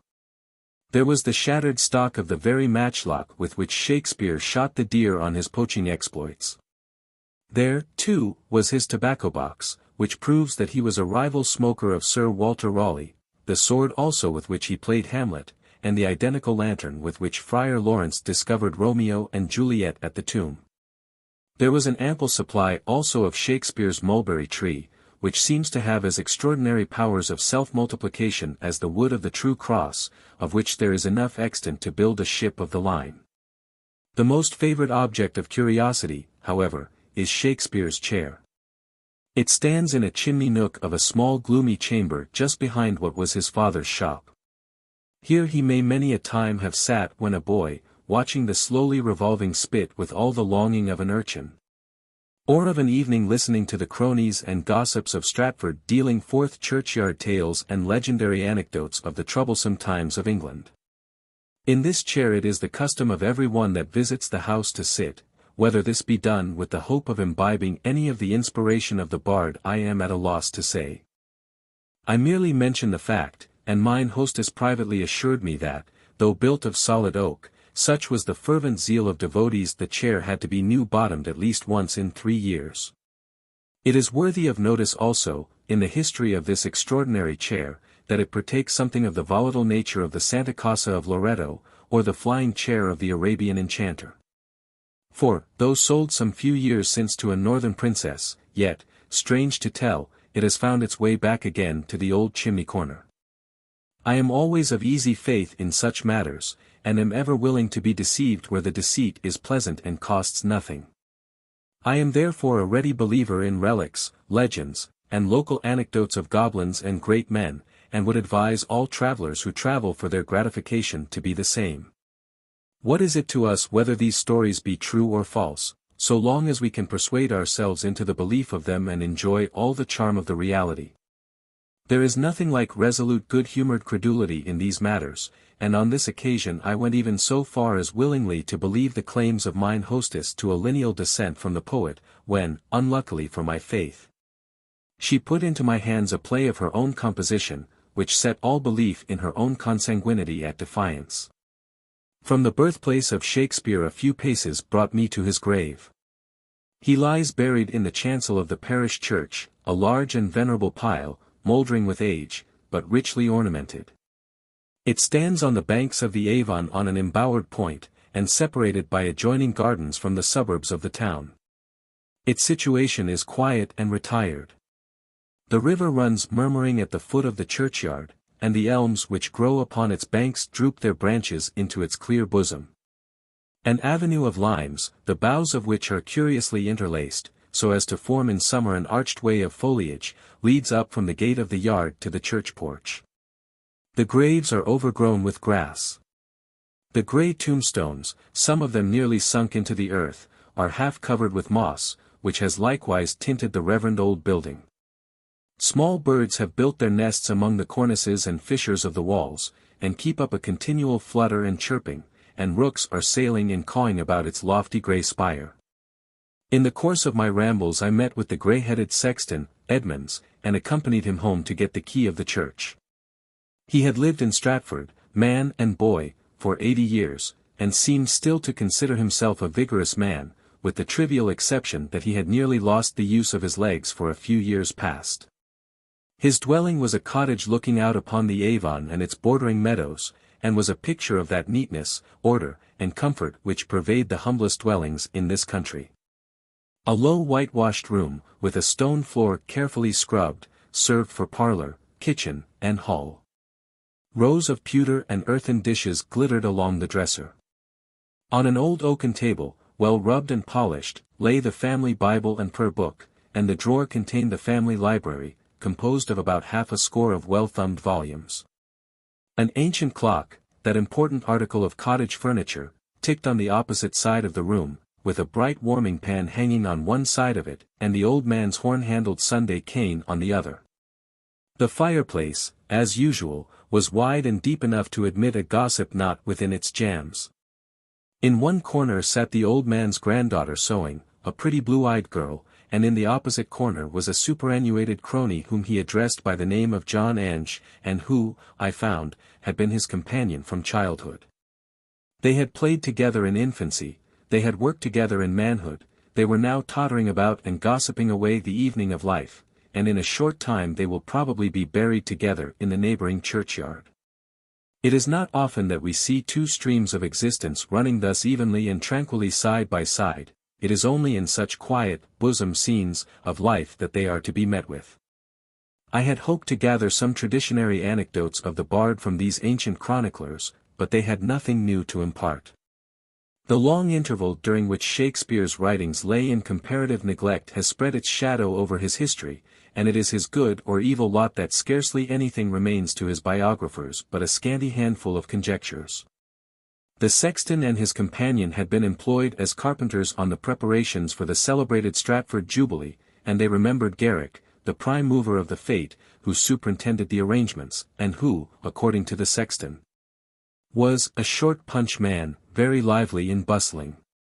John Ange had assisted also in cutting down Shakespeare's mulberry tree, of which he had a morsel in his pocket for sale, no doubt a sovereign quickener of literary conception. I was grieved to hear these two worthy wights speak very dubiously of the eloquent dame who shows the Shakespeare house. John Ange shook his head when I mentioned her valuable and inexhaustible collection of relics, particularly her remains of the mulberry tree, and the old sexton even expressed a doubt as to Shakespeare having been born in her house. I soon discovered that he looked upon her mansion with an evil eye, as a rival to the poet's tomb, the latter having comparatively but few visitors. Thus it is that historians differ at the very outset, and mere pebbles make the stream of truth diverge into different channels even at the fountainhead. We approached the church through the avenue of limes, and entered by a Gothic porch, highly ornamented, with carved doors of massive oak. The interior is spacious, and the architecture and embellishments superior to those of most country churches. There are several ancient monuments of nobility and gentry, over some of which hang funeral escutcheons and banners dropping piecemeal from the walls. The tomb of Shakespeare is in the chancel. The place is solemn and sepulchral. Tall elms wave before the pointed windows, and the Avon, which runs at a short distance from the walls, keeps up a low perpetual murmur. A flat stone marks the spot where the bard is buried. There are 4 lines inscribed on it, said to have been written by himself, and which have in them something extremely awful. If they are indeed his own, they show that solicitude about the quiet of the grave which seems natural to fine sensibilities and thoughtful minds. Good friend, for Jesus' sake, forbear. To dig the dust enclosed here. Blessed be he that spares these stones. And cursed be he that moves my bones. Just over the grave, in a niche of the wall, is a bust of Shakespeare, put up shortly after his death and considered as a resemblance. The aspect is pleasant and serene, with a finely arched forehead. And I thought I could read in it clear indications of that cheerful, social disposition by which he was as much characterized among his contemporaries as by the vastness of his genius. The inscription mentions his age at the time of his decease, 53 years, an untimely death for the world, for what fruit might not have been expected from the golden autumn of such a mind? Sheltered as it was from the stormy vicissitudes of life, and flourishing in the sunshine of popular and royal favor. The inscription on the tombstone has not been without its effect. It has prevented the removal of his remains from the bosom of his native place to Westminster Abbey, which was at one time contemplated. A few years since also, as some laborers were digging to make an adjoining vault, the earth caved in, so as to leave a vacant space almost like an arch, through which one might have reached into his grave. No one, however, presumed to meddle with his remains so awfully guarded by a malediction. And lest any of the idle or the curious or any collector of relics should be tempted to commit depredations, the old sexton kept watch over the place for 2 days, until the vault was finished and the aperture closed again. He told me that he had made bold to look in at the hole, but could see neither coffin nor bones, nothing but dust.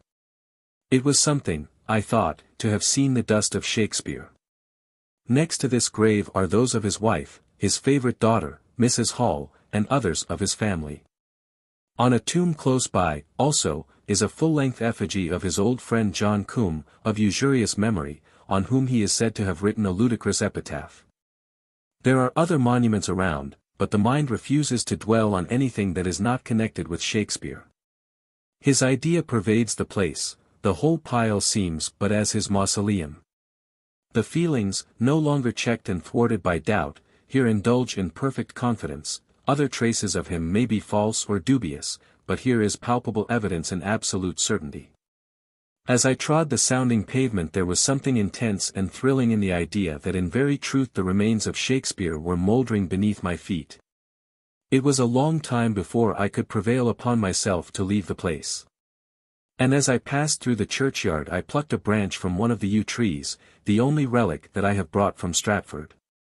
I had now visited the usual objects of a pilgrim's devotion, but I had a desire to see the old family seat of the Luces at Charlecot, and to ramble through the park where Shakespeare, in company with some of the roisterers of Stratford, committed his youthful offence of deer stealing. In this hare-brained exploit we are told that he was taken prisoner and carried to the keeper's lodge, where he remained all night in doleful captivity. When brought into the presence of Sir Thomas Lucy his treatment must have been galling and humiliating, for it so wrought upon his spirit as to produce a rough pasquinade which was affixed to the park gate at Charlecot.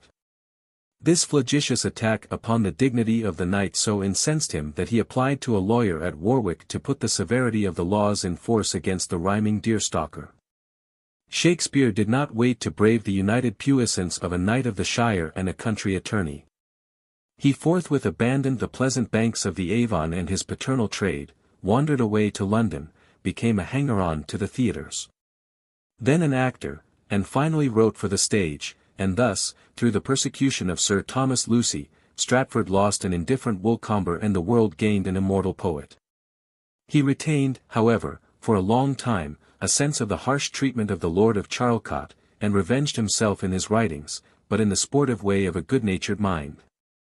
Sir Thomas is said to be the original of Justice Shallow, and the satire is slyly fixed upon him by the justice's armorial bearings, which, like those of the knight, had white Lucy's plus in the quarterings.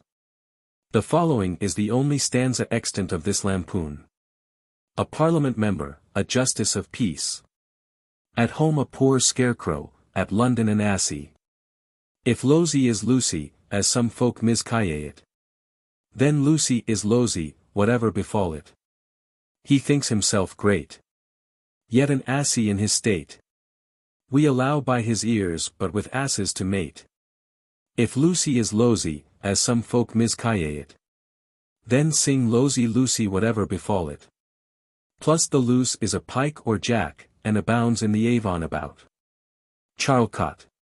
Various attempts have been made by his biographers to soften and explain away this early transgression of the poet. But I look upon it as one of those thoughtless exploits natural to his situation and turn of mind. Shakespeare, when young, had doubtless all the wildness and irregularity of an ardent, undisciplined, and undirected genius. The poetic temperament has naturally something in it of the vagabond. When left to itself it runs loosely and wildly, and delights in everything eccentric and licentious. It is often a turn-up of a die, in the gambling freaks of fate, whether a natural genius shall turn out a great rogue or a great poet. And had not Shakespeare's mind fortunately taken a literary bias, he might have as daringly transcended all civil as he has all dramatic laws. I have little doubt that, in early life, when running like an unbroken colt about the neighbourhood of Stratford, he was to be found in the company of all kinds of odd anomalous characters, that he associated with all the madcaps of the place. And was one of those unlucky urchins at mention of whom old men shake their heads and predict that they will one day come to the gallows. To him the poaching in Sir Thomas Lucy's park was doubtless like a foray to a Scottish knight, and struck his eager, and as yet untamed, imagination as something delightfully adventurous. A proof of Shakespeare's random habits and associates in his youthful days may be found in a traditionary anecdote, picked up at Stratford by the elder Ireland, and mentioned in his Picturesque Views on the Avon. About 7 miles from Stratford lies the thirsty little market town of Bedford, famous for its ale. 2 societies of the village yeomanry used to meet, under the appellation of the Bedford Topers, and to challenge the lovers of good ale of the neighbouring villages to a contest of drinking. Among others, the people of Stratford were called out to prove the strength of their heads. And in the number of the champions was Shakespeare, who, in spite of the proverb that, they who drink beer will think beer, was as true to his ale as Falstaff to his sack. The chivalry of Stratford was staggered at the first onset, and sounded a retreat while they had yet the legs to carry them off the field. They had scarcely marched a mile when, their legs failing them, they were forced to lie down under a crab tree, where they passed the night. It was still standing, and goes by the name of Shakespeare's tree. In the morning his companions awaked the bard, and proposed returning to Bedford, but he declined, saying he had enough, having drank with piping Pebworth, dancing Marston, haunted Hillborough, hungry Grafton, dudging Exhall, papist Wixford, beggarly Broome, and drunken Bedford. The villages here alluded to, says Ireland, still bear the epithets thus given them. The people of Pebworth are still famed for their skill on the pipe and tabor, Hillborough is now called haunted Hillborough. And Grafton is famous for the poverty of its soil. The old mansion of Charlecot and its surrounding park still remain in the possession of the Lucy family, and are peculiarly interesting front being connected with this whimsical but eventful circumstance in the scanty history of the bard. As the house stood at little more than 3 miles distance from Stratford, I resolved to pay it a pedestrian visit, that I might stroll leisurely through some of those scenes from which Shakespeare must have derived his earliest ideas of rural imagery. The country was yet naked and leafless, but English scenery is always verdant, and a sudden change in the temperature of the weather was surprising in its quickening effects upon the landscape. It was inspiring and animating to witness this first awakening of spring, to feel its warm breath stealing over the senses. To see the moist mellow earth beginning to put forth the green sprout and the tender blade, and the trees and shrubs, in their reviving tints and bursting buds, giving the promise of returning foliage and flower. The cold snowdrop, that little borderer on the skirts of winter, was to be seen with its chaste white blossoms in the small gardens before the cottages. The bleating of the new-dropped lambs was faintly heard from the fields. The sparrow twittered about the thatched eaves and budding hedges, the robin threw a livelier note into his late querulous wintry strain. And the lark, springing up from the reeking bosom of the meadow, towered away into the bright fleecy cloud, pouring forth torrents of melody. As I watched the little songster mounting up higher and higher, until his body was a mere speck on the white bosom of the cloud, while the ear was still filled with his music, it called to mind Shakespeare's exquisite little song in Cymbeline. Hark! Hark! The lark at Heaven's gate sings. And Phoebus gins arise. His steeds to water at those springs. On chaliced flowers that lies. And winking merry buds begin. To ope their golden eyes. With everything that pretty been. My lady sweet arise. Indeed, the whole country about here is poetic ground, everything is associated with the idea of Shakespeare. Every old cottage that I saw I fancied into some resort of his boyhood, where he had acquired his intimate knowledge of rustic life and manners. And heard those legendary tales and wild superstitions which he has woven like witchcraft into his dramas. For in his time, we are told, it was a popular amusement in winter evenings, to sit round the fire, and tell merry tales of errant knights, queens, lovers, lords, ladies, giants, dwarfs, thieves, cheaters, witches, fairies, goblins, and friars. Scott, in his Discovery of Witchcraft, enumerates of these fireside fancies, and they have so frayed us with host.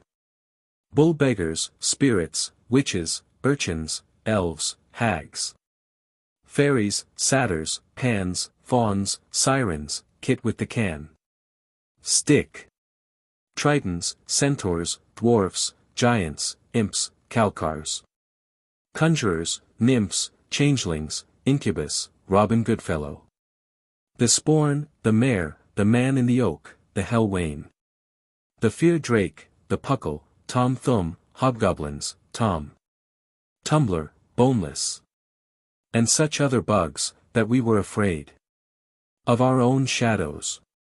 My route for a part of the way lay in sight of the Avon, which made a variety of the most fancy doublings and windings through a wide and fertile valley, sometimes glittering from among willows which fringed its borders, sometimes disappearing among groves or beneath green banks, and sometimes rambling out into full view and making an azure sweep round a slope of meadowland.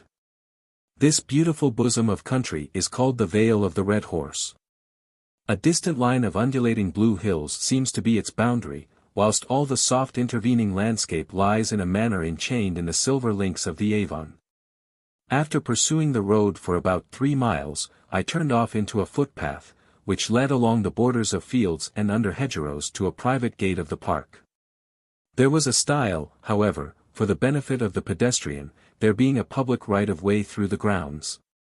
I delight in these hospitable estates, in which every one has a kind of property, at least as far as the footpath is concerned.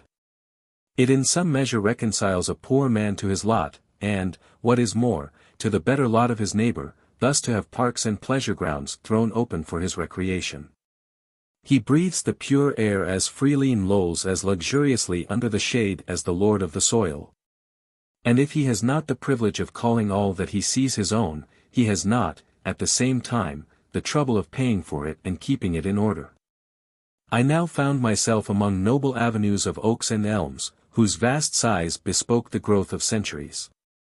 The wind sounded solemnly among their branches, and the rooks cawed from their hereditary nests in the treetops. The eye ranged through a long lessening vista, with nothing to interrupt the view but a distant statue and a vagrant deer stalking like a shadow across the opening. There is something about these stately old avenues that has the effect of Gothic architecture, not merely from the pretended similarity of form, but from their bearing the evidence of long duration, and of having had their origin in a period of time with which we associate ideas of romantic grandeur. They betoken also the long-settled dignity and proudly concentrated independence of an ancient family. And I have heard a worthy but aristocratic old friend observe, when speaking of the sumptuous palaces of modern gentry, that money could do much with stone and mortar, but thank heaven, there was no such thing as suddenly building up an avenue of oaks. It was from wandering in early life among this rich scenery, and about the romantic solitudes of the adjoining park of Fulbrook, which then formed a part of the Lucy estate, that some of Shakespeare's commentators have supposed he derived his noble forest meditations of Jacques and the enchanting woodland pictures in As You Like It. It is in lonely wanderings through such scenes that the mind drinks deep but quiet draughts of inspiration, and becomes intensely sensible of the beauty and majesty of nature. The imagination kindles into reverie and rapture, vague but exquisite images and ideas keep breaking upon it, and we revel in a mute and almost incommunicable luxury of thought. It was in some such mood, and perhaps under one of those very trees before me, which threw their broad shades over the grassy banks and quivering waters of the Avon, that the poet's fancy may have sallied forth into that little song which breathes the very soul of a rural voluptuary. Unto the greenwood tree, who loves to lie with me, and tune his merry throat. Unto the sweet bird's note, come hither, come hither, come hither. Here shall he see no enemy, but winter and rough weather. I had now come in sight of the house. It is a large building of brick with stone coins, and is in the Gothic style of Queen Elizabeth's day, having been built in the first year of her reign. The exterior remains very nearly in its original state, and may be considered a fair specimen of the residence of a wealthy country gentleman of those days. A great gateway opens from the park into a kind of courtyard in front of the house, ornamented with a grass plot, shrubs, and flower beds. The gateway is in imitation of the ancient barbican, being a kind of outpost and flanked by towers, though evidently for mere ornament, instead of defense. The front of the house is completely in the old style with stone-shafted casements, a great bow window of heavy stonework, and a portal with armorial bearings over it carved in stone. At each corner of the building is an octagon tower surmounted by a gilt ball and weathercock. The Avon, which winds through the park, makes a bend just at the foot of a gently sloping bank which sweeps down from the rear of the house. Large herds of deer were feeding or reposing upon its borders, and swans were sailing majestically upon its bosom. As I contemplated the venerable old mansion I called to mind Falstaff's encomium on Justice Shallow's abode, and the affected indifference and real vanity of the latter. Falstaff, you have a goodly dwelling and a rich. Shallow, Baron, Baron, Baron, beggars all, Sir John, Mary, good air. Whatever may have been the joviality of the old mansion in the days of Shakespeare, it had now an air of stillness and solitude. The great iron gateway that opened into the courtyard was locked, there was no show of servants bustling about the place, the deer gazed quietly at me as I passed, being no longer harried by the moss troopers of Stratford. The only sign of domestic life that I met with was a white cat stealing with wary look and stealthy pace towards the stables, as if on some nefarious expedition. I must not omit to mention the carcass of a scoundrel crow which I saw suspended against the barn wall. As it shows that the Lusus still inherit that lordly abhorrence of poachers and maintain that rigorous exercise of territorial power which was so strenuously manifested in the case of the Bard. After prowling about for some time, I at length found my way to a lateral portal, which was the everyday entrance to the mansion. I was courteously received by a worthy old housekeeper, who, with the civility and communicativeness of her order, showed me the interior of the house. The greater part has undergone alterations and been adapted to modern tastes and modes of living. There is a fine old oaken staircase, and the great hall, that noble feature in an ancient manor house, still retains much of the appearance it must have had in the days of Shakespeare. The ceiling is arched and lofty, and at one end is a gallery in which stands an organ. The weapons and trophies of the chase, which formerly adorned the hall of a country gentleman, have made way for family portraits. There is a wide, hospitable fireplace, calculated for an ample old-fashioned wood fire, formerly the rallying place of winter festivity. On the opposite side of the hall is the huge Gothic bow window, with stone shafts, which looks out upon the courtyard. Here are emblazoned in stained glass the armorial bearings of the Lucy family for many generations, some being dated in 1558. I was delighted to observe in the quarterings the 3 white Lucys by which the character of Sir Thomas was first identified with that of Justice Shallow. They are mentioned in the first scene of the Merry Wives of Windsor, where the Justice is in a rage with Falstaff for having beaten his men, killed his deer, and broken into his lodge. The poet had no doubt the offences of himself and his comrades in mind at the time, and we may suppose the family pride and vindictive threats of the puissant Shallow to be a caricature of the pompous indignation of Sir Thomas. Shallow. Sir Hugh, persuade me not, I will make a Star Chamber matter of it, if he were 20 John Falstaffs, he shall not abuse Sir Robert Shallow, Esq. Slender. In the county of Gloucester, justice of peace and quorum. Shallow. I, cousin Slender, and Castellorum. Slender. I, and Rattleorum too, and a gentleman born, Master Parson, who writes himself Armigero in any bill, warrant, quittance, or obligation, Armigero. Shallow. I, that I do. And have done any time these 300 years. Slender. All his successors gone before him have done't, and all his ancestors that come after him they may give the dozen white Lucies in their coat. Shallow. The council shall hear it. It is a riot. Evans. It is not meet the council hear of a riot, there is no fear of God in a riot, the council, hear you, shall desire to hear the fear of God, and not to hear a riot, take your vizaments in that. Shallow. Ha! Oh, my life, if I were young again, the sword should end it. Near the window thus emblazoned hung a portrait, by Sir Peter Lely, of one of the Lucy family, a great beauty of the time of Charles II.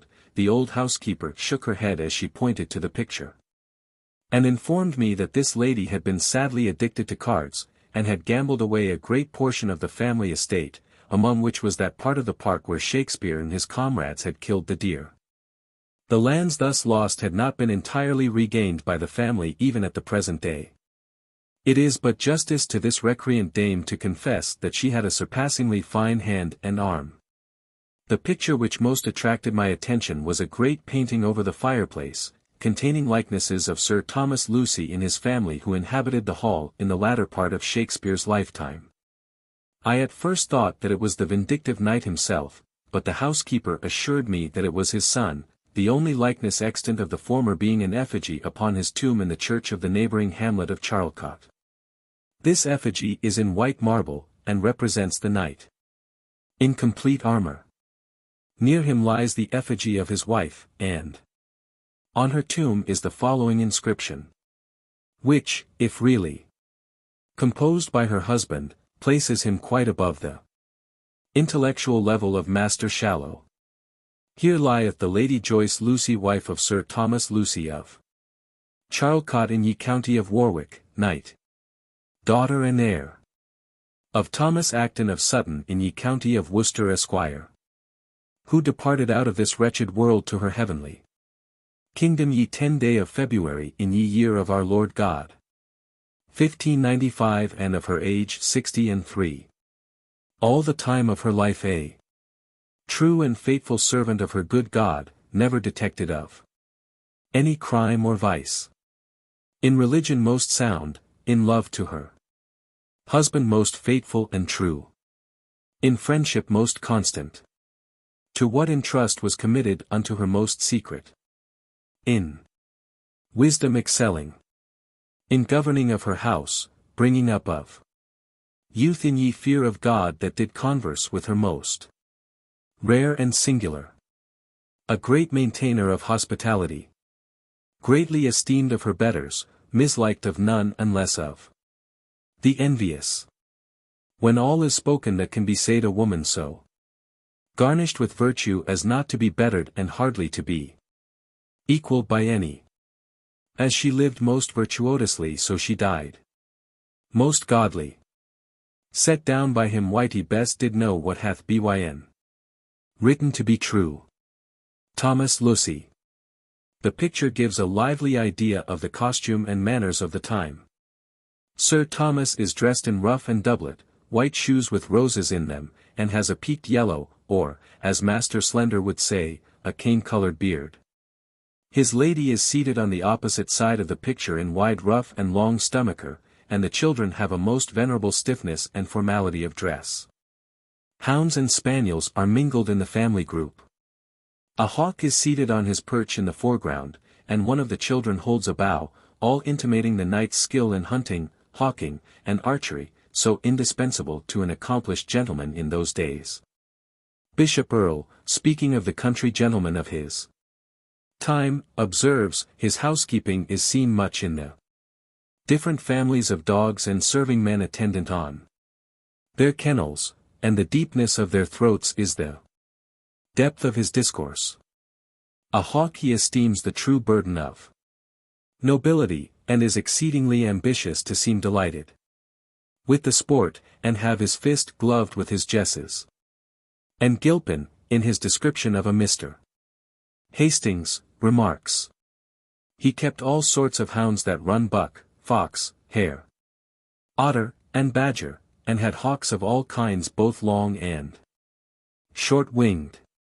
His great hall was commonly strewed with marrow-bones, and full of hawk perches, hounds, spaniels, and terriers.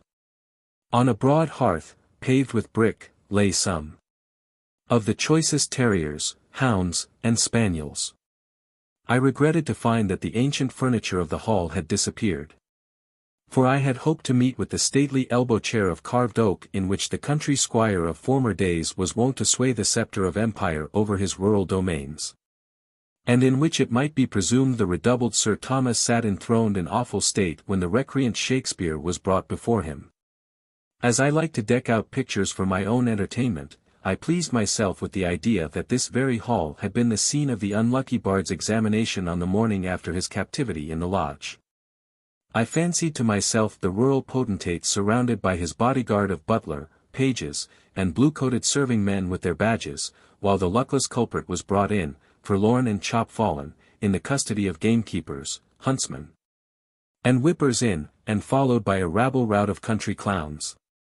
I fancied bright faces of curious housemaids peeping from the half-open doors, while from the gallery the fair daughters of the night leaned gracefully forward, eyeing the youthful prisoner with that pity that dwells in womanhood. Who would have thought that this poor varlet, thus trembling before the brief authority of a country squire, and the sport of rustic boors, was soon to become the delight of princes, the theme of all tongues and ages, the dictator to the human mind, and was to confer immortality on his oppressor by a caricature and a lampoon? I was now invited by the butler to walk into the garden, and I felt inclined to visit the orchard and harbour where the justice treated Sir John Falstaff and cousin Silence, to a last year's pippin of his own grafting, with a dish of caraways. But I had already spent so much of the day in my ramblings that I was obliged to give up any further investigations. When about to take my leave I was gratified by the civil entreaties of the housekeeper and butler that I would take some refreshment, an instance of good old hospitality which, I grieve to say, we castle hunters seldom meet with in modern days. I make no doubt it is a virtue which the present representative of the Lusus inherits from his ancestors. For Shakespeare, even in his caricature, makes justice shallow importunate in this respect, as witness his pressing instances to Falstaff. By cock and pie, sir, you shall not away tonight. I will not excuse you, you shall not be excused. Excuses shall not be admitted, there is no excuse shall serve, you shall not be excused. Some pigeons, Davy, a couple of short-legged hens, a joint of mutton, and any pretty little tiny kickshaws, tell William Cook. I now bade a reluctant farewell to the old hall. My mind had become so completely possessed by the imaginary scenes and characters connected with it that I seemed to be actually living among them. Everything brought them as it were before my eyes, and as the door of the dining-room opened I almost expected to hear the feeble voice of Master Silence quavering forth his favourite ditty. "'Tis merry in hall, when beards wag all, and welcome merry Shrewtide."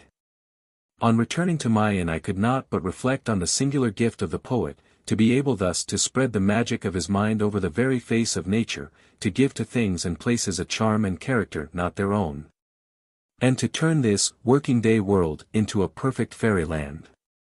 He is indeed the true enchanter, whose spell operates, not upon the senses, but upon the imagination and the heart. Under the wizard influence of Shakespeare I had been walking all day in a complete delusion. I had surveyed the landscape through the prism of poetry, which tinged every object with the hues of the rainbow. I had been surrounded with fancied beings, with mere airy nothings conjured up by poetic power, yet which, to me, had all the charm of reality. I had heard Jacques soliloquize beneath his oak, had beheld the fair Rosalind and her companion adventuring through the woodlands, and, above all, had been once more present in spirit with fat Jack Falstaff and his contemporaries, from the august Justice Shallow down to the gentle Master Slender and the sweet and Page. 10,000 honors and blessings on the bard who has thus gilded the dull realities of life with innocent illusions, who has spread exquisite and unbought pleasures in my checkered path, and beguiled my spirit in many a lonely hour with all the cordial and cheerful sympathies of social life. As I crossed the bridge over the Avon on my return, I paused to contemplate the distant church in which the poet lies buried, and could not but exult in the malediction which has kept his ashes undisturbed in its quiet and hallowed vaults. What honor could his name have derived from being mingled in dusty companionship with the epitaphs and escutcheons and venal eulogiums of a titled multitude? What would a crowded corner in Westminster Abbey have been, compared with this reverend pile, which seems to stand in beautiful loneliness as his sole mausoleum? The solitude about the grave may be but the offspring of an overwrought sensibility. But human nature is made up of foibles and prejudices, and its best and tenderest affections are mingled with these factitious feelings. He who has sought renown about the world, and has reaped a full harvest of worldly favor, will find, after all, that there is no love, no admiration, no applause, so sweet to the soul as that which springs up in his native place. It is there that he seeks to be gathered in peace and honor among his kindred and his early friends. And when the weary heart and failing head begin to warn him that the evening of life is drawing on, he turns as fondly as does the infant to the mother's arms to sink to sleep in the bosom of the scene of his childhood. How would it have cheered the spirit of the youthful bard when, wandering forth in disgrace upon a doubtful world, he cast back a heavy look upon his paternal home? Could he have foreseen that before many years he should return to it covered with renown? That his name should become the boast and glory of his native place, that his ashes should be religiously guarded as its most precious treasure, and that its lessening spire, on which his eyes were fixed in tearful contemplation, should one day become the beacon towering amidst the gentle landscape to guide the literary pilgrim of every nation to his tomb. Traits of Indian character. I appeal to any white man if ever he entered Logan's cabin hungry, and he gave him not to eat, if ever he came cold and naked, and he clothed him not. Speech of O Indian Chief. There is something in the character and habits of the North American savage, taken in connection with the scenery over which he is accustomed to range, its vast lakes, boundless forests, majestic rivers, and trackless plains, that is, to my mind, wonderfully striking and sublime. He is formed for the wilderness, as the Arab is for the desert. His nature is stern, simple, and enduring, fitted to grapple with difficulties and to support privations. There seems but little soil in his heart for the support of the kindly virtues. And yet, if we would but take the trouble to penetrate through that proud stoicism and habitual taciturnity which lock up his character from casual observation, we should find him linked to his fellowman of civilized life by more of those sympathies and affections than are usually ascribed to him. It has been the lot of the unfortunate aborigines of America in the early periods of colonization to be doubly wronged by the white men. They have been dispossessed of their hereditary possessions by mercenary and frequently wanton warfare, and their characters have been traduced by bigoted and interested writers. The colonists often treated them like beasts of the forest, and the author has endeavored to justify him in his outrages. The former found it easier to exterminate than to civilize, the latter to vilify than to discriminate. The appellations of savage and pagan were deemed sufficient to sanction the hostilities of both, and thus the poor wanderers of the forest were persecuted and defamed, not because they were guilty, but because they were ignorant. The rights of the savage have seldom been properly appreciated or respected by the white man. In peace he has too often been the dupe of artful traffic. In war he has been regarded as a ferocious animal whose life or death was a question of mere precaution and convenience. Man is cruelly wasteful of life when his own safety is endangered and he is sheltered by impunity, and little mercy is to be expected from him when he feels the sting of the reptile and is conscious of the power to destroy. The same prejudices, which were indulged thus early, exist in common circulation at the present day. Certain learned societies have, it is true, with laudable diligence, endeavored to investigate and record the real characters and manners of the Indian tribes. The American government, too, has wisely and humanely exerted itself to inculcate a friendly and forbearing spirit towards them and to protect them from fraud and injustice. The current opinion of the Indian character, however, is too apt to be formed from the miserable hordes which infest the frontiers and hang on the skirts of the settlements. These are too commonly composed of degenerate beings, corrupted and enfeebled by the vices of society, without being benefited by its civilization. That proud independence which formed the main pillar of savage virtue has been shaken down, and the whole moral fabric lies in ruins. Their spirits are humiliated and debased by a sense of inferiority, and their native courage cowed and daunted by the superior knowledge and power of their enlightened neighbors. Society has advanced upon them like one of those withering airs that will sometimes breed desolation over a whole region of fertility. It has enervated their strength, multiplied their diseases, and superinduced upon their original barbarity the low vices of artificial life. It has given them 1,000 superfluous wants, whilst it has diminished their means of mere existence. It has driven before it the animals of the chase, who fly from the sound of the axe and the smoke of the settlement and seek refuge in the depths of remoter forests and yet untrodden wilds. Thus do we too often find the Indians on our frontiers to be the mere wrecks and remnants of once powerful tribes, who have lingered in the vicinity of the settlements and sunk into precarious and vagabond existence. Poverty, repining and hopeless poverty, a canker of the mind unknown in savage life, corrodes their spirits and blights every free and noble quality of their natures. They become drunken, indolent, feeble, thievish, and pusillanimous. They loiter like vagrants about the settlements, among spacious dwellings replete with elaborate comforts, which only render them sensible of the comparative wretchedness of their own condition. Luxury spreads its ample board before their eyes, but they are excluded from the banquet. Plenty revels over the fields, but they are starving in the midst of its abundance. The whole wilderness has blossomed into a garden, but they feel as reptiles that infest it. The American government has been indefatigable in its exertions to ameliorate the situation of the Indians, and to introduce among them the arts of civilization and civil and religious knowledge. To protect them from the frauds of the white traders, no purchase of land from them by individuals is permitted, nor is any person allowed to receive lands from them as a present without the express sanction of government. These precautions are strictly enforced.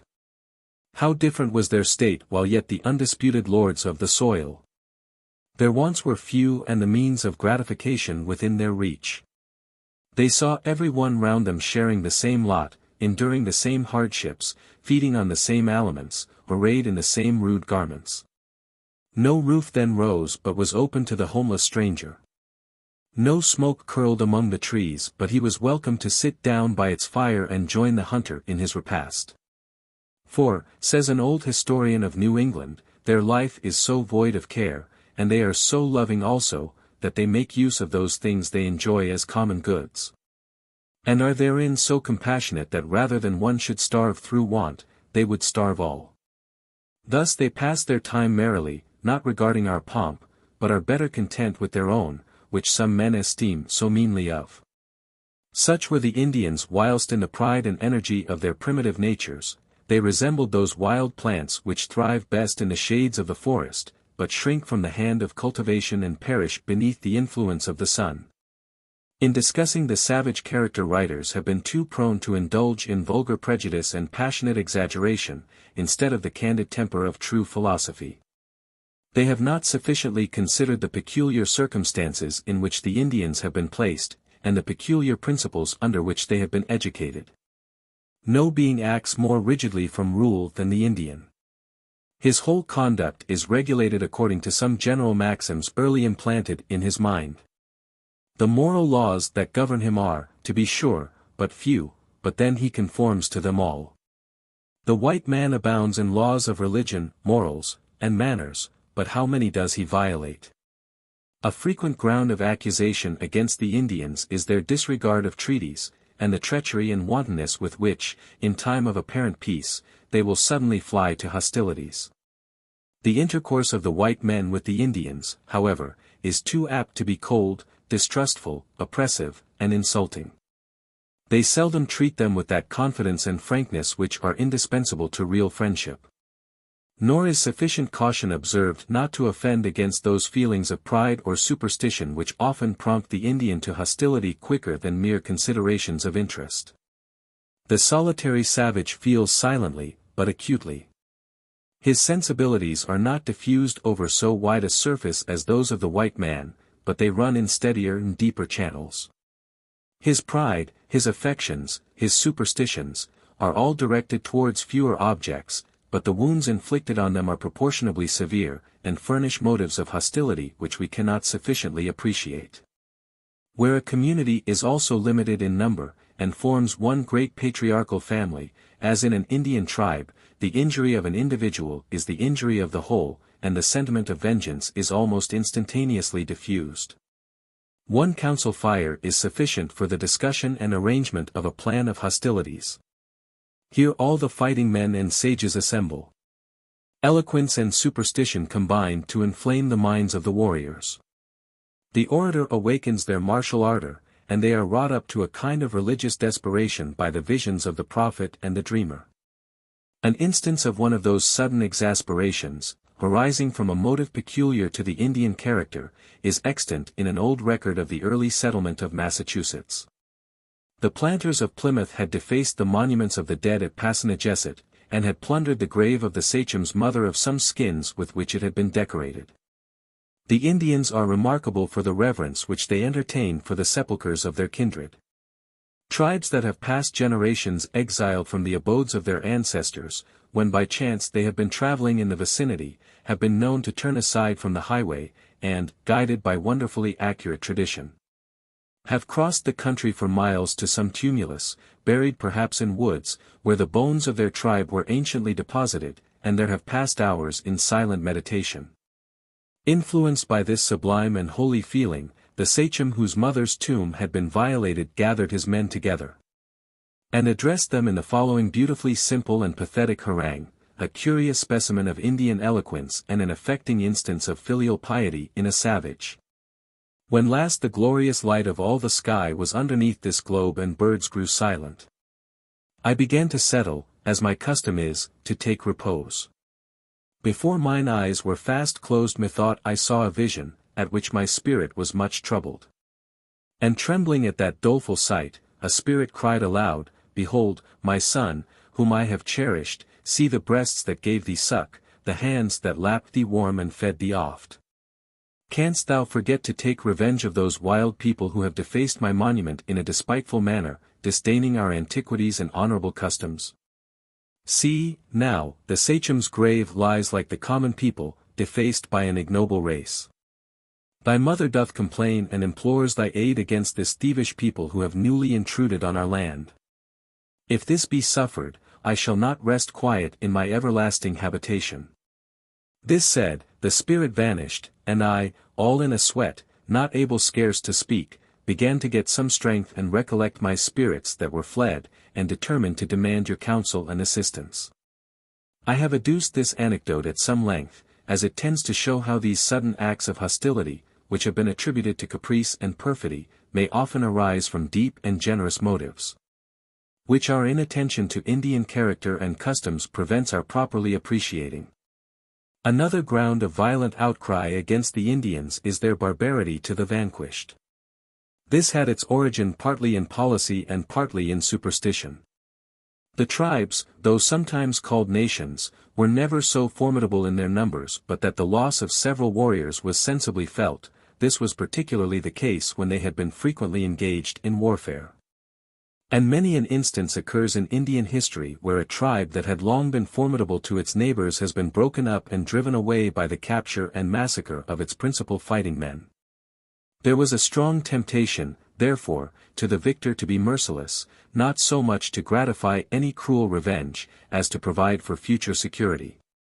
The Indians had also the superstitious belief, frequent among barbarous nations and prevalent also among the ancients, that the manes of their friends who had fallen in battle were soothed by the blood of the captives.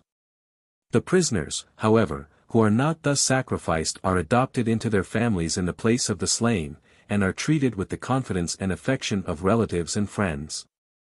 Nay, so hospitable and tender is their entertainment that when the alternative is offered them they will often prefer to remain with their adopted brethren rather than return to the home and the friends of their youth. The cruelty of the Indians towards their prisoners has been heightened since the colonization of the whites. What was formerly a compliance with policy and superstition has been exasperated into a gratification of vengeance. They cannot but be sensible that the white men are the usurpers of their ancient dominion, the cause of their degradation, and the gradual destroyers of their race. They go forth to battle smarting with injuries and indignities which they have individually suffered, and they are driven to madness and despair by the widespreading desolation and the overwhelming ruin of European warfare. The whites have too frequently set them an example of violence by burning their villages and laying waste their slender means of subsistence.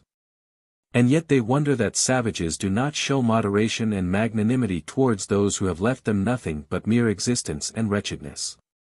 We stigmatize the Indians, also, as cowardly and treacherous, because they use stratagem in warfare in preference to open force, but in this they are fully justified by their rude code of honor.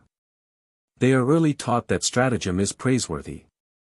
The bravest warrior thinks it no disgrace to lurk in silence, and take every advantage of his foe. He triumphs in the superior craft and sagacity by which he has been enabled to surprise and destroy an enemy. Indeed, man is naturally more prone to subtlety than open valor, owing to his physical weakness in comparison with other animals. They are endowed with natural weapons of defense, with horns, with tusks, with hoofs, and talons. But man has to depend on his superior sagacity. In all his encounters with these, his proper enemies, he resorts to stratagem, and when he perversely turns his hostility against his fellow man, he at first continues the same subtle mode of warfare. The natural principle of war is to do the most harm to our enemy with the least harm to ourselves, and this of course is to be effected by stratagem. That chivalrous courage which induces us to despise the suggestions of prudence and to rush in the face of certain danger is the offspring of society and produced by education. It is honorable, because it is in fact the triumph of lofty sentiment over an instinctive repugnance to pain, and over those yearnings after personal ease and security which society has condemned as ignoble. It is kept alive by pride and the fear of shame, and thus the dread of real evil is overcome by the superior dread of an evil which exists but in the imagination. It has been cherished and stimulated also by various means. It has been the theme of spirit-stirring song and chivalrous story.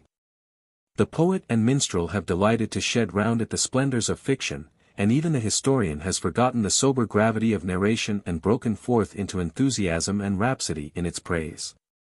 Triumphs and gorgeous pageants have been its reward, monuments, on which art has exhausted its skill and opulence its treasures, have been erected to perpetuate a nation's gratitude and admiration. Thus artificially excited, courage has risen to an extraordinary and factitious degree of heroism, and, arrayed in all the glorious pomp and circumstance of war. This turbulent quality has even been able to eclipse many of those quiet but invaluable virtues which silently ennoble the human character and swell the tide of human happiness. But if courage intrinsically consists in the defiance of danger and pain, the life of the Indian is a continual exhibition of it. He lives in a state of perpetual hostility and risk. Peril and adventure are congenial to his nature, or rather seem necessary to arouse his faculties and to give an interest to his existence. Surrounded by hostile tribes, whose mode of warfare is by ambush and surprisal, he is always prepared for fight and lives with his weapons in his hands. As the ship careers in fearful singleness through the solitudes of ocean, as the bird mingles among clouds and storms, and wings its way, a mere speck, across the pathless fields of air, so the Indian holds his course, silent, solitary, but undaunted, through the boundless bosom of the wilderness. His expeditions may vie in distance and danger with the pilgrimage of the devotee or the crusade of the knight-errant. He traverses vast forests exposed to the hazards of lonely sickness, of lurking enemies, and pining famine. Stormy lakes, those great inland seas, are no obstacles to his wanderings. In his light canoe of bark he sports like a feather on their waves, and darts with the swiftness of an arrow down the roaring rapids of the rivers. His very subsistence is snatched from the midst of toil and peril. He gains his food by the hardships and dangers of the chase, he wraps himself in the spoils of the bear, the panther, and the buffalo, and sleeps among the thunders of the cataract. No hero of ancient or modern days can surpass the Indian in his lofty contempt of death and the fortitude with which he sustains his cruelest affliction. Indeed, we here behold him rising superior to the white man in consequence of his peculiar education. The latter rushes to glorious death at the cannon's mouth. The former calmly contemplates its approach, and triumphantly endures it amidst the varied torments of surrounding foes and the protracted agonies of fire. He even takes a pride in taunting his persecutors and provoking their ingenuity of torture. And as the devouring flames prey on his very vitals and the flesh shrinks from the sinews, he raises his last song of triumph. Breathing the defiance of an unconquered heart and invoking the spirits of his fathers to witness that he dies without a groan. Notwithstanding the obloquy with which the early historians have overshadowed the characters of the unfortunate natives, some bright gleams occasionally break through which throw a degree of melancholy luster on their memories. Facts are occasionally to be met with in the rude annals of the eastern provinces which, though recorded with the coloring of prejudice and bigotry, yet speak for themselves. And will be dwelt on with applause and sympathy when prejudice shall have passed away. In one of the homely narratives of the Indian Wars in New England there is a touching account of the desolation carried into the tribe of the Pequod Indians. Humanity shrinks from the cold-blooded detail of indiscriminate butchery. In one place we read of the surprisal of an Indian fort in the night, when the wigwams were wrapped in flames and the miserable inhabitants shot down and slain in attempting to escape, all being dispatched and ended in the course of an hour. After a series of similar transactions, our soldiers, as the historian piously observes, being resolved by God's assistance to make a final destruction of them. The unhappy savages being hunted from their homes and fortresses and pursued with fire and sword, a scanty but gallant band, the sad remnant of the Pequod warriors, with their wives and children took refuge in a swamp. Burning with indignation and rendered sullen by despair, with hearts bursting with grief at the destruction of their tribe, and spirits galled and sore at the fancied ignominy of their defeat. They refused to ask their lives at the hands of an insulting foe, and preferred death to submission. As the night drew on they were surrounded in their dismal retreat, so as to render escape impracticable.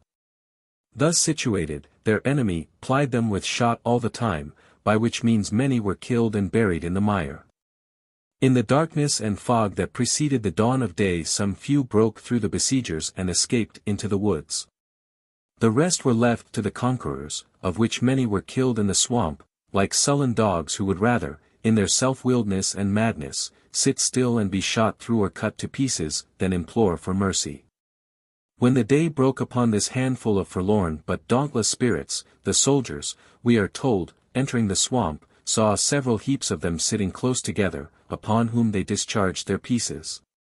Laden with 10 or 12 pistol bullets at a time, putting the muzzles of the pieces under the boughs, within a few yards of them.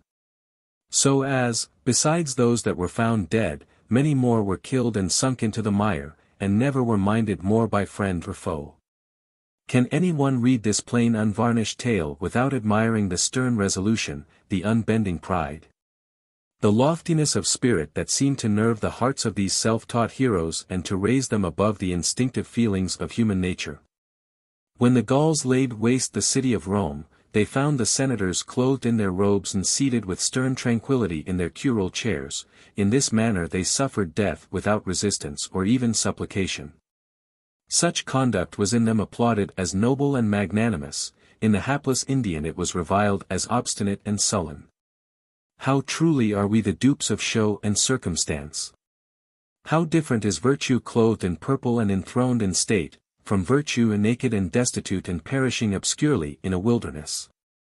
But I forbear to dwell on these gloomy pictures. The eastern tribes have long since disappeared. The forests that sheltered them have been laid low, and scarce any traces remain of them in the thickly settled states of New England, excepting here and there the Indian name of a village or a stream. And such must, sooner or later, be the fate of those other tribes which skirt the frontiers, and have occasionally been inveigled from their forests to mingle in the wars of white men. In a little while, and they will go the way that their brethren have gone before. The few hordes which still linger about the shores of Huron and Superior and the tributary streams of the Mississippi will share the fate of those tribes that once spread over Massachusetts and Connecticut and lorded it along the proud banks of the Hudson.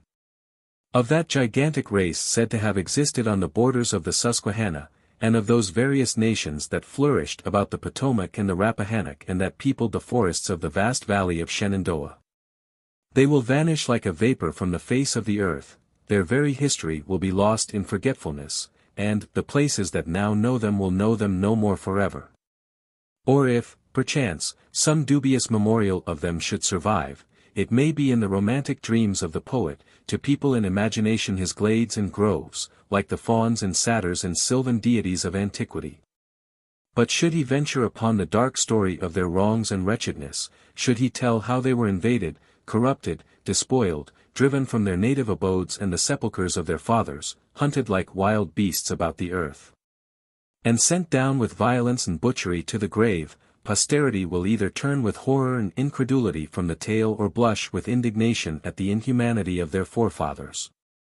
"We are driven back," said an old warrior, "until we can retreat no farther, our hatchets are broken, our bows are snapped, our fires are nearly extinguished. A little longer and the white man will cease to persecute us, for we shall cease to exist." Philip of Pecanicut. An Indian Memoir. As monumental bronze unchanged his look. A soul that pity touched, but never shook. Trained from his tree-rocked cradle to his bier. The fierce extremes of good and ill to brook. Impassive, fearing but the shame of fear. Stoic of the woods, a man without a tear. Campbell. It is to be regretted that those early writers who treated of the discovery and settlement of America have not given us more particular and candid accounts of the remarkable characters that flourished in savage life. The scanty anecdotes which have reached us are full of peculiarity and interest, they furnish us with nearer glimpses of human nature, and show what man is in a comparatively primitive state and what he owes to civilization. There is something of the charm of discovery in lighting upon these wild and unexplored tracts of human nature, in witnessing, as it were, the native growth of moral sentiment. And perceiving those generous and romantic qualities which have been artificially cultivated by society vegetating in spontaneous hardihood and rude magnificence. In civilized life, where the happiness, and indeed almost the existence, of man depends so much upon the opinion of his fellow-men, he is constantly acting a studied part. The bold and peculiar traits of native character are refined away or softened down by the leveling influence of what is termed good breeding. And he practices so many petty deceptions and affects so many generous sentiments for the purposes of popularity that it is difficult to distinguish his real from his artificial character. The Indian, on the contrary, free from the restraints and refinements of polished life, and in a great degree a solitary and independent being, obeys the impulses of his inclination or the dictates of his judgment. And thus the attributes of his nature, being freely indulged, grow singly great and striking. Society is like a lawn, where every roughness is smoothed, every bramble eradicated, and where the eye is delighted by the smiling verdure of a velvet surface. He, however, who would study nature in its wildness and variety must plunge into the forest, must explore the glen, must stem the torrent, and dare the precipice. These reflections arose on casually looking through a volume of early colonial history wherein are recorded, with great bitterness, the outrages of the Indians and their wars with the settlers New England. It is painful to perceive, even from these partial narratives, how the footsteps of civilization may be traced in the blood of the aborigines, how easily the colonists were moved to hostility by the lust of conquest. How merciless and exterminating was their warfare. The imagination shrinks at the idea of how many intellectual beings were hunted from the earth, how many brave and noble hearts, of nature's sterling coinage, were broken down and trampled in the dust. Such was the fate of Philip of Pecanicut, an Indian warrior whose name was once a terror throughout Massachusetts and Connecticut. He was the most distinguished of a number of contemporary sachems who reigned over the Pequods, the Narragansetts, the Wampanoags, and the other eastern tribes at the time of the first settlement of New England, a band of native untaught heroes who made the most generous struggle of which human nature is capable, fighting to the last gasp in the cause of their country, without a hope of victory or a thought of renown. Worthy of an age of poetry and fit subjects for local story and romantic fiction, they have left scarcely any authentic traces on the page of history, but stalk like gigantic shadows in the dim twilight of tradition. While correcting the proof sheets of this article, the author is informed that a celebrated English poet has nearly finished an heroic poem on the story of Philip of Pecanicut. When the Pilgrims, as the Plymouth settlers are called by their descendants, first took refuge on the shores of the New World from the religious persecutions of the Old, their situation was to the last degree gloomy and disheartening. Few in number, and that number rapidly perishing away through sickness and hardships, surrounded by a howling wilderness and savage tribes, exposed to the rigors of an almost Arctic winter and the vicissitudes of an ever-shifting climate. Their minds were filled with doleful forebodings, and nothing preserved them from sinking into despondency but the strong excitement of religious enthusiasm. In this forlorn situation they were visited by Massasoit, chief sagamore of the Wampanoags, a powerful chief who reigned over a great extent of country. Instead of taking advantage of the scanty number of the strangers and expelling them from his territories, into which they had intruded, he seemed at once to conceive for them a generous friendship, and extended towards them the rights of primitive hospitality. He came early in the spring to their settlement of New Plymouth, attended by a mere handful of followers, entered into a solemn league of peace and amity, sold them a portion of the soil, and promised to secure for them the goodwill of his savage allies. Whatever may be said of Indian perfidy, it is certain that the integrity and good faith of Massasoit have never been impeached. He continued a firm and magnanimous friend of the white men, suffering them to extend their possessions and to strengthen themselves in the land, and betraying no jealousy of their increasing power and prosperity. Shortly before his death he came once more to New Plymouth with his son Alexander, for the purpose of renewing the covenant of peace and of securing it to his posterity. At this conference he endeavored to protect the religion of his forefathers from the encroaching zeal of the missionaries, and stipulated that no further attempt should be made to draw off his people from their ancient faith. But, finding the English obstinately opposed to any such condition, he mildly relinquished the demand. Almost the last act of his life was to bring his two sons, Alexander and Philip, as they had been named by the English, to the residence of a principal settler, recommending mutual kindness and confidence, and entreating that the same love and amity which had existed between the white men and himself might be continued afterwards with his children. The good old sachem died in peace, and was happily gathered to his fathers before sorrow came upon his tribe. His children remained behind to experience the ingratitude of white men. His eldest son, Alexander, succeeded him. He was of a quick and impetuous temper, and proudly tenacious of his hereditary rights and dignity. The intrusive policy and dictatorial conduct of the strangers excited his indignation, and he beheld with uneasiness their exterminating wars with the neighboring tribes. He was doomed soon to incur their hostility, being accused of plotting with the Narragansetts to rise against the English and drive them from the land. It is impossible to say whether this accusation was warranted by facts or was grounded on mere suspicions. It is evident, however, by the violent and overbearing measures of the settlers that they had by this time begun to feel conscious of the rapid increase of their power, and to grow harsh and inconsiderate in their treatment of the natives. They dispatched an armed force to seize upon Alexander and to bring him before their courts.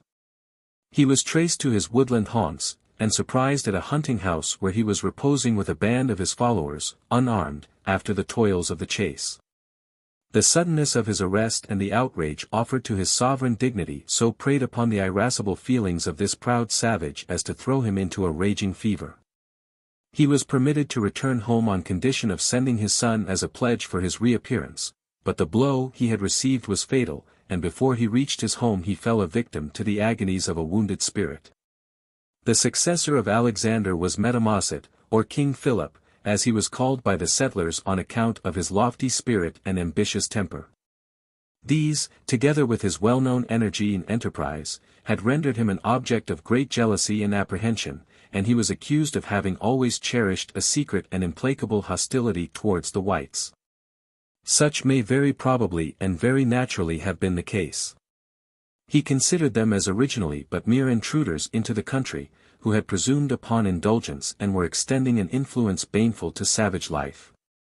He saw the whole race of his countrymen melting before them from the face of the earth, their territories slipping from their hands, and their tribes becoming feeble, scattered, and dependent.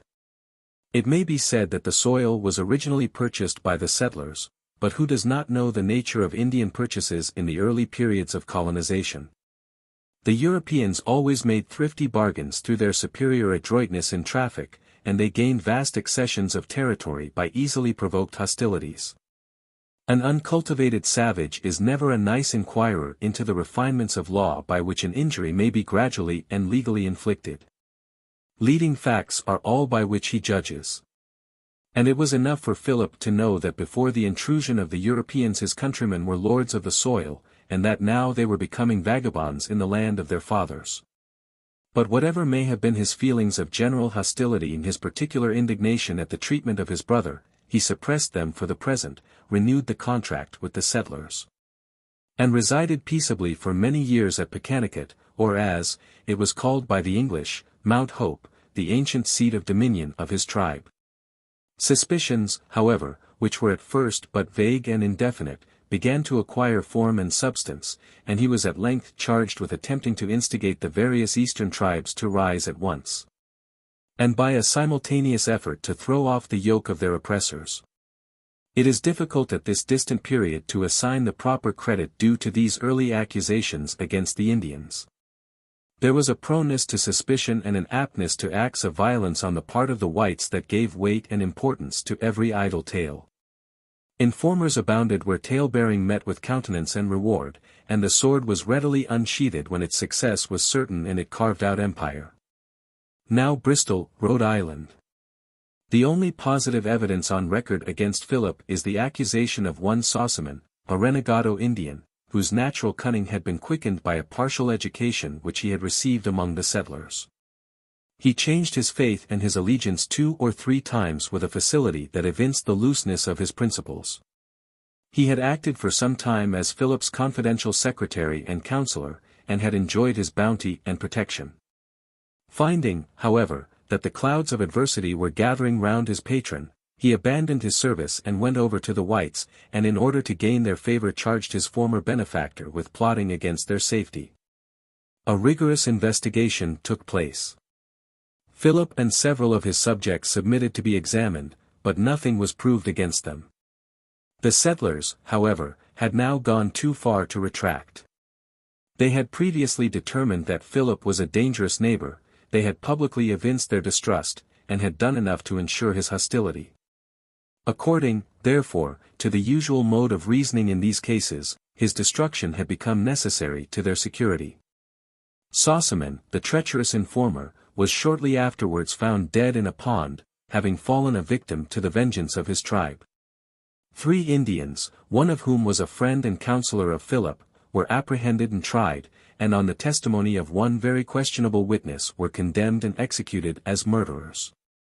This treatment of his subjects and ignominious punishment of his friend outraged the pride and exasperated the passions of Philip. The bolt which had fallen thus at his very feet awakened him to the gathering storm, and he determined to trust himself no longer in the power of the white men. The fate of his insulted and broken-hearted brother still rankled in his mind. And he had a further warning in the tragical story of Miantonomo, a great sachem of the Narragansetts, who, after manfully facing his accusers before a tribunal of the colonists, exculpating himself from a charge of conspiracy and receiving assurances of amity, had been perfidiously dispatched at their instigation. Philip therefore gathered his fighting men about him, persuaded all strangers that he could to join his cause, sent the women and children to the Narragansetts for safety, and wherever he appeared was continually surrounded by armed warriors. When the 2 parties were thus in a state of distrust and irritation, the least spark was sufficient to set them in a flame. The Indians, having weapons in their hands, grew mischievous and committed various petty depredations. In one of their maraudings a warrior was fired on and killed by a settler. This was the signal for open hostilities. The Indians pressed to revenge the death of their comrade, and the alarm of war resounded through the Plymouth colony.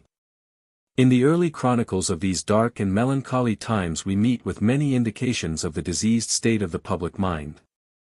The gloom of religious abstraction and the wildness of their situation among trackless forests and savage tribes had disposed the colonists to superstitious fancies, and had filled their imaginations with the frightful chimeras of witchcraft and spectrology.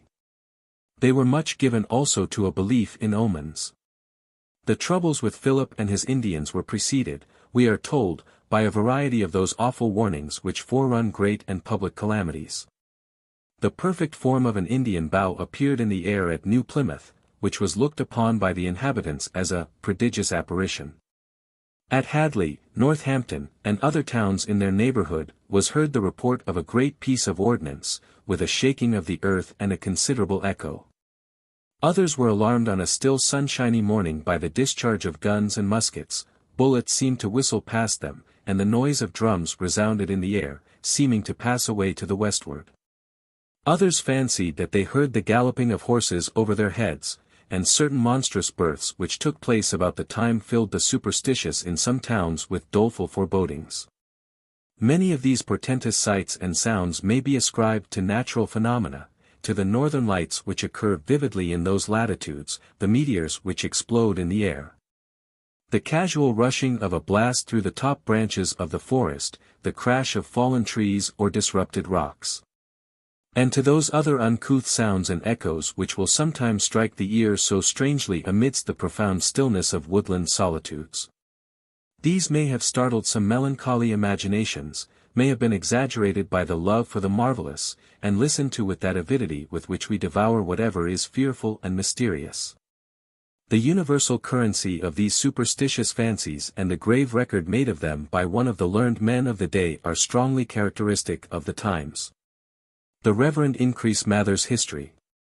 The nature of the contest that ensued was such as too often distinguishes the warfare between civilized men and savages.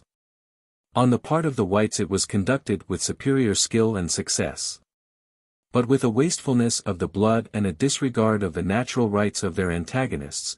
On the part of the Indians it was waged with the desperation of men fearless of death, and who had nothing to expect from peace but humiliation, dependence, and decay.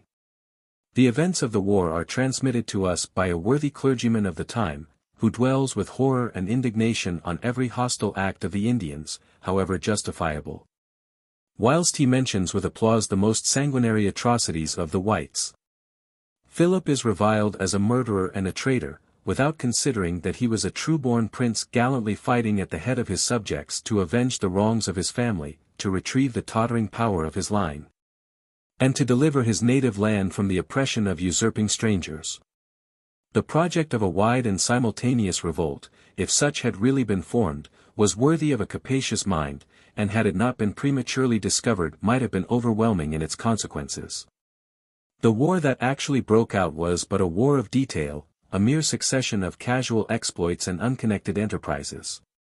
Still, it sets forth the military genius and daring prowess of Philip, and wherever, in the prejudiced and passionate narrations that have been given of it, we can arrive at simple facts, we find him displaying a vigorous mind, a fertility of expedients, a contempt of suffering and hardship, and an unconquerable resolution that command our sympathy and applause.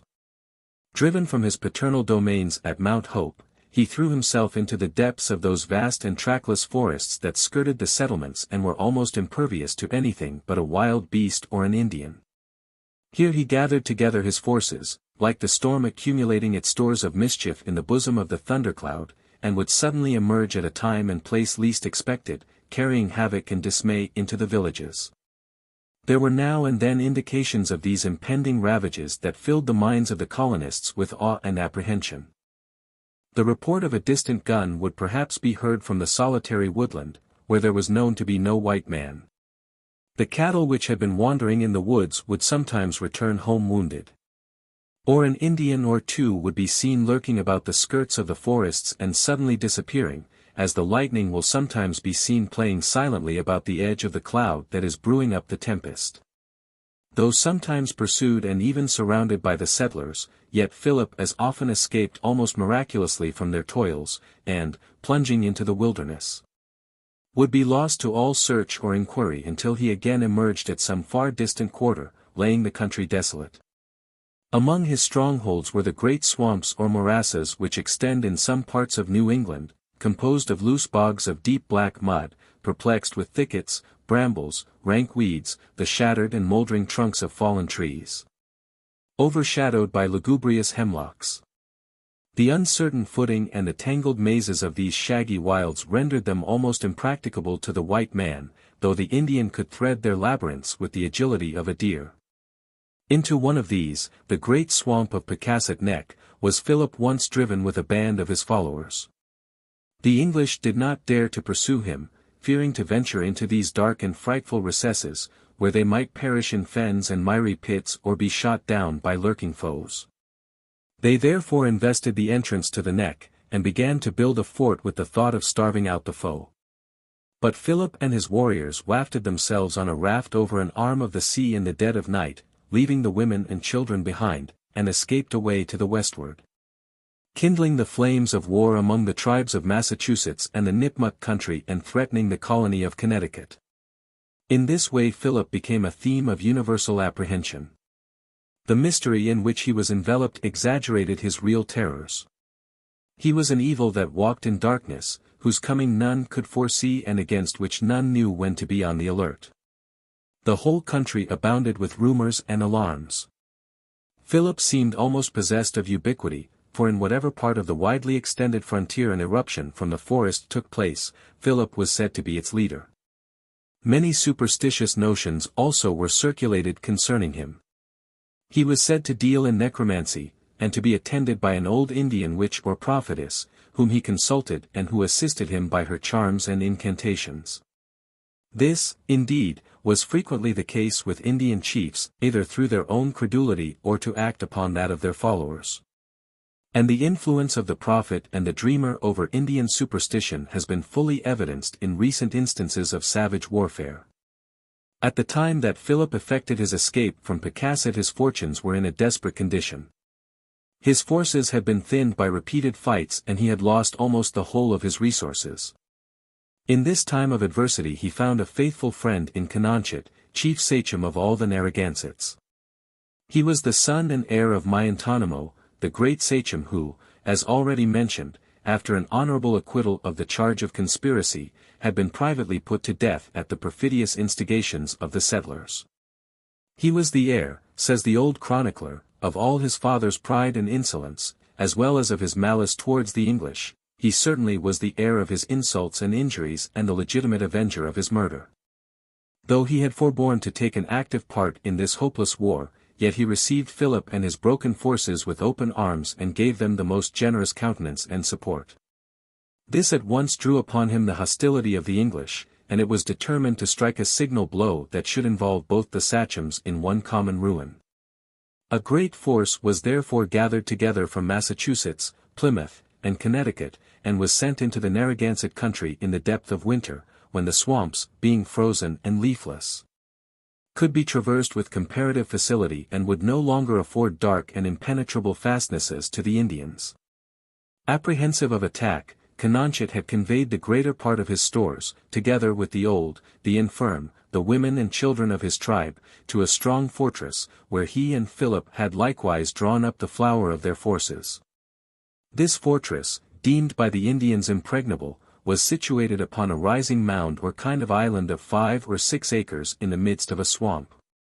It was constructed with a degree of judgment and skill vastly superior to what is usually displayed in Indian fortification, and indicative of the martial genius of these two chieftains. Guided by a renegado Indian, the English penetrated, through December snows, to this stronghold and came upon the garrison by surprise. The fight was fierce and tumultuous. The assailants were repulsed in their first attack, and several of their bravest officers were shot down in the act of storming the fortress, sword in hand. The assault was renewed with greater success. A lodgment was effected. The Indians were driven from one post to another. They disputed their ground inch by inch, fighting with the fury of despair. Most of their veterans were cut to pieces, and after a long and bloody battle, Philip and Canonchet, with a handful of surviving warriors, retreated from the fort and took refuge in the thickets of the surrounding forest. The victors set fire to the wigwams and the fort, the whole was soon in a blaze, many of the old men, the women, and the children perished in the flames. This last outrage overcame even the stoicism of the savage. The neighboring woods resounded with the yells of rage and despair uttered by the fugitive warriors, as they beheld the destruction of their dwellings and heard the agonizing cries of their wives and offspring. The burning of the wigwams, says a contemporary writer, the shrieks and cries of the women and children, and the yelling of the warriors, exhibited a most horrible and affecting scene, so that it greatly moved some of the soldiers. The same writer cautiously adds, they were in much doubt then, and afterwards seriously inquired, whether burning their enemies alive could be consistent with humanity, and the benevolent principles of the gospel. MS of the Reverend W. Ruggles. The fate of the brave and generous Canonchet is worthy of particular mention. The last scene of his life is one of the noblest instances on record of Indian magnanimity. Broken down in his power and resources by this signal defeat, yet faithful to his ally and to the hapless cause which he had espoused, he rejected all overtures of peace offered on condition of betraying Philip and his followers, and declared that he would fight it out to the last man, rather than become a servant to the English. His home being destroyed, his country harassed and laid waste by the incursions of the conquerors, he was obliged to wander away to the banks of the Connecticut, where he formed a rallying point to the whole body of Western Indians and laid waste several of the English settlements. Early in the spring he departed on a hazardous expedition, with only 30 chosen men, to penetrate to Seekonk, in the vicinity of Mount Hope, and to procure seed corn to plant for the sustenance of his troops. This little hand of adventurers had passed safely through the Pequod country, and were in the center of the Narragansett, resting at some wigwams near Pawtucket River, when an alarm was given of an approaching enemy. Having but 7 men by him at the time, Canonchet dispatched 2 of them to the top of a neighboring hill to bring intelligence of the foe. Panic-struck by the appearance of a troop of English and Indians rapidly advancing, they fled in breathless terror past their chieftain, without stopping to inform him of the danger. Canonchet sent another scout, who did the same. He then sent 2 more, one of whom, hurrying back in confusion and affright, told him that the whole British army was at hand. Canonchet saw there was no choice but immediate flight. He attempted to escape round the hill, but was perceived and hotly pursued by the hostile Indians and a few of the fleetest of the English. Finding the swiftest pursuer close upon his heels, he threw off, first his blanket, then his silver-laced coat and belt of peak, by which his enemies knew him to be Canonchet and redoubled the eagerness of pursuit. At length, in dashing through the river, his foot slipped upon a stone, and he fell so deep as to wet his gun. This accident so struck him with despair that, as he afterwards confessed, his heart and his bowels turned within him, and he became like a rotten stick, void of strength. To such a degree was he unnerved that, being seized by a Pequod Indian within a short distance of the river, he made no resistance, though a man of great vigor of body and boldness of heart. But on being made prisoner the whole pride of his spirit arose within him, and from that moment we find, in the anecdotes given by his enemies, nothing but repeated flashes of elevated and prince-like heroism. Being questioned by one of the English who first came up with him, and who had not attained his 22nd year, the proud-hearted warrior, looking with lofty contempt upon his youthful countenance, replied, "You are a child, you cannot understand matters of war. Let your brother or your chief come, him will I answer." Though repeated offers were made to him of his life on condition of submitting with his nation to the English, yet he rejected them with disdain, and refused to send any proposals of the kind to the great body of his subjects, saying that he knew none of them would comply. Being reproached with his breach of faith towards the whites, his boast that he would not deliver up a Wampanoag nor the paring of a Wampanoag's nail, and his threat that he would burn the English alive in their houses, he disdained to justify himself, haughtily answering that others were as forward for the war as himself, and he desired to hear no more thereof. So noble and unshaken a spirit, so true a fidelity to his cause and his friend, might have touched the feelings of the generous and the brave. But Canonchet was an Indian, a being towards whom war had no courtesy, humanity no law, religion no compassion. He was condemned to die. The last words of his that are recorded are worthy the greatness of his soul. When sentence of death was passed upon him, he observed that he liked it well, for he should die before his heart was soft or he had spoken anything unworthy of himself. His enemies gave him the death of a soldier, for he was shot at Stoningham by 3 young sachems of his own rank. The defeat at the Narragansett fortress and the death of Canonchet were fatal blows to the fortunes of King Philip. He made an ineffectual attempt to raise a head of war by stirring up the Mohawks to take arms. But, though possessed of the native talents of a statesman, his arts were counteracted by the superior arts of his enlightened enemies, and the terror of their warlike skill began to subdue the resolution of the neighboring tribes. The unfortunate chieftain saw himself daily stripped of power, and his ranks rapidly thinning around him. Some were suborned by the whites, others fell victims to hunger and fatigue and to the frequent attacks by which they were harassed. His stores were all captured, his chosen friends were swept away from before his eyes, his uncle was shot down by his side, his sister was carried into captivity. And in one of his narrow escapes he was compelled to leave his beloved wife and only son to the mercy of the enemy. His ruin, says the historian, being thus gradually carried on, his misery was not prevented, but augmented thereby. Being himself made acquainted with the sense and experimental feeling of the captivity of his children, loss of friends, slaughter of his subjects, bereavement of all family relations. And being stripped of all outward comforts before his own life should be taken away. To fill up the measure of his misfortunes, his own followers began to plot against his life, that by sacrificing him they might purchase dishonorable safety.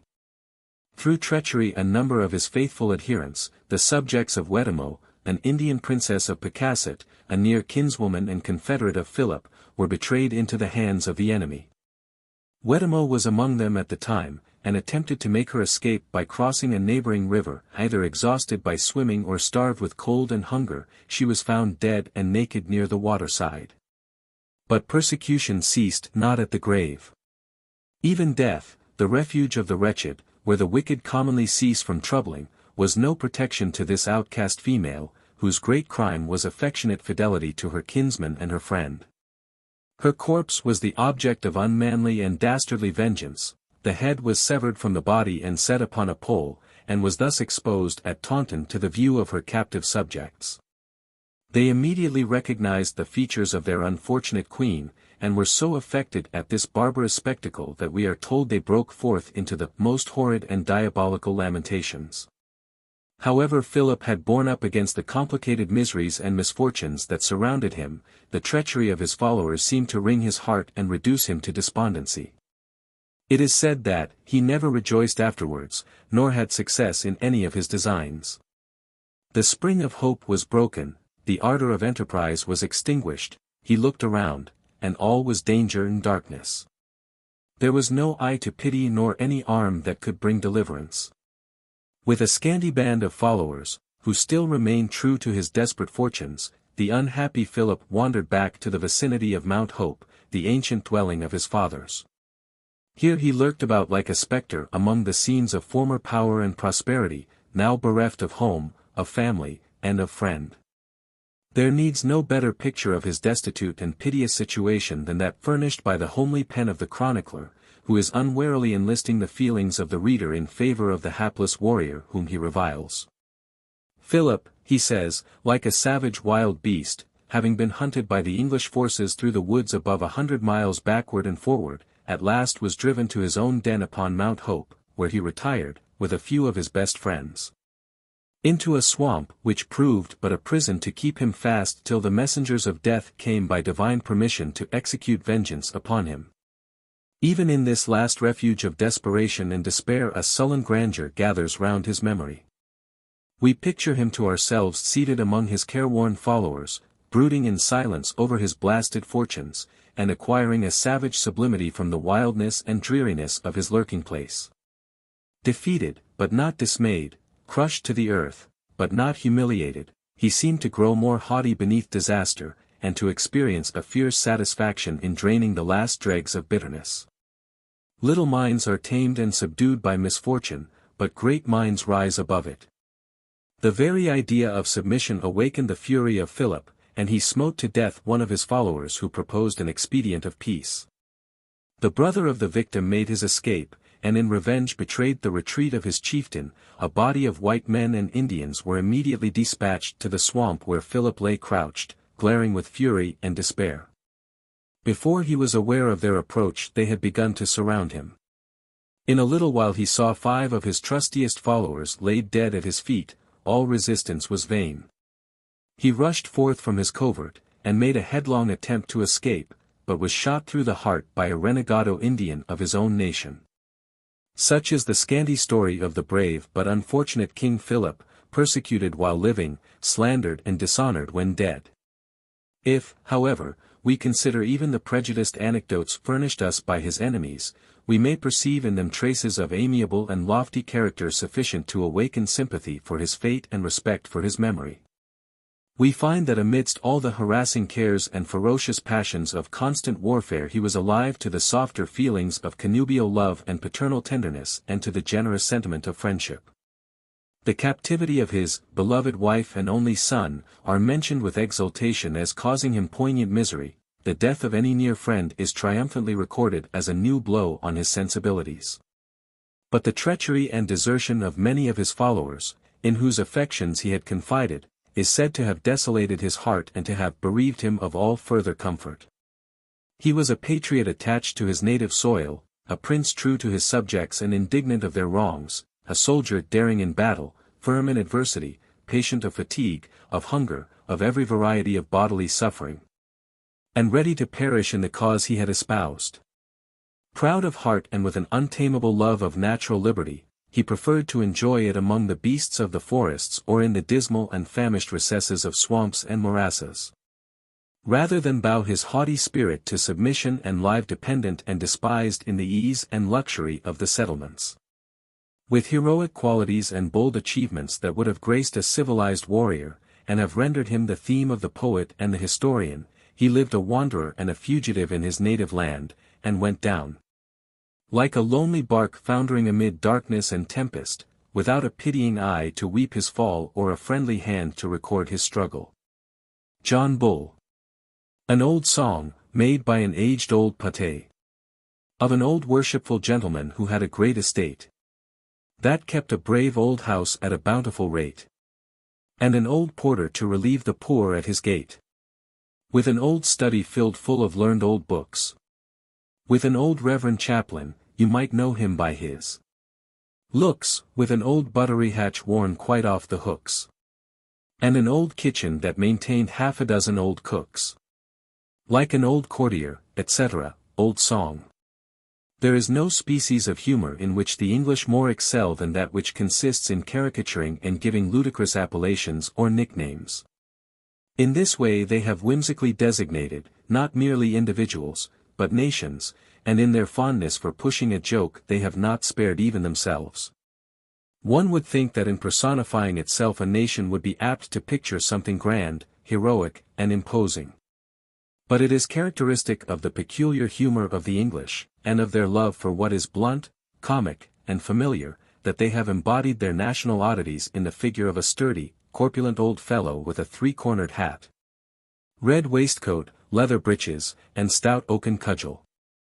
Thus they have taken a singular delight in exhibiting their most private foibles in a laughable point of view, and have been so successful in their delineations that there is scarcely a being in actual existence more absolutely present to the public mind than that eccentric personage, John Bull. Perhaps the continual contemplation of the character thus drawn of them has contributed to fix it upon the nation, and thus to give reality to what at first may have been painted in a great measure from the imagination. Men are apt to acquire peculiarities that are continually ascribed to them. The common orders of English seem wonderfully captivated with the beau ideal which they have formed of John Bull, and endeavor to act up to the broad caricature that is perpetually before their eyes. Unluckily, they sometimes make their boasted Bullism an apology for their prejudice or grossness, and this I have especially noticed among those truly homebred and genuine sons of the soil who have never migrated beyond the sound of bow bells. If one of these should be a little uncouth in speech and apt to utter impertinent truths, he confesses that he is a real John Bull and always speaks his mind. If he now and then flies into an unreasonable burst of passion about trifles, he observes that John Bull is a choleric old blade, but then his passion is over in a moment and he bears no malice. If he betrays a coarseness of taste and an insensibility to foreign refinements, he thanks heaven for his ignorance. He is a plain John Bull and has no relish for frippery and knickknacks. His very proneness to be gulled by strangers and to pay extravagantly for absurdities is excused under the plea of munificence, for John is always more generous than wise. Thus, under the name of John Bull he will contrive to argue every fault into a merit, and will frankly convict himself of being the honestest fellow in existence. However little, therefore, the character may have suited in the first instance, it has gradually adapted itself to the nation, or rather they have adapted themselves to each other. And a stranger who wishes to study English peculiarities may gather much valuable information from the innumerable portraits of John Bull as exhibited in the windows of the caricature shops. Still, however, he is one of those fertile humorists that are continually throwing out new portraits and presenting different aspects from different points of view. And, often as he has been described, I cannot resist the temptation to give a slight sketch of him such as he has met my eye.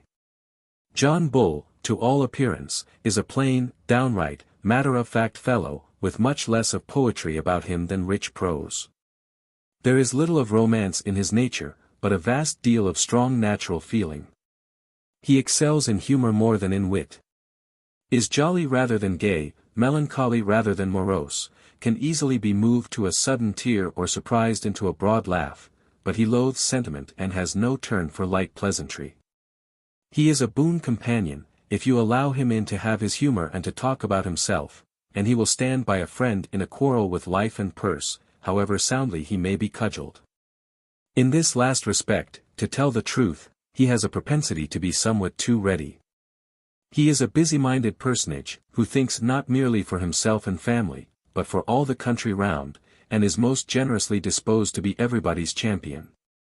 He is continually volunteering his services to settle his neighbors' affairs, and takes it in great dudgeon if they engage in any matter of consequence without asking his advice. Though he seldom engages in any friendly office of the kind without finishing by getting into a squabble with all parties, and then railing bitterly at their ingratitude. He unluckily took lessons in his youth in the noble science of defense, and having accomplished himself in the use of his limbs and his weapons and become a perfect master at boxing and cudgel play, he has had a troublesome life of it ever since. He cannot hear of a quarrel between the most distant of his neighbors, but he begins incontinently to fumble with the head of his cudgel, and consider whether his interest or honor does not require that he should meddle in the broil. Indeed, he has extended his relations of pride and policy so completely over the whole country that no event can take place without infringing some of his finely spun rights and dignities. Couched in his little domain, with these filaments stretching forth in every direction, he is like some choleric, bottle-bellied old spider who has woven his web over a whole chamber, so that a fly cannot buzz nor a breeze blow without startling his repose and causing him to sally forth wrathfully from his den. Though really a good-hearted, good-tempered old fellow at bottom, yet he is singularly fond of being in the midst of contention. It is one of his peculiarities, however, that he only relishes the beginning of an affray. He always goes into a fight with alacrity, but comes out of it grumbling even when victorious. And though no one fights with more obstinacy to carry a contested point, yet when the battle is over and he comes to the reconciliation he is so much taken up with the mere shaking of hands that he is apt to let his antagonist pocket all that they have been quarreling about. It is not, therefore, fighting that he ought so much to be on his guard against as making friends. It is difficult to cudgel him out of a farthing, but put him in a good humor and you may bargain him out of all the money in his pocket. He is like a stout ship which will weather the roughest storm uninjured, but roll its masts overboard in the succeeding calm. He is a little fond of playing the magnifico abroad, of pulling out a long purse, flinging his money bravely about at boxing matches, horse races, cock fights. and carrying a high head among gentlemen of the fancy, but immediately after one of these fits of extravagance he will be taken with violent qualms of economy. Stop short at the most trivial expenditure, talk desperately of being ruined and brought upon the parish, and in such moods will not pay the smallest tradesman's bill without violent altercation.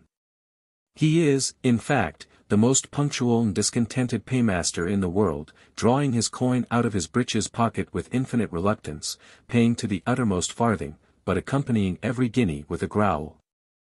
With all his talk of economy, however, he is a bountiful provider and a hospitable housekeeper. His economy is of a whimsical kind, its chief object being to devise how he may afford to be extravagant. For he will begrudge himself a beefsteak and pint of port one day that he may roast an ox whole, broach a hogshead of ale, and treat all his neighbors on the next. His domestic establishment is enormously expensive, not so much from any great outward parade as from the great consumption of solid beef and pudding, the vast number of followers he feeds and clothes, and his singular disposition to pay hugely for small services. He is a most kind and indulgent master, and, provided his servants humor his peculiarities, flatter his vanity a little now and then, and do not peculate grossly on him before his face, they may manage him to perfection. Everything that lives on him seems to thrive and grow fat. His house servants are well paid and pampered and have little to do. His horses are sleek and lazy and prance slowly before his state carriage. And his house dogs sleep quietly about the door and will hardly bark at a housebreaker. His family mansion is an old castellated manor house, grey with age, and of a most venerable though weather-beaten appearance. It has been built upon no regular plan, but is a vast accumulation of parts erected in various tastes and ages. The centre bears evident traces of Saxon architecture, and is as solid as ponderous stone and Old English oak can make it. Like all the relics of that style, it is full of obscure passages, intricate mazes, and dusty chambers, and, though these have been partially lighted up in modern days, yet there are many places where you must still grope in the dark. Additions have been made to the original edifice from time to time, and great alterations have taken place, towers and battlements have been erected during wars and tumults, wings built in time of peace. And outhouses, lodges, and offices run up according to the whim or convenience of different generations, until it has become one of the most spacious, rambling tenements imaginable. An entire wing is taken up with the family chapel, a reverend pile that must have been exceedingly sumptuous, and, indeed, in spite of having been altered and simplified at various periods, has still a look of solemn religious pomp. Its walls within are storied with the monuments of John's ancestors, and it is snugly fitted up with soft cushions and well-lined chairs, where such of his family as are inclined to church services may doze comfortably in the discharge of their duties. To keep up this chapel has cost John much money. But he is staunch in his religion and piqued in his zeal, from the circumstance that many dissenting chapels have been erected in his vicinity, and several of his neighbors, with whom he has had quarrels, are strong papists. To do the duties of the chapel he maintains, at a large expense, a pious and portly family chaplain. He is a most learned and decorous personage and a truly well-bred Christian, who always backs the old gentleman in his opinions, winks discreetly at his little peccadilloes, rebukes the children when refractory, and is of great use in exhorting the tenants to read their Bibles, say their prayers, and, above all, to pay their rents punctually and without grumbling. The family apartments are in a very antiquated taste, somewhat heavy and often inconvenient, but full of the solemn magnificence of former times, fitted up with rich though faded tapestry, unwieldy furniture, and loads of massy, gorgeous old plate. The vast fireplaces, ample kitchens, extensive cellars, and sumptuous banqueting halls all speak of the roaring hospitality of days of yore, of which the modern festivity at the manor house is but a shadow. There are, however, complete suites of rooms apparently deserted and time-worn, and towers and turrets that are tottering to decay, so that in high winds there is danger of their tumbling about the ears of the household. John has frequently been advised to have the old edifice thoroughly overhauled, and to have some of the useless parts pulled down, and the others strengthened with their materials, but the old gentleman always grows testy on this subject. He swears the house is an excellent house, that it is tight and weather-proof, and not to be shaken by tempests, that it has stood for several hundred years, and therefore is not likely to tumble down now. That as to its being inconvenient, his family is accustomed to the inconveniences and would not be comfortable without them. That as to its unwieldy size and irregular construction, these result from its being the growth of centuries and being improved by the wisdom of every generation, that an old family, like his, requires a large house to dwell in. New, upstart families may live in modern cottages and snug boxes, but an old English family should inhabit an old English manor house. If you point out any part of the building as superfluous, he insists that it is material to the strength or decoration of the rest and the harmony of the whole, and swears that the parts are so built into each other that if you pull down one, you run the risk of having the whole about your ears. The secret of the matter is, that John has a great disposition to protect and patronize. He thinks it indispensable to the dignity of an ancient and honorable family to be bounteous in its appointments and to be eaten up by dependents. And so, partly from pride and partly from kind-heartedness, he makes it a rule always to give shelter and maintenance to his superannuated servants. The consequence is, that, like many other venerable family establishments, his manor is encumbered by old retainers whom he cannot turn off, and an old style which he cannot lay down. His mansion is like a great hospital of invalids, and, with all its magnitude, is not a whit too large for its inhabitants. Not a nook or corner but is of use in housing some useless personage.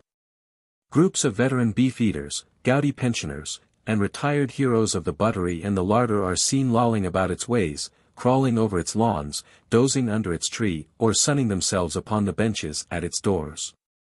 Every office and outhouse is garrisoned by these supernumeraries and their families, for they are amazingly prolific, and when they die off are sure to leave John a legacy of hungry mouths to be provided for. A mattock cannot be struck against the most mouldering tumble-down tower but out pops, from some cranny or loophole, the grey pate of some superannuated hanger-on, who has lived at John's expense all his life, and makes the most grievous outcry at their pulling down the roof from over the head of a worn-out servant of the family. This is an appeal that John's honest heart never can withstand, so that a man who has faithfully eaten his beef and pudding all his life is sure to be rewarded with a pipe and tankard in his old days.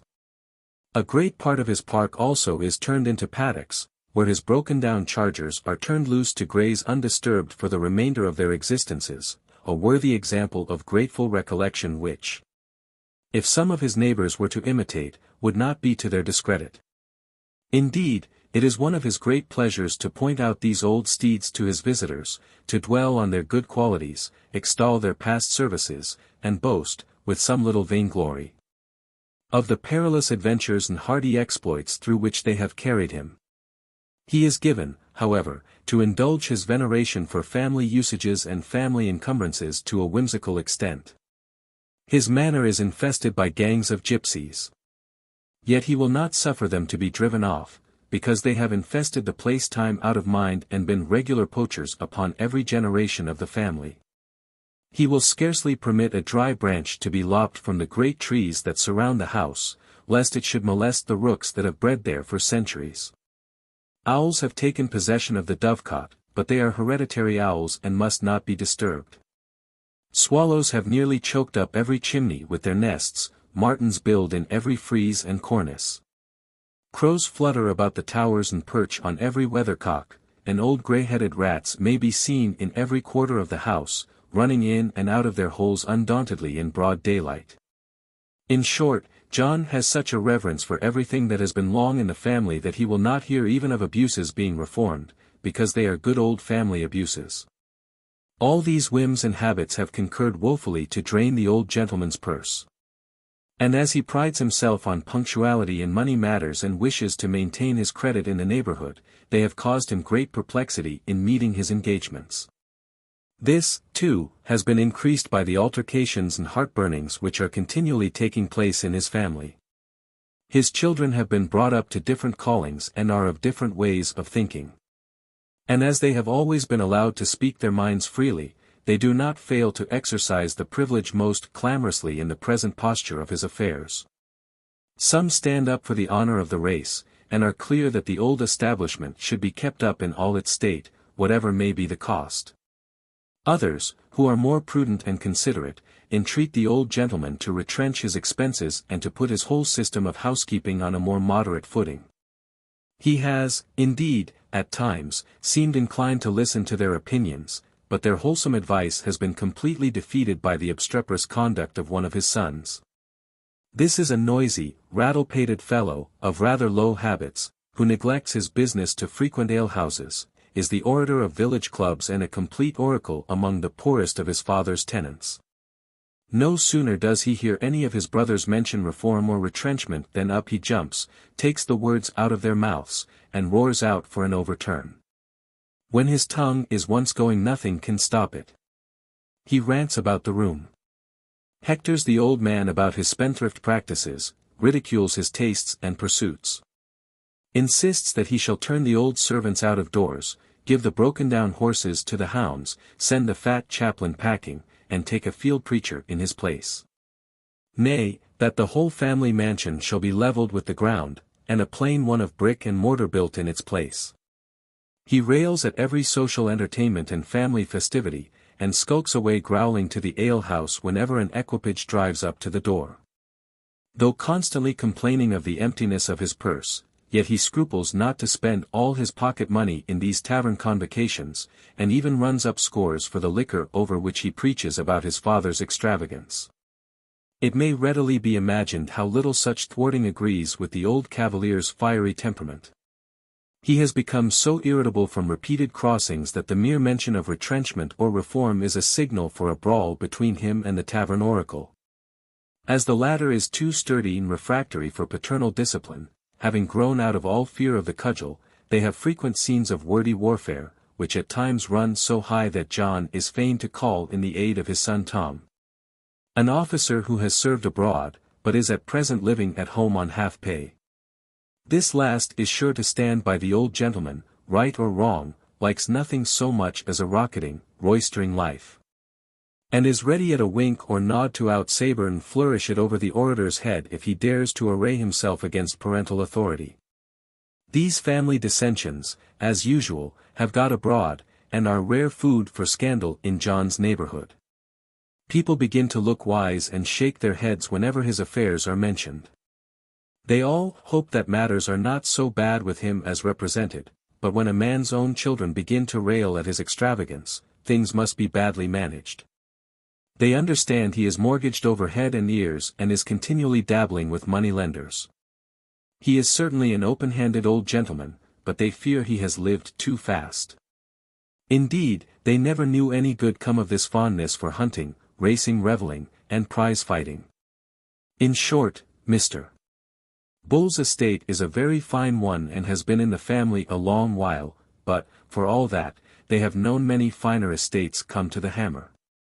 What is worst of all, is the effect which these pecuniary embarrassments and domestic feuds have had on the poor man himself. Instead of that jolly round corporation and smug rosy face which he used to present, he has of late become as shriveled and shrunk as a frostbitten apple.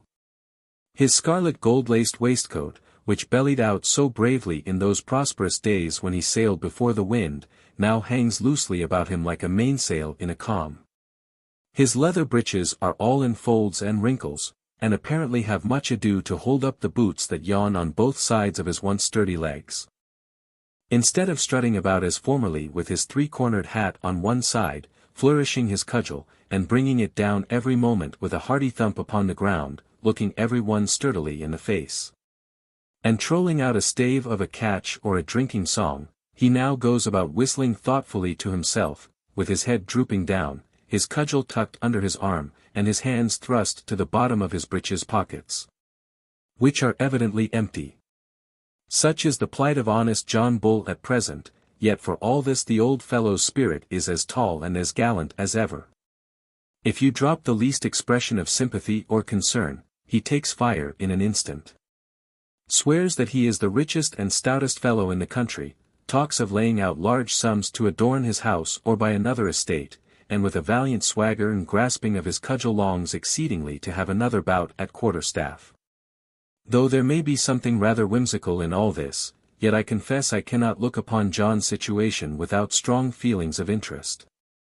With all his odd humors and obstinate prejudices he is a sterling-hearted old blade. He may not be so wonderfully fine a fellow as he thinks himself, but he is at least twice as good as his neighbors represent him.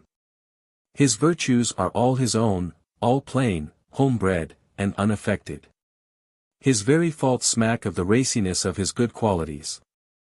His extravagance savors of his generosity, his quarrelsomeness of his courage, his credulity of his open faith, his vanity of his pride, and his bluntness of his sincerity. They are all the redundancies of a rich and liberal character. He is like his own oak, rough without, but sound and solid within, whose bark abounds with excrescences in proportion to the growth and grandeur of the timber, and whose branches make a fearful groaning and murmuring in the least storm from their very magnitude and luxuriance. There is something, too, in the appearance of his old family mansion that is extremely poetical and picturesque. And as long as it can be rendered comfortably habitable I should almost tremble to see it meddled with during the present conflict of tastes and opinions. Some of his advisers are no doubt good architects that might be of service. But many, I fear, are mere levellers, who, when they had once got to work with their mattocks on this venerable edifice, would never stop until they had brought it to the ground, and perhaps buried themselves among the ruins. All that I wish is, that John's present troubles may teach him more prudence in future, that he may cease to distress his mind about other people's affairs. That he may give up the fruitless attempt to promote the good of his neighbors and the peace and happiness of the world, by dint of the cudgel, that he may remain quietly at home, gradually get his house into repair, cultivate his rich estate according to his fancy, husband his income, if he thinks proper, bring his unruly children into order, if he can, renew the jovial scenes of ancient prosperity, and long enjoy on his paternal lands a green, an honorable, and a merry old age. The pride of the village. May no wolf howl, no screech owl stir. A wing about thy sepulchre. No boisterous winds or storms come hither, to starve or wither thy soft sweet earth. But, like a spring, love kept it ever flourishing. Herrick. In the course of an excursion through one of the remote counties of England, I had struck into one of those crossroads that lead through the more secluded parts of the country, and stopped one afternoon at a village the situation of which was beautifully rural and retired. There was an air of primitive simplicity about its inhabitants not to be found in the villages which lie on the great coach roads.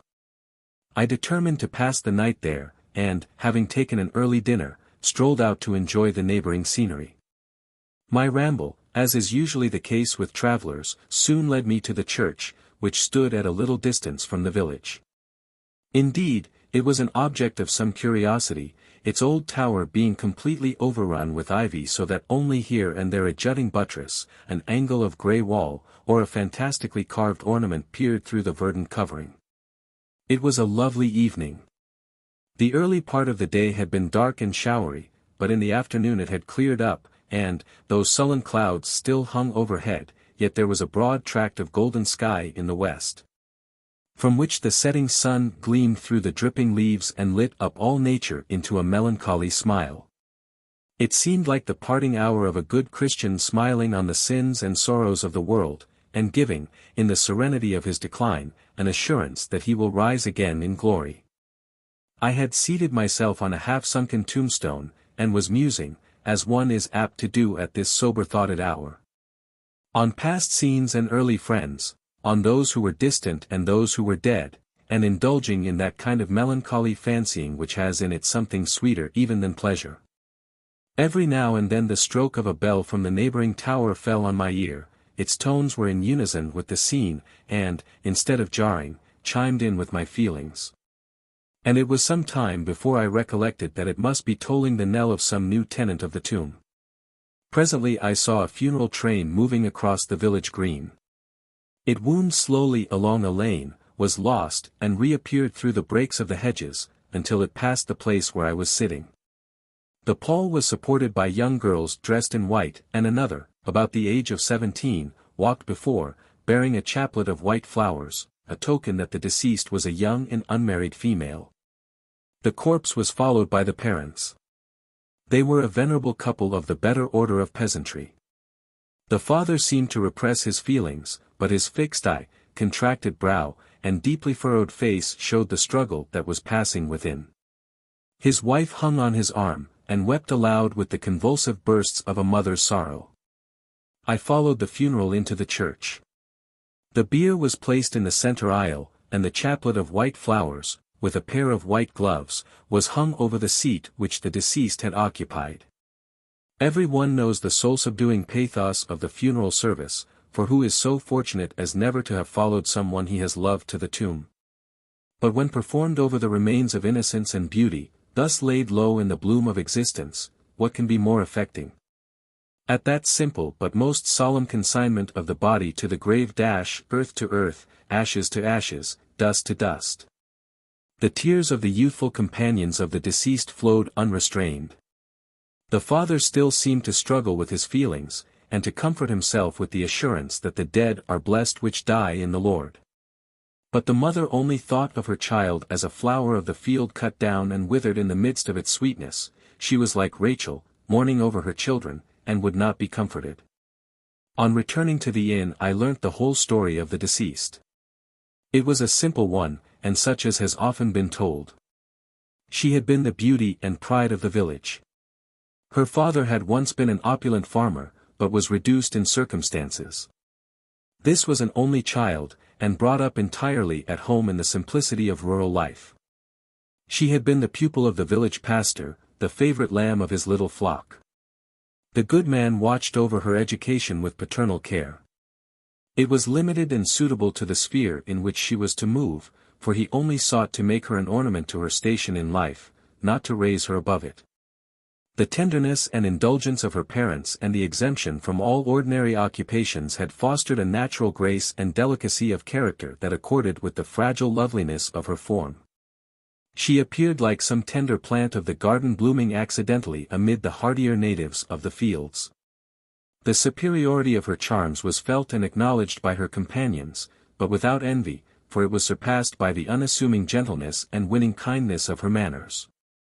It might be truly said of her, "This is the prettiest low-born lass, that ever ran on the greensward, nothing she does or seems, but smacks of something greater than herself. Too noble for this place." The village was one of those sequestered spots which still retain some vestiges of old English customs. It had its rural festivals and holiday pastimes, and still kept up some faint observance of the once popular rites of May.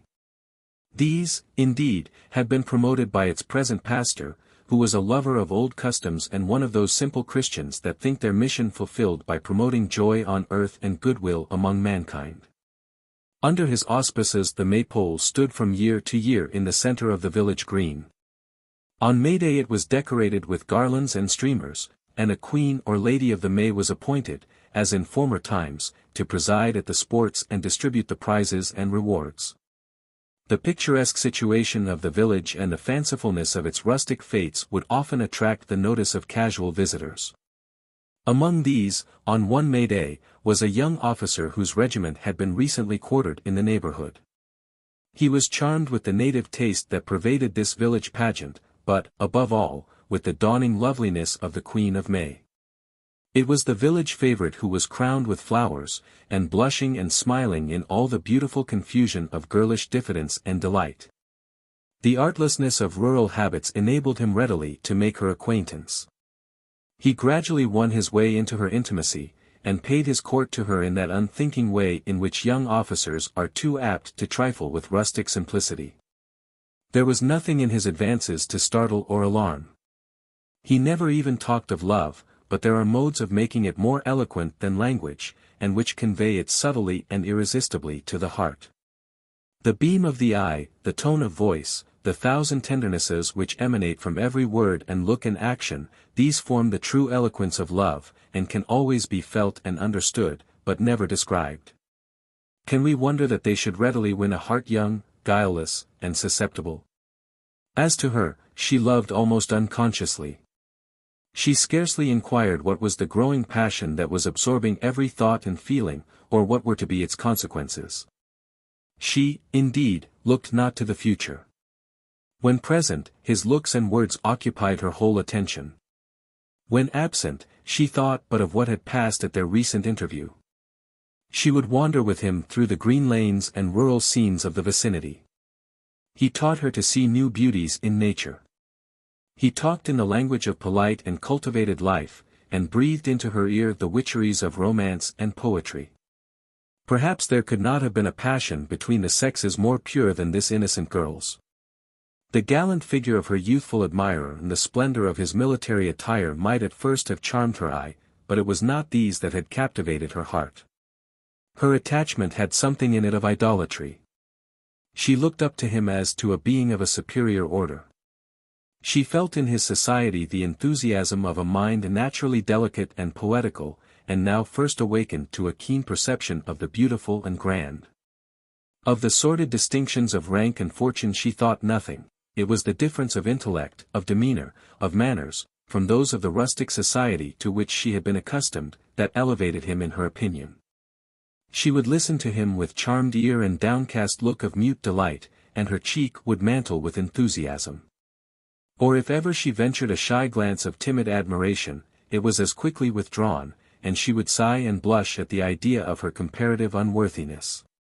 Her lover was equally impassioned, but his passion was mingled with feelings of a coarser nature. He had begun the connection in levity, for he had often heard his brother officers boast of their village conquests, and thought some triumph of the kind necessary to his reputation as a man of spirit. But he was too full of youthful fervor. His heart had not yet been rendered sufficiently cold and selfish by a wandering and a dissipated life. It caught fire from the very flame it sought to kindle, and before he was aware of the nature of his situation he became really in love. What was he to do? There were the old obstacles which so incessantly occur in these heedless attachments. His rank in life, the prejudices of titled connections, his dependence upon a proud and unyielding father, all forbade him to think of matrimony. But when he looked down upon this innocent being, so tender and confiding, there was a purity in her manners, a blamelessness in her life, and a beseeching modesty in her looks that awed down every licentious feeling. In vain did he try to fortify himself by 1,000 heartless examples of men of fashion, and to chill the glow of generous sentiment with that cold derisive levity with which he had heard them talk of female virtue. Whenever he came into her presence she was still surrounded by that mysterious but impassive charm of virgin purity in whose hallowed sphere no guilty thought can live. The sudden arrival of orders for the regiment to repair to the continent completed the confusion of his mind.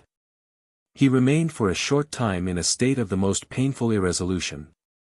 He hesitated to communicate the tidings until the day for marching was at hand, when he gave her the intelligence in the course of an evening ramble. The idea of parting had never before occurred to her. It broke in at once upon her dream of felicity. She looked upon it as a sudden and insurmountable evil, and wept with the guileless simplicity of a child. He drew her to his bosom and kissed the tears from her soft cheek. Nor did he meet with a repulse, for there are moments of mingled sorrow and tenderness which hallow the caresses of affection. He was naturally impetuous, and the sight of beauty apparently yielding in his arms, the confidence of his power over her, and the dread of losing her forever all conspired to overwhelm his better feelings. He ventured to propose that she should leave her home and be the companion of his fortunes. He was quite a novice in seduction, and blushed and faltered at his own baseness. But so innocent of mind was his intended victim that she was at first at a loss to comprehend his meaning, and why she should leave her native village and the humble roof of her parents. When at last the nature of his proposal flashed upon her pure mind, the effect was withering. She did not weep, she did not break forth into reproach. She said not a word, but she shrunk back aghast as from a viper, gave him a look of anguish that pierced to his very soul, and, clasping her hands in agony, fled, as if for refuge, to her father's cottage. The officer retired confounded, humiliated, and repentant. It is uncertain what might have been the result of the conflict of his feelings, had not his thoughts been diverted by the bustle of departure. New scenes, new pleasures, and new companions soon dissipated his self-reproach and stifled his tenderness. Yet, amidst the stir of camps, the revelries of garrisons, the array of armies, and even the din of battles, his thoughts would sometimes steal back to the scenes of rural quiet and village simplicity, the white cottage, The footpath along the silver brook and up the hawthorn hedge, and the little village maid loitering along it, leaning on his arm and listening to him with eyes beaming with unconscious affection. The shock which the poor girl had received in the destruction of all her ideal world had indeed been cruel. Faintings and hysterics had at first shaken her tender frame, and were succeeded by a settled and pining melancholy. She had beheld from her window the march of the departing troops. She had seen her faithless lover borne off, as if in triumph, amidst the sound of drum and trumpet and the pomp of arms. She strained a last aching gaze after him as the morning sun glittered about his figure and his plume waved in the breeze. He passed away like a bright vision from her sight, and left her all in darkness. It would be trite to dwell on the particulars of her after-story. It was, like other tales of love, melancholy. She avoided society and wandered out alone in the walks she had most frequented with her lover. She sought, like the stricken deer, to weep in silence and loneliness and brood over the barbed sorrow that rankled in her soul. Sometimes she would be seen late of an evening sitting in the porch of the village church, and the milkmaids, returning from the fields, would now and then overhear her singing some plaintive ditty in the hawthorn walk. She became fervent in her devotions at church, and as the old people saw her approach, so wasted away, yet with a hectic gloom and that hallowed air which melancholy diffuses round the form, they would make way for her as for something spiritual. And looking after her, would shake their heads in gloomy foreboding. She felt a conviction that she was hastening to the tomb, but looked forward to it as a place of rest. The silver cord that had bound her to existence was loosed, and there seemed to be no more pleasure under the sun. If ever her gentle bosom had entertained resentment against her lover, it was extinguished. She was incapable of angry passions, and in a moment of saddened tenderness she penned him a farewell letter. It was couched in the simplest language, but touching from its very simplicity. She told him that she was dying, and did not conceal from him that his conduct was the cause. She even depicted the sufferings which she had experienced, but concluded with saying that she could not die in peace until she had sent him her forgiveness and her blessing. By degrees her strength declined that she could no longer leave the cottage. She could only totter to the window, where, propped up in her chair, it was her enjoyment to sit all day and look out upon the landscape. Still she uttered no complaint nor imparted to any one the malady that was preying on her heart. She never even mentioned her lover's name, but would lay her head on her mother's bosom and weep in silence. Her poor parents hung in mute anxiety over this fading blossom of their hopes, still flattering themselves that it might again revive to freshness and that the bright unearthly bloom which sometimes flushed her cheek might be the promise of returning health. In this way she was seated between them one Sunday afternoon. Her hands were clasped in theirs, the lattice was thrown open, and the soft air that stole in brought with it the fragrance of the clustering honeysuckle which her own hands had trained round the window. Her father had just been reading a chapter in the Bible. It spoke of the vanity of worldly things and of the joys of heaven. It seemed to have diffused comfort and serenity through her bosom. Her eye was fixed on the distant village church. The bell had tolled for the evening service, the last villager was lagging into the porch, and everything had sunk into that hallowed stillness peculiar to the day of rest. Her parents were gazing on her with yearning hearts. Sickness and sorrow, which pass so roughly over some faces, had given to hers the expression of a seraph's. A tear trembled in her soft blue eye. Was she thinking of her faithless lover? Or were her thoughts wandering to that distant churchyard, into whose bosom she might soon be gathered? Suddenly the clang of hoofs was heard, a horseman galloped to the cottage, he dismounted before the window. The poor girl gave a faint exclamation and sunk back in her chair. It was her repentant lover. He rushed into the house and flew to clasp her to his bosom. But her wasted form, her death-like countenance, so wan, yet so lovely in its desolation, smote him to the soul, and he threw himself in agony at her feet. She was too faint to rise. She attempted to extend her trembling hand, her lips moved as if she spoke, but no word was articulated. She looked down upon him with a smile of unutterable tenderness, and closed her eyes forever. Such are the particulars which I gathered of this village story. They are but scanty, and I am conscious have little novelty to recommend them. In the present rage also for strange incident and high-season narrative they may appear trite and insignificant, but they interested me strongly at the time. And, taken in connection with the affecting ceremony which I had just witnessed, left a deeper impression on my mind than many circumstances of a more striking nature. I have passed through the place since, and visited the church again from a better motive than mere curiosity. It was a wintry evening, the trees were stripped of their foliage, the churchyard looked naked and mournful, and the wind rustled coldly through the dry grass. Evergreens, however, had been planted about the grave of the village favourite, and osiers were bent over it to keep the turf uninjured. The church door was open and I stepped in. There hung the chaplet of flowers and the gloves, as on the day of the funeral. The flowers were withered, it is true, but care seemed to have been taken that no dust should soil their whiteness. I have seen many monuments where art has exhausted its powers to awaken the sympathy of the spectator, but I have met with none that spoke more touchingly to my heart than this simple but delicate memento of departed innocence. The angler. This day Dame Nature seemed in love. The lusty sap began to move. Fresh juice did stir embracing vines. And birds had drawn their valentines. The jealous trout that low did lie rose at a well-dissembled fly. There stood my friend, with patient skill, attending of his trembling quill. Sir H. Wotton. It is said that many an unlucky urchin is induced to run away from his family and betake himself to a seafaring life from reading the history of Robinson Crusoe.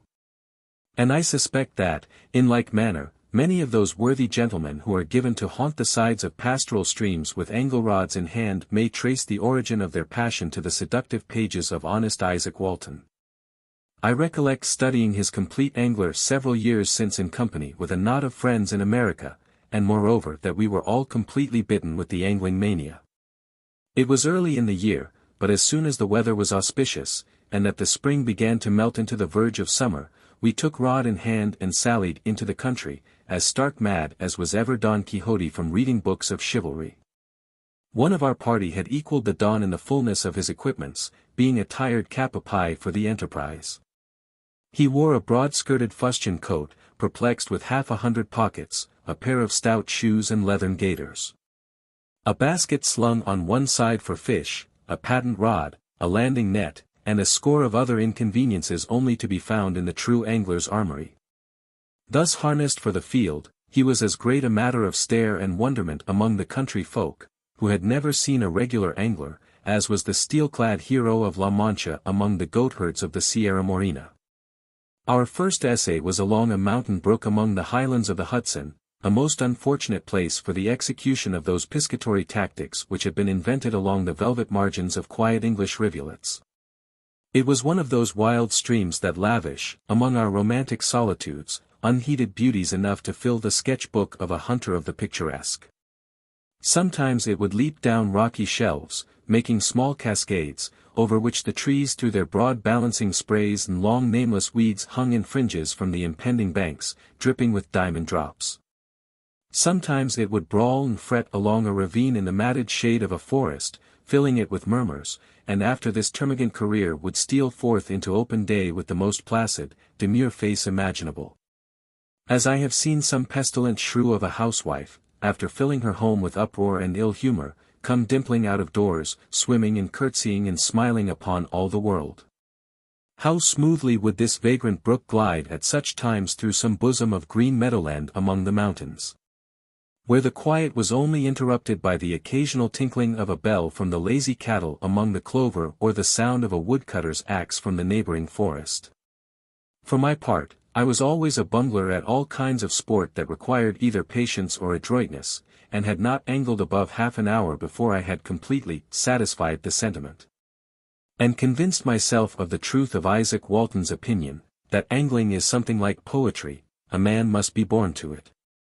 I hooked myself instead of the fish, tangled my line in every tree, lost my bait, broke my rod, until I gave up the attempt in despair, and passed the day under the trees reading old Izaak, satisfied that it was his fascinating vein of honest simplicity and rural feeling that had bewitched me, and not the passion for angling. My companions, however, were more persevering in their delusion. I have them at this moment before eyes, stealing along the border of the brook where it lay open to the day or was merely fringed by shrubs and bushes. I see the bittern rising with hollow scream as they break in upon his rarely invaded haunt, the kingfisher watching them suspiciously from his dry tree that overhangs the deep black mill pond in the gorge of the hills. The tortoise letting himself slip sideways from off the stone or log on which he is sunning himself, and the panic-struck frog plumping in headlong as they approach, and spreading an alarm throughout the watery world around. I recollect also that, after toiling and watching and creeping about for the greater part of a day, with scarcely any success in spite of all our admirable apparatus, a lubberly country urchin came down from the hills with a rod made from a branch of a tree, a few yards of twine, and, as heaven shall help me, I believe a crooked pin for a hook, baited with a vile earthworm, and in half an hour caught more fish than we had nibbles throughout the day. But, above all, I recollect the good, honest, wholesome, hungry repast which we made under a beech tree just by a spring of pure sweet water that stole out of the side of a hill, and how, when it was over, one of the party read old Isaac Walton's scene with the milkmaid, while I lay on the grass and built castles in a bright pile of clouds until I fell asleep. All this may appear like mere egotism, yet I cannot refrain from uttering these recollections, which are passing like a strain of music over my mind and have been called up by an agreeable scene which I witnessed not long since. In the morning stroll along the banks of the Allen, a beautiful little stream which flows down from the Welsh hills and throws itself into the Dee, my attention was attracted to a group seated on the margin. On approaching I found it to consist of a veteran angler and two rustic disciples. The former was an old fellow with a wooden leg, with clothes very much but very carefully patched, betokening poverty honestly come by and decently maintained. His face bore the marks of former storms, but present fair weather, its furrows had been worn into an habitual smile, his iron-grey locks hung about his ears. And he had altogether the good-humoured air of a constitutional philosopher who was disposed to take the world as it went. One of his companions was a ragged wight with the skulking look of an errant poacher, and I'll warrant could find his way to any gentleman's fish-pond in the neighbourhood in the darkest night. The other was a tall, awkward country lad, with a lounging gait, and apparently somewhat of a rustic beau. The old man was busy in examining the maw of a trout which he had just killed, to discover by its contents what insects were seasonable for bait, and was lecturing on the subject to his companions, who appeared to listen with infinite deference. I have a kind feeling towards all brothers of the angle ever since I read Isaac Walton. They are men, he affirms, of a mild, sweet, and peaceable spirit. And my esteem for them has been increased since I met with an old treatise of fishing with the angle, in which are set forth many of the maxims of their inoffensive fraternity. Take good heed, saith this honest little treatise, that in going about your disports ye open no man's gates but that ye shut them again. Also ye shall not use this forsade crafty disport for no covetousness to the increasing and sparing of your money only, but principally for your solace, and to cause the health of your body and specially of your soul. I thought that I could perceive in the veteran angler before me an exemplification of what I had read, and there was a cheerful contentedness in his looks that quite drew me towards him. I could not but remark the gallant manner in which he stumped from one part of the brook to another, waving his rod in the air to keep the line from dragging on the ground or catching among the bushes.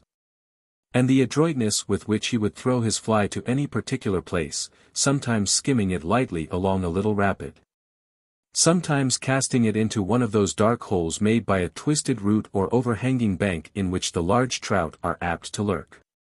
In the meanwhile he was giving instructions to his two disciples, showing them the manner in which they should handle their rods, fix their flies, and play them along the surface of the stream. The scene brought to my mind the instructions of the sage piscator to his scholar. The country around was of that pastoral kind which Walton is fond of describing. It was a part of the great plain of Cheshire, close by the beautiful vale of Gesford, and just where the inferior Welsh hills begin to swell up from among fresh-smelling meadows. The day too, like that recorded in his work, was mild and sunshiny, with now and then a soft dropping shower that sowed the whole earth with diamonds. From this same treatise it would appear that angling is a More industrious and devout employment than it is generally considered, for when ye purpose to go on your disports in fishing ye will not desire greatly many persons with you, which might let you of your game, and that ye may serve God devoutly in saying effectually your customable prayers. And thus doing, ye shall eschew and also avoid many vices, as idleness, which is principal cause to induce man to many other vices, as it is right well known. I soon fell into conversation with the old angler, and was so much entertained that, under pretext of receiving instructions in his art, I kept company with him almost the whole day, wandering along the banks of the stream and listening to his talk. He was very communicative, having all the easy garrulity of cheerful old age, and I fancy was a little flattered by having an opportunity of displaying his piscatory lore, for who does not like now and then to play the sage? He had been much of a rambler in his day, and had passed some years of his youth in America, particularly in Savannah, where he had entered into trade and had been ruined by the indiscretion of a partner.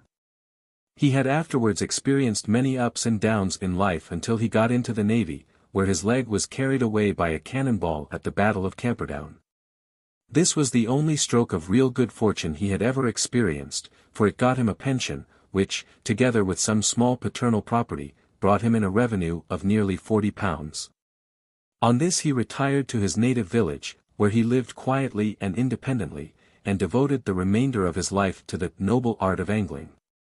I found that he had read Isaac Walton attentively, and he seemed to have imbibed all his simple frankness and prevalent good humor. Though he had been sorely buffeted about the world, he was satisfied that the world, in itself, was good and beautiful. Though he had been as roughly used in different countries as a poor sheep that is fleeced by every hedge and thicket, yet he spoke of every nation with candor and kindness, appearing to look only on the good side of things. And, above all, he was almost the only man I had ever met with who had been an unfortunate adventurer in America and had honesty and magnanimity enough to take the fault to his own door, and not to curse the country. The lad that was receiving his instructions, I learnt, was the son and heir apparent of a fat old widow who kept the village inn, and of course a youth of some expectation, and much courted by the idle gentlemanlike personages of the place. In taking him under his care, therefore, the old man had probably an eye to a privileged corner in the tap-room and an occasional cup of cheerful ale free of expense. There is certainly something in angling, if we could forget, which anglers are apt to do, the cruelties and tortures inflicted on worms and insects, that tends to produce a gentleness of spirit and a pure serenity of mind. As the English are methodical even in their recreations, and are the most scientific of sportsmen, it has been reduced among them to perfect rule and system. Indeed, it is an amusement peculiarly adapted to the mild and highly cultivated scenery of England, where every roughness has been softened away from the landscape. It is delightful to saunter along those limpid streams which wander, like veins of silver, through the bosom of this beautiful country, leading one through a diversity of small home scenery, sometimes winding through ornamented grounds, sometimes brimming along through rich pasturage, where the fresh green is mingled with sweet-smelling flowers, sometimes venturing in sight of villages and hamlets, and then running capriciously away into shady retirements. The sweetness and serenity of nature and the quiet watchfulness of the sport gradually bring on pleasant fits of musing, which are now and then agreeably interrupted by the song of a bird, the distant whistle of the peasant, or perhaps the vagary of some fish leaping out of the still water and skimming transiently about its glassy surface. When I would beget content, says Isaac Walton, and increase confidence in the power and wisdom and providence of Almighty God, I will walk the meadows by some gliding stream, and there contemplate the lilies that take no care, and those very many other little living creatures that are not only created, but fed, man knows not how, by the goodness of the God of nature, and therefore trust in him. I cannot forbear to give another quotation from one of those ancient champions of angling which breathes the same innocent and happy spirit.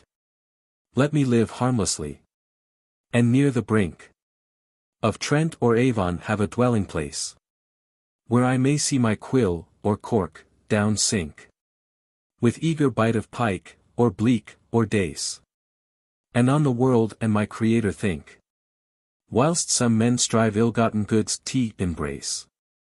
And others spend their time in base excess of wine, or worse, in war or wantonness.